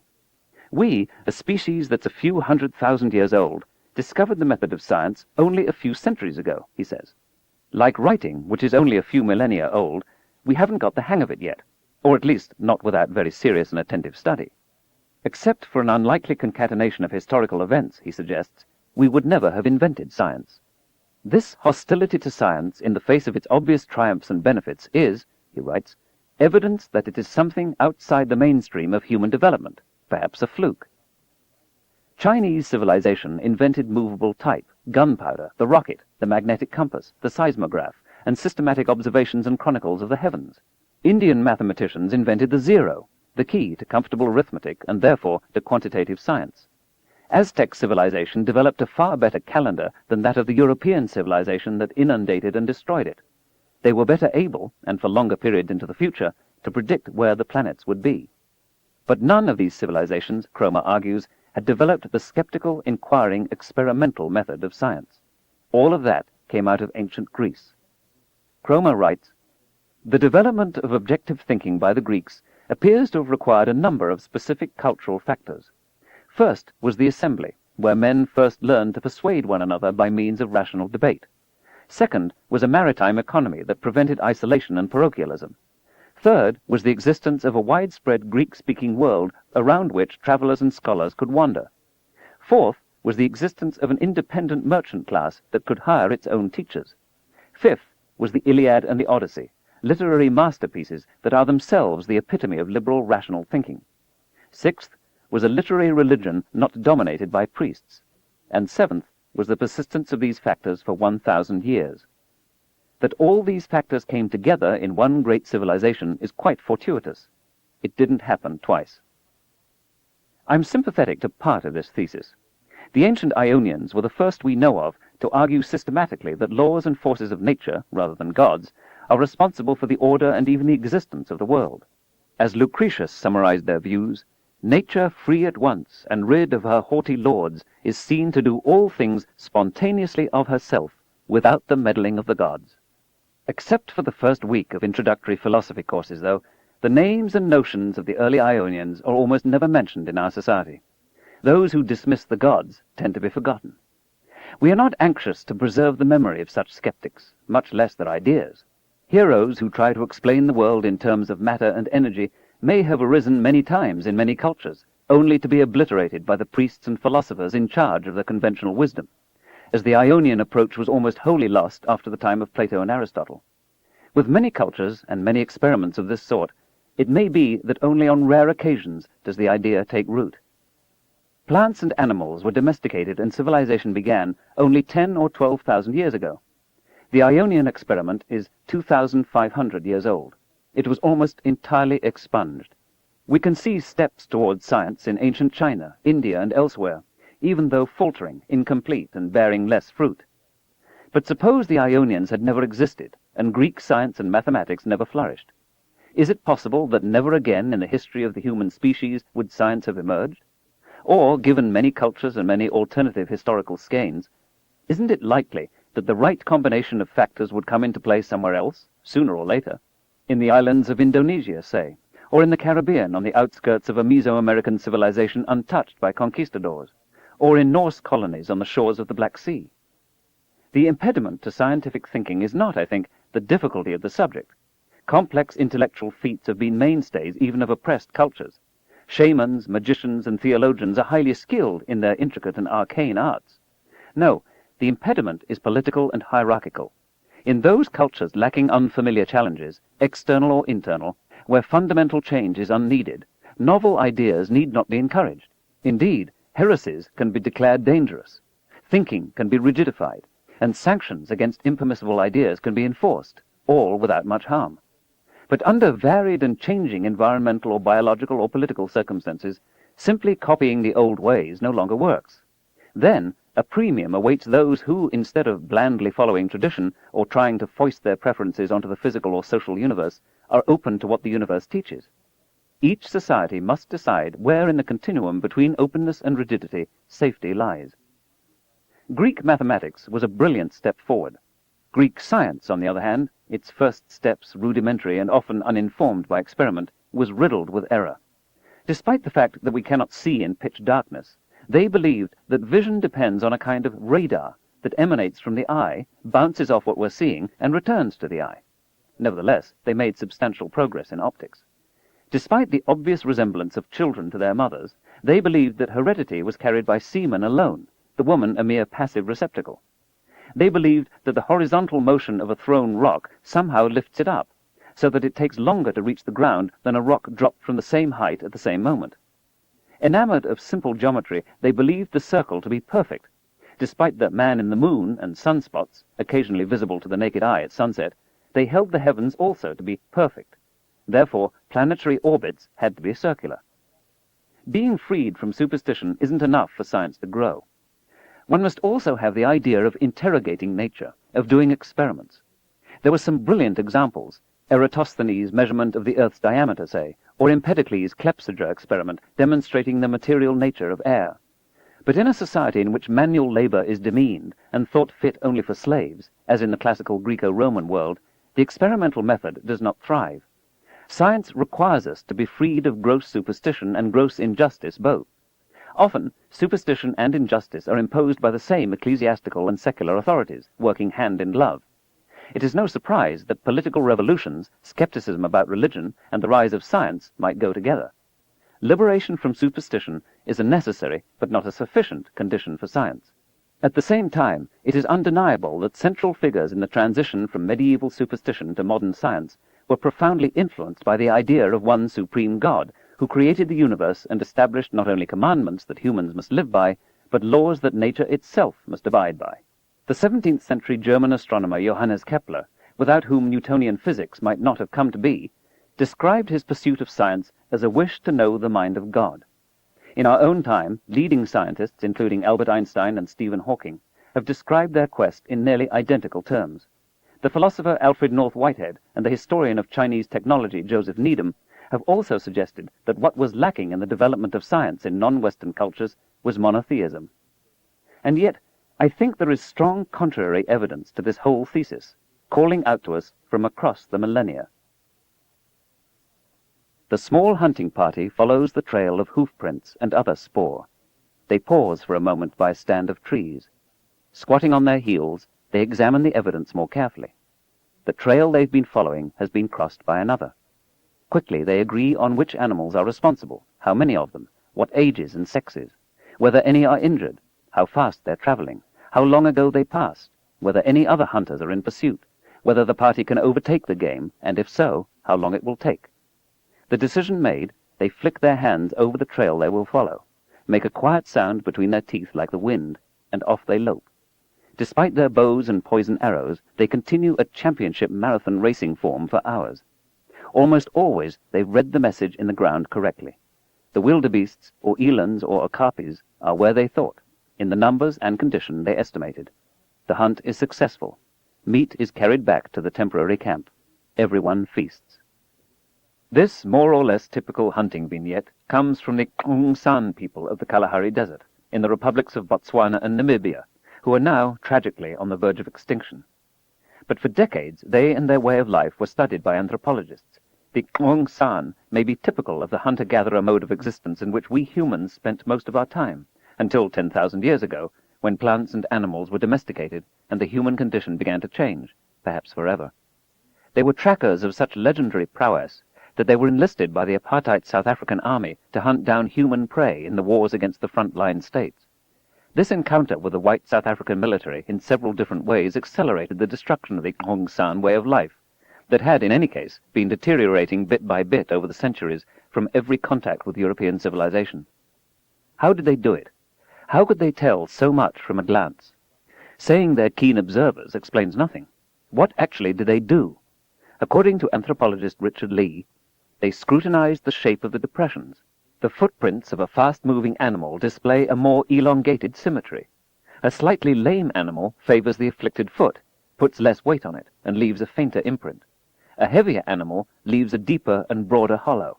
The correlation functions are in the heads of the hunters. In the course of the day, the footprints erode a little. The walls of the depression tend to crumble. Wind-blown sand accumulates on the floor of the hollow. Perhaps bits of leaf, twigs, or grass are blown into it. The longer you wait, the more erosion there is. This method is essentially identical to what planetary astronomers use in analyzing craters left by impacting worldlets. Other things being equal, the shallower the crater, the older it is. Craters with slumped walls, with modest depth-to-diameter ratios, with fine particles accumulated in their interiors, tend to be more ancient, because they had to be around long enough for these erosive processes to come into play.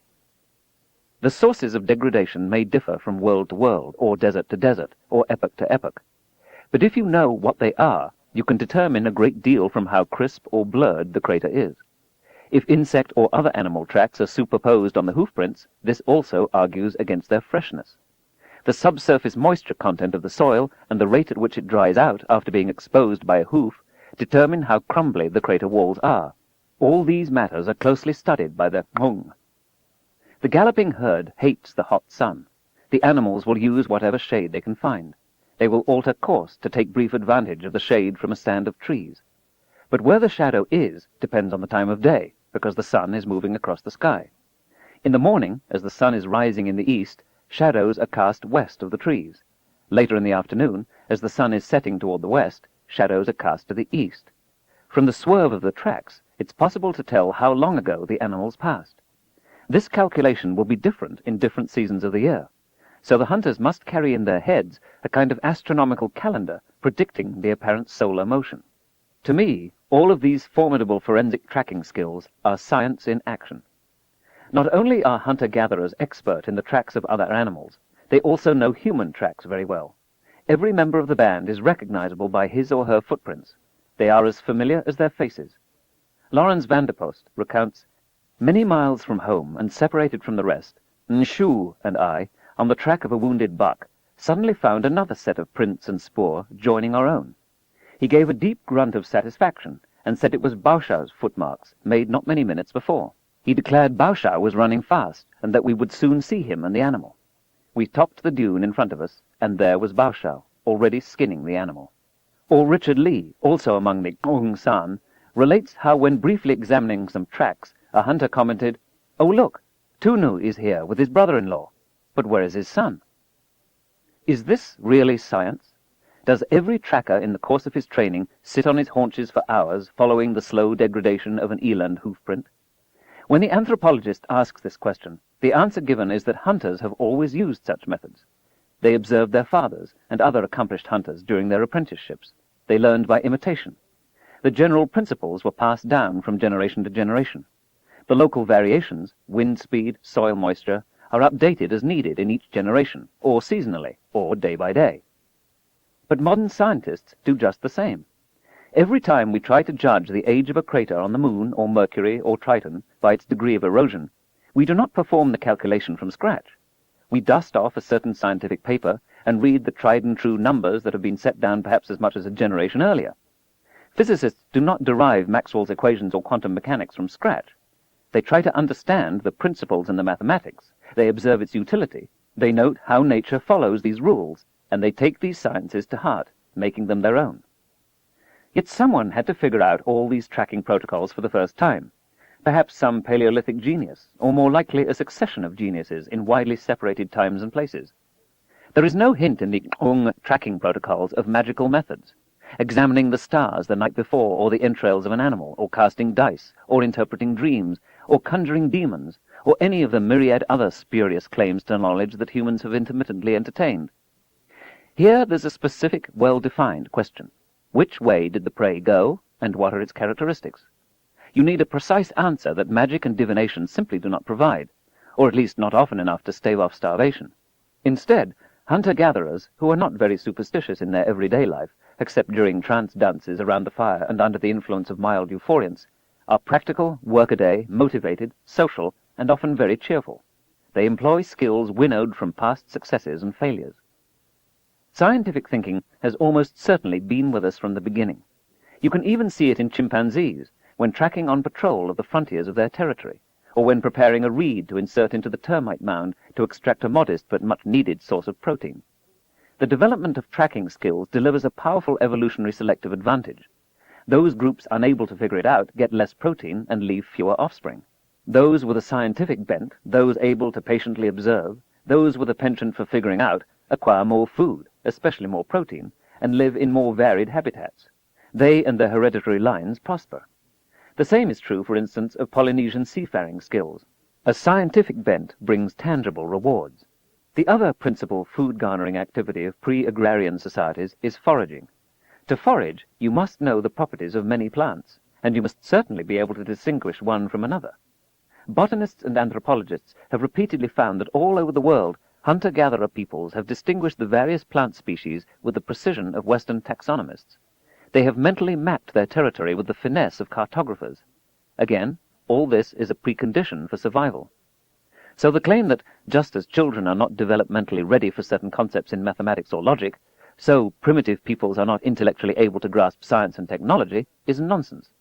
This vestige of colonialism and racism is belied by the everyday activities of people living with no fixed abode and almost no possessions, the few remaining hunter-gatherers, the custodians of our deep past. Of Cromer's criteria for objective thinking, we can certainly find in hunter-gatherer peoples vigorous and substantive debate, direct participatory democracy, wide-ranging travel, no priests, and a persistence of these factors not for 1,000, but for 300,000 years or more. By his criteria, hunter-gatherers ought to have science. I think they do, or did. What Ionia and ancient Greece provided is not so much inventions or technology or engineering, but the idea of systematic inquiry, the notion that laws of nature, rather than capricious gods, govern the world. Water, air, earth, and fire all had their turn as candidate explanations of the nature and origin of the world. Each such explanation, identified with a different pre-Socratic philosopher, was deeply flawed in its details. But the mode of explanation, an alternative to divine intervention, was productive and new. Likewise, in the history of ancient Greece, we can see nearly all significant events driven by the caprice of the gods in Homer, only a few events in Herodotus, and essentially none at all in Thucydides. In a few hundred years, history passed from God-driven to human-driven. Something akin to laws of nature was once glimpsed in a determinedly polytheistic society, in which some scholars toyed with a form of atheism. This approach of the pre-Socratics was, beginning in about the 4th century BC, quenched by Plato, Aristotle, and then Christian theologians. If the skein of historical causality had been different, if the brilliant guesses of the atomists on the nature of matter, the plurality of worlds, the vastness of space and time had been treasured and built upon, if the innovative technology of Archimedes had been taught and emulated, if the notion of invariable laws of nature that humans must seek out and understand had been widely propagated, I wonder what kind of world we would live in now. I don't think science is hard to teach because humans aren't ready for it, or because it arose only through a fluke, or because, by and large, we don't have the brain power to grapple with it. Instead, the enormous zest for science that I see in first graders and the lesson from the remnant hunter-gatherers both speak eloquently. A proclivity for science is embedded deeply within us, in all times, places, and cultures. It has been the means for our survival. It is our birthright.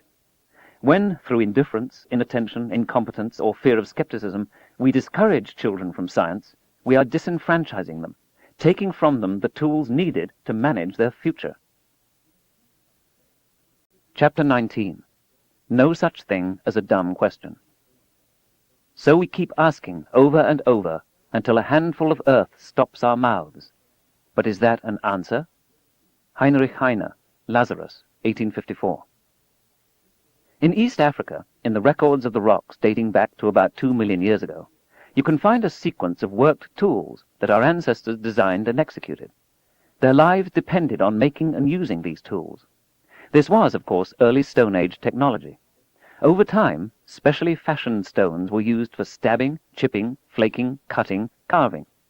Although there are many ways of making stone tools, what is remarkable is that in a given site, for enormous periods of time, the tools were made in the same way, which means that there must have been educational institutions hundreds of thousands of years ago, even if it was mainly an apprenticeship system.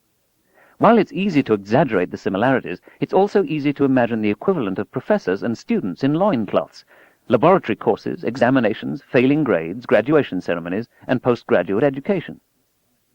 When the training is unchanged for immense periods of time, traditions are passed on intact to the next generation. But when what needs to be learned changes quickly, especially in the course of a single generation, it becomes much harder to know what to teach and how to teach it. Then students complain about relevance. Respect for their elders diminishes. Teachers despair at how educational standards have deteriorated and how lackadaisical students have become. In a world in transition, students and teachers both need to teach themselves one essential skill: learning how to learn. Except for children, who don't know enough not to ask the important questions, few of us spend much time wondering why nature is the way it is, where the cosmos came from, or whether it was always here, if time will one day flow backward and effects precede causes, or whether there are ultimate limits to what humans can know.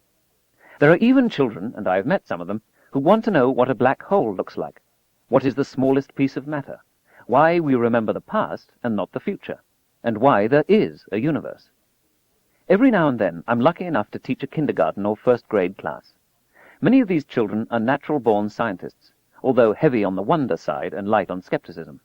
They're curious, intellectually vigorous. Provocative and insightful questions bubble out of them. They exhibit enormous enthusiasm. I'm asked follow-up questions. They've never heard of the notion of a dumb question. But when I talk to high school seniors, I find something different. They memorize facts. By and large, though, the joy of discovery, the life behind those facts, has gone out of them. They've lost much of their wonder and gained very little skepticism. They're worried about asking dumb questions. They're willing to accept inadequate answers. They don't pose follow-up questions. The room is awash with sidelong glances to judge, second by second, the approval of their peers. They come to class with their questions written out on pieces of paper, which they surreptitiously examine, waiting their turn and oblivious of whatever discussion their peers are at this moment engaged in. Something has happened between 1st and 12th grade, and it's not just puberty. I guess that it's partly peer pressure not to excel, except in sports. Partly that the society teaches short-term gratification, partly the impression that science or mathematics won't buy you a sports car, partly that so little is expected of students, and partly that there are few rewards or role models for intelligent discussion of science and technology, or even for learning for its own sake. Those few who remain interested are vilified as nerds or geeks or grinds. But there's something else. I find many adults are put off when young children pose scientific questions. Why is the moon round? The children ask. Why is grass green? What is a dream? How deep can you dig a hole? When is the world's birthday? Why do we have toes? Too many teachers and parents answer with irritation or ridicule, or quickly move on to something else. What did you expect the moon to be? Square? Children soon recognize that somehow this kind of question annoys the grown-ups. A few more experiences like it, and another child has been lost to science. Why adults should pretend to omniscience before 6-year-olds I can't for the life of me understand. What's wrong with admitting that we don't know something? Is our self-esteem so fragile? What's more, many of these questions go to deep issues in science, a few of which are not yet fully resolved. Why the moon is round has to do with the fact that gravity is a central force pulling towards the middle of any world, and with how strong rocks are. Grass is green because of the pigment chlorophyll, of course. We've all had that drummed into us by high school. But why do plants have chlorophyll? It seems foolish, since the sun puts out its peak energy in the yellow and green part of the spectrum. Why should plants all over the world reject sunlight in its most abundant wavelengths? Maybe it's a frozen accident from the ancient history of life on Earth. But there's something we still don't understand about why grass is green. There are many better responses than making the child feel that asking deep questions constitutes a social blunder. If we have an idea of the answer, we can try to explain. Even an incomplete attempt constitutes a reassurance and encouragement. If we have no idea of the answer, we can go to the encyclopedia. If we don't have an encyclopedia, we can take the child to the library. Or we might say, I don't know the answer. Maybe no one knows. Maybe when you grow up, you'll be the first person to find out. There are naive questions, tedious questions, ill-phrased questions, questions put after inadequate self-criticism. But every question is a cry to understand the world. There is no such thing as a dumb question. Bright, curious children are a national and world resource. They need to be cared for, cherished, and encouraged. But mere encouragement isn't enough. We must also give them the essential tools to think with. "It's official," reads one newspaper headline. "We stink in science." In tests of average 17-year-olds in many world regions, the US ranked dead last in algebra. On identical tests, the US kids averaged 43%, and their Japanese counterparts 78%. In my book, 78% is pretty good. It corresponds to a C+, or maybe even a B-. 43% is an F. In a chemistry test, students in only 2 of 13 nations did worse than the US.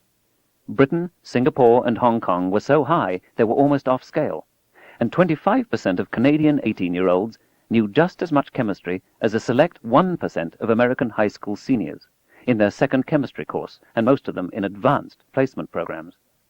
The best of 20 fifth-grade classrooms in Minneapolis was outpaced by every one of 20 classrooms in Sendai, Japan, and 19 out of 20 in Taipei, Taiwan. South Korean students were far ahead of American students in all aspects of mathematics and science, and 13-year-olds in British Columbia, in Western Canada, outpaced their US counterparts across the board. In some areas, they did better than the Koreans. Of the US kids, 22% say they dislike school. Only 8% of the Koreans do. Yet 2/3 of the Americans, but only a quarter of the Koreans, say they are good at mathematics. Such dismal trends for average students in the United States are occasionally offset by the performance of outstanding students. In 1994, American students at the International Mathematical Olympiad in Hong Kong achieved an unprecedented perfect score, defeating 360 other students from 68 nations in algebra, geometry, and number theory. One of them, 17-year-old Jeremy Bem, commented, "Math problems are logic puzzles. There's no routine. It's all very creative and artistic."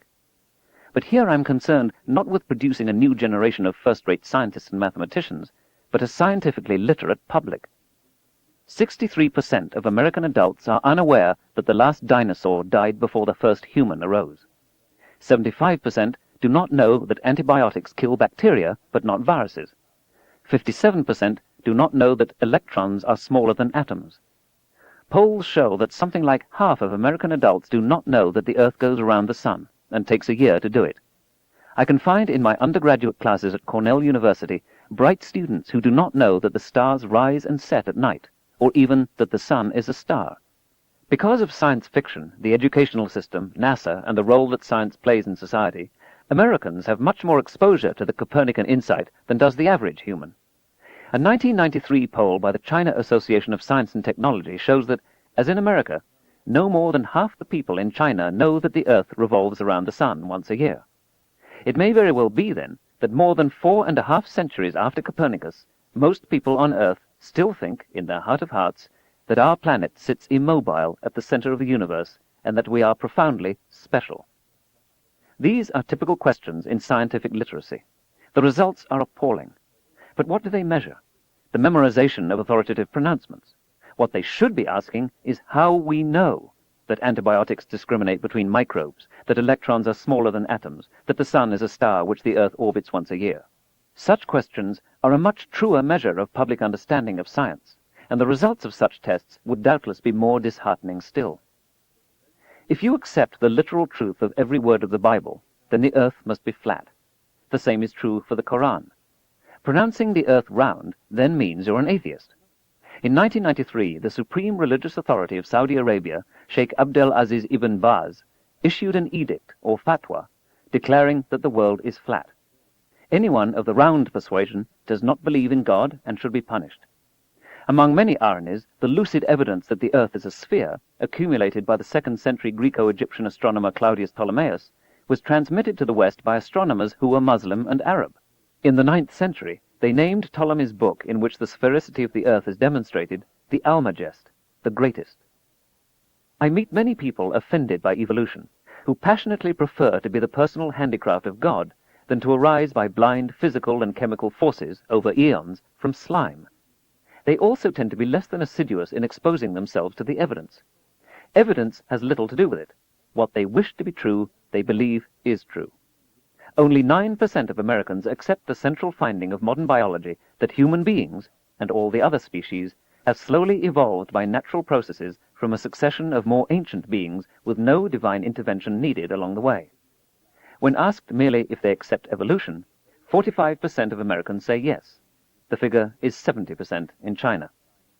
When the movie Jurassic Park was shown in Israel, it was condemned by some Orthodox rabbis because it accepted evolution and because it taught that dinosaurs lived 100 million years ago, when, as is plainly stated at every Rosh Hashanah and every Jewish wedding ceremony, the universe is less than 6,000 years old. The clearest evidence of our evolution can be found in our genes. But evolution is still being fought, ironically by those whose own DNA proclaims it, in the schools, in the courts, in textbook publishing houses, and on the question of just how much pain we can inflict on other animals without crossing some ethical threshold. During the Great Depression, teachers enjoyed job security, good salaries, respectability.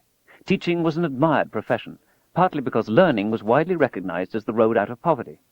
Little of that is true today, and so science, and other teaching, is too often incompetently or uninspiringly done, its practitioners, astonishingly, having little or no training in their subjects, impatient with the method and in a hurry to get to the findings of science, and sometimes themselves unable to distinguish science from pseudoscience. Those who do have the training often get higher-paying jobs elsewhere. Children need hands-on experience with the experimental method, rather than just reading about science in a book. We can be told about oxidation of wax as the explanation of the candle flame, but we have a much more vivid sense of what's going on if we witness the candle burning briefly in a bell jar until the carbon dioxide produced by the burning surrounds the wick, blocks access to oxygen, and the flame flickers and dies. We can be taught about mitochondria in cells, how they mediate the oxidation of food like the flame burning the wax, but it's another thing altogether to see them under the microscope. We may be told that oxygen is necessary for the life of some organisms and not others. But we begin to really understand when we test the proposition in a bell jar fully depleted of oxygen. What does oxygen do for us? Why do we die without it? Where does the oxygen in the air come from? How secure is the supply? Experiment and the scientific method can be taught in many matters other than science. Daniel Kunitz is a friend of mine from college. He spent his life as an innovative junior and senior high school social sciences teacher. Want the students to understand the Constitution of the United States? You could have them read it, article by article, and then discuss it in class. But sadly, this will put most of them to sleep. Or you could try the Kunitz method. You forbid the students to read the Constitution. Instead, you assign them, 2 for each state, to attend a constitutional convention. You brief each of the 13 teams in detail on the particular interests of their state and region. The South Carolina delegation, say, would be told of the primacy of cotton, the necessity and morality of the slave trade, the danger posed by the industrial North, and so on. The 13 delegations assemble, and with a little faculty guidance, but mainly on their own, over some weeks write a constitution. Then they read the real constitution. The students have reserved war-making powers to the president. The delegates of 1787 assigned them to Congress. Why? The students have freed the slaves. The original Constitutional Convention did not. Why? This takes more preparation by the teachers and more work by the students, but the experience is unforgettable. It's hard not to think that the nations of the earth would be in better shape if every citizen went through a comparable experience. We need more money for teachers' training and salaries, and for laboratories. But all across America, school bond issues are regularly voted down. No one suggests that property taxes be used to provide for the military budget, or for agriculture subsidies, or for cleaning up toxic wastes. Why just education? Why not support it from general taxes on the local and state levels? What about a special education tax for those industries with special needs for technically trained workers? American schoolchildren don't do enough schoolwork. There are 180 days in the standard school year in the United States, as compared with 220 in South Korea, about 230 in Germany, and 243 in Japan. Children in some of these countries go to school on Saturday. The average American high school student spends 3.5 hours a week on homework. The total time devoted to studies in and out of the classroom is about 20 hours a week. Japanese 5th graders average 33 hours a week. Japan, with half the population of the United States, produces twice as many scientists and engineers with advanced degrees every year. During 4 years of high school, American students spend less than 1,500 hours on such subjects as mathematics, science, and history. Japanese, French, and German students spend more than twice as much time. A 1994 report commissioned by the U.S. Department of Education notes, "The traditional school day must now fit in a whole set of requirements for what is being called the new work of the schools: education about personal safety, consumer affairs, AIDS, conservation and energy, family life, and driver's training." So because of the deficiencies of the society and the inadequacies of education in the home, only about 3 hours a day are spent in high school on the core academic subjects. There's a widely held perception that science is too hard for ordinary people. We can see this reflected in the statistic that only around 10% of American high school students ever opt for a course in physics. What makes science suddenly too hard? Why isn't it too hard for the citizens of all those other countries that are outperforming the United States? What has happened to the American genius for science, technical innovation, and hard work? Americans once took enormous pride in their inventors, who pioneered the telegraph, telephone, electric light, phonograph, automobile, and airplane. Except for computers, all that seems a thing of the past. Where did all that Yankee ingenuity go? Most American children aren't stupid. Part of the reason they don't study hard is that they receive few tangible benefits when they do. Competency, that is, actually knowing the stuff, in verbal skills, mathematics, science, and history these days, doesn't increase earnings for average young men in their first 8 years out of high school, many of whom take service rather than industrial jobs. In the productive sectors of the economy, though, the story is often different.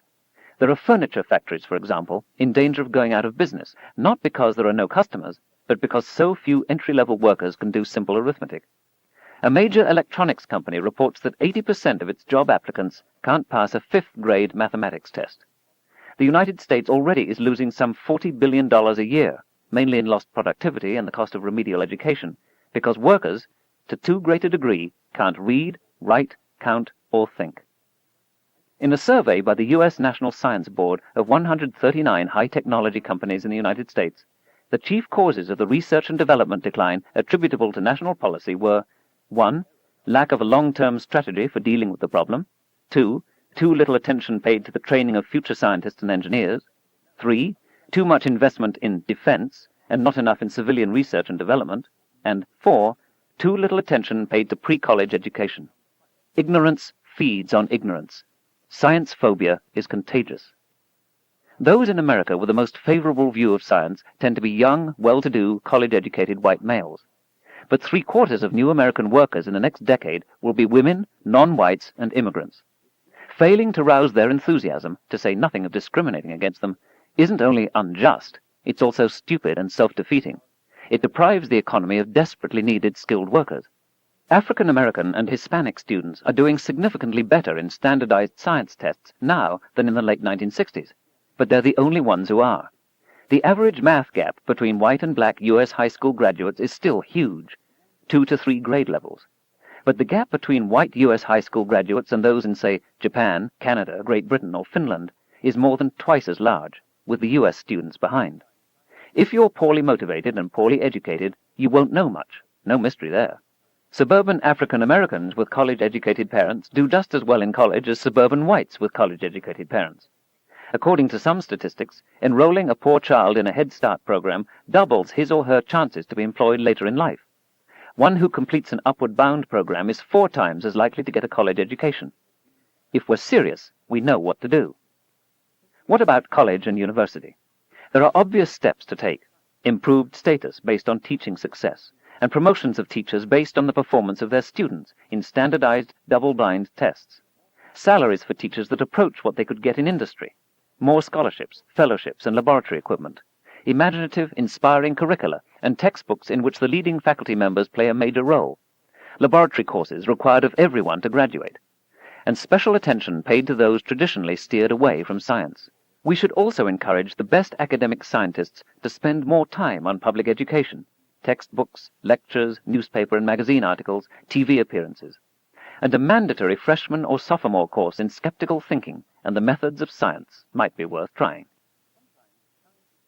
The mystic William Blake stared at the sun and saw angels there, while others, more worldly, perceived only an object of about the size and color of a golden guinea. Did Blake really see angels in the sun? Or was it some perceptual or cognitive error? I know of no photograph of the sun that shows anything of the sort. Did Blake see what the camera and the telescope cannot? Or does the explanation lie much more inside Blake's head than outside? And is not the truth of the sun's nature as revealed by modern science far more wonderful? No mere angels or gold coin, but an enormous sphere into which 1,000,000 Earths could be packed, in the core of which the hidden nuclei of atoms are being jammed together, hydrogen transfigured into helium, the energy latent in hydrogen for billions of years released, the Earth and other planets warmed and lit thereby, and the same process repeated 400 billion times elsewhere in the Milky Way galaxy. The blueprints, detailed instructions, and job orders for building you from scratch would fill about 1,000 encyclopedia volumes if written out in English. Yet every cell in your body has a set of these encyclopedias. A quasar is so far away that the light we see from it began its intergalactic voyage before the Earth was formed. Every person on Earth is descended from the same not quite human ancestors in East Africa a few million years ago, making us all cousins. Whenever I think about any of these discoveries, I feel a tingle of exhilaration. My heart races. I can't help it. Science is an astonishment and a delight. Every time a spacecraft flies by a new world, I find myself amazed. Planetary scientists ask themselves, "Oh, is that the way it is? Why didn't we think of that?" But nature is always more subtle, more intricate, more elegant than what we are able to imagine. Given our manifest human limitations, what is surprising is that we have been able to penetrate so far into the secrets of nature. Nearly every scientist has experienced, in a moment of discovery or sudden understanding, a reverential astonishment. Science, pure science, science not for any practical application but for its own sake, is a deeply emotional matter for those who practice it, as well as for those non-scientists who every now and then dip in to see what's been discovered lately. And, as in a detective story, it's a joy to frame key questions, to work through the alternative explanations, and maybe even to advance the process of scientific discovery. Consider these examples, some very simple, some not, chosen more or less at random. Could there be an undiscovered integer between 6 and 7? Could there be an undiscovered chemical element between atomic number 6, which is carbon, and atomic number 7, which is nitrogen? Yes, the new preservative causes cancer in rats. But what if you have to give a person who weighs much more than a rat a pound a day of the stuff to induce cancer? In that case, maybe the new preservative isn't all that dangerous. Might the benefit of having food preserved for long periods outweigh the small additional risk of cancer? Who decides? What data do they need to make a prudent decision? In a 3.8 billion-year-old rock, you find a ratio of carbon isotopes typical of living things today, and different from inorganic sediments. Do you deduce abundant life on Earth 3.8 billion years ago? Or could the chemical remains of more modern organisms have infiltrated into the rock? Or is there a way for isotopes to separate in the rock apart from biological processes? Sensitive measurements of electrical currents in the human brain show that when certain memories or mental processes occur, particular regions of the brain go into action. Can our thoughts, memories, and passions all be generated by particular circuitry of the brain neurons? Might it ever be possible to simulate such circuitry in a robot? Would it ever be feasible to insert new circuits or alter old ones in the brain in such a way as to change opinions, memories, emotions, logical deductions? Is such tampering wildly dangerous? Your theory of the origin of the solar system predicts many flat disks of gas and dust all over the Milky Way galaxy. You look through the telescope and you find flat disks everywhere. You happily conclude that your theory is confirmed. But it turns out the disks you cited were spiral galaxies far beyond the Milky Way, and much too big to be nascent solar systems. Should you abandon your theory? Or should you look for a different kind of disk? Or is this just an expression of your unwillingness to abandon a discredited hypothesis? A growing cancer sends out an all-points bulletin to the cells lining adjacent blood vessels. "We need blood," the message says. The endothelial cells obligingly build blood vessel bridges to supply the cancer cells with blood. How does this come about? Can the message be intercepted or cancelled? You mix violet, blue, green, yellow, orange, and red paints and make a murky brown. Then you mix light of the same colors and you get white. What's going on? In the genes of humans and many other animals, there are long, repetitive sequences of hereditary information, called nonsense. Some of these sequences cause genetic diseases. Could it be that segments of the DNA are rogue nucleic acids, reproducing on their own, in business for themselves, disdaining the well-being of the organism they inhabit?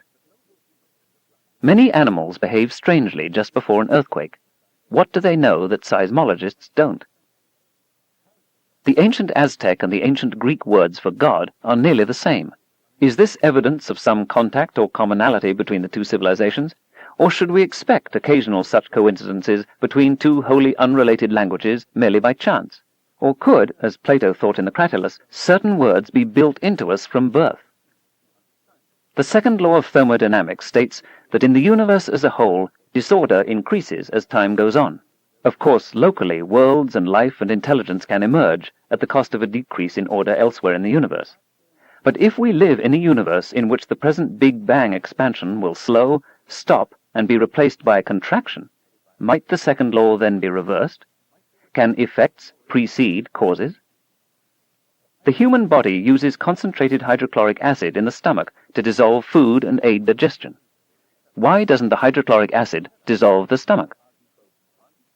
The oldest stars seem to be, at the time I'm writing, older than the universe. Like the claim that an acquaintance has children older than she is, you don't have to know very much to recognize that someone has made a mistake. Who? The technology now exists to move individual atoms around, so long and complex messages can be written on an ultramicroscopic scale. It is also possible to make machines the size of molecules. Rudimentary examples of both these nanotechnologies are now well demonstrated. Where does this take us in another few decades? In several different laboratories, complex molecules have been found that under suitable conditions make copies of themselves in the test tube. Some of these molecules are, like DNA and RNA, built out of nucleotides. Others are not. Some use enzymes to hasten the pace of the chemistry. Others do not. Sometimes there is a mistake in copying. From that point forward, the mistake is copied in successive generations of molecules. Thus, there get to be slightly different species of self-replicating molecules, some of which reproduce faster or more efficiently than others. These preferentially thrive. As time goes on, the molecules in the test tube become more and more efficient. We are beginning to witness the evolution of molecules.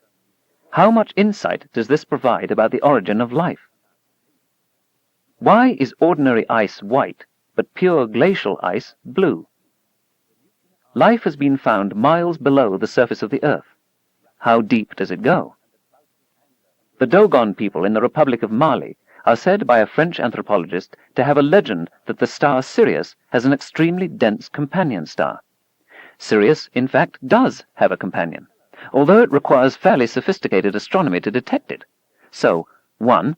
Did the Dogon people descend from a forgotten civilization that had large optical telescopes and theoretical astrophysics? Or, 2. Were they instructed by extraterrestrials? Or, 3. Did the Dogon hear about the white dwarf companion of Sirius from a visiting European? Or, 4. Was the French anthropologist mistaken, and the Dogon, in fact, never had such a legend? Why should it be hard for scientists to get science across? Some scientists, including some very good ones, tell me they'd love to popularize, but feel they lack talent in this area. Knowing and explaining, they say, are not the same thing. What's the secret? There's only one, I think. Don't talk to the general audience as you would to your scientific colleagues. There are terms that convey your meaning instantly and accurately to fellow experts. You may parse these phrases every day in your professional work, but they do no more than mystify an audience of non-specialists. Use the simplest possible language. Above all, remember how it was before you yourself grasped whatever it is you're explaining. Remember the misunderstandings that you almost fell into, and note them explicitly. Keep firmly in mind that there was a time when you didn't understand any of this either. Recapitulate the first steps that led you from ignorance to knowledge. Never forget that native intelligence is widely distributed in our species. Indeed, it is the secret of our success. The effort involved is slight, the benefits great. Among the potential pitfalls are oversimplification, the need to be sparing with qualifications and quantifications, inadequate credit given to the many scientists involved, and insufficient distinctions drawn between helpful analogy and reality. doubtless compromises must be made. The more you make such presentations, the clearer it is which approaches work and which do not. There is a natural selection of metaphors, images, analogies, anecdotes. After a while, you find that you can get almost anywhere you want to go, walking on consumer-tested stepping stones. You can then fine-tune your presentations for the needs of a given audience. Like some editors and television producers, some scientists believe the public is too ignorant or too stupid to understand science, that the enterprise of popularization is fundamentally a lost cause, or even that it's tantamount to fraternization, if not outright cohabitation, with the enemy. Among the many criticisms that could be made of this judgment, along with its insufferable arrogance and its neglect of a host of examples of highly successful science popularizations, is that it is self-confirming, and also, for the scientists involved, self-defeating. Large-scale government support for science is fairly new, dating back only to World War II, although patronage of a few scientists by the rich and powerful is much older. With the end of the Cold War, the national defense trump card that provided support for all sorts of fundamental science became virtually unplayable. Only partly for this reason, most scientists, I think, are now comfortable with the idea of popularizing science.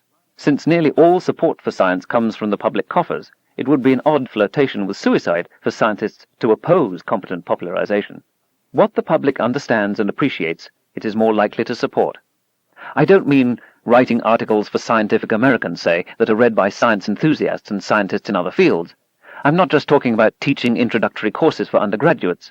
I'm talking about efforts to communicate the substance and approach of science in newspapers, magazines, on radio and television, in lectures for the general public, and in elementary, middle, and high school textbooks. Of course, there are judgment calls to be made in popularizing. It's important neither to mystify nor to patronize. In attempting to prod public interest, scientists have on occasion gone too far, for example, in drawing unjustified religious conclusions.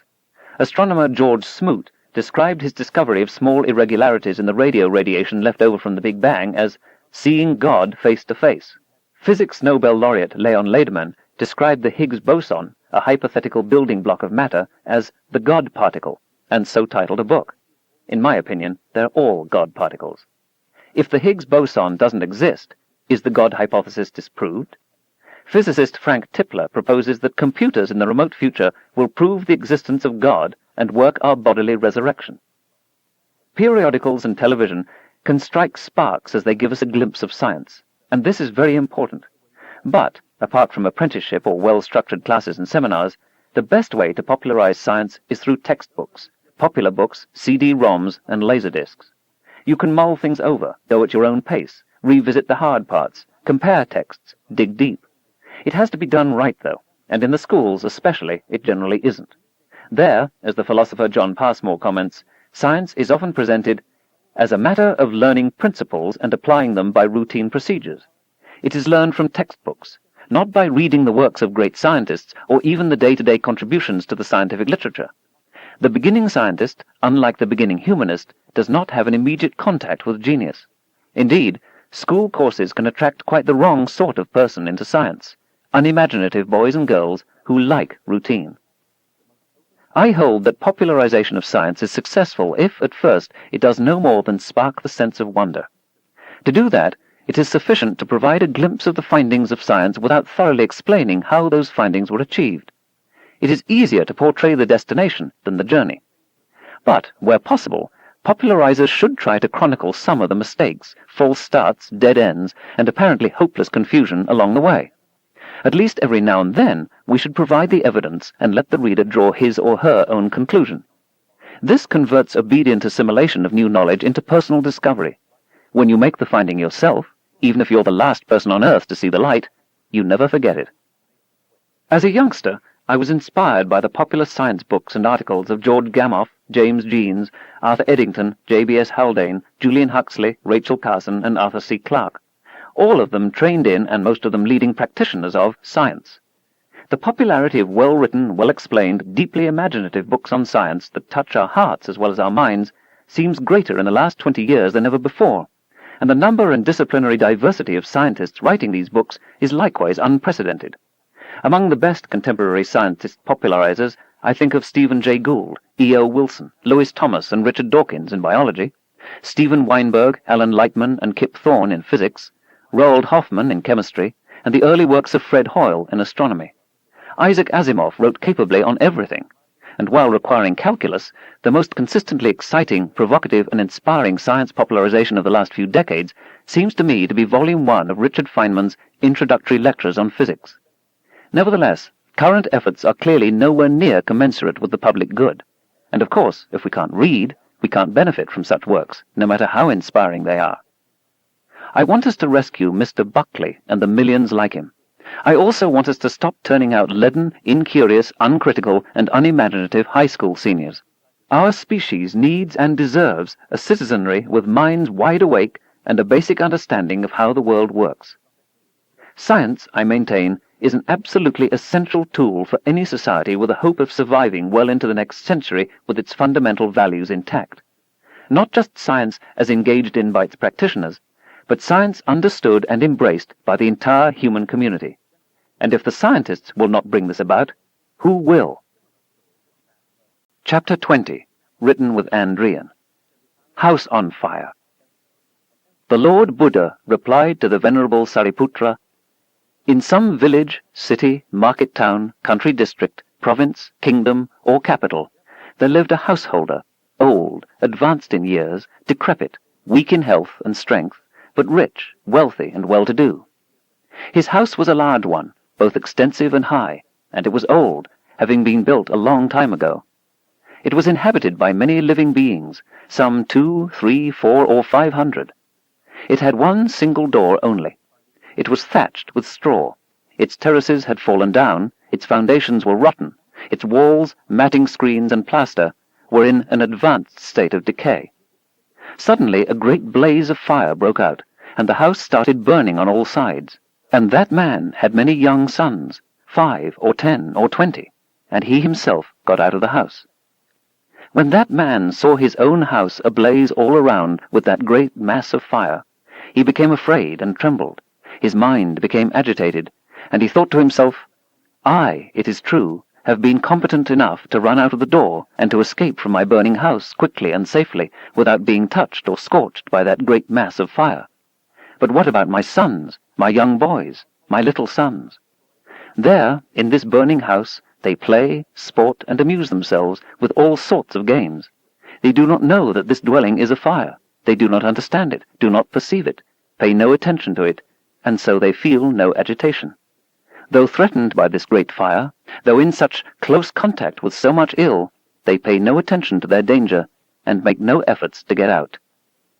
From the Saddharma Pundarika, in Buddhist Scriptures, Edward Conze, editor, Harmondsworth, Middlesex, England, Penguin Books, 1959.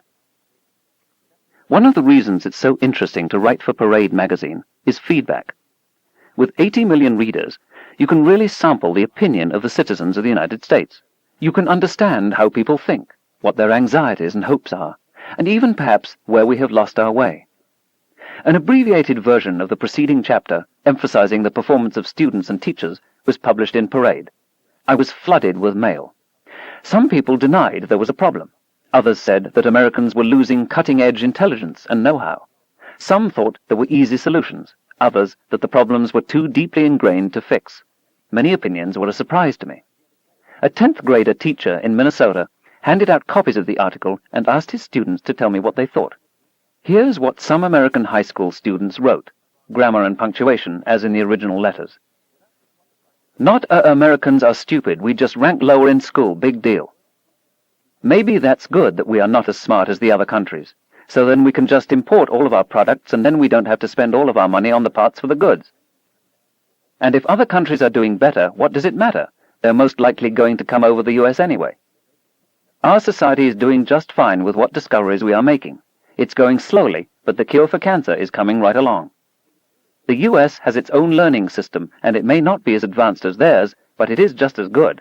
Otherwise, I think your article is a very educating one. Not one kid in this school likes science. I really didn't understand the point of the article. I thought that it was very boring. I'm just not into anything like that. I am studying to be a lawyer, and frankly, I do agree with my parents when they say I have an attitude problem toward science. It's true that some American kids don't try, but we could be smarter than any other country if we wanted to. Instead of homework, kids will watch TV. I have to agree that I do it. I have cut it down from about 4 hours a day. I don't believe it is the school system's fault. I think the whole country is brought up with not enough emphasis on school. I know my mom would rather be watching me play basketball or soccer instead of helping me with an assignment. Most of the kids I know could care less about making sure they're doing their work right. I don't think American kids are stupid. It's just they don't study hard enough because most of kids work. Lots of people said that Asian people are smarter than American, and they are good at everything, but that's not true. They are not good at sports. They don't have time to play sports. I'm in sports myself, and I feel that the other kids on my team push to you to excel more in that sport than in school. If we want to rank first, we could go to school all day and not have any social life. I can see why a lot of science teachers would get mad at you for insulting their job. Maybe if the teachers could be more exciting, the children will want to learn. If science is made to be fun, kids will want to learn. To accomplish this, it needs to be started early on, not just taught as facts and figures. I really find it hard to believe those facts about the US in science. If we are so far behind, how come Michael Gorbachev came to Minnesota and Montana to control data to see how we run our computers and thing? Around 33 hours for 5th graders. In my opinion, that's too much. That's almost as many hours as a full job practically. So instead of homework, we can be making money. When you put down how far behind we are in science and math, why don't you try to tell us this in a little nicer manner? Have a little pride in your country and its capabilities. I think your facts were inconclusive and the evidence very flimsy. All in all, you raised a good point. All in all, these students don't think there's much of a problem, and if there is, not much can be done about it.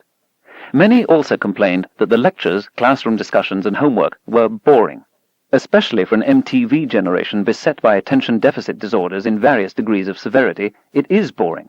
But spending 3 or 4 grades practicing once again the addition, subtraction, multiplication, and division of fractions would bore anyone.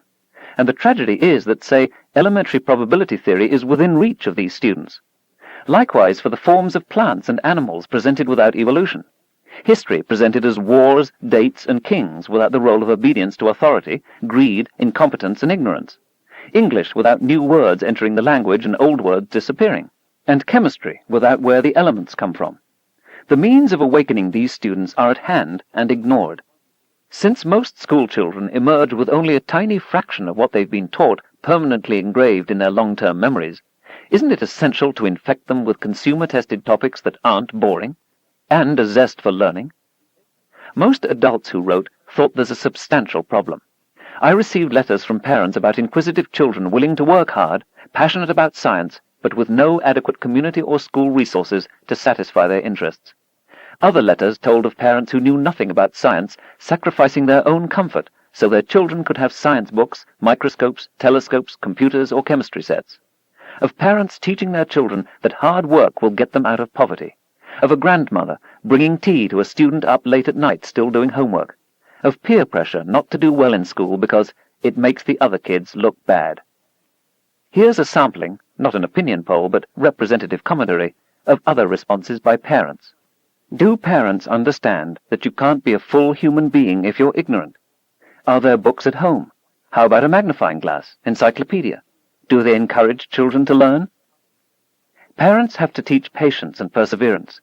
The most important gift they can give their children is the ethos of hard work, but they can't just talk about it. The kids who learn to work hard are the ones who see their parents work hard and never give up. My child is fascinated by science, but she doesn't get any in school or on TV.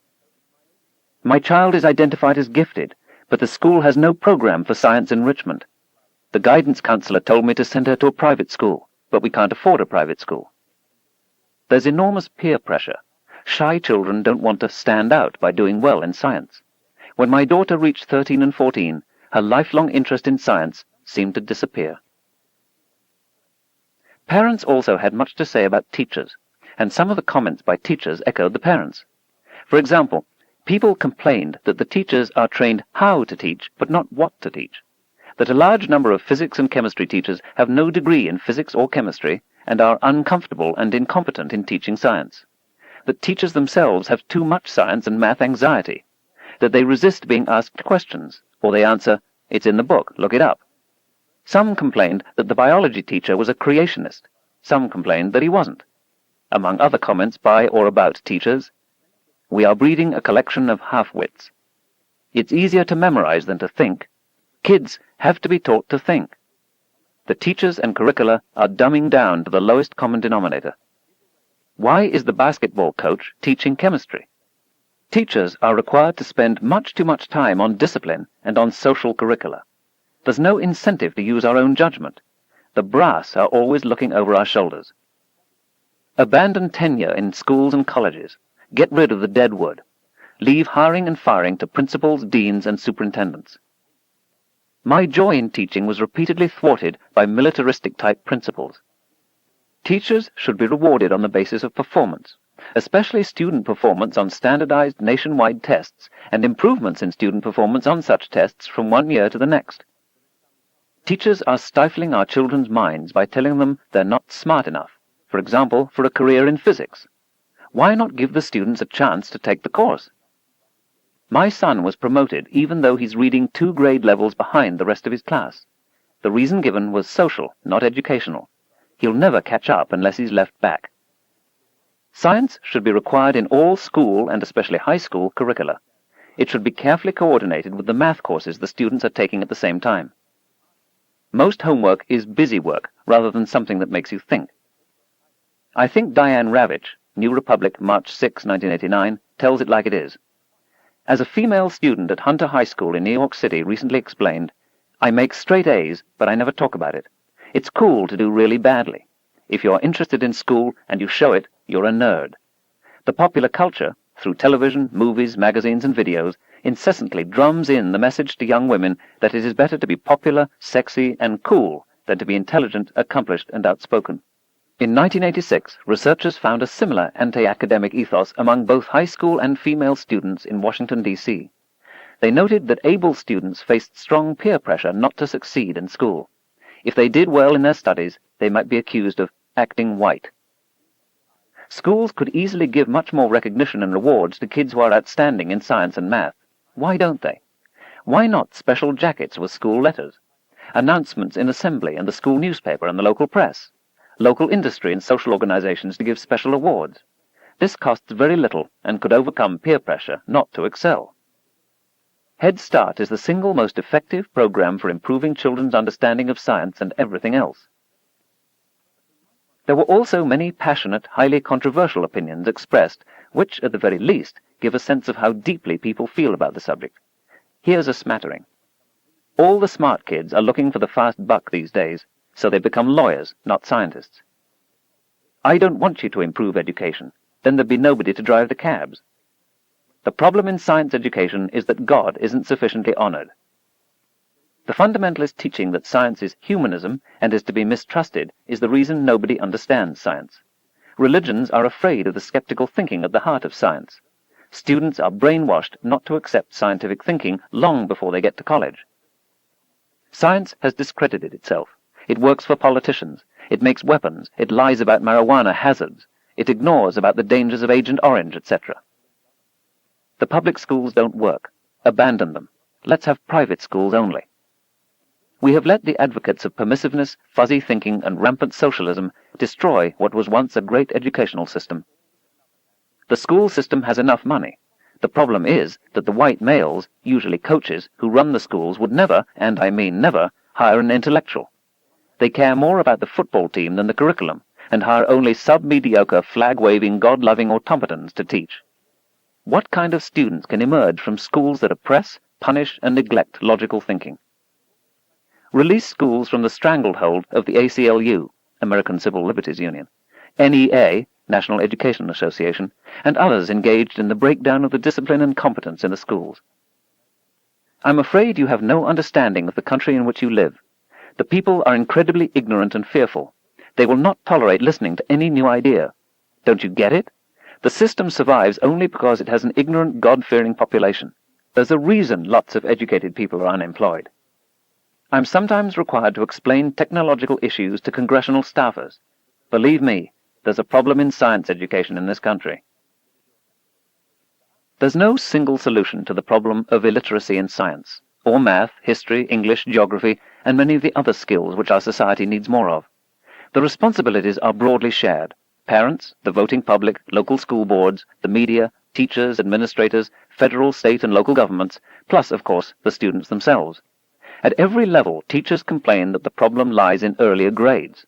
And first-grade teachers can, with justice, despair of teaching children with learning deficits because of malnutrition, or no books in the home, or a culture of violence in which the leisure to think is unavailable.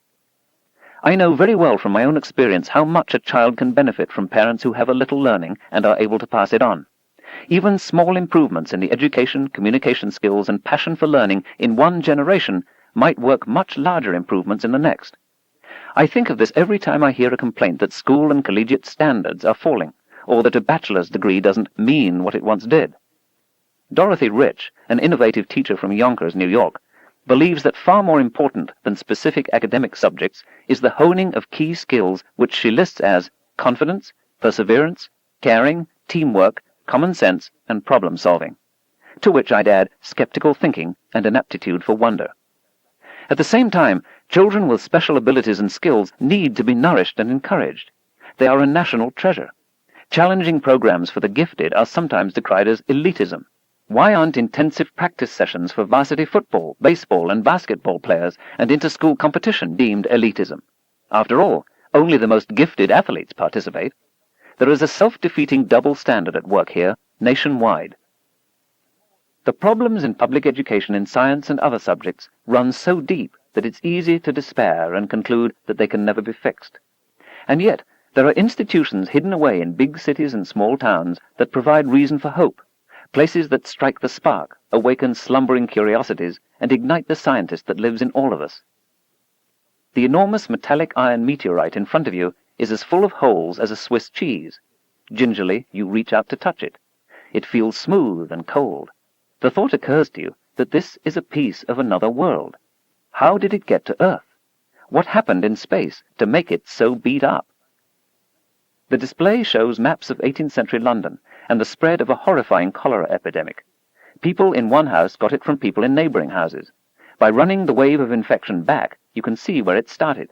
It's like being a detective, and when you pinpoint the origin, you find it's a place with open sewers. It occurs to you that there's a life-and-death reason why modern cities have adequate sanitation. You think of all those cities and towns and villages in the world that don't. You get to thinking maybe there's a simpler, cheaper way to do it. You're crawling through a long, utterly black tunnel. There are sudden turns, ups and downs. You go through a forest of feathery things, beady things, big solid round things. You imagine what it must be like to be blind. You think about how little we rely on our sense of touch. In the dark and the quiet, you're alone with your thoughts. Somehow, the experience is exhilarating. You examine a detailed reconstruction of a procession of priests climbing up one of the great ziggurats of Sumer, or a gorgeously painted tomb in the Valley of the Kings in ancient Egypt, or a house in ancient Rome, or a full-scale turn-of-the-century street in small-town America. You think of all those civilizations so different from yours, how if you'd been born into them, you would have thought them completely natural, how you'd consider our society, if you had somehow been told of it, as weird. You squeeze the eyedropper, and a drop of pond water drips out onto the microscope stage. You look at the projected image. The drop is full of life, strange beings, swimming, crawling, tumbling, high dramas of pursuit and escape, triumph and tragedy. This is a world populated by beings far more exotic than in any science fiction movie. Seated in the theater, you find yourself inside the head of an 11-year-old boy. You look out through his eyes. You encounter his typical daily crises: bullies, authoritarian adults, crushes on girls. You hear the voice inside his head. You witness his neurological and hormonal responses to his social environment, and you get to wonder how you work on the inside. Following the simple instructions, you type in the commands. What will the Earth look like if we continue to burn coal, oil, and gas, and double the amount of carbon dioxide in the atmosphere? How much hotter will it be? How much polar ice will melt? How much higher will the oceans be? Why are we pouring so much carbon dioxide into the atmosphere? What if we put 5 times more carbon dioxide into the atmosphere? Also, how could anybody know what the future climate will be like? It gets you thinking. In my childhood, I was taken to the American Museum of Natural History in New York City. I was transfixed by the dioramas, lifelike representations of animals and their habitats all over the world. penguins on the dimly lit Antarctic ice, okapi in the bright African veldt, a family of gorillas, the male beating his chest in a shaded forest glade, an American grizzly bear standing on his hind legs 10 or 12 feet tall and staring me right in the eye. These were three-dimensional freeze frames captured by some genie of the lamp. Did the grizzly move just then? Did the gorilla blink? Might the genie return, lift the spell, and permit this gorgeous array of living things to go on with their lives as, jaws agape, I watch? Kids have an irresistible urge to touch. Back in those days, the most commonly heard 2 words in museums were, "don't touch." Decades ago, there was almost nothing hands-on in museums of science or natural history, not even a simulated tidal pool in which you could pick up a crab and inspect it. The closest thing to an interactive exhibit that I knew were the scales in the Hayden Planetarium, one for each planet. Weighing a mere 40 pounds on Earth, there was something reassuring in the thought that if only you lived on Jupiter, you would weigh 100 pounds. But sadly, on the Moon, you would weigh only 7 pounds. On the Moon, it seemed you would hardly be there at all. Today, children are encouraged to touch, to poke, to run through a branched contingency tree of questions and answers via computer, or to make funny noises and see what the sound waves look like. Even kids who don't get everything out of the exhibit, or who don't even get the point of the exhibit, usually extract something valuable. You go to these museums and you're struck by the wide-eyed looks of wonder, by kids racing from exhibit to exhibit, by the triumphant smiles of discovery. They're wildly popular. Almost as many of us go to them each year as attend professional baseball, basketball, and football games combined. These exhibits do not replace instruction in school or at home, but they awaken and excite. A great science museum inspires a child to read a book, or take a course, or return to the museum again to engage in a process of discovery, and, most important, to learn the method of scientific thinking. Another glorious feature of many modern science museums is a movie theater showing IMAX or Omnimax films. In some cases, the screen is 10 stories tall and wraps around you. The Smithsonian's National Air and Space Museum, the most popular museum on Earth, has premiered in its Langley Theatre some of the best of these films. To fly brings a catch to my throat even after 5 or 6 viewings. I've seen religious leaders of many denominations witness Blue Planet and be converted on the spot to the need to protect the Earth's environment. Not every exhibit in Science Museum is exemplary. A few still are commercials for firms that have contributed money to promote their products, how an automobile engine works, or the cleanliness of one fossil fuel as compared to another. Too many museums that claim to be about science are really about technology and medicine. Too many biology exhibits are still afraid to mention the key idea of modern biology, evolution. Beings develop or emerge, but never evolve. The absence of humans from the deep fossil record is underplayed. We are shown nothing of the anatomical and DNA near identity between humans and chimps or gorillas. Nothing is displayed on complex organic molecules in space and on other worlds, nor about experiments showing the stuff of life forming in enormous numbers in the known atmospheres of other worlds and the presumptive atmosphere of the early Earth. A notable exception, the Natural History Museum of the Smithsonian Institution once had an unforgettable exhibit on evolution. It began with 2 roaches in a modern kitchen with open cereal boxes and other food. Left alone for a few weeks, the place was crowded with roaches, buckets of them everywhere, competing for the little food now available, and the long-term hereditary advantage that a slightly better adapted roach might have over its competitors became crystal clear. Also, too, many planetaria are still devoted to picking out constellations rather than traveling to other worlds, and depicting the evolution of galaxies, stars, and planets. They also have an insect-like projector always visible, which robs the sky of its reality. Perhaps the grandest museum exhibit can't be seen. It has no home. George Awad is one of the leading architectural model makers in America, specializing in skyscrapers. He is also a dedicated student of astronomy who has made a spectacular model of the universe. Starting with a prosaic scene on Earth and following a scheme proposed by the designers Charles and Ray Eames, he goes progressively by factors of 10 to show us the whole Earth, the solar system, the Milky Way, and the universe. Every astronomical body is meticulously detailed. You can lose yourself in them. It's one of the best tools I know of to explain the scale and nature of the universe to children. Isaac Asimov described it as the most imaginative representation of the universe that I've ever seen or could have conceived of.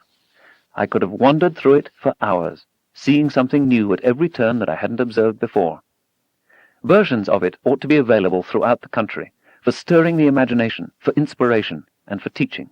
But instead, Mr. Awad cannot give this exhibit to any major science museum in the country. No one is willing to devote to it the floor space needed. As I write, it still sits forlornly, crated in storage. The population of my town, Ithaca, New York, doubles to a grand total of about 50,000 when Cornell University and Ithaca College are in session. Ethnically diverse, surrounded by farmland, it has suffered, like so much of the Northeast, the decline of its 19th century manufacturing base. Half the children at Beverly J. Martin Elementary School, which our daughter attended, live below the poverty line. Those are the kids that two volunteer science teachers, Debbie Levin and Ilma Levine, worried about most. It didn't seem right that for some, the children of Cornell faculty say, even the sky wasn't the limit. For others, there was no access to the liberating power of science education. Starting in the 1960s, they made regular trips to the school, dragging their portable library cart, laden with household chemicals and other familiar items, to convey something of the magic of science. They dreamed of creating a place for kids to go, where they could get a personal, hands-on feel for science. In 1983, Levin and Levine placed a small ad in our local paper inviting the community to discuss the idea. 50 people showed up.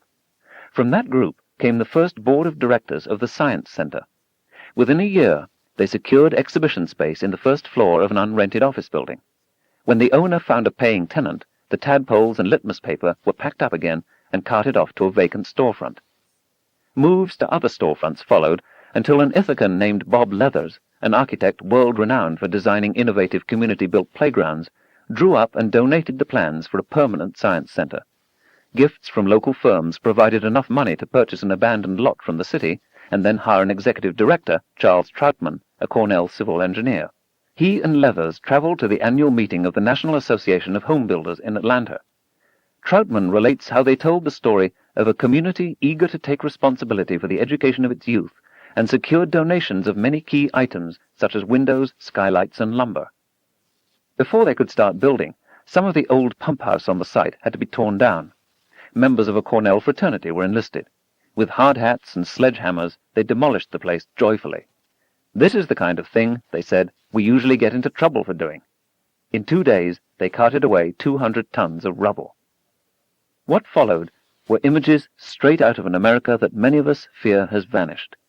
In the tradition of pioneer barn-raising, members of the community, bricklayers, doctors, carpenters, university professors, plumbers, farmers, the very young and the very old, all rolled up their sleeves to build the Science Center. The continuous 7-days-a-week schedule was maintained, says Troutman, so that anyone would be able to help any time. Everyone was given a job. Experienced volunteers built stairs, laid carpet and tile, and trimmed windows.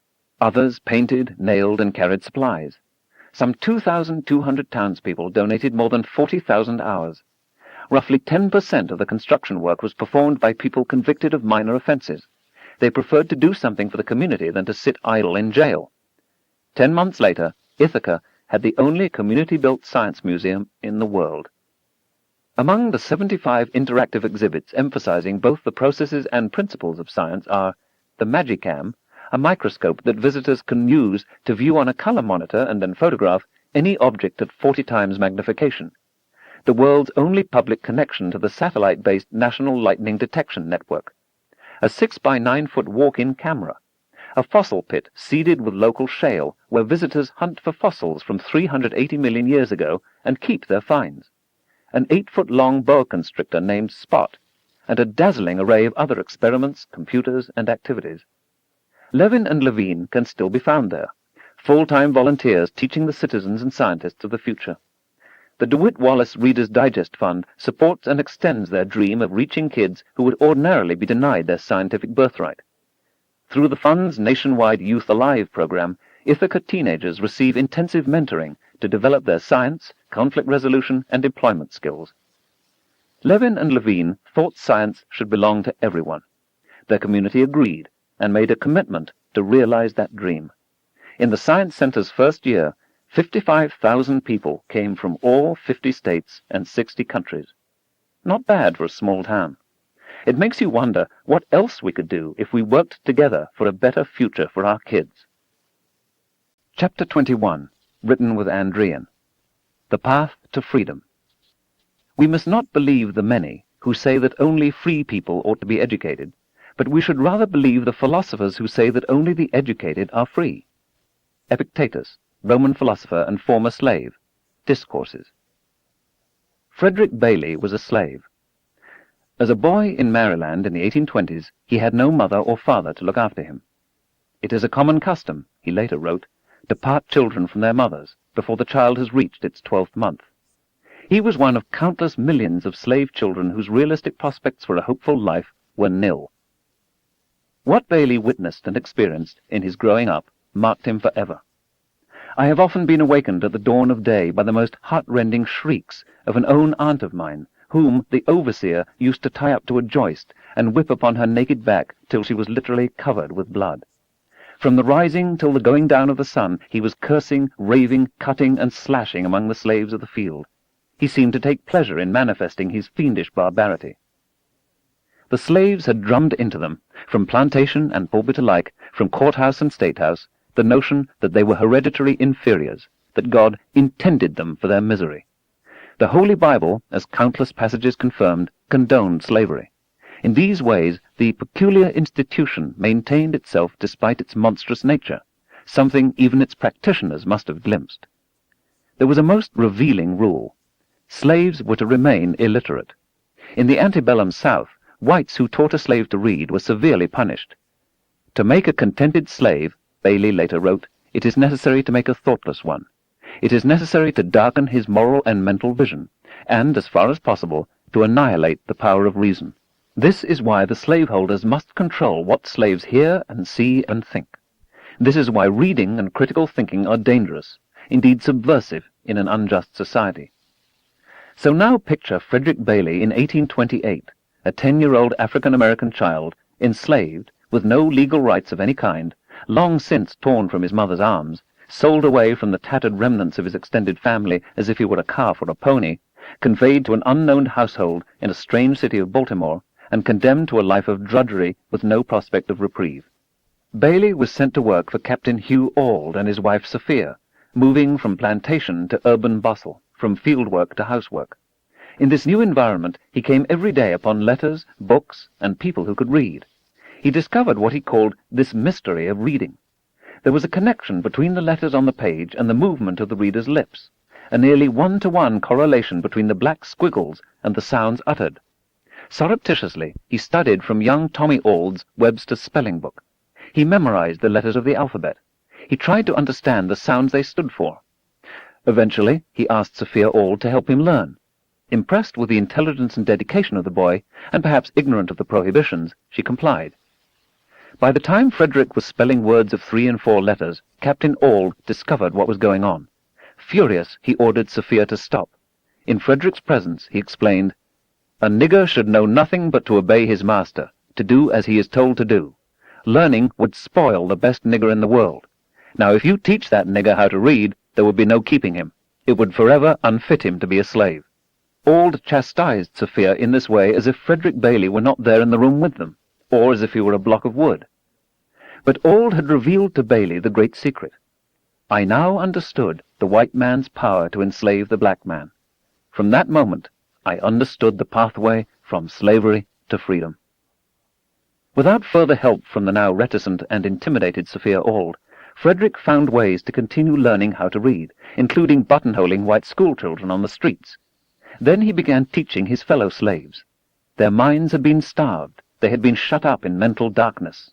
I taught them because it was the delight of my soul. With his knowledge of reading playing a key role in his escape, Bailey fled to New England, where slavery was illegal and black people were free. He changed his name to Frederick Douglass, after a character in Walter Scott's The Lady of the Lake, eluded the bounty hunters who tracked down escaped slaves, and became one of the greatest orators, writers, and political leaders in American history. All his life, he understood that literacy had been the way out. For 99% of the tenure of humans on Earth, nobody could read or write. The great invention had not yet been made. Except for first-hand experience, almost everything we knew was passed on by word of mouth. As in the children's game telephone, over tens and hundreds of generations, information would slowly be distorted and lost. Books changed all that. Books, purchasable at low cost, permit us to interrogate the past with high accuracy, to tap the wisdom of our species, to understand the point of view of others, and not just those in power, to contemplate, with the best teachers, the insights painfully extracted from nature of the greatest minds that ever were, drawn from the entire planet and from all of our history. They allow people long dead to talk inside our heads. Books can accompany us everywhere. Books are patient where we are slow to understand, allow us to go over the hard parts as many times as we wish, and are never critical of our lapses. Books are key to understanding the world and participating in a democratic society. By some standards, African Americans have made enormous strides in literacy since emancipation. In 1860, it is estimated, only about 5% of African Americans could read and write. By 1890, 39% were judged literate by the U.S. Census, and by 1969, 96%. Between 1940 and 1992, the fraction of African Americans who had completed high school soared from 7% to 82%. But fair questions can be asked about the quality of that education and the standards of literacy tested. These questions apply to every ethnic group. A national survey done for the U.S. Department of Education paints a picture of a country with more than 40 million barely literate adults. Other estimates are much worse. The literacy of young adults has slipped dramatically in the last decade. Only 3 to 4% of the population scores at the highest of 5 reading levels. Essentially, everybody in this group has gone to college. The vast majority have no idea how bad their reading is. Only 4% of those at the highest reading level are in poverty, but 43% of those at the lowest reading level are. Although it's not the only factor, of course, in general, the better you read, the more you make. An average of about $12,000 a year at the lowest of these reading levels, and about $34,000 a year at the highest. It looks to be a necessary, if not a sufficient, condition for making money. And you're much more likely to be in prison if you're illiterate or barely literate. In evaluating these facts, we must be careful not to improperly deduce causation from correlation. Also, marginally literate poorer people tend not to understand ballot initiatives that might help them and their children, and in stunningly disproportionate numbers fail to vote at all. This works to undermine democracy at its roots. If Frederick Douglass, as an enslaved child, could teach himself into literacy and greatness, why should anyone in our more enlightened day and age remain unable to read? Well, it's not that simple, in part because few of us are as brilliant and courageous as Frederick Douglass, but for other important reasons as well. If you grow up in a household where there are books, where you are read to, where parents, siblings, aunts, uncles, and cousins read for their own pleasure, naturally you learn to read. If no one close to you takes joy in reading, where is the evidence that it's worth the effort?